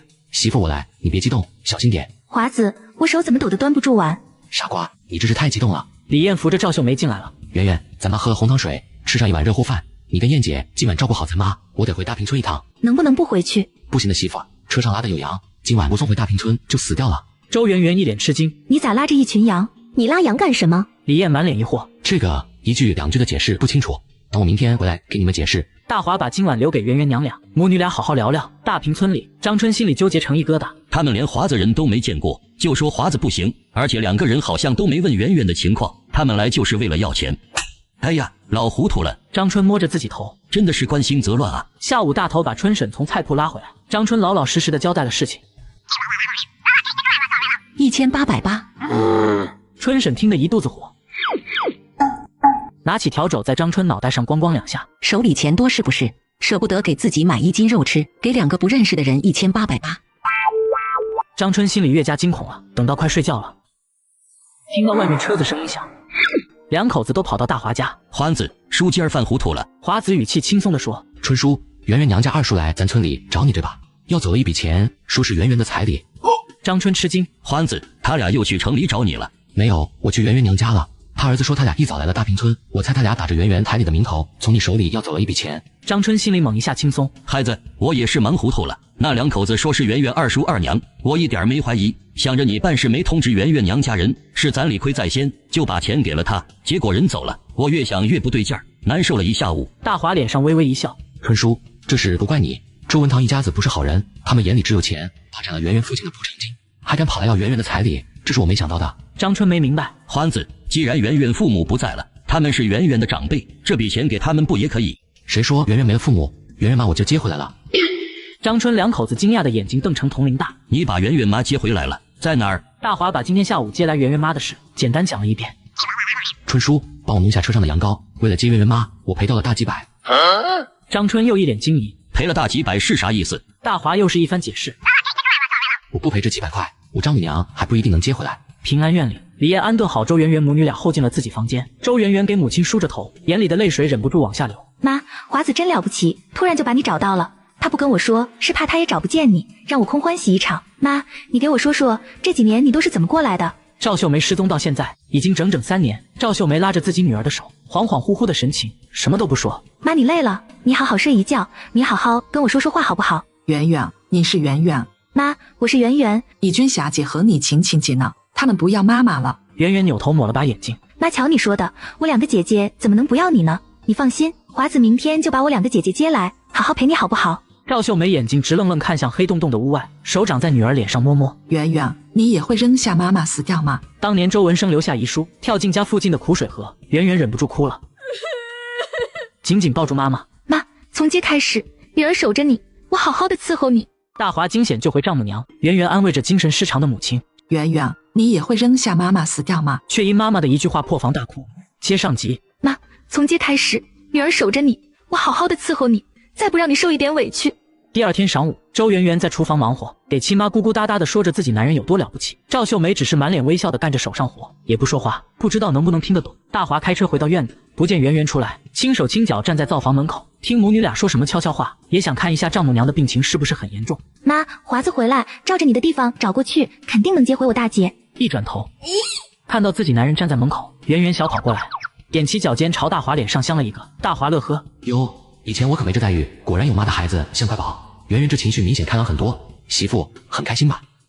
我都不敢相信我妈妈在身边，就像做梦一样，菜都是妈妈帮我切的呢。昨晚和妈聊得咋样？还没等圆圆回答，屋里妇人喊了一声圆圆。周圆圆赶紧答应。妈，你慢慢坐，我跟华子说些事儿。周圆圆拽着华子回房间，先来了一套亲亲抱抱摸摸的，表达着自己对大华的感激之情。华子，谢谢你，我就知道你有本事能找回我妈。周圆圆泪眼盈盈，你什么时候知道的？大华嘻嘻笑，你能挣钱，有本事，对我也好，我就知道你迟早会找我妈妈的，我只是没想到会这么快，谢谢你，华子。大华摸着媳妇头发，深情意切地说：媳妇啊，在我这你不需要说谢谢，我本来想着等你生完孩子再找回来再骂，可你需要人照顾，就提前找回来。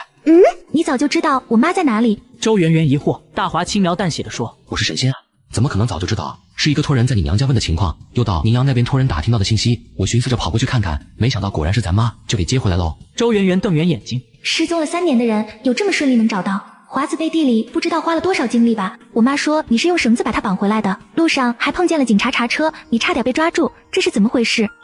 大华呲牙，这丈母娘到底有没有病啊？问她话她一句不说，心里好像什么都知道。大华赶紧岔开话题，媳妇儿，问明白大姐二姐的地方没？出去别人都不信你当亲妹的，不知道2个姐姐嫁到了什么地方。我大姐嫁去海源，后面搬了家，我才不知道的。我2姐在石门乡插队，具体哪个村我妈也不清楚。这几年过去了，我妈更说不出具体地方了，这可咋整？大华心里微微失落，本以为岳母对出嫁的2个女儿一清二楚，现在看来任务难度又被增加了。我2姐在什么地方，我二叔肯定知道。周圆圆突然说道，我最后一次回家，听他说2年前我妈离家出走找不见人，他们便做主把我2姐嫁出去了。那你二叔知道你2姐住哪？我2姐嫁人的时候是我二叔2娘送过去的。没有其他亲戚送？大华问。周圆圆摇摇头，没有了，因为我爸的事，亲戚们都跟我家断了关系。我二叔一家本来也跟我家划清了界限，可我2姐出嫁总要有娘家人陪，我二叔2娘就送我2姐走了。说到这里，周圆圆低下眼帘。华子，我爸有一笔补偿款被我二叔领走了，他送我2姐出嫁应该就是为了那笔补偿款。我嫁给你本来是想着让你和大伯能帮我要回补偿款，没想到大伯是个那样的人。圆圆，我知道你心里怎么想，你也别着急，现在妈找回来了，你大姐2姐也会找回来的。大华眼神里冷沉。圆圆，难道你没意识到2姐是被你二叔给卖了？圆圆，外面一声喊，声音里带着怯懦。妈，我在呢。小2口赶紧跑进灶房，大华笑着给岳母打招呼。妈，昨晚睡得还好吧？以后这就是你家，你跟圆圆好好说说话。赵秀梅脸上微笑，你们什么时候回村里去？妈跟着回去好不好？大华笑着道，妈，圆圆现在怀孕了，怀的是双胞胎，在这个院子里生活，看医院看大夫方便，你安心照顾她好不好？圆圆怎么能不回村里呢？嫁给了你就要回村里的。赵秀梅的话很奇怪，表达的也不清楚。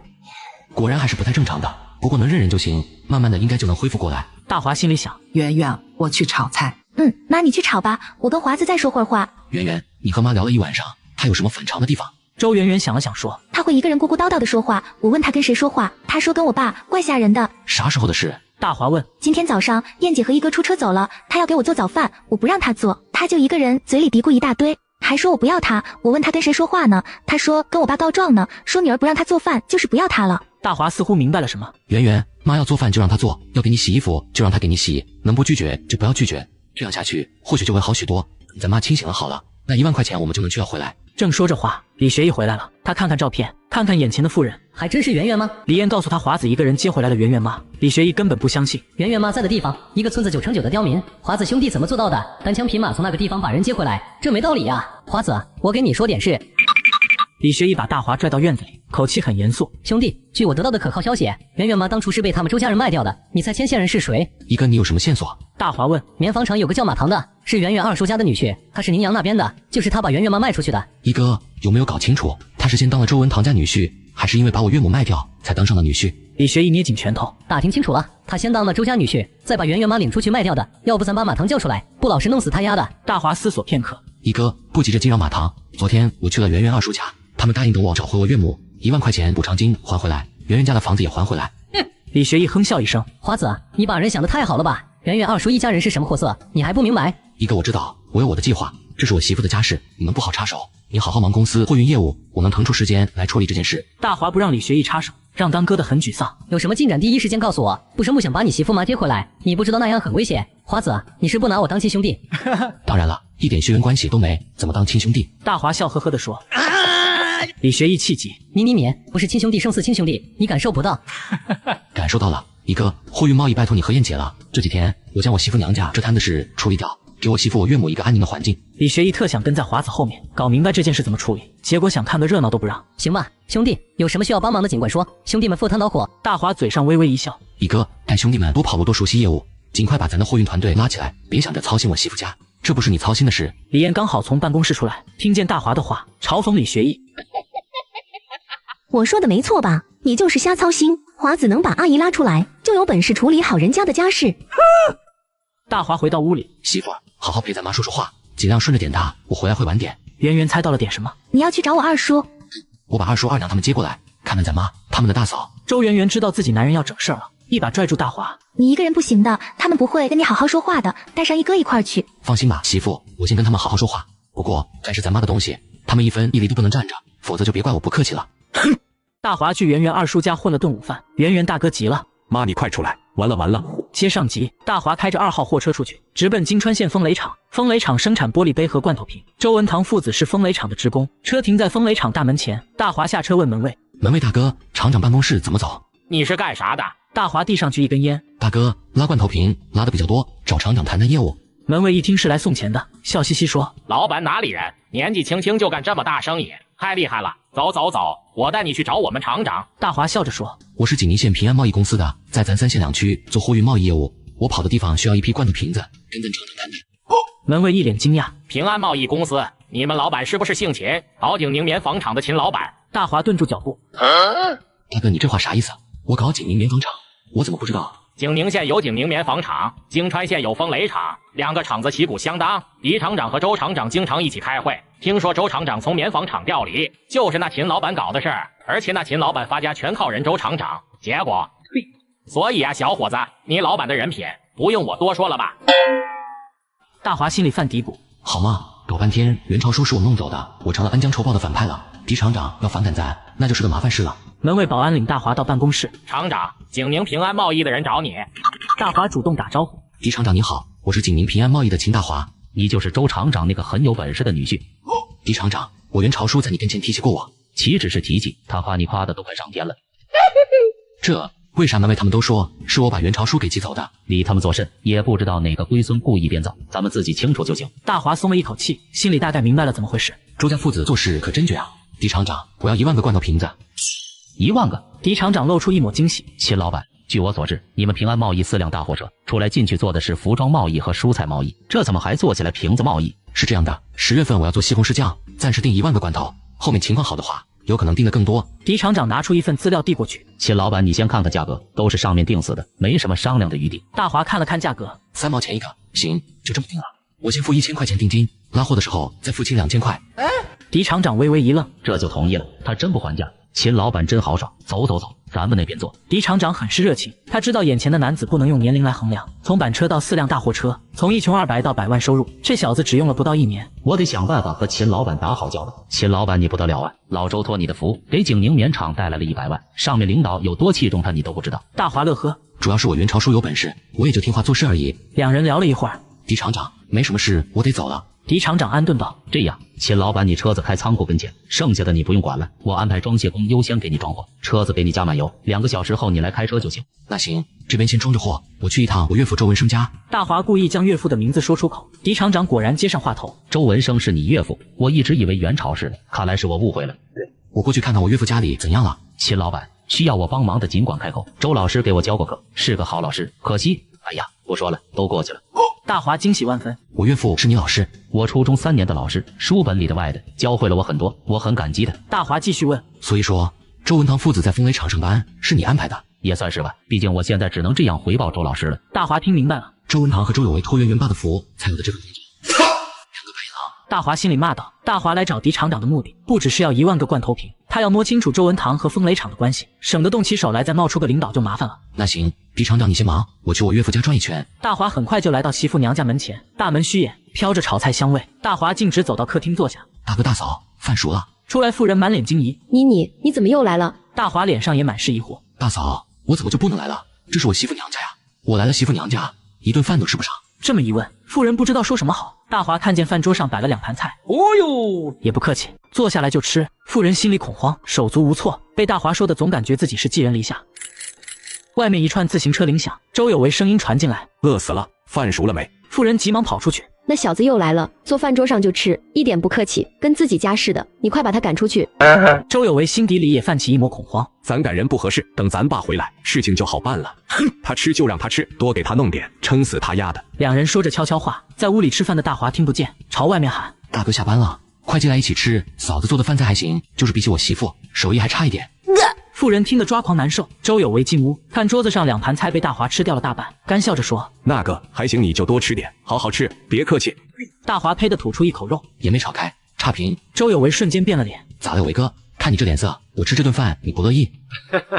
周有为强笑着说：“华子看你说的，哪能不乐意呢？你继续吃，不够我让你嫂子再做。”看大华拿着筷子在盘子里挑来挑去，周有为快恨死他了，偏偏饿得心慌，只能不情愿地跟大华坐在一起。华子，你是不是有事儿跟我说？有，大哥，你们一家3口搬进我岳母家是赞助对不对？当然是赞助，等我大妈搬回来，我们就搬走。大华眼神斜向他老婆，只见妇人脸色阴沉。那就好，我岳母过不了几天就回来了，你们收拾一下准备搬走吧。这话对周有为夫妻而言，就像一颗小型炸弹。周有为脸色恐慌。你知道我大妈在哪里？当然知道，我的车在风雷厂装罐头瓶，装完我就走。你想看你大妈，我带你过去。周有为脸上表情抽动。那个，你见到我大妈了？不是见到，是接回来了。她这会儿跟我媳妇在一起，就在景宁县城。我今天来就是告诉你和二叔这个喜讯，你去看我岳母不？我拉你去。周有为额头直冒汗。不去啊，不是，肯定要去看，只是这段时间车间很忙，领导不批假。大华站起身，一副不在乎的样子。行吧，那我就先回去了。大哥，你想去看我岳母的话，我这边可以负责接送的。周有为无奈应和。好，我忙完就去看伯母。大华话不多说，径直离开。周有为看着背影急得跺脚。如果他真接到了大妈，那麻烦就大了。周有为急慌慌跑回自家老院。妈，你快出来！完了，我爸回来没？老妇人从房间里走出来。这么大个人了，一点都不稳重。周有为嘴里直念叨：出事了，出大事了！我爸呢？他咋还没回来？老妇人嘴里骂道：有为，你急慌慌的像什么话？你不知道你爸晚上才回得来。周有为抹一把额头上汗珠。出事了妈！大平那小子刚才说他把我大妈接回去了。老妇人被惊得一屁股坐在地上，嘴里直念叨：不可能，绝对不可能！周有为母子苦等一天，结果等来了上门讨债的人。我没直接动手，你们就得阿弥个 DJ 佛了。接上集。出事了妈！大平那小子刚才说他把我大妈接回去了。老妇人被惊得一屁股坐在地上，嘴里直念叨：不可能，绝对不可能！我和你爸昨天去大平村，他家亲戚还把我们当圆圆长辈好生伺候，把彩礼钱双手奉上，怎么可能今天就接回来了？胡说！对，他肯定是故意这样说骗我们，等着我们不打自招。有为，去把大门关上。周有为关上门回来，还是不放心。可是妈，刚才那小子跑我那边吃饭，那德行你是没看见，没一点礼数，张嘴闭嘴都是那是他的娘家，说什么把我大妈接回去了，现在跟圆圆在一起呢，还说拉着我去看呢。老妇人说道：有为，他肯定是诈你的，你想想，他怎么可能知道你大妈在哪里？别一惊一乍的。我怕是我妹夫嘴上不把门，给别人透露出去。老妇人听的也是满脸愁容，转念一想又释然了。有为，你想多了，你妹夫把这事说出去，对他有什么好处？把自己工作搞没，把自己好好的家搞散，他又不傻。周有为还是不安。可是，哎呀，有为，别担心了，等你爸回来，啥事不都就清楚了？行吧，那就等我爸回来再说。大华这边车开回公司后，匆匆来到景宁饭店。周元朝回来棉纺厂继续当一把手，大华提前安排通知，摆这么一桌为他庆祝。到场的基本都是棉纺厂的领导。元朝叔有点事耽搁，回来晚了，我自罚3杯，祝您步步高升。周元朝笑呵呵，华子你小子可是我的福星啊！以后有什么好事好想法，你可得想着咱棉纺厂。那必须的，棉纺厂那也是我的根。周元朝开心极了，来来来，大家敞开了吃喝。张邦昌不再猖狂，坐在周元朝旁边使劲地说奉承话。吃的差不多的时候，大华看着桌子上的肘子肉，想到自己媳妇最喜欢这一口，站起身端过来，很不好意思的口气：各位领导，我媳妇怀着双胞胎，就馋这一口，我打包带回去给她吃，不要见怪啊。一桌子哈哈大笑。周元朝开玩笑：华子，大伙还想陪你多喝一会儿，你满脑子想着你媳妇吃肉。大华说：叔，圆圆给我怀2个娃，我能不想着她？再说了，我疼你侄女，你不该举双手支持啊。周元朝笑骂：你个臭小子，赶紧走，别饿着我侄女。大华笑嘻嘻：各位领导，你们慢慢聊，咱棉纺厂的未来前景可全靠你们各位了，我照顾我老婆去了。又是一阵大笑，大家心里清楚，棉纺厂这段时间效益稳步增长，跟这小子有极大关系。大华急匆匆跑回家，李学义从他手里夺走肘子肉。哎呀，华子你咋知道我饿了？大华不乐意了：一哥你是土匪啊，这是我给我老婆带的东西，被他们嘲笑了一顿才拿回来的。华子你重色轻友，不是我的好兄弟了。周圆圆脸色一红，捂嘴偷笑。李学义问：华子你今跑圆圆娘家，什么情况？大华把事情讲了一遍。什么？他们跟春叔要走了我的彩礼，真不要脸！周圆圆控制不住嘴里骂：媳妇生气了，房子被占的事先不说吧。大华认为生气很影响母子3人的身体，所以这笔钱我得要回来，咱妈明天回去一趟，你今晚给她清楚，让她有个心理准备。我今晚跟妈妈说，让她明天好好配合你。李学义想着另一层情况，你一个人的阿姨过去我不放心，我明天送完货刚好过京川县，过去帮你一把。大华觉得这次不能拒绝一哥，会冷了人家的一片热心。一哥，明天我先去看情况，周文堂要是回来了，我给咱座机打个电话，你送我岳母过去。就这么说定了，你自己去也小心点。到了下午下班时间，周有为又急慌慌跑进院子。那我爸还没回来？没有，谁知道咋回事？老夫人也开始焦虑了，两人坐立不安地等着。忽然门外传来声音：这是周文堂家。周有为急忙跑到门口。周文堂是我爸，你2位是？壮汉脸色很冷。我们是宁阳马家后川的，周文堂被我们扣了，拿钱放人。周有为脑袋嗡嗡响。什么？我爸被你们扣了？周有为腿肚子直打颤。我怎么有种不祥的预感？2位大哥，有话咱进院子慢慢说，这门口人来人往的也不方便。几人进了院子，壮汉冷哼一声：周家的，你们是手段耍人，还把你们街坊邻居知道不成？母子2人很是疑惑，赶紧问：你们为什么扣我家文堂？为什么？哼，你少给我装糊涂！别看在你家院子，不老实我照样弄你们。周有为惶恐：大哥，我们是真不知道啊，你把事情讲清楚好不好？别吓着我妈。嘿，吓着你妈？我爸还没了呢，我没直接动手，你们就得阿米个 DJ 佛了。壮汉接着说：昨天下午有个开货车的司机装成收洋贩子，把我妈给抢走了，难道不是你们周家人耍手段？周有为差点一屁股坐在地上，他听明白了，壮汉嘴里的他妈是自家大妈，圆圆亲妈。开货车装成收洋的肯定是秦家那小子，他没撒谎，他真的把大妈接回去了。周有为越想越完蛋，转念一想，脸上带着气愤的表情：你们马家人真坏事，怎么那么不小心，让那小子把人弄走？壮汉一听气急：周家的你别装，我们看出来了，就是你们周家人耍的手段，收了钱再把人偷回来，拿钱，不然你爸的安全我可不能保证，我们马家庄晚上可是有狼的。周有为急得满头大汗。那老爸去宁阳马家川通风报信，去晚了一步，人被秦家那小子接走了，他们以为是咱偷的人，把老爸给扣了。妇人一听急了：你爸肯定遭罪了，我可怜的老头子哎，你平白无故被人冤枉，我到哪给你说理去啊？壮汉冷冷地看着妇人表演，显然他们不相信。周有为吧唧吧唧好一顿解释，壮汉总算听懂点意思。你的意思，昨天开货车那小子是我妈？不对，是赵秀梅亲女婿。周有为赶紧点头：对，就是他没错。壮汉又问：赵秀梅是你大妈？周有为说道：对呀，我刚才讲得很清楚了。壮汉瞪眼呲牙：2年前我们掏钱领人的时候，你们不是说没关系，还说他就一个人，不存在售后问题，这话是不是你们说的？周有为满头大汗：那个，这个应该是你们听错了。嘿，看大汉恶狠狠的眼神：不是，可能是我爸当时没讲清楚。行了，别狡辩了，我爸没了，那个妈我也不要了，钱退给我，我们马上回去放人。另一个人搭腔：你们家的破事坑我们干啥？不退钱也可以，我马上去报案，看咱双方谁更倒霉。现在什么情况你们也清楚，自己好好掂量掂量。壮汉又说：2年前我们花1000领走的人，现在1000块原样退回来。还有，昨天我家老汉追人的时候猝死了，这些也得算你们头上。你家老头子吃过教训了，你们再另外掏1000块，不算讹你们。对了，差点忘了，你看看这个。壮汉递上来一张纸，上面歪歪扭扭几行字。周有为看完后思考片刻，妈，你去拿钱。妇人嘟囔一句：“我不拿。”周有为一把把他拽一边：“妈，你糊涂了，事情有多严重你听不出来？这钱不拿，我爸就回不来了。马家川穷山僻壤的，他们指不定真拿我爸给狼加餐。”妇人说：“你爸多精明的人，指不定这会儿已经自己脱身了，咱再等等。”周有为急了：“妈，你想什么呢？你出去看一眼就知道了。他们骑着我爸的自行车，还有，你看看这个，我爸写的字我能不认识？”妇人看到自己老头的真迹，这才慌了神：“咋就成这样了呢？咱只拿了1000，为啥要给他们2000？他们这是要我的命啊！”妇人磨磨唧唧的不想拿，周有为着急上火：“妈，你快点行不行？合着在你心里，我爸的命连2000块都不值吗？”妇人这才转身去拿钱，边走边嘟囔：“昨天才拿来的1880，今天出去2000，我还搭理了100多。”妈，你快点行不行？合着在你心里，我爸的命连2000块都不值吗？接上集，老妇人磨叽半天才把钱拿出来，2000块，这是要我的命啊！你这一辈子有没有为别人拼过命？老头贼讹耐你，磨叽个啥？老子还等着回去哭丧呢。老妇人这才不情愿的把钱交了出去。咋地？不服气？那你们跟我回马家川，给我爸哥2个，这1000块赔偿我还给你们。听壮汉这么说，老妇人两眼放光，此话当真？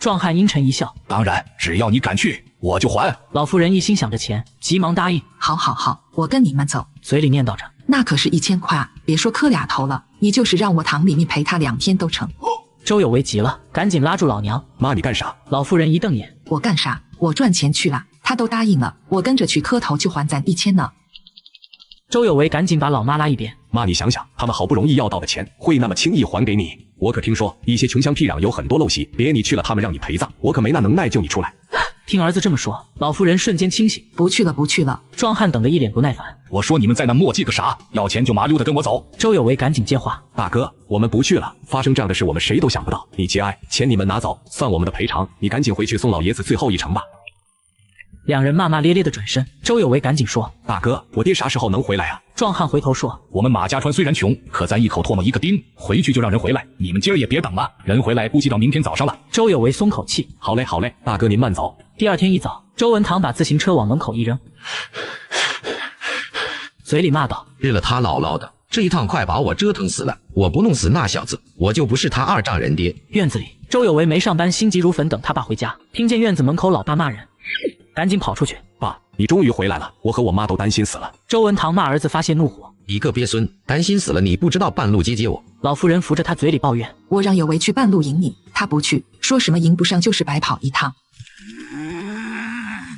看着周文堂的眼神，周有为一惊：“爸，咱先进院子，在门口别人看见不好。”三人进了院子，周文堂骂道：“哼，都是大平那小子折腾的我，他在马家人眼皮子底下把你大妈抢走了，马家老头追人追猝死了，马家人把账算在了我头上，看把我打成啥了，我要那小子好看。”老妇人也接话：“咱损失了2000块，文堂你让那小子吐出来。”院子里骂骂咧咧，大华站在门口听得一清二楚，来得早不如来得巧，这次就算利息了。大华脸上换成微笑，走进院子热情地喊道：“二岳父，我可算是见着你了，你这2天忙啥呢？老不见人。”说话间已经走到三人跟前，顿了顿又说道：“哟呵，好漂亮的房子，这盖起来少不了100块吧？去年新建的。”周文堂还不认识大华，只觉得这小子咋咋呼呼的不讨喜，气呼呼的问：“你哪个？进我家干什么？”周有为满脸恐慌，结结巴巴的说：“爸，他就是圆圆男人秦大华。”嘿！周文堂闻言差点跳起来：“神了，他就是大平村那小子。”大华装作这才看清楚周文堂的样子：“咦，二岳父，你这是咋了？掉沟里了，还是和人干架了？要是有人欺负你就跟我说，我给你找回场子。”周文堂气急：“我怎么成这样的？你不知道，我正要找你，你自己送上门来了。”说罢就扑过来要弄大华，结果因为挨揍又挨饿，猛地一用力，两腿发软，直接跪在了大华面前。周有为吓一跳：“爸，你咋了？”老妇人失声喊道：“老头子，你干啥呢？”大华后退了一步，一脸的不好意思：“二岳父，过了，我是晚辈，你给我行这么大的礼，是要折我寿呢？赶紧起来！”周有为赶紧把老爹扶起来，大华笑呵呵，相当关心的口气：“二叔，你到底出了啥事？”周有为小声说：“爸，你跟人家好好说话，别急脾气。”哎呀！周文堂一跺脚：“我 TM 能不急吗？你看把我折腾成啥了？他们差点打死我，一口喝的一口吃的都不给我，儿子你差点就见不到我了。”大华口气万分吃惊：“二叔，我不明白了，你去马家看你大嫂，怎么会被他们折磨成这样？按理说来讲，他们应该好好招待你啊。周文堂瞪眼，你强行把人接走，他们能好好招待我？大华更不明白的口气，咦，怎么能怪我强行把人接走了呢？我是圆圆男人，圆圆妈是我亲岳母，我媳妇想亲妈，我去把她接回去，这于情于理都很正常啊。我就不明白了，马家人干嘛打你？走，咱去讨个说法。周文堂可不愿再回到那地狱般的地方，正要破口大骂，周有为赶紧说道：妹夫，我爸又累又饿的，这会儿神志不清楚，让我妈带他先去吃东西，你先坐会儿，等他吃完了缓过劲了，再跟你好好说话。说罢，就推着父亲和老娘一块进了厨房。大华站在院子等了有7、8分钟，周有为才从屋子出来。妹夫，咱去隔壁你媳妇家院里好不好？大华拒绝，不行，我就要在你家院里，我怕你们不理我。我二岳父、二岳娘亲自去我们村里拿走了我媳妇的彩礼1880，既然收了彩礼，就证明他承认了我这个女婿。现在他不愿和我好好说话，躲厨房不出来是几个意思？周有为赶紧辩解，不是那个意思，我爸他吃完饭换了衣服就出来跟你谈事，你放心好了，咱先去圆圆家院子好不好？大华一动不动，他不能给周文堂搬救兵的机会。周有为看大华有赖着撒泼的意思，脸上的笑容收敛了。妹夫，我们是想和你好好说话的，你现在这是什么意思？两人正说话，屋里传来周文堂的声音：秦家小子，你进来，我给你看一些东西，你心里想什么？你以为我不知道？闻言，大华进了屋子。周文堂递过来一沓手续材料。小子，我大哥去世的时候留了遗书的，要我照顾好我大嫂和他那2个没出嫁的女儿。我为我大哥家做的这些事，你去问问邻居们和厂里领导，谁能说不合适？我知道你在景宁县有本事，会开大车，又开菜铺子挣了钱，但你别想打我大哥的主意。大华盯着他微微一笑。二叔，我打你大哥的主意是什么意思？旁边的周有为冷哼，什么意思？你还装？你想拿走我大伯的补偿款，想拿走我大伯的那1院房子，你处心积虑调查清楚我大妈嫁的地方，把她接回来就是为了这些目的，难道不是？大华懒得理他，翻看着手里的资料，这些资料里不但有一张周文生的遗书，还有一张马家后川乡府的介绍信，证明赵秀梅跟马一鸣是自愿结为夫妻。周文堂斜着眼说道：秦老板，看明白什么意思了没？大华看着按了指印的手续，心里明白这都是周文堂伪造的，可现在这个年代，他想要查验需要花大功夫，最后还不一定能成。看大华不作声，周文堂继续说：我大嫂改嫁后，我大哥的补偿款才发下来，你以为你接走我大嫂，再把她送回这里，钱你就能拿走，房子你就能拿走，做梦去吧！哼！二叔嚣张地拿出假手续，扬言大华拿不到钱和房子。你以为你接走我大嫂，再把她送回这里，钱你就能拿走，房子你就能拿走，做梦去吧！接上集，看着嚣张的周文堂，大华说道：二叔，你把我想得太坏了，我不是想要1万块和房子才来找你的。周文堂嗤笑：不要房子不要钱，那你跑来干什么？闹着玩呢？大华很认真地说：我所做的一切都是为了让我媳妇高兴。周家父子很疑惑，让你媳妇高兴，这话是什么意思？我媳妇有娘家回，有亲妈堂，就会乐乐呵呵、高高兴兴的。我这样做有什么不对？周家父子无语了。你他妈的接二连三的跑到我家，不是提房子，就是提补偿款。现在你给我说你不图这些啊？爸，我头好痒，是不是要长脑子了？滚！周文堂不信大华的话，他只是有些后悔去大平村要那笔彩礼。秦老板，我去你们大平村要我侄女的彩礼，也是为你好，说明我们周家承认了你的地位。大华点头，我知道二叔你的意思，要不然我也不会好好在这跟你说话了。周文堂脸上微微一笑，女婿你放心，这笔钱我会给我大嫂的。大华微微眯眼，二叔你确定？周文堂装出生气的样子，嘿，看你小子说的什么话，我周文堂就算再不是东西，还能拿走你给我大嫂的钱？几人正聊着，大门哐哐响，周有为媳妇的声音喊进来：有为开门，家里来人了。周有为起身出去，过了不到1分钟，急匆匆地跑回来，神情恐慌地说：爸，不好了，我大妈回来了。周文堂蹭一下站起身，你说啥？大华呵呵笑：二叔，你刚说的，我媳妇的彩礼你会1分不少的还给我岳母。周文堂气急败坏地说：你小子故意给我下套！大华咧嘴：二叔，你是当长辈的，话可不能乱说，我给你下什么套了？下套让你把我媳妇的彩礼还给我岳母，你的意思你不还？你周文堂语塞：走吧，二叔，有些事情还是得当着我岳母的面讲清楚。哼！周文堂一声冷哼，抓起桌子上的手续：走就走，我有什么跟我大嫂说不清楚的？几人来到圆圆家院子，看到院子的人，周文堂一脸兴奋地喊道：元朝，哈哈，你怎么有空回来？周元朝是周家族护理的一个中心人物，周家族人巴结他都来不及。周元朝笑呵呵：二哥，跟华贼女婿聊得怎么样？周文堂皱了皱眉，扯开话题：元朝走，去我院里，有瓜果有茶水，咱边吃边聊。听到这话，大华往前一步，口气很不乐意：二叔，你有瓜果有茶水，我跟你吧唧吧唧争了半天，快渴死了，你都不舍得让我吃喝。周元朝疑惑：二哥怎么回事？你不给华贼女婿喝茶，你们争什么？很多情况周元朝不知道内幕，周文堂一脸尴尬：有些事情有误解，我跟秦老板没说到一块。周元朝脸上的笑收住：二哥，你是华子二岳父，你怎么叫他秦老板？生分了吧？哼！略微想了一下，周元朝问出了关键点。二哥，你是不是以为华子来是跟你要钱的？周文堂心里一慌。元朝，去我院子，我有话跟你说。周元朝一脸严肃。二哥，咱大嫂回来了，你不问候大嫂好不好？非要把我拽你家院里说话。周文堂脸色猛一下难堪，看着房间突然喊话：“妞妞妈，你出来！”周有为媳妇出来。爸，你叫我。妞妞妈，看好你大妈，别让她乱摔家里东西。周文堂语气里是对大嫂的厌恶。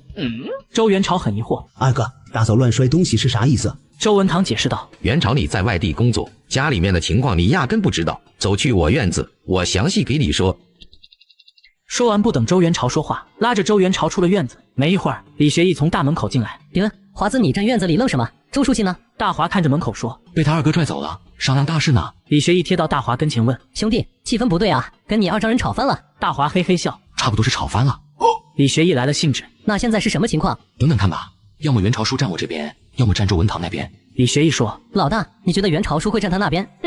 说完，两人都笑了。周文堂家里，周元朝没心情吃水果品茶。二哥，有什么话不能当着华子女婿的面说？周文堂不乐意了。元朝，你一口一个女婿，你怎么对他那么亲热？你扶持他在城里开菜铺做生意，还扶持他跑货运挣钱，没有你，哪有他现在的本事？可你知不知道他在干什么？他不声不响把大嫂接回来，安的什么心你看不出来？周元朝不理解了。华子他能安什么心？二哥，你对他又急又躁的不好吧？哼！周文堂愤愤地说：“元朝，你好心帮扶他，可他贪心不足，他要大哥的补偿款和那院房子。”说完，把手续递上去。你先看看这几张东西，再听我把话说明白。周有为进来，父子两人唧唧歪歪地说了一大堆，来回的意思就是大华不安好心。周元朝听得难受，抬头看看宽敞亮堂的房子，嘴上问：“二哥，你去年翻修的新房？”周文堂呵呵笑：“元朝，看你问的，去年翻修的时候你不来过吗？”周元朝关心的语气：“二哥，这院子从头到尾总共花了多少钱？”周文堂唏嘘：“8600，费劲得很，哪像你们当干部的，厂里给你分楼房。”周元朝点头，又问道：“大哥的补偿款花掉了多少？”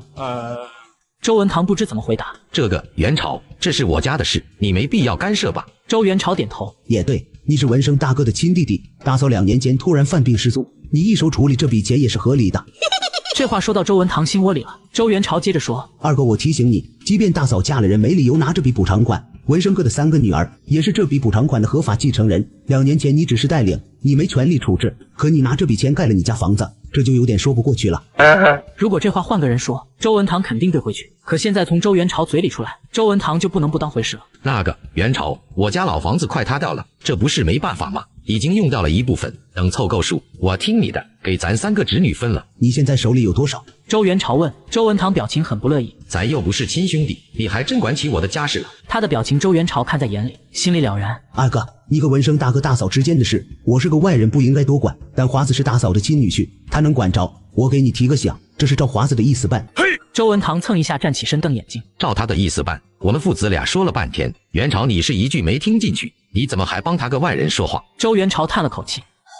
二哥，我这是帮理不帮亲，我给你明说了吧，人华子压根不在乎大哥的房子和那点补偿款。听着自家兄弟说着和那混小子一样的话，周文堂气急。你们说那什么鬼话？怎么可能有人嫌自己钱多，还说什么为了圆圆好？那你让他给我掏钱发工资，我把圆圆当亲妈一样供起来。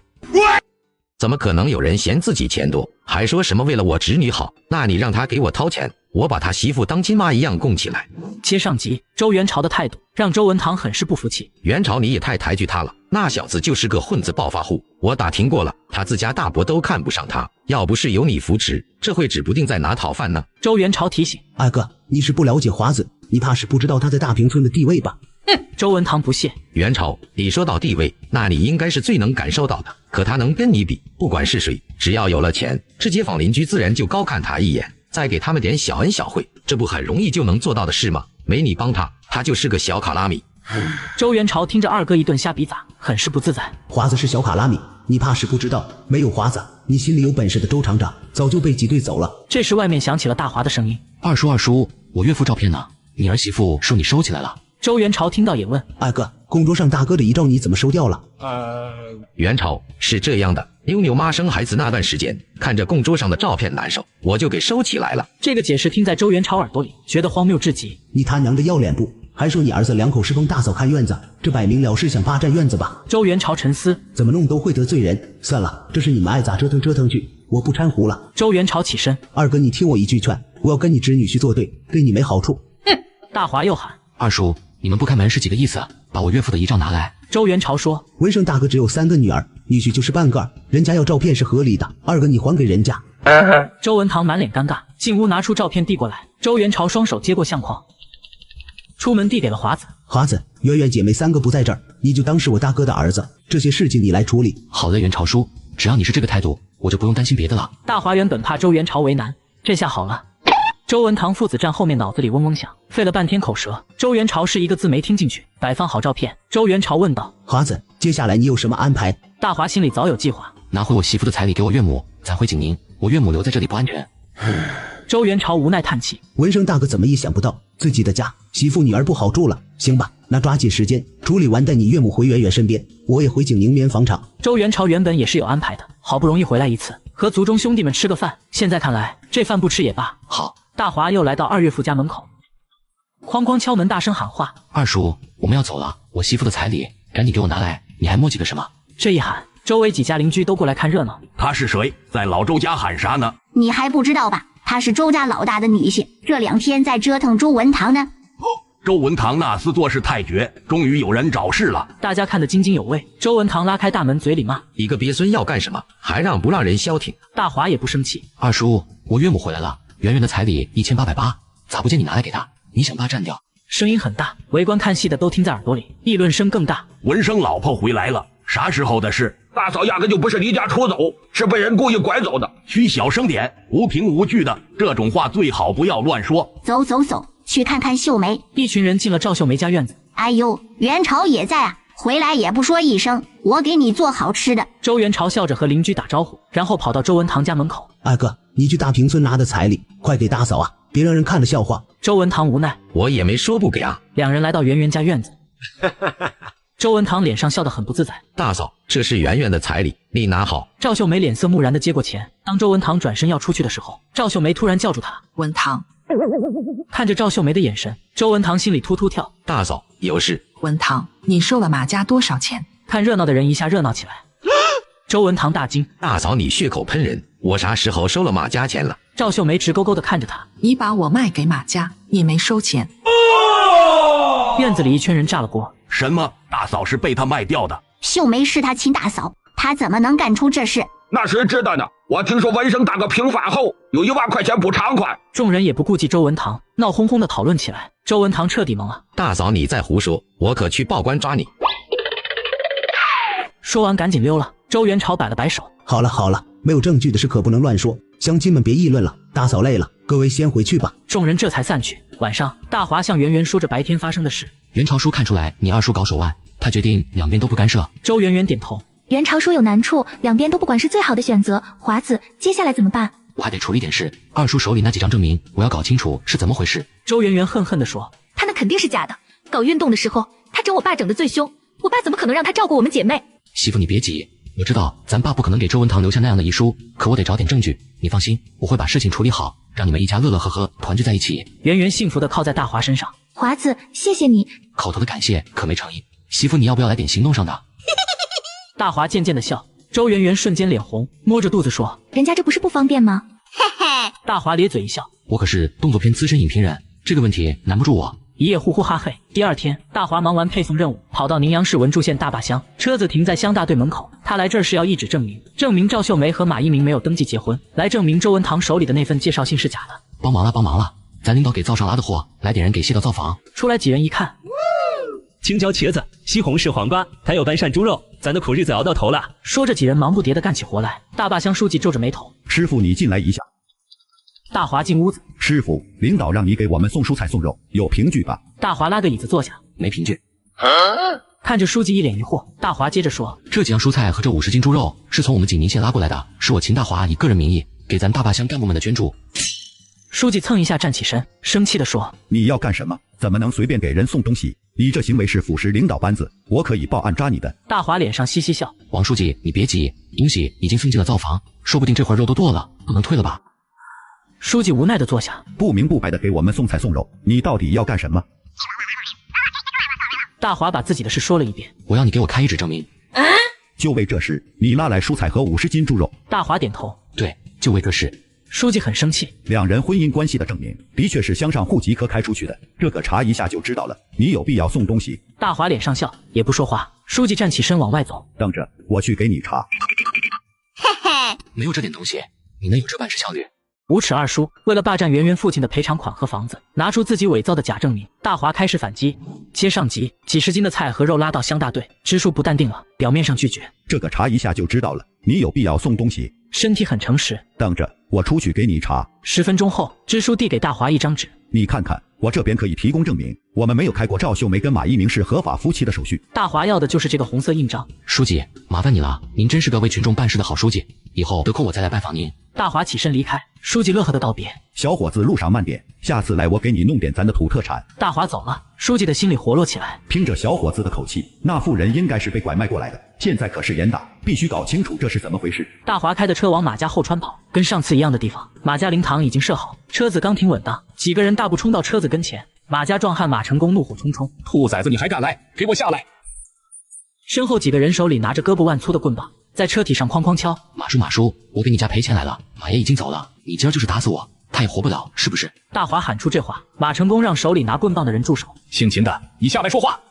大华下车，马叔，我是来给你家赔钱的。几个拿棍棒的满脸愤怒，赔不赔钱的，先打一顿给老爷子报个仇再说。说着几人就要往大华身上招呼，被马成功拦住了。先别急，咱们先说事。姓秦的，你装成收洋贩子，你的目的是抢走我妈，对不对？马叔，你派人去周文堂家要回了2000块，这是事实吧？你心里清楚我岳母是怎么到你家的，咱别撕破脸好好谈，要捅出去进了宫，别说你1分钱得不到，你恐怕也要进去几年。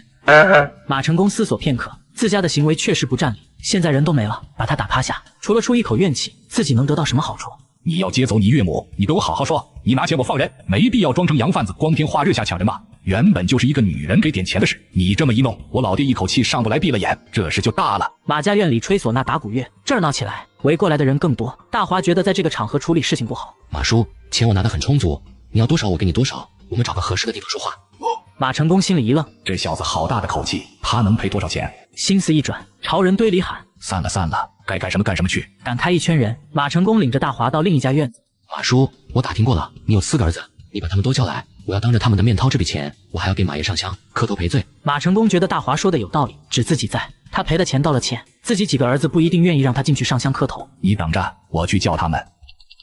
不一会儿，马成功带着3个儿子过来，另一个留下守灵堂。弟兄几个商量好了，既然秦家愿意赔钱，那就往死要。秦师傅，你做事情不地道。你要说我新奶奶是你月娘，要接回去一趟，我们能不放人吗？就是我们没那么死板，你干嘛随便抢人？大华嘴软，当时我考虑欠缺，想着我明打明要人，你们肯定不给。不管怎么，我岳母现在在她女儿跟前，回你们马家川那是不可能了。我也没想到马爷会突然遭难，我今天来就是来道歉赔钱的。你们说吧，多少合适？刚才兄弟4人商量好了，这是最少要让秦家拿5000块，已经让周文堂赔了2000，他最少再掏3000块。马成功觉得太多了，毕竟马堂那个混蛋领来的妇人不是正经路子上来的，秦家这小子要深挖细究，马家人不一定占理。最后父子商量一致，不能少于2000块。秦老板最少赔2000块，你拿了钱开车走人，这是跟你再没瓜葛。大华瞅了瞅几人，2000块在马家人眼里是一笔巨款了。见大华不说话，马成功有点不满，怎么这秦老板你嫌多？不是，那个我给你们赔3000，你们答应我一个条件。父子互相看了看，这小子是不是傻？马成功问道。什么条件？大华掏出3000块钱，同时掏出来10张上香点纸用的黄钱。马叔，各位大哥，马爷是因为我的原因突然走的，肯定缠得我不能消停。这10张黄钱，每张上面印10个马爷的指头印子，我回家的时候过一个大路口烧一场，一直烧到我家门口，马爷就不惦记我了。马成功脸上难堪，我怎么没听过还有这种讲究？收归说，还是把钱收了起来，答应大华在马爷供桌前上香磕头，在10张黄纸上印手指头印子。大华觉得马爷的2个手指头印都要印上。马叔，我弄得你给我拍个照，我一起烧掉，好像阴差表明真伪。马家父子也一脸无语，钱收了，几人只能照做。这是折腾了大半天，大华成功拿到印满纸印的黄纸，返回景宁县。房间里，周圆圆端来一盆温水，小心地蹲下给母亲搓脚。大华看到忙不迭地跑来，媳妇我来，你蹲着不行，却被周圆圆挡住。好了好了，哪有你伺候我妈，让我当女儿的站一旁看的道理？大华站一旁愣神看母女俩，听他俩有一句没一句的唠嗑，听上去很温馨很正常。圆圆，你二姐咋还不来？赵秀梅突然问，圆圆只能应付的回答：妈，我大姐二姐很忙的，一时半会来不了，你别问好不好？你洗完脚安歇睡觉，就能想起来我二姐在什么地方了。大华心里也很急，周文堂那副嘴脸，一时半会儿问不出二姐的真实住址。安顿好母亲睡觉，周圆圆忍不住问：华子，我二叔死活不说。大华摸着媳妇头发，心疼的不得了。圆圆还不到时间，他胡乱一个地方让我白跑一趟，没必要。周圆圆嘀咕：我二姐肯定很辛苦，她想我和大姐，她想我妈，我二叔一家子不是人，凭什么不让咱找回二姐？大华苦笑：傻瓜，你们姐妹3个聚齐了，那笔钱她能拿安稳。周圆圆脑袋埋进男人怀里。华子，辛苦你了，整天为我家这事奔走，我怕你白辛苦，最后什么结果都没有。大华不满的口气：媳妇，你小看我不是？你不信我能将这事办成？圆圆吧唧吧唧亲2口。我信你，多大的事，多难的事，你都能办成。两人正说着话，院里突然传来动静。亲亲，妈来了，妈这就去找你，妈坐大华的车去接你。两人急忙跑出去。妈，你干嘛呢？圆圆，你二姐叫我呢，我要去找你二姐，我现在就去。华子，这可咋整？找回你二姐就好了。大华说。圆圆沮丧地说：找回我二姐，她又找我大姐，我大姐二姐都在身边，她又要找我爸。看着疯癫的母亲，圆圆很是忧郁，拽紧妈妈的胳膊央求：妈，华子一定能把我二姐找回来。妈，你听话，你跑出去，要是找不见你，让我怎么活？大华拉着另一个胳膊安慰：妈，听圆圆话，咱先回屋里睡觉，等天亮咱再商量找晴晴的事，好不好？两口子好不容易将赵秀梅哄进屋里，周圆圆守着母亲睡觉，大华一人躺床上叹气。为了媳妇的身心健康，这事得尽快解决掉。为了让媳妇安心，大华动身接大姐。周家这边，儿子和老子对了起来。第二天早上5点，大华起身准备出车，圆圆静等在院子里。华子，我想跟你商量的事。媳妇，有啥事直接说，商量什么商量？你吩咐我照办就行了。华子，我妈是不是把我大姐忘了？大华也意识到了，赵秀梅几乎没提到过周君霞。圆圆，你的意思，我把咱大姐接回来？周圆圆使劲点头。接回来大姐最好，我们俩一起陪妈，看她会不会好点。行，试试看吧。今我忙完就去定西接大姐。华子，我家的事给你添了不少麻烦，我心里很过意不去。大华堵住圆圆的嘴：你再说这话，我可生气了。我是你男人，一家人不说两家话。别说去定西接大姐，就是去月球街，我也得想法子去。周圆圆听得更感动了，抱着大华不肯撒手。媳妇，等我回来咱慢慢抱，蔡送迟了要扣钱的。圆圆羞得赶忙松手。大华摸了摸圆圆的头发：还早着呢，你回去补个觉，我得赶紧走了。周圆圆给大华一个甜甜的吻。你路上慢点，别着急，我等你回来。送完菜，大华马不停蹄地赶往定西黄龙坡，4个小时车程。进了黄龙坡山区，路弯弯绕绕的，越走越窄，离目的地还有20里，货车已经开不过去了。大华车厢里拉着自行车，就是为了应付这种情况。自行车后座上绑一大袋东西，有周圆圆给大姐和外甥们做好的衣服，还有一大袋零食。凭借着脑子里前世的记忆，自行车骑到了一个土围墙外。大华转着看了几眼，确定就是这一户。听到院子里有声音，大华喊一声：大姐。不一会儿，一个妇人走出来，跟周圆圆一样的大眼睛，惊讶地看着推着自行车的小伙。你找谁？大姐，我是圆圆男人。5年前你送圆圆下乡的村子，你还记得吗？周君霞惊呼：你是大平村的？大平的，我是秦建明侄儿，我叫秦大华。他刚说自己是圆圆男人，你跟圆圆结婚，专程来请我。周君霞自然地认为亲妹妹结婚肯定是来报喜请人的。说起这事儿，大华有些尴尬地解释道：圆圆已经怀孕6个月了，是双胞胎。周君霞心里是一抹失落。大平村跟这儿没什么区别，还想着圆圆能跟上政策跑出来，没想到最终还是找了个大平村的穷小子。他看大华就没了那么多热情。进院子吧。大华解开袋子。大姐，这半截山路只能骑自行车，带的东西不多，孩子们在家吧。周君霞看了眼袋子，兴趣不大。2个大的上学堂了，小的在屋里炕上睡着呢。我姐夫呢？下地里干活还没回来呢。他有一句没一句的应付着。在他看来，大平村小伙来这里告诉一声他是周圆圆男人，走个人情完个任务后离开，以后估计都不会再联系，所以他没有一点招呼娘家妹夫的热情。大华说道：大姐，我有要紧事要当着姐夫的面和你说。不就圆圆嫁给你的事儿吗？给我说清楚得了，我男人正忙地里活呢。周君霞的意思又不是什么大事，没必要让自己男人从地里跑回来。大华又提醒周君霞：大姐，这事情姐夫必须听着。周君霞看大华态度坚决，只能无奈同意。行吧，你等会，我让人去叫他。周君霞到院子找人说了几句话，便返回来。大华说道：大姐，咱妈回来了，就在圆圆跟前。她想你想二姐，我先把你接回去，再想办法接二姐回去。你们母女4人聚齐，就能从周文堂手里要回1万块补偿款。周君霞呆住了，这信息量有点大。我妈回来了。她问出了意识里最重要的事。回来了，我从宁阳那边找回来的，这会儿在圆圆身边，在我们锦宁县城，你该去看看她了。周君霞不理解，圆圆不在你们村吗？怎么在县城？圆圆怀的是双胞胎，在县城吃住看医院方便。我在县城开了菜铺，收益还不错。我给圆圆的生活没你想的那么糟。周君霞抬起脸，第一次认真看大华。你在城里开菜铺，让圆圆在县城生活。大华微微一笑。大姐，你去看看就知道了。圆圆很好，咱妈目前来说也很好。周君霞听着这话，打心里替妹妹高兴，同时嘴里抱怨道：“我二妹嫁人我不知道，圆圆嫁人我也不知道，随便就嫁了，没把我这个大姐放眼里。”说到伤心处，眼泪珠子差点掉下来。大华嘴上忙道歉：“大姐，对不起，这事是我办的不到位，让你伤心了。”周君霞缓了缓心情：“算了算了，你疼圆圆就行。对了，你说的我爸的补偿款是怎么一回事？”大华解释了一番岳父补偿款的情况，周君霞听得愣神。原来是这样，我二叔以为我们3个姑娘出嫁了，我妈失踪了，补偿款就应该是他拿走，怪不得我那次回去对我那种态度，我就知道他们有什么事儿瞒着我。周君霞很气愤，妹夫，他们口口声声说和我爸划清了界限，断了关系，我爸平反了，他们凭什么拿走补偿款？越说越生气。不行，我要回去，我今天就回。现在我妈回来了，我不信他们不给钱。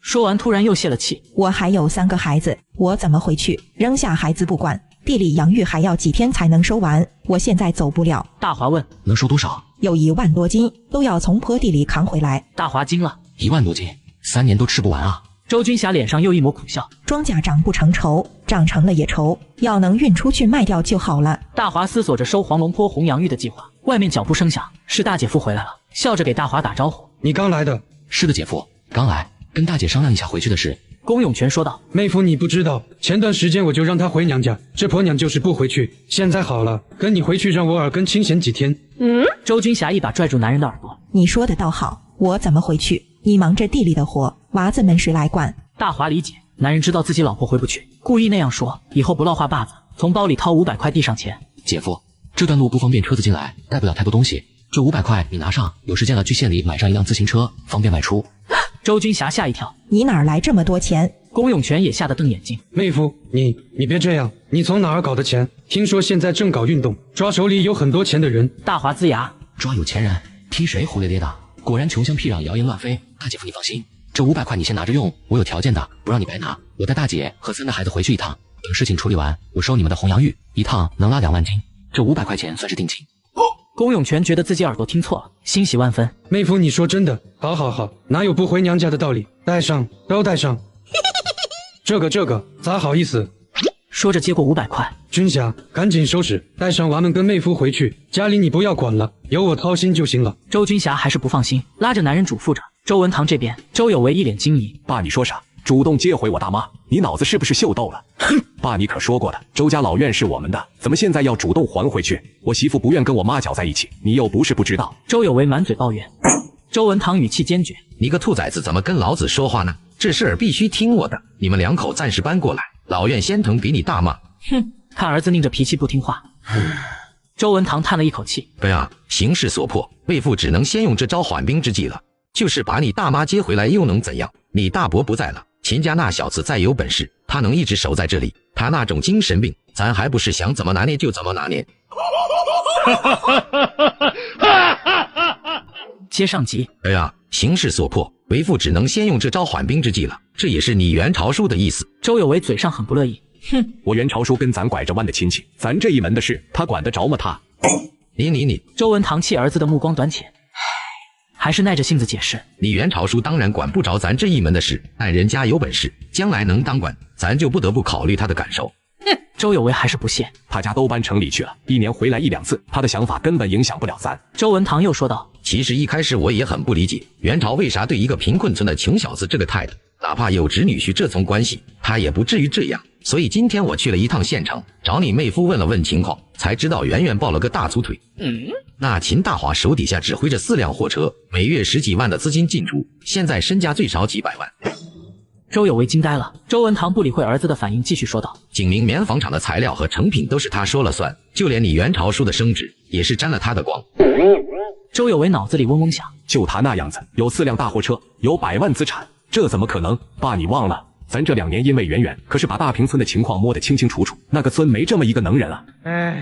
周文堂也是一脸的无奈：“你妹夫还会骗我不成？有为就半年时间，他从1穷2白搞到100万身价，这小子不好对付啊。”周有为气急：“爸，你的意思，咱不但要把老院腾出来，这笔补偿款也要还出去，那咱这几年的折腾不都白费了？”周文堂把心里的想法给儿子说了出来：“咱就让他回来又能怎样？你大伯不在了，秦家那小子再有本事，他能一直守在这里。你大妈那种精神病，咱还不是想怎么拿捏就怎么拿捏。父子俩猖狂地笑起来。景宁县平安院办公室里，大华刷刷地在合同上签着名字。李艳看他的签字动作和脸上神情，心里1万个想不通。明明20岁出头的人，怎么有种50岁大老总的气势？大华被他看得不好意思。燕姐，这段时间辛苦你了，看你脸都瘦了一圈，钱是挣不完的，不要这么拼命。还有啊，我听说你跟一哥领证了，你这是办的不合适，好歹在景宁饭店包几桌，请大家热闹一下。李艳鼻子里一哼，你看我跟学艺有时间请大家热闹吗？等这段时间忙完再说。再说了，你咋好意思说我的？你跟圆圆结婚，你大姨子你都不请，你还好意思教我？燕姐，老接我这一茬干什么？我这不是把我大姨子接回来了？你看他们母女3个多乐呵。李艳问，老大，对圆圆二叔，你是不是憋着大招呢？哪有，我就是为了让圆圆高兴而已。切！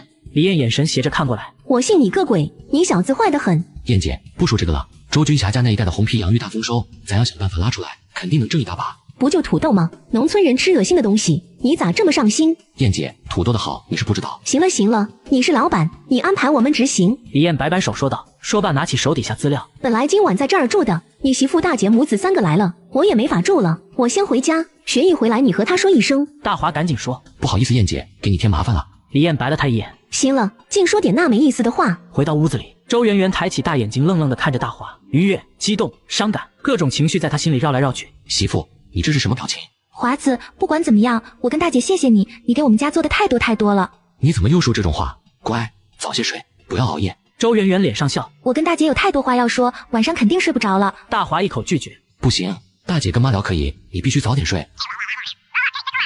好好好，我听你的。安顿好媳妇，大华出了平安公司院子，来到棉纺厂职工宿舍，径直来到2楼最里面一间。他早打听过了，周文堂女婿马堂就住在这。大华敲门喊了一句：“马堂在家吗？”开门的是周三妹，很不耐烦的口气：“你找马堂干什么？”出去喝2盅。大华嘻嘻笑。周三妹气得要关门，整天就知道喝喝喝，咋不喝死你们？大华赶紧说：“我跟他说分房子的事儿。”周三妹赶紧又打开门，屋里蹭一下窜出来一个人：“分房子的事有眉目了。”问完疑惑的看着大华：“你是哪个？看着挺面熟的。”大华笑着说：“周圆圆男人秦大华，你该叫我姐夫。”马堂一惊：“你是秦老板，不是姐夫？那啥，来，屋里坐。”三妹赶紧招呼人，事情是咱姐夫。周三妹听的也是手忙脚乱：“那个姐夫，你进屋，进屋。”大华笑着说：“不用，我跟马堂妹夫出去谈。”那行，咱出去边喝边聊。马堂激动地跟在大华身后，路上马堂叫得很亲热：“姐夫，袁朝叔找了我2次，我知道你是我连亲，早就想见见你这个大老板，只是周6周日都加班，顾不上过去找你说话。”大华问道：“马堂，你们2口子1个月的工资加起来有没有100块？”嘿嘿，姐夫你别说，多亏了你提出的工资制度，我俩这2个月的工资超过了100。大华停下坐在路边：“来，妹夫，坐下。”马堂疑惑：“不是说分房的事吗？坐在这暗昏昏的地方做什么？”大华呵呵笑：“来，这瓶酒干了，明你就能住上宽敞房子。”马堂很惊讶：“1瓶。”大华很无所谓地说：“对，喝不了这瓶，我不认你这个妹夫，自然不会帮你要房子。”马堂一咬牙，仰头咕嘟咕嘟喝个光。大华随便聊了几句家常，等马堂上酒劲。过了一会，大华站起身：“妹夫，房子的事你放心吧，走，我送你回家。”嘿嘿，秦老板，大老板，姐夫，你真是个好姐夫。我是你好姐夫，你干嘛不来找我？马堂结结巴巴地说：“本来要去找你的，可我岳父不让我找你。”大华扶着他进树林，马堂迷迷糊糊地说：“姐夫，这是去哪？这不是回家的方向。”妹夫，走就是了，有好东西给你看。马堂晕乎乎被大华拽进树林里，大华在他身上摸了一圈。秦老板，不是姐夫，你这是干什么？马堂，告诉姐夫，周晴晴在什么地方？马堂嘿嘿笑：“晴晴呀，圆圆二姐，姐夫，这我知道，嘿嘿，我知道。”他突然刹住了话头：“我怎么会知道？”大华料到事情不会这么顺。妹夫，你跟你岳父勾结在一起，卖了我媳妇亲妈，隔了半年又卖了我媳妇二姐，你从中拿了1000块。马堂，我现在弄死你，弄来几条狗。明天你被人发现，那也是你喝醉酒迷了路，被野狗咬死的。马堂吓得一激灵：“你，秦老板，姐夫你想干啥？”马堂，说出周晴晴在哪里，咱俩各回个家，房子的事我还会给你安排。马堂很为难：“姐夫，这……”大华继续说：“告诉我周晴晴的地方，我保证你什么事都没有。要不然，先是你被野狗咬死，你的老婆也会失业。想想你那还没出生的孩子，你考虑考虑。”马堂的呼吸很急促。秦老板，我知道你有本事，就算我不说，你也迟早会知道。你去白柴沟200户找黑尾钟。大华松了一口气，总算问出来了。打听到了二姐被卖的地方，大华只身前往，冒险从一群刁民手里救出二姐。接上集，西北方向一路荒凉黄土色。昨天问出了周晴晴的下落，大华清早起床直奔白柴沟。几十年后，那里的石头瓜在全国卖得火热。他依稀记得前世的周晴晴在被卖5、6年后认了命，生了孩子，老老实实的当起了农妇，一辈子的阴暗伴随着他。车子停在白柴沟200户大路边，大华跳下车往沟里走。他实在想不通，黑家人花2000块从马堂手里领人，这笔钱是怎么筹起来的？每家出100块，那买来的人算谁的？正想着，迎面走来一个满脸黑红的大叔，大华朝他笑了笑。当两人错开时，大叔转头问：“喂，你谁家亲戚？”大华老实回答：“我去黑伟忠家，我是他妹夫。”又补充一句：“我是他媳妇家妹夫。”大叔身子转过来，语气里带着警惕感：“他媳妇家妹夫是那边周家的。”说完沉思了一下，便转身离开。他的反应，大华肯定是黑伟忠家那一门子人。我怎么有种不祥的预感？大华走到一家院子门口，趴门上看里面的动静。院子里晒着瓜子和瓜皮，中卫人晒瓜皮嚼着吃，原以为是传言，没想到是真的。都是旱地，粮食收入很少，瓜皮这玩意儿能接济好长一段时间。看了一会儿没见有动静，这个点他们应该都在地里干活。周晴晴没孩子拉扯，不可能被他们留在家一个人待着。大华转个身来到隔壁院子，里面坐着一个老太太。大华喊一声：“奶奶，你好啊！”看没有狗叫，才小心翼翼进院子。老妇人抬起眼：“咦，你是哪里亲戚？”大华脸上微笑：“奶奶，我是隔壁周晴晴的妹夫。”老妇人站起身，眼神里是惊疑：“哦呦，你是媳妇娘家人，好嘛，是该来看看，女娃可怜得很。”大华前世知道的情况，黑伟忠不是多好的男人，快40岁了娶不到老婆，要不然不会花2000块从外人手里买一个媳妇。老妇人又说：“伟忠其实也挺好的，他不听话跑了才动手打2下，这会儿他们都在地里忙活呢，天不黑不回的。”等到天黑就太麻烦了。大华问：“奶奶，我姐他们在哪个地里？”魏忠和他爸妈领着媳妇去了。魏忠的3个弟妹在学校念书，他们这回肯定在腰县沟瓜地里拔瓜麦，拔回来了喂鱼。大华马上做出决定：“奶奶，你给我指一下，你们的腰县沟在什么地方？”老妇人走到大门口，看见大货车，口气惊疑：“那辆车是收瓜子的。”大华回答：“对，收瓜子的。”老妇人用手指着那辆车背后下去就是腰县沟，他们都在地里卷瓜麦。谢谢你了，奶奶。大华塞给他10块钱。哎呦呦，小伙子，这咋还给我钱？这，我给你抱2个瓜。没事的，奶奶，你回去歇着吧。大华返回到大车跟前，想了一下，2000块揣兜里。黑尾中打女人，大华处理事情的方法就得变一下。越过一片沙地，大华看到一块地里4个人，2男2女，走到跟前。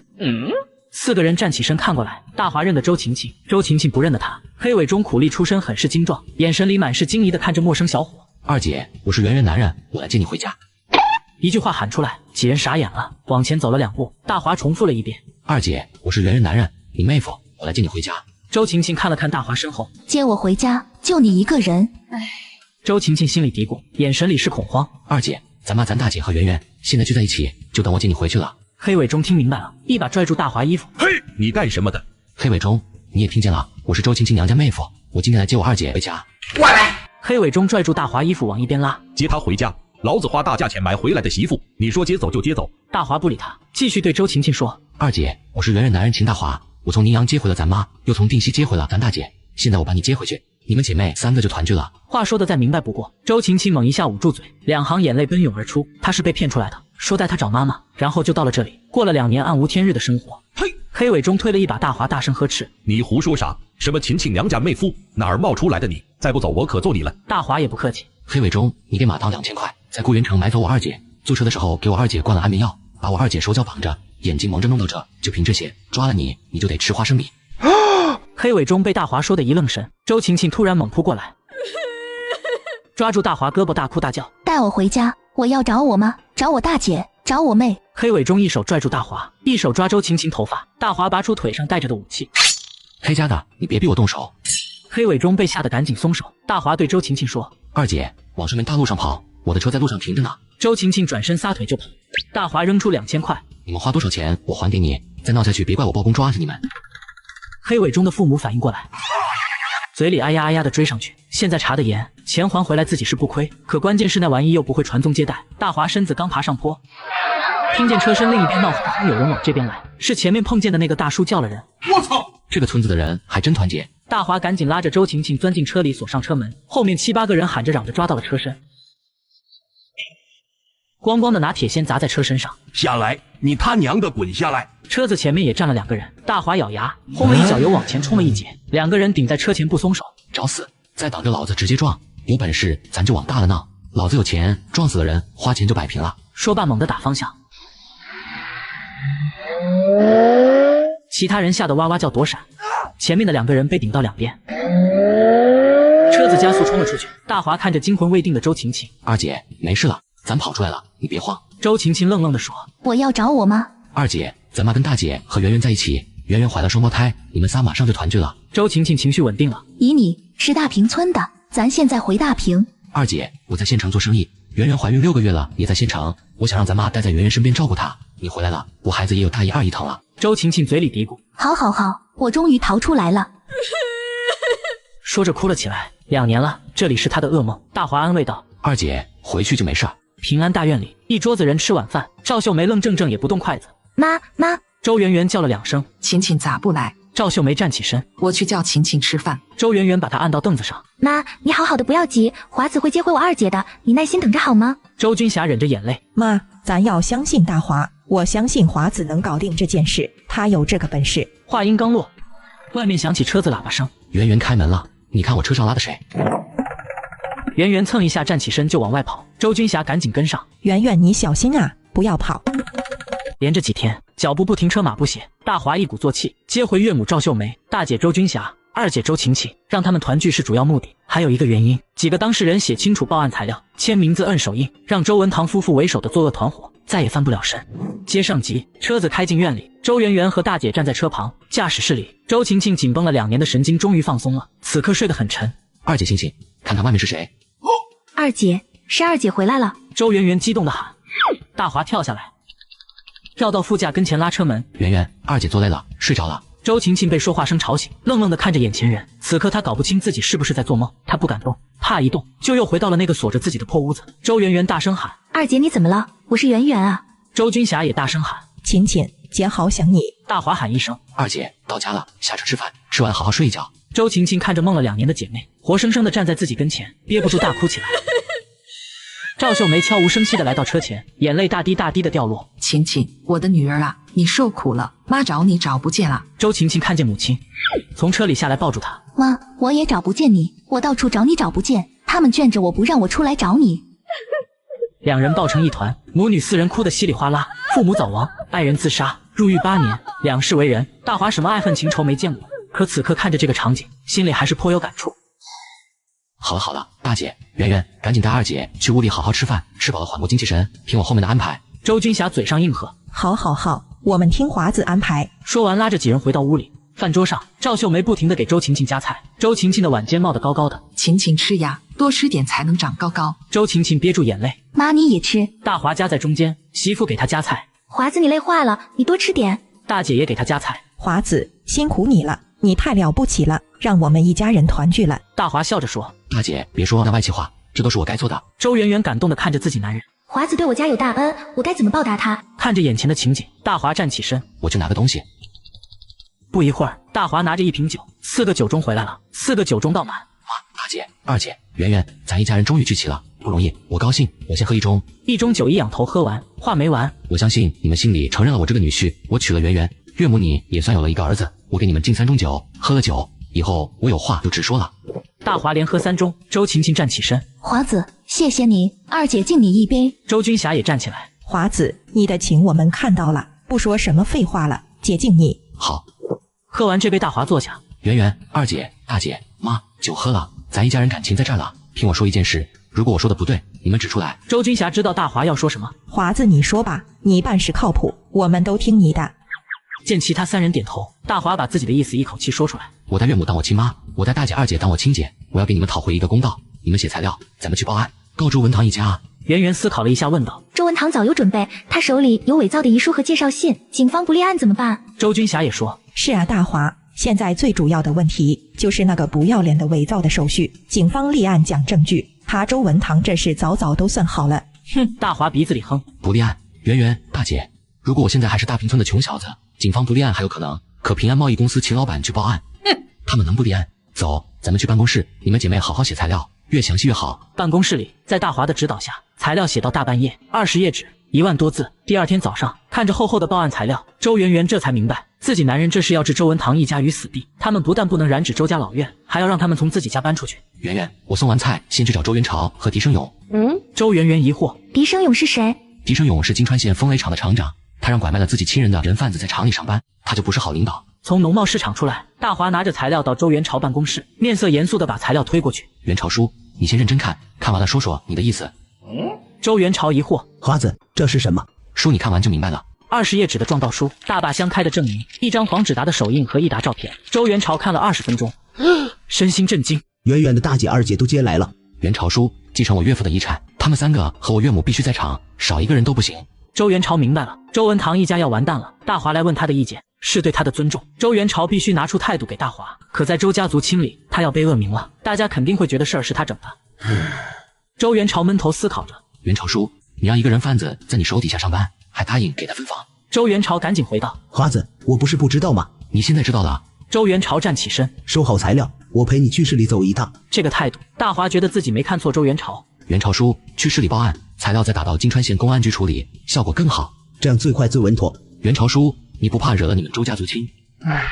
周元朝也想明白了，他们对身边的亲人下手，这是自作孽不可活。大华又提出一个条件，元朝叔，我想先发个告示，写明开除马堂的原因，再交公安机关处理。华子，咱现在先去市里报案，回来了我立马处理马堂，你放心，我绝对秉公办理。好，我回去准备一下。大华转身出棉纺厂办公室，平安大院门口停着一辆摩托车，大坝乡王书记亲自来找大华。来这儿之前，他先去了一趟金川县，搞清楚周文堂手里是不是真有一张他们开出去的证明。周文堂拿出手续给他看，心里虽然早有定论，可看着能以假乱真的证明，王晶很是不解。他怎么做到的？如果不是我详细调查过，还真信了这张纸了。算了，先去看看那秦老板到底是什么人。看着挂着的匾牌，景明平安贸易公司，王书记心里嘀咕，这小子真能折腾。走进院里喊道，秦老板在吗？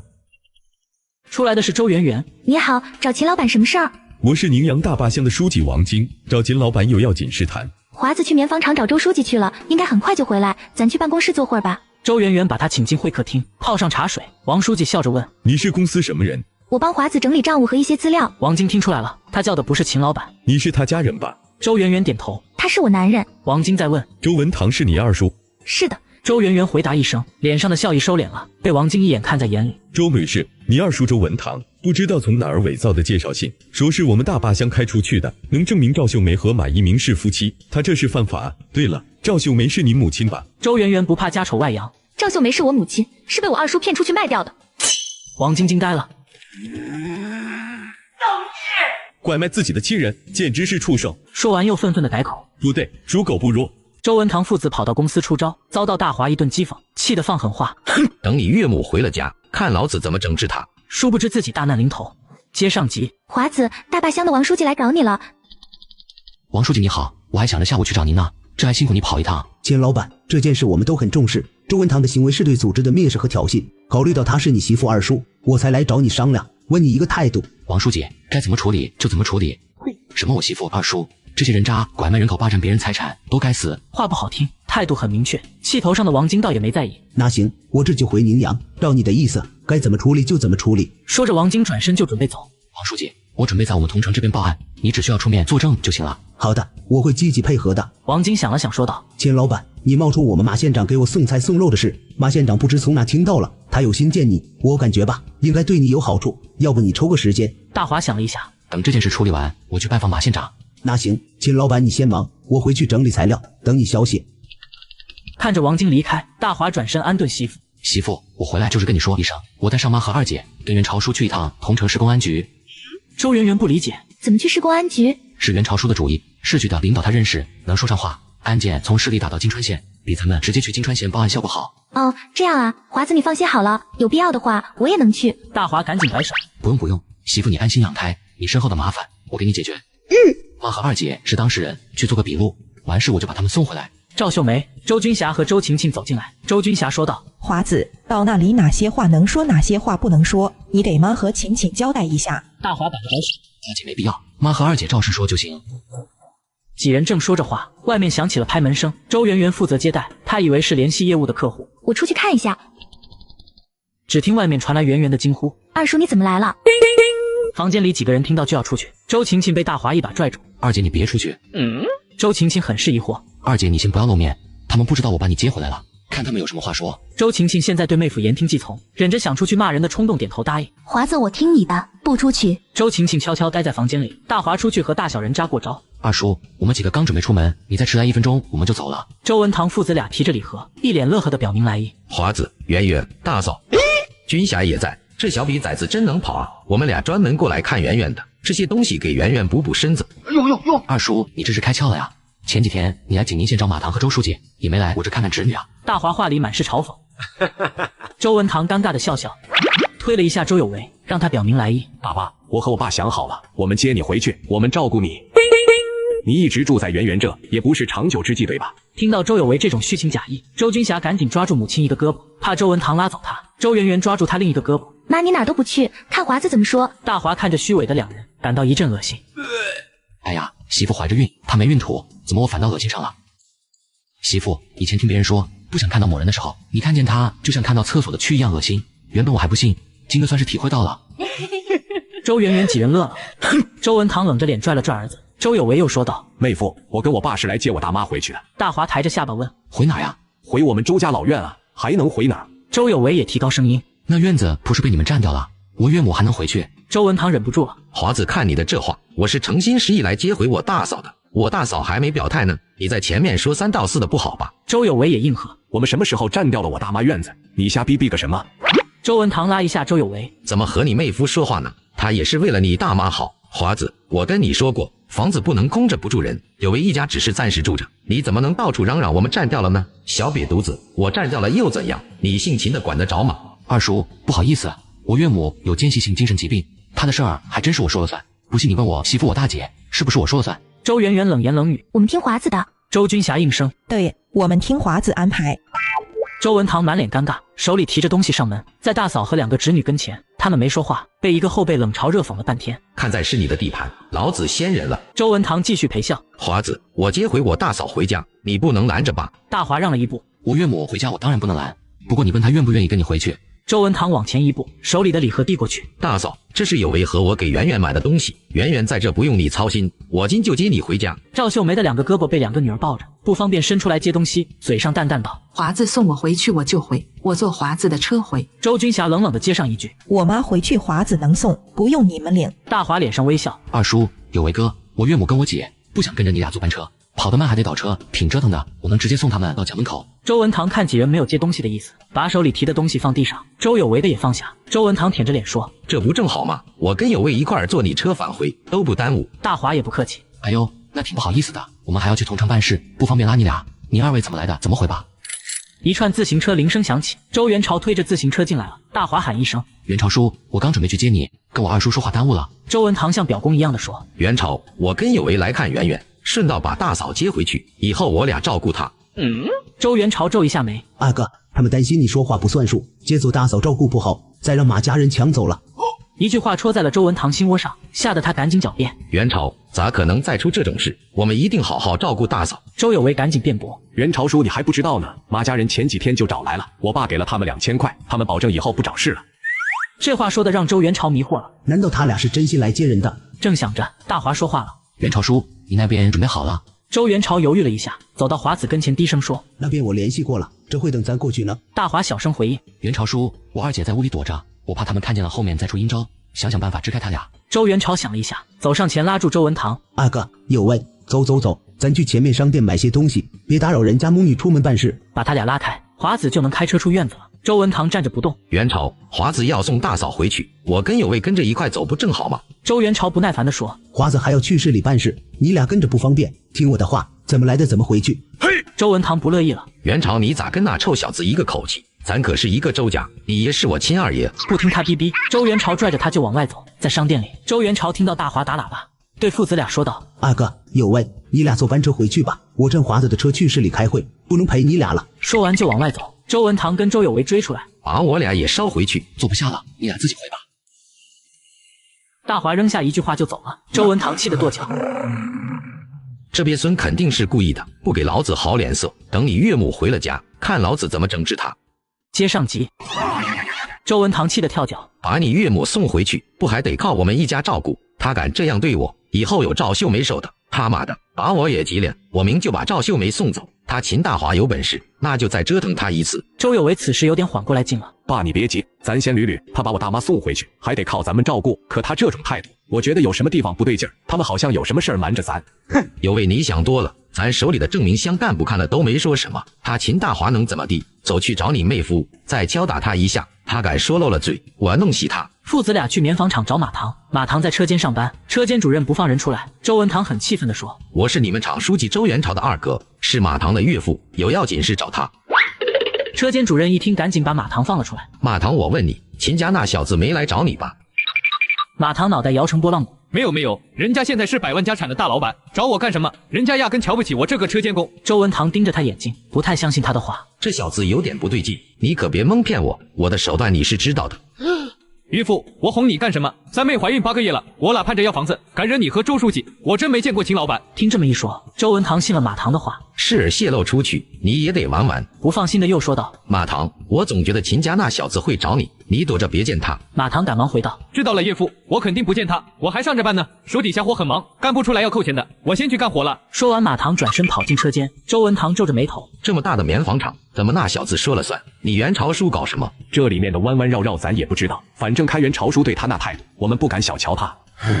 咱也回去吧，先把你大妈留下要紧。对，先留下他，咱再按计划行事。”车间里，马唐吓得头上冷汗直流。这几天他心神不宁，秦老板找他蹲马路边喝了1斤白酒，他不记得两人聊了什么，好像说了一些不该说的话，到底说了什么又死活记不起来。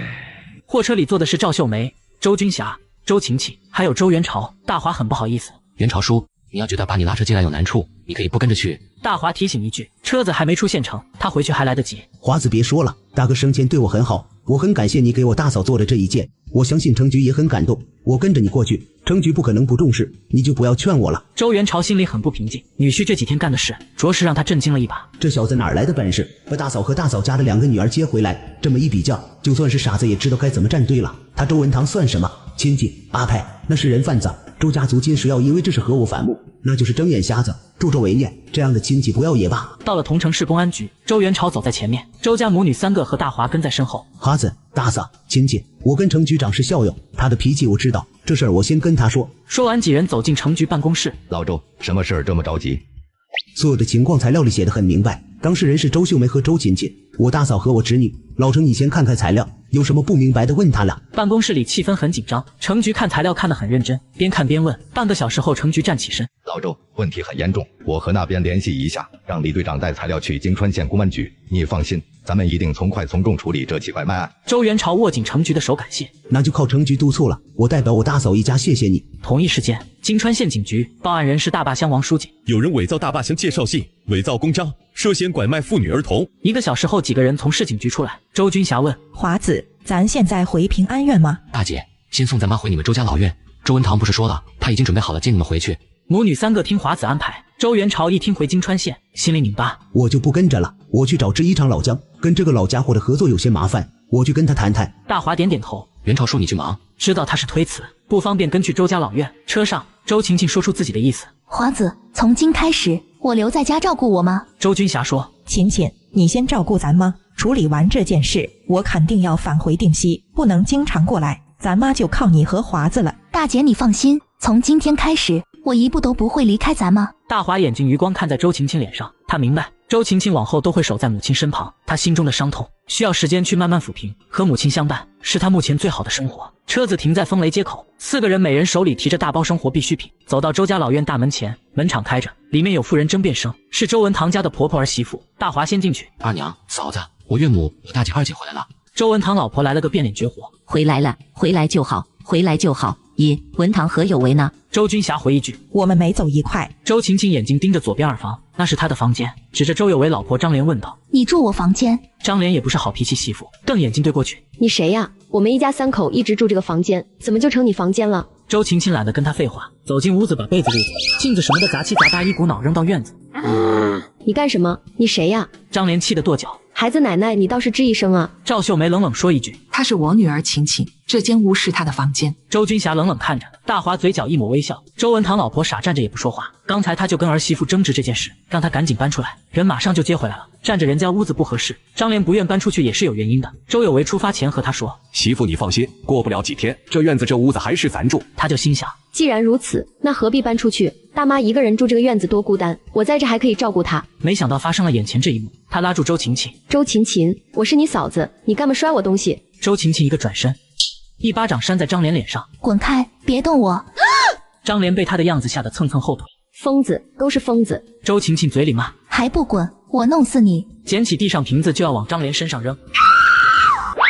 张莲吓得哇一声转身跑了，周晴晴蹲在地上哭成泪人。周君霞想上去劝，被大华拉住：“大姐，二姐需要一个发泄口，她太委屈太压抑了。”等周晴晴哭声小了，周君霞走到妹妹跟前：“晴晴，好了好了，妈在这儿，大姐也在这儿，华子也在这儿，咱一家人以后好好的。”周晴晴抬起眼：“大姐，你别走好不好？你别离开咱妈好不好？他们还会闯进来的。”赵秀梅上前：“晴晴，你听话，你哭哭啼啼的，妈也想哭了。”闻言，周晴晴站起身：“妈，我不哭，我们给华子做饭。”母女三人搀扶着进屋。大华看满院子乱七八糟，跑到周文堂家啪啪拍门：“二娘，院子里都是你儿媳妇东西，你过来帮忙收拾一下。”院子里传来一声不耐烦的声音：“你等会，这会没空。快过来收拾掉，你要不收拾，我扔巷子口垃圾堆里去了。”门吱呀一声打开，老妇人嘴里抱怨：“造孽啊！你们这不瞎折腾吗？”大华也懒得搭理他：“别怪我没提醒你，周晴晴现在可不好惹。”说完，大华回到周家屋子，站在供桌前恭恭敬敬给周文生上香：“岳父，你的家女婿给你夺回来了，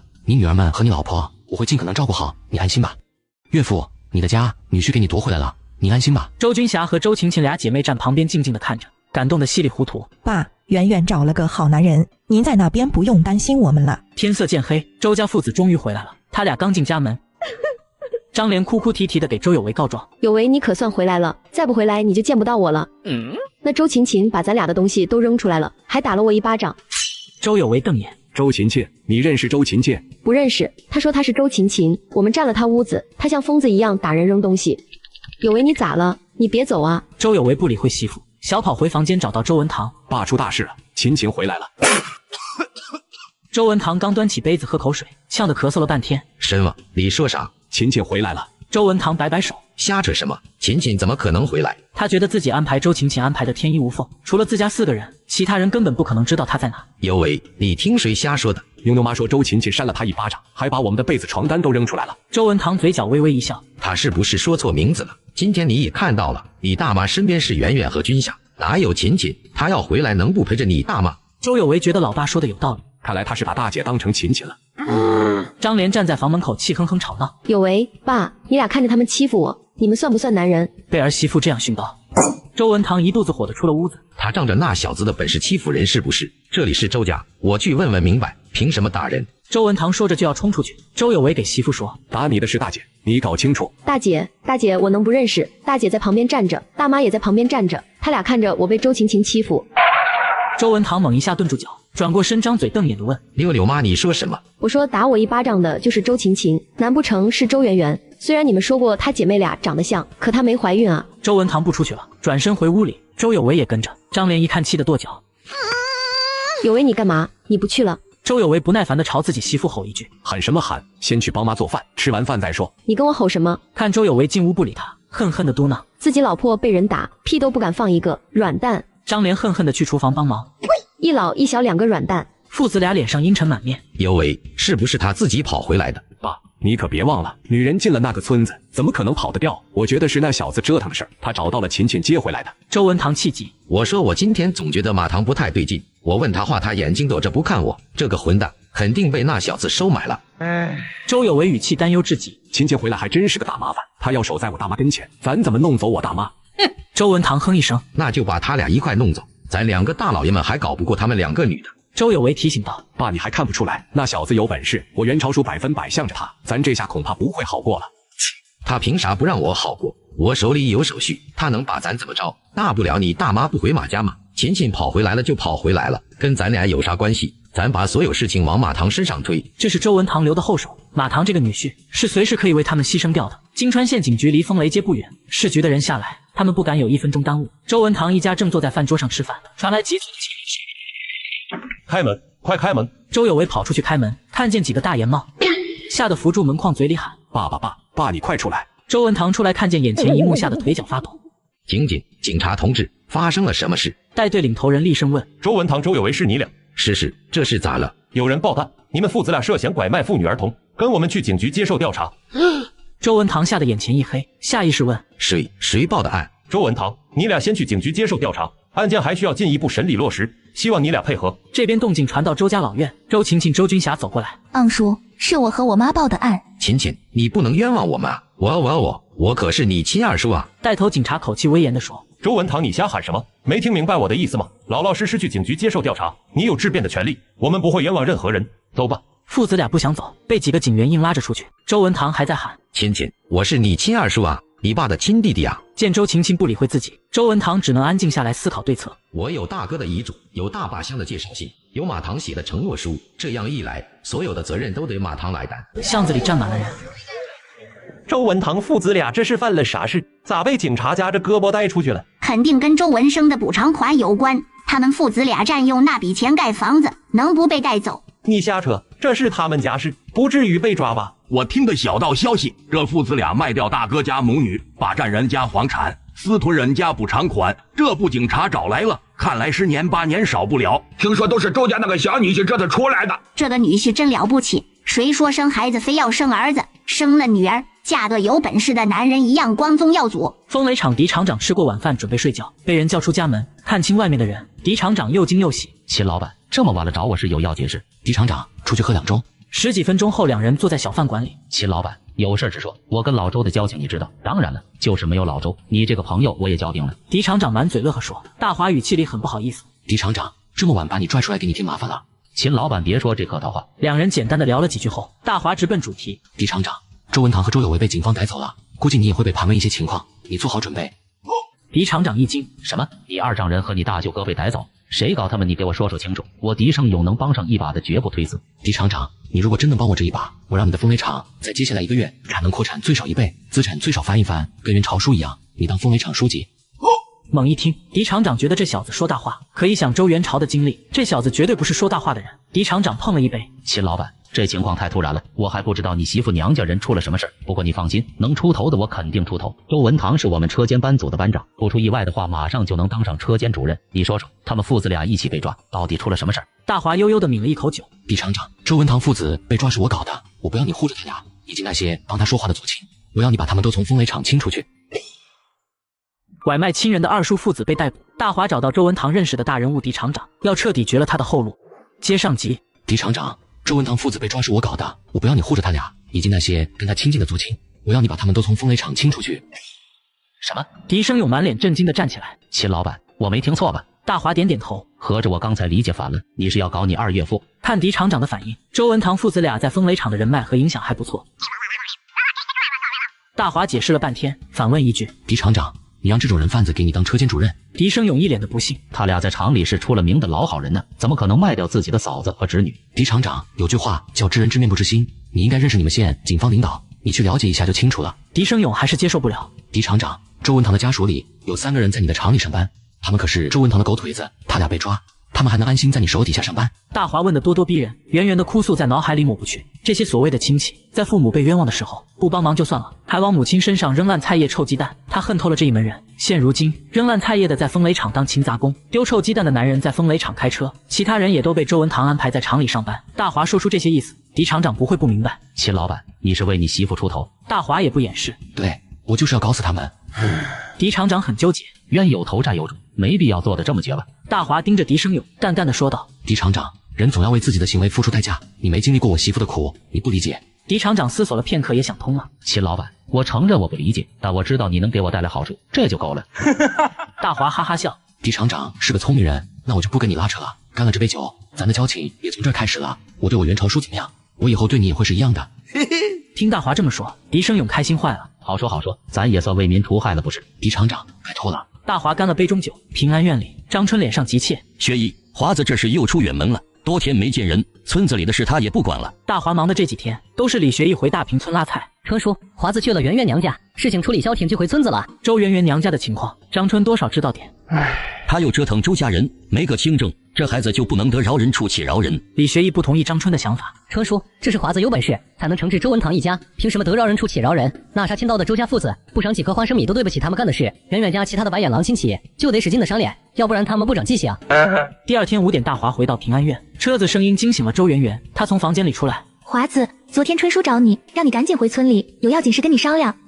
春叔应该是说买拖拉机的事，这段时间忙的我都忘了。周圆圆乐呵呵问：咱村要买拖拉机啊？对呀，想当初别的村子有拖拉机的时候，咱大平村连一辆自行车都没有，现在总算脱贫致富了。周圆圆崇拜地看着大华，都是我男人的功劳呢。华子，咱村里现在有53台电视，130辆自行车，4辆大卡车，你再搞回去5辆拖拉机，恐怕市长都要去咱村参观了。大华摸了摸圆圆的头，小脑瓜机这些东西干啥？照你这说法，我要再发展2年，1号都得来参观了。周圆圆嘟嘴，来了也不奇怪啊，谁叫我男人这么有本事？大华乐呵了。行了，媳妇，这会还早，你再回去补个觉。大华来的农贸市场，杜主任很急躁地说：哎呦，秦老板，总算见到你了，你去定西拉的红洋芋呢？明抽时间给你拉一车。杜静峰瞪眼睛，你不是跑去接你大姨子了，空车跑回来的？杜主任，我媳妇娘家事儿有些麻烦，这几天抓紧着处理呢，改明就去给你拉红洋芋。哎，不对，你还没说价钱呢，你就让我拉。杜静峰竖起2个手指头，这个价。大华一撇嘴，2分，低头价都比这个高，我大老远拉回来，你给我2分钱，不去。2毛，先拉一车过来。大华一惊，2毛？市场里土豆零售价都没过1毛的，你确定你2毛收？杜主任解释道。秦老板，你是不知道，那红洋芋和咱本地的土豆不一样。哎呀，说了你也不懂，我给钱你拉来不就得了？行吧，我们从这儿出发去定西，不过我可得说清楚，那的路不好走，能不能装起车不一定，您不一定能拉回来。杜静峰满意的说，只要你去拉，后天也一样。大华忙活起公司的业务，金川县风雷厂狄厂长却满脸愁闷，烦死了。周有为媳妇张莲在他办公室外哭哭啼啼一上午，搞得别人都对他指指点点，都以为他把那妇人怎么着了。狄厂长，你要不把我男人救出来，我就自嘎在你门前。嘿！狄生勇气的冲出去，你这不是胡搅蛮缠吗？你公公和男人被警方抓走，你应该找警方放人，找我做甚？脑子有病！张莲脑子清醒的很，跑去找警方哭闹，肯定被逮起来。都说这狄厂长脾气好。狄厂长，我家2个男人在厂里忙活了半辈子，没有功劳也有苦劳吧？你不能见死不救啊！狄生勇愁得慌。哎呀，你找我也不能把他俩放了呀。说到底，这是你们的家事，你最好去景宁县找秦老板。张莲哭丧着脸说：我去了，那小子躲起来不见我。现在我家房子被封了，剩下我们2个女人，1个娃娃，没地方去啊！狄厂长，你可怜可怜我们吧！狄生勇觉得真麻烦，那你去求你大妈呀。张莲一听哭了起来，我怎么没去？我拿着东西跑去找他们娘俩，还没开口说话，那周琴琴就拽着我头发扇我，他就是个疯子。狄生勇无奈只能说狠话了。行了，你也别在我这闹，你家那2男人是罪有应得，平时在厂里装的人模人样的，没想到是那种畜生。你走吧，先回娘家去吧。张莲一听，坐地上继续哭闹，被保卫科的人架了出去。回到办公室，狄生勇叹了口气，真的是可怜之人必有可恨之处。拿起电话打给周元朝，老周啊，我活不成了，你侄儿媳妇来我办公室呢。什么？她不是你侄儿媳妇，跟你没关系。老周，你怎么能这么说呢？秦老板跟你有关系吧？你跟他说，罪魁祸首已经伏法，别把人家逼得太紧。那房子封条一贴，2个娘们和孩子连个家都没了，这也不是个事。什么？你管不着？喂，老周！狄生勇嘴里骂：老周，你个老混蛋！周有为媳妇张莲去厂里耍无赖，把狄厂长恶心坏了，求助周元朝还被挂电话，老狄要炸了。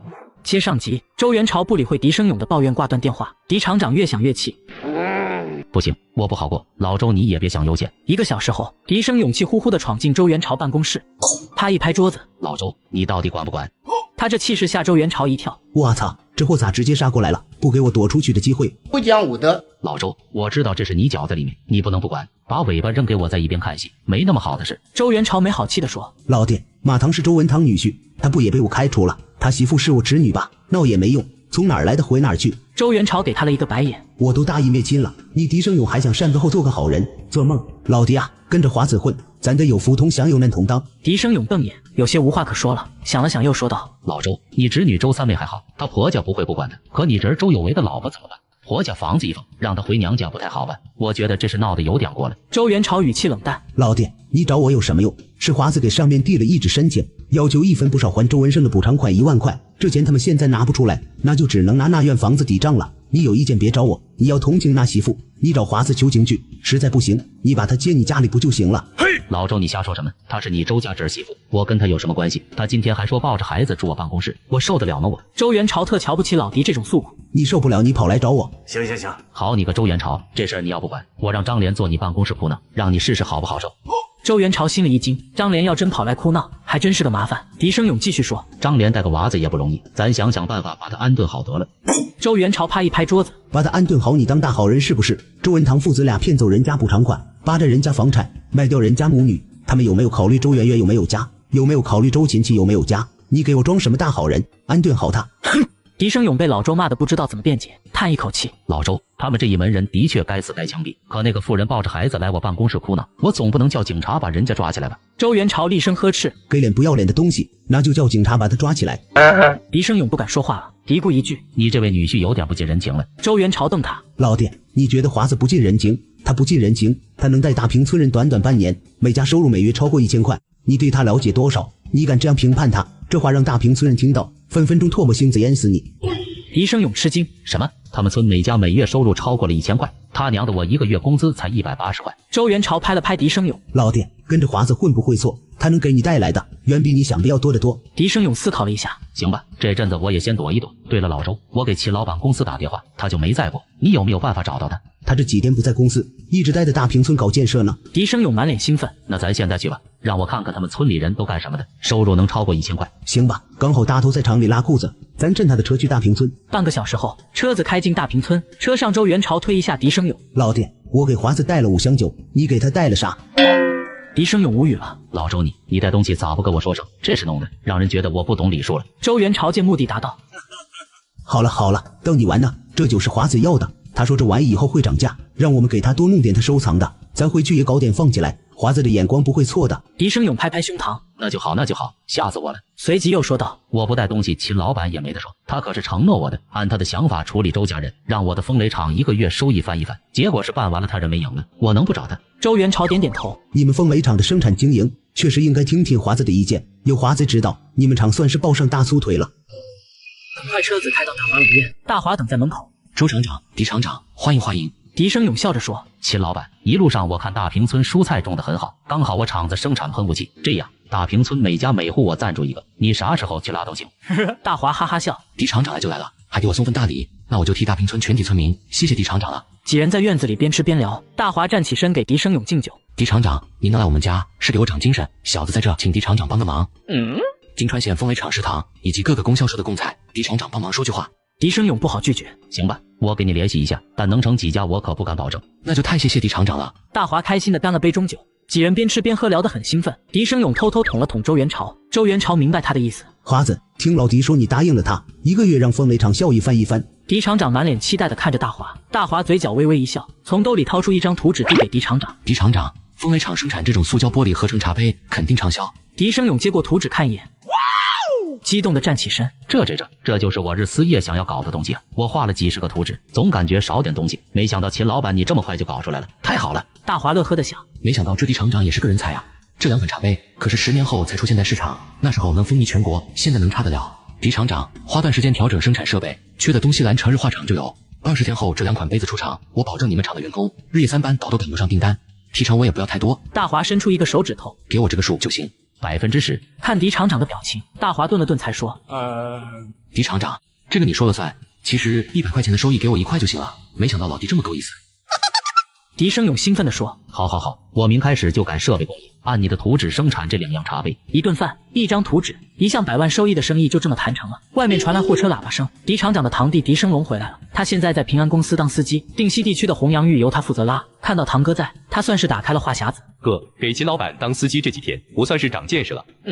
几人一听也是来了兴致，说来听听。你是没去，定西人吃苦耐劳的劲，我是真服了。3车或6万多斤红洋芋，20多里的羊肠小道，我看着都发愁，都准备好在那待上个把礼拜，没想到他们用2天时间就运出来了，那场面你是没看见，太震撼了。好家伙，6万斤土豆，20里山路，全靠人力，2天全部运送到位。司机狄生龙被惊呆了，那可是20里羊肠道啊，从5岁还到60岁老人，背的背，抬的抬，哥，那场景我这辈子都忘不了。周元朝叹气，都是生活所迫逼出来的。大华说道，贫穷不可怕，这种吃苦耐劳不认命、拧成一团拼命干的劲头，没有干不成的事，他们只是缺少一个机会。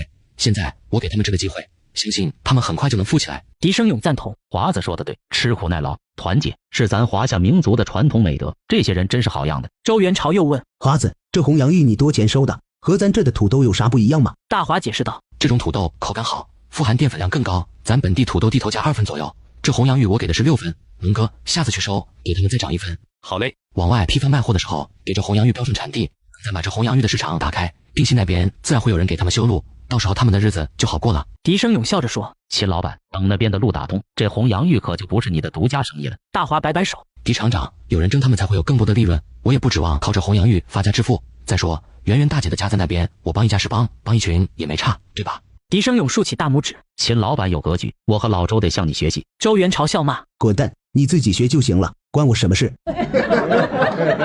大华的生活彻底稳定了下来。李艳和李学义辛苦谈业务，平安公司进入飞速发展阶段，几十辆货车日夜不停，把风雷厂的杯子和棉纺厂裤子送往全国各地的货运站。张春和四叔管理着大坪村的大小事务，大坪村的蔬菜基地不断扩张，要嫁就嫁大坪人，成了10里8乡姑娘们嫁人的第一准则。至于大华在干啥，除了偶尔签字训话，大华其余时间都陪在圆圆身边，做好吃的。剧透来喽！散心。媳妇，我给你买点车吧。媳妇，我带你看电影吧。媳妇，回娘家。妈，二姐，圆圆又回来了，又回来了。一切以老婆高兴为准则。终于，他们的大日子来了。华子，我肚子疼，好像要生了。大华虽活了2世，这也是第一次要做爸爸。本以为自己会很淡定地安慰老婆，没想到此刻他却慌了。怎么办？妈，二姐，燕姐，圆圆要生了。听到大华的喊声，几人火速赶来。李艳看着傻愣愣站着的大华喊道：老大，你傻站着干啥？赶紧去发动车子啊！大华这才回过神。对，我去发动车，把媳妇送医院。几人一番忙活，总算把圆圆送进了产房。大华拉着医生要塞红包，医生您辛苦，我老婆怀的双胞胎，你费点心。李艳没好气把他拉一边，够了啊你！咱找的水平最高的妇产医生，单静的等着就行了。赵秀梅、周晴晴和李艳坐在椅子上聊着天，大华焦急地走来走去。李艳笑着说：阿姨，你看你女婿几百万的生意都没见他变过脸色，圆圆生个孩子，看他紧张的劲儿。赵秀梅和周晴晴欣慰地看着大华。圆圆找了个好男人啊！随着一前一后2声嘹亮的啼哭声，手术室的门打开，医生走了出来。大华赶紧问医生：我媳妇怎么样？放心吧，秦老板，龙凤胎，母子平安。大华激动地跳起来。病房里，圆圆躺在床上，2个婴儿被姥姥和二姨抱着。大华抓着圆圆的手：媳妇你辛苦了，谢谢你。看着满脸笑意的圆圆和被抱着的一儿一女，大华哭了。几人看着大华笑着说：看咱的秦大老板，开心的都哭了。大华笑了，又哭了。他的激动没人能够体会得到。2世为人，前世的自己没有能力，带着遗憾过了一生。重生后自己一刻不敢停歇。复仇，大伯秦建明和周文堂父子2方仇家都被自己送进去。宠妻，被李艳等人鄙视，无所谓，自己感觉幸福就好。强大自己，平安公司成了龙省最大私人企业。短短1年时间，大华弥补了所有的遗憾。他看着床上的圆圆，漆黑的眼眸里真挚而纯粹。作为一个男人，向2世的爱人表达出内心的爱。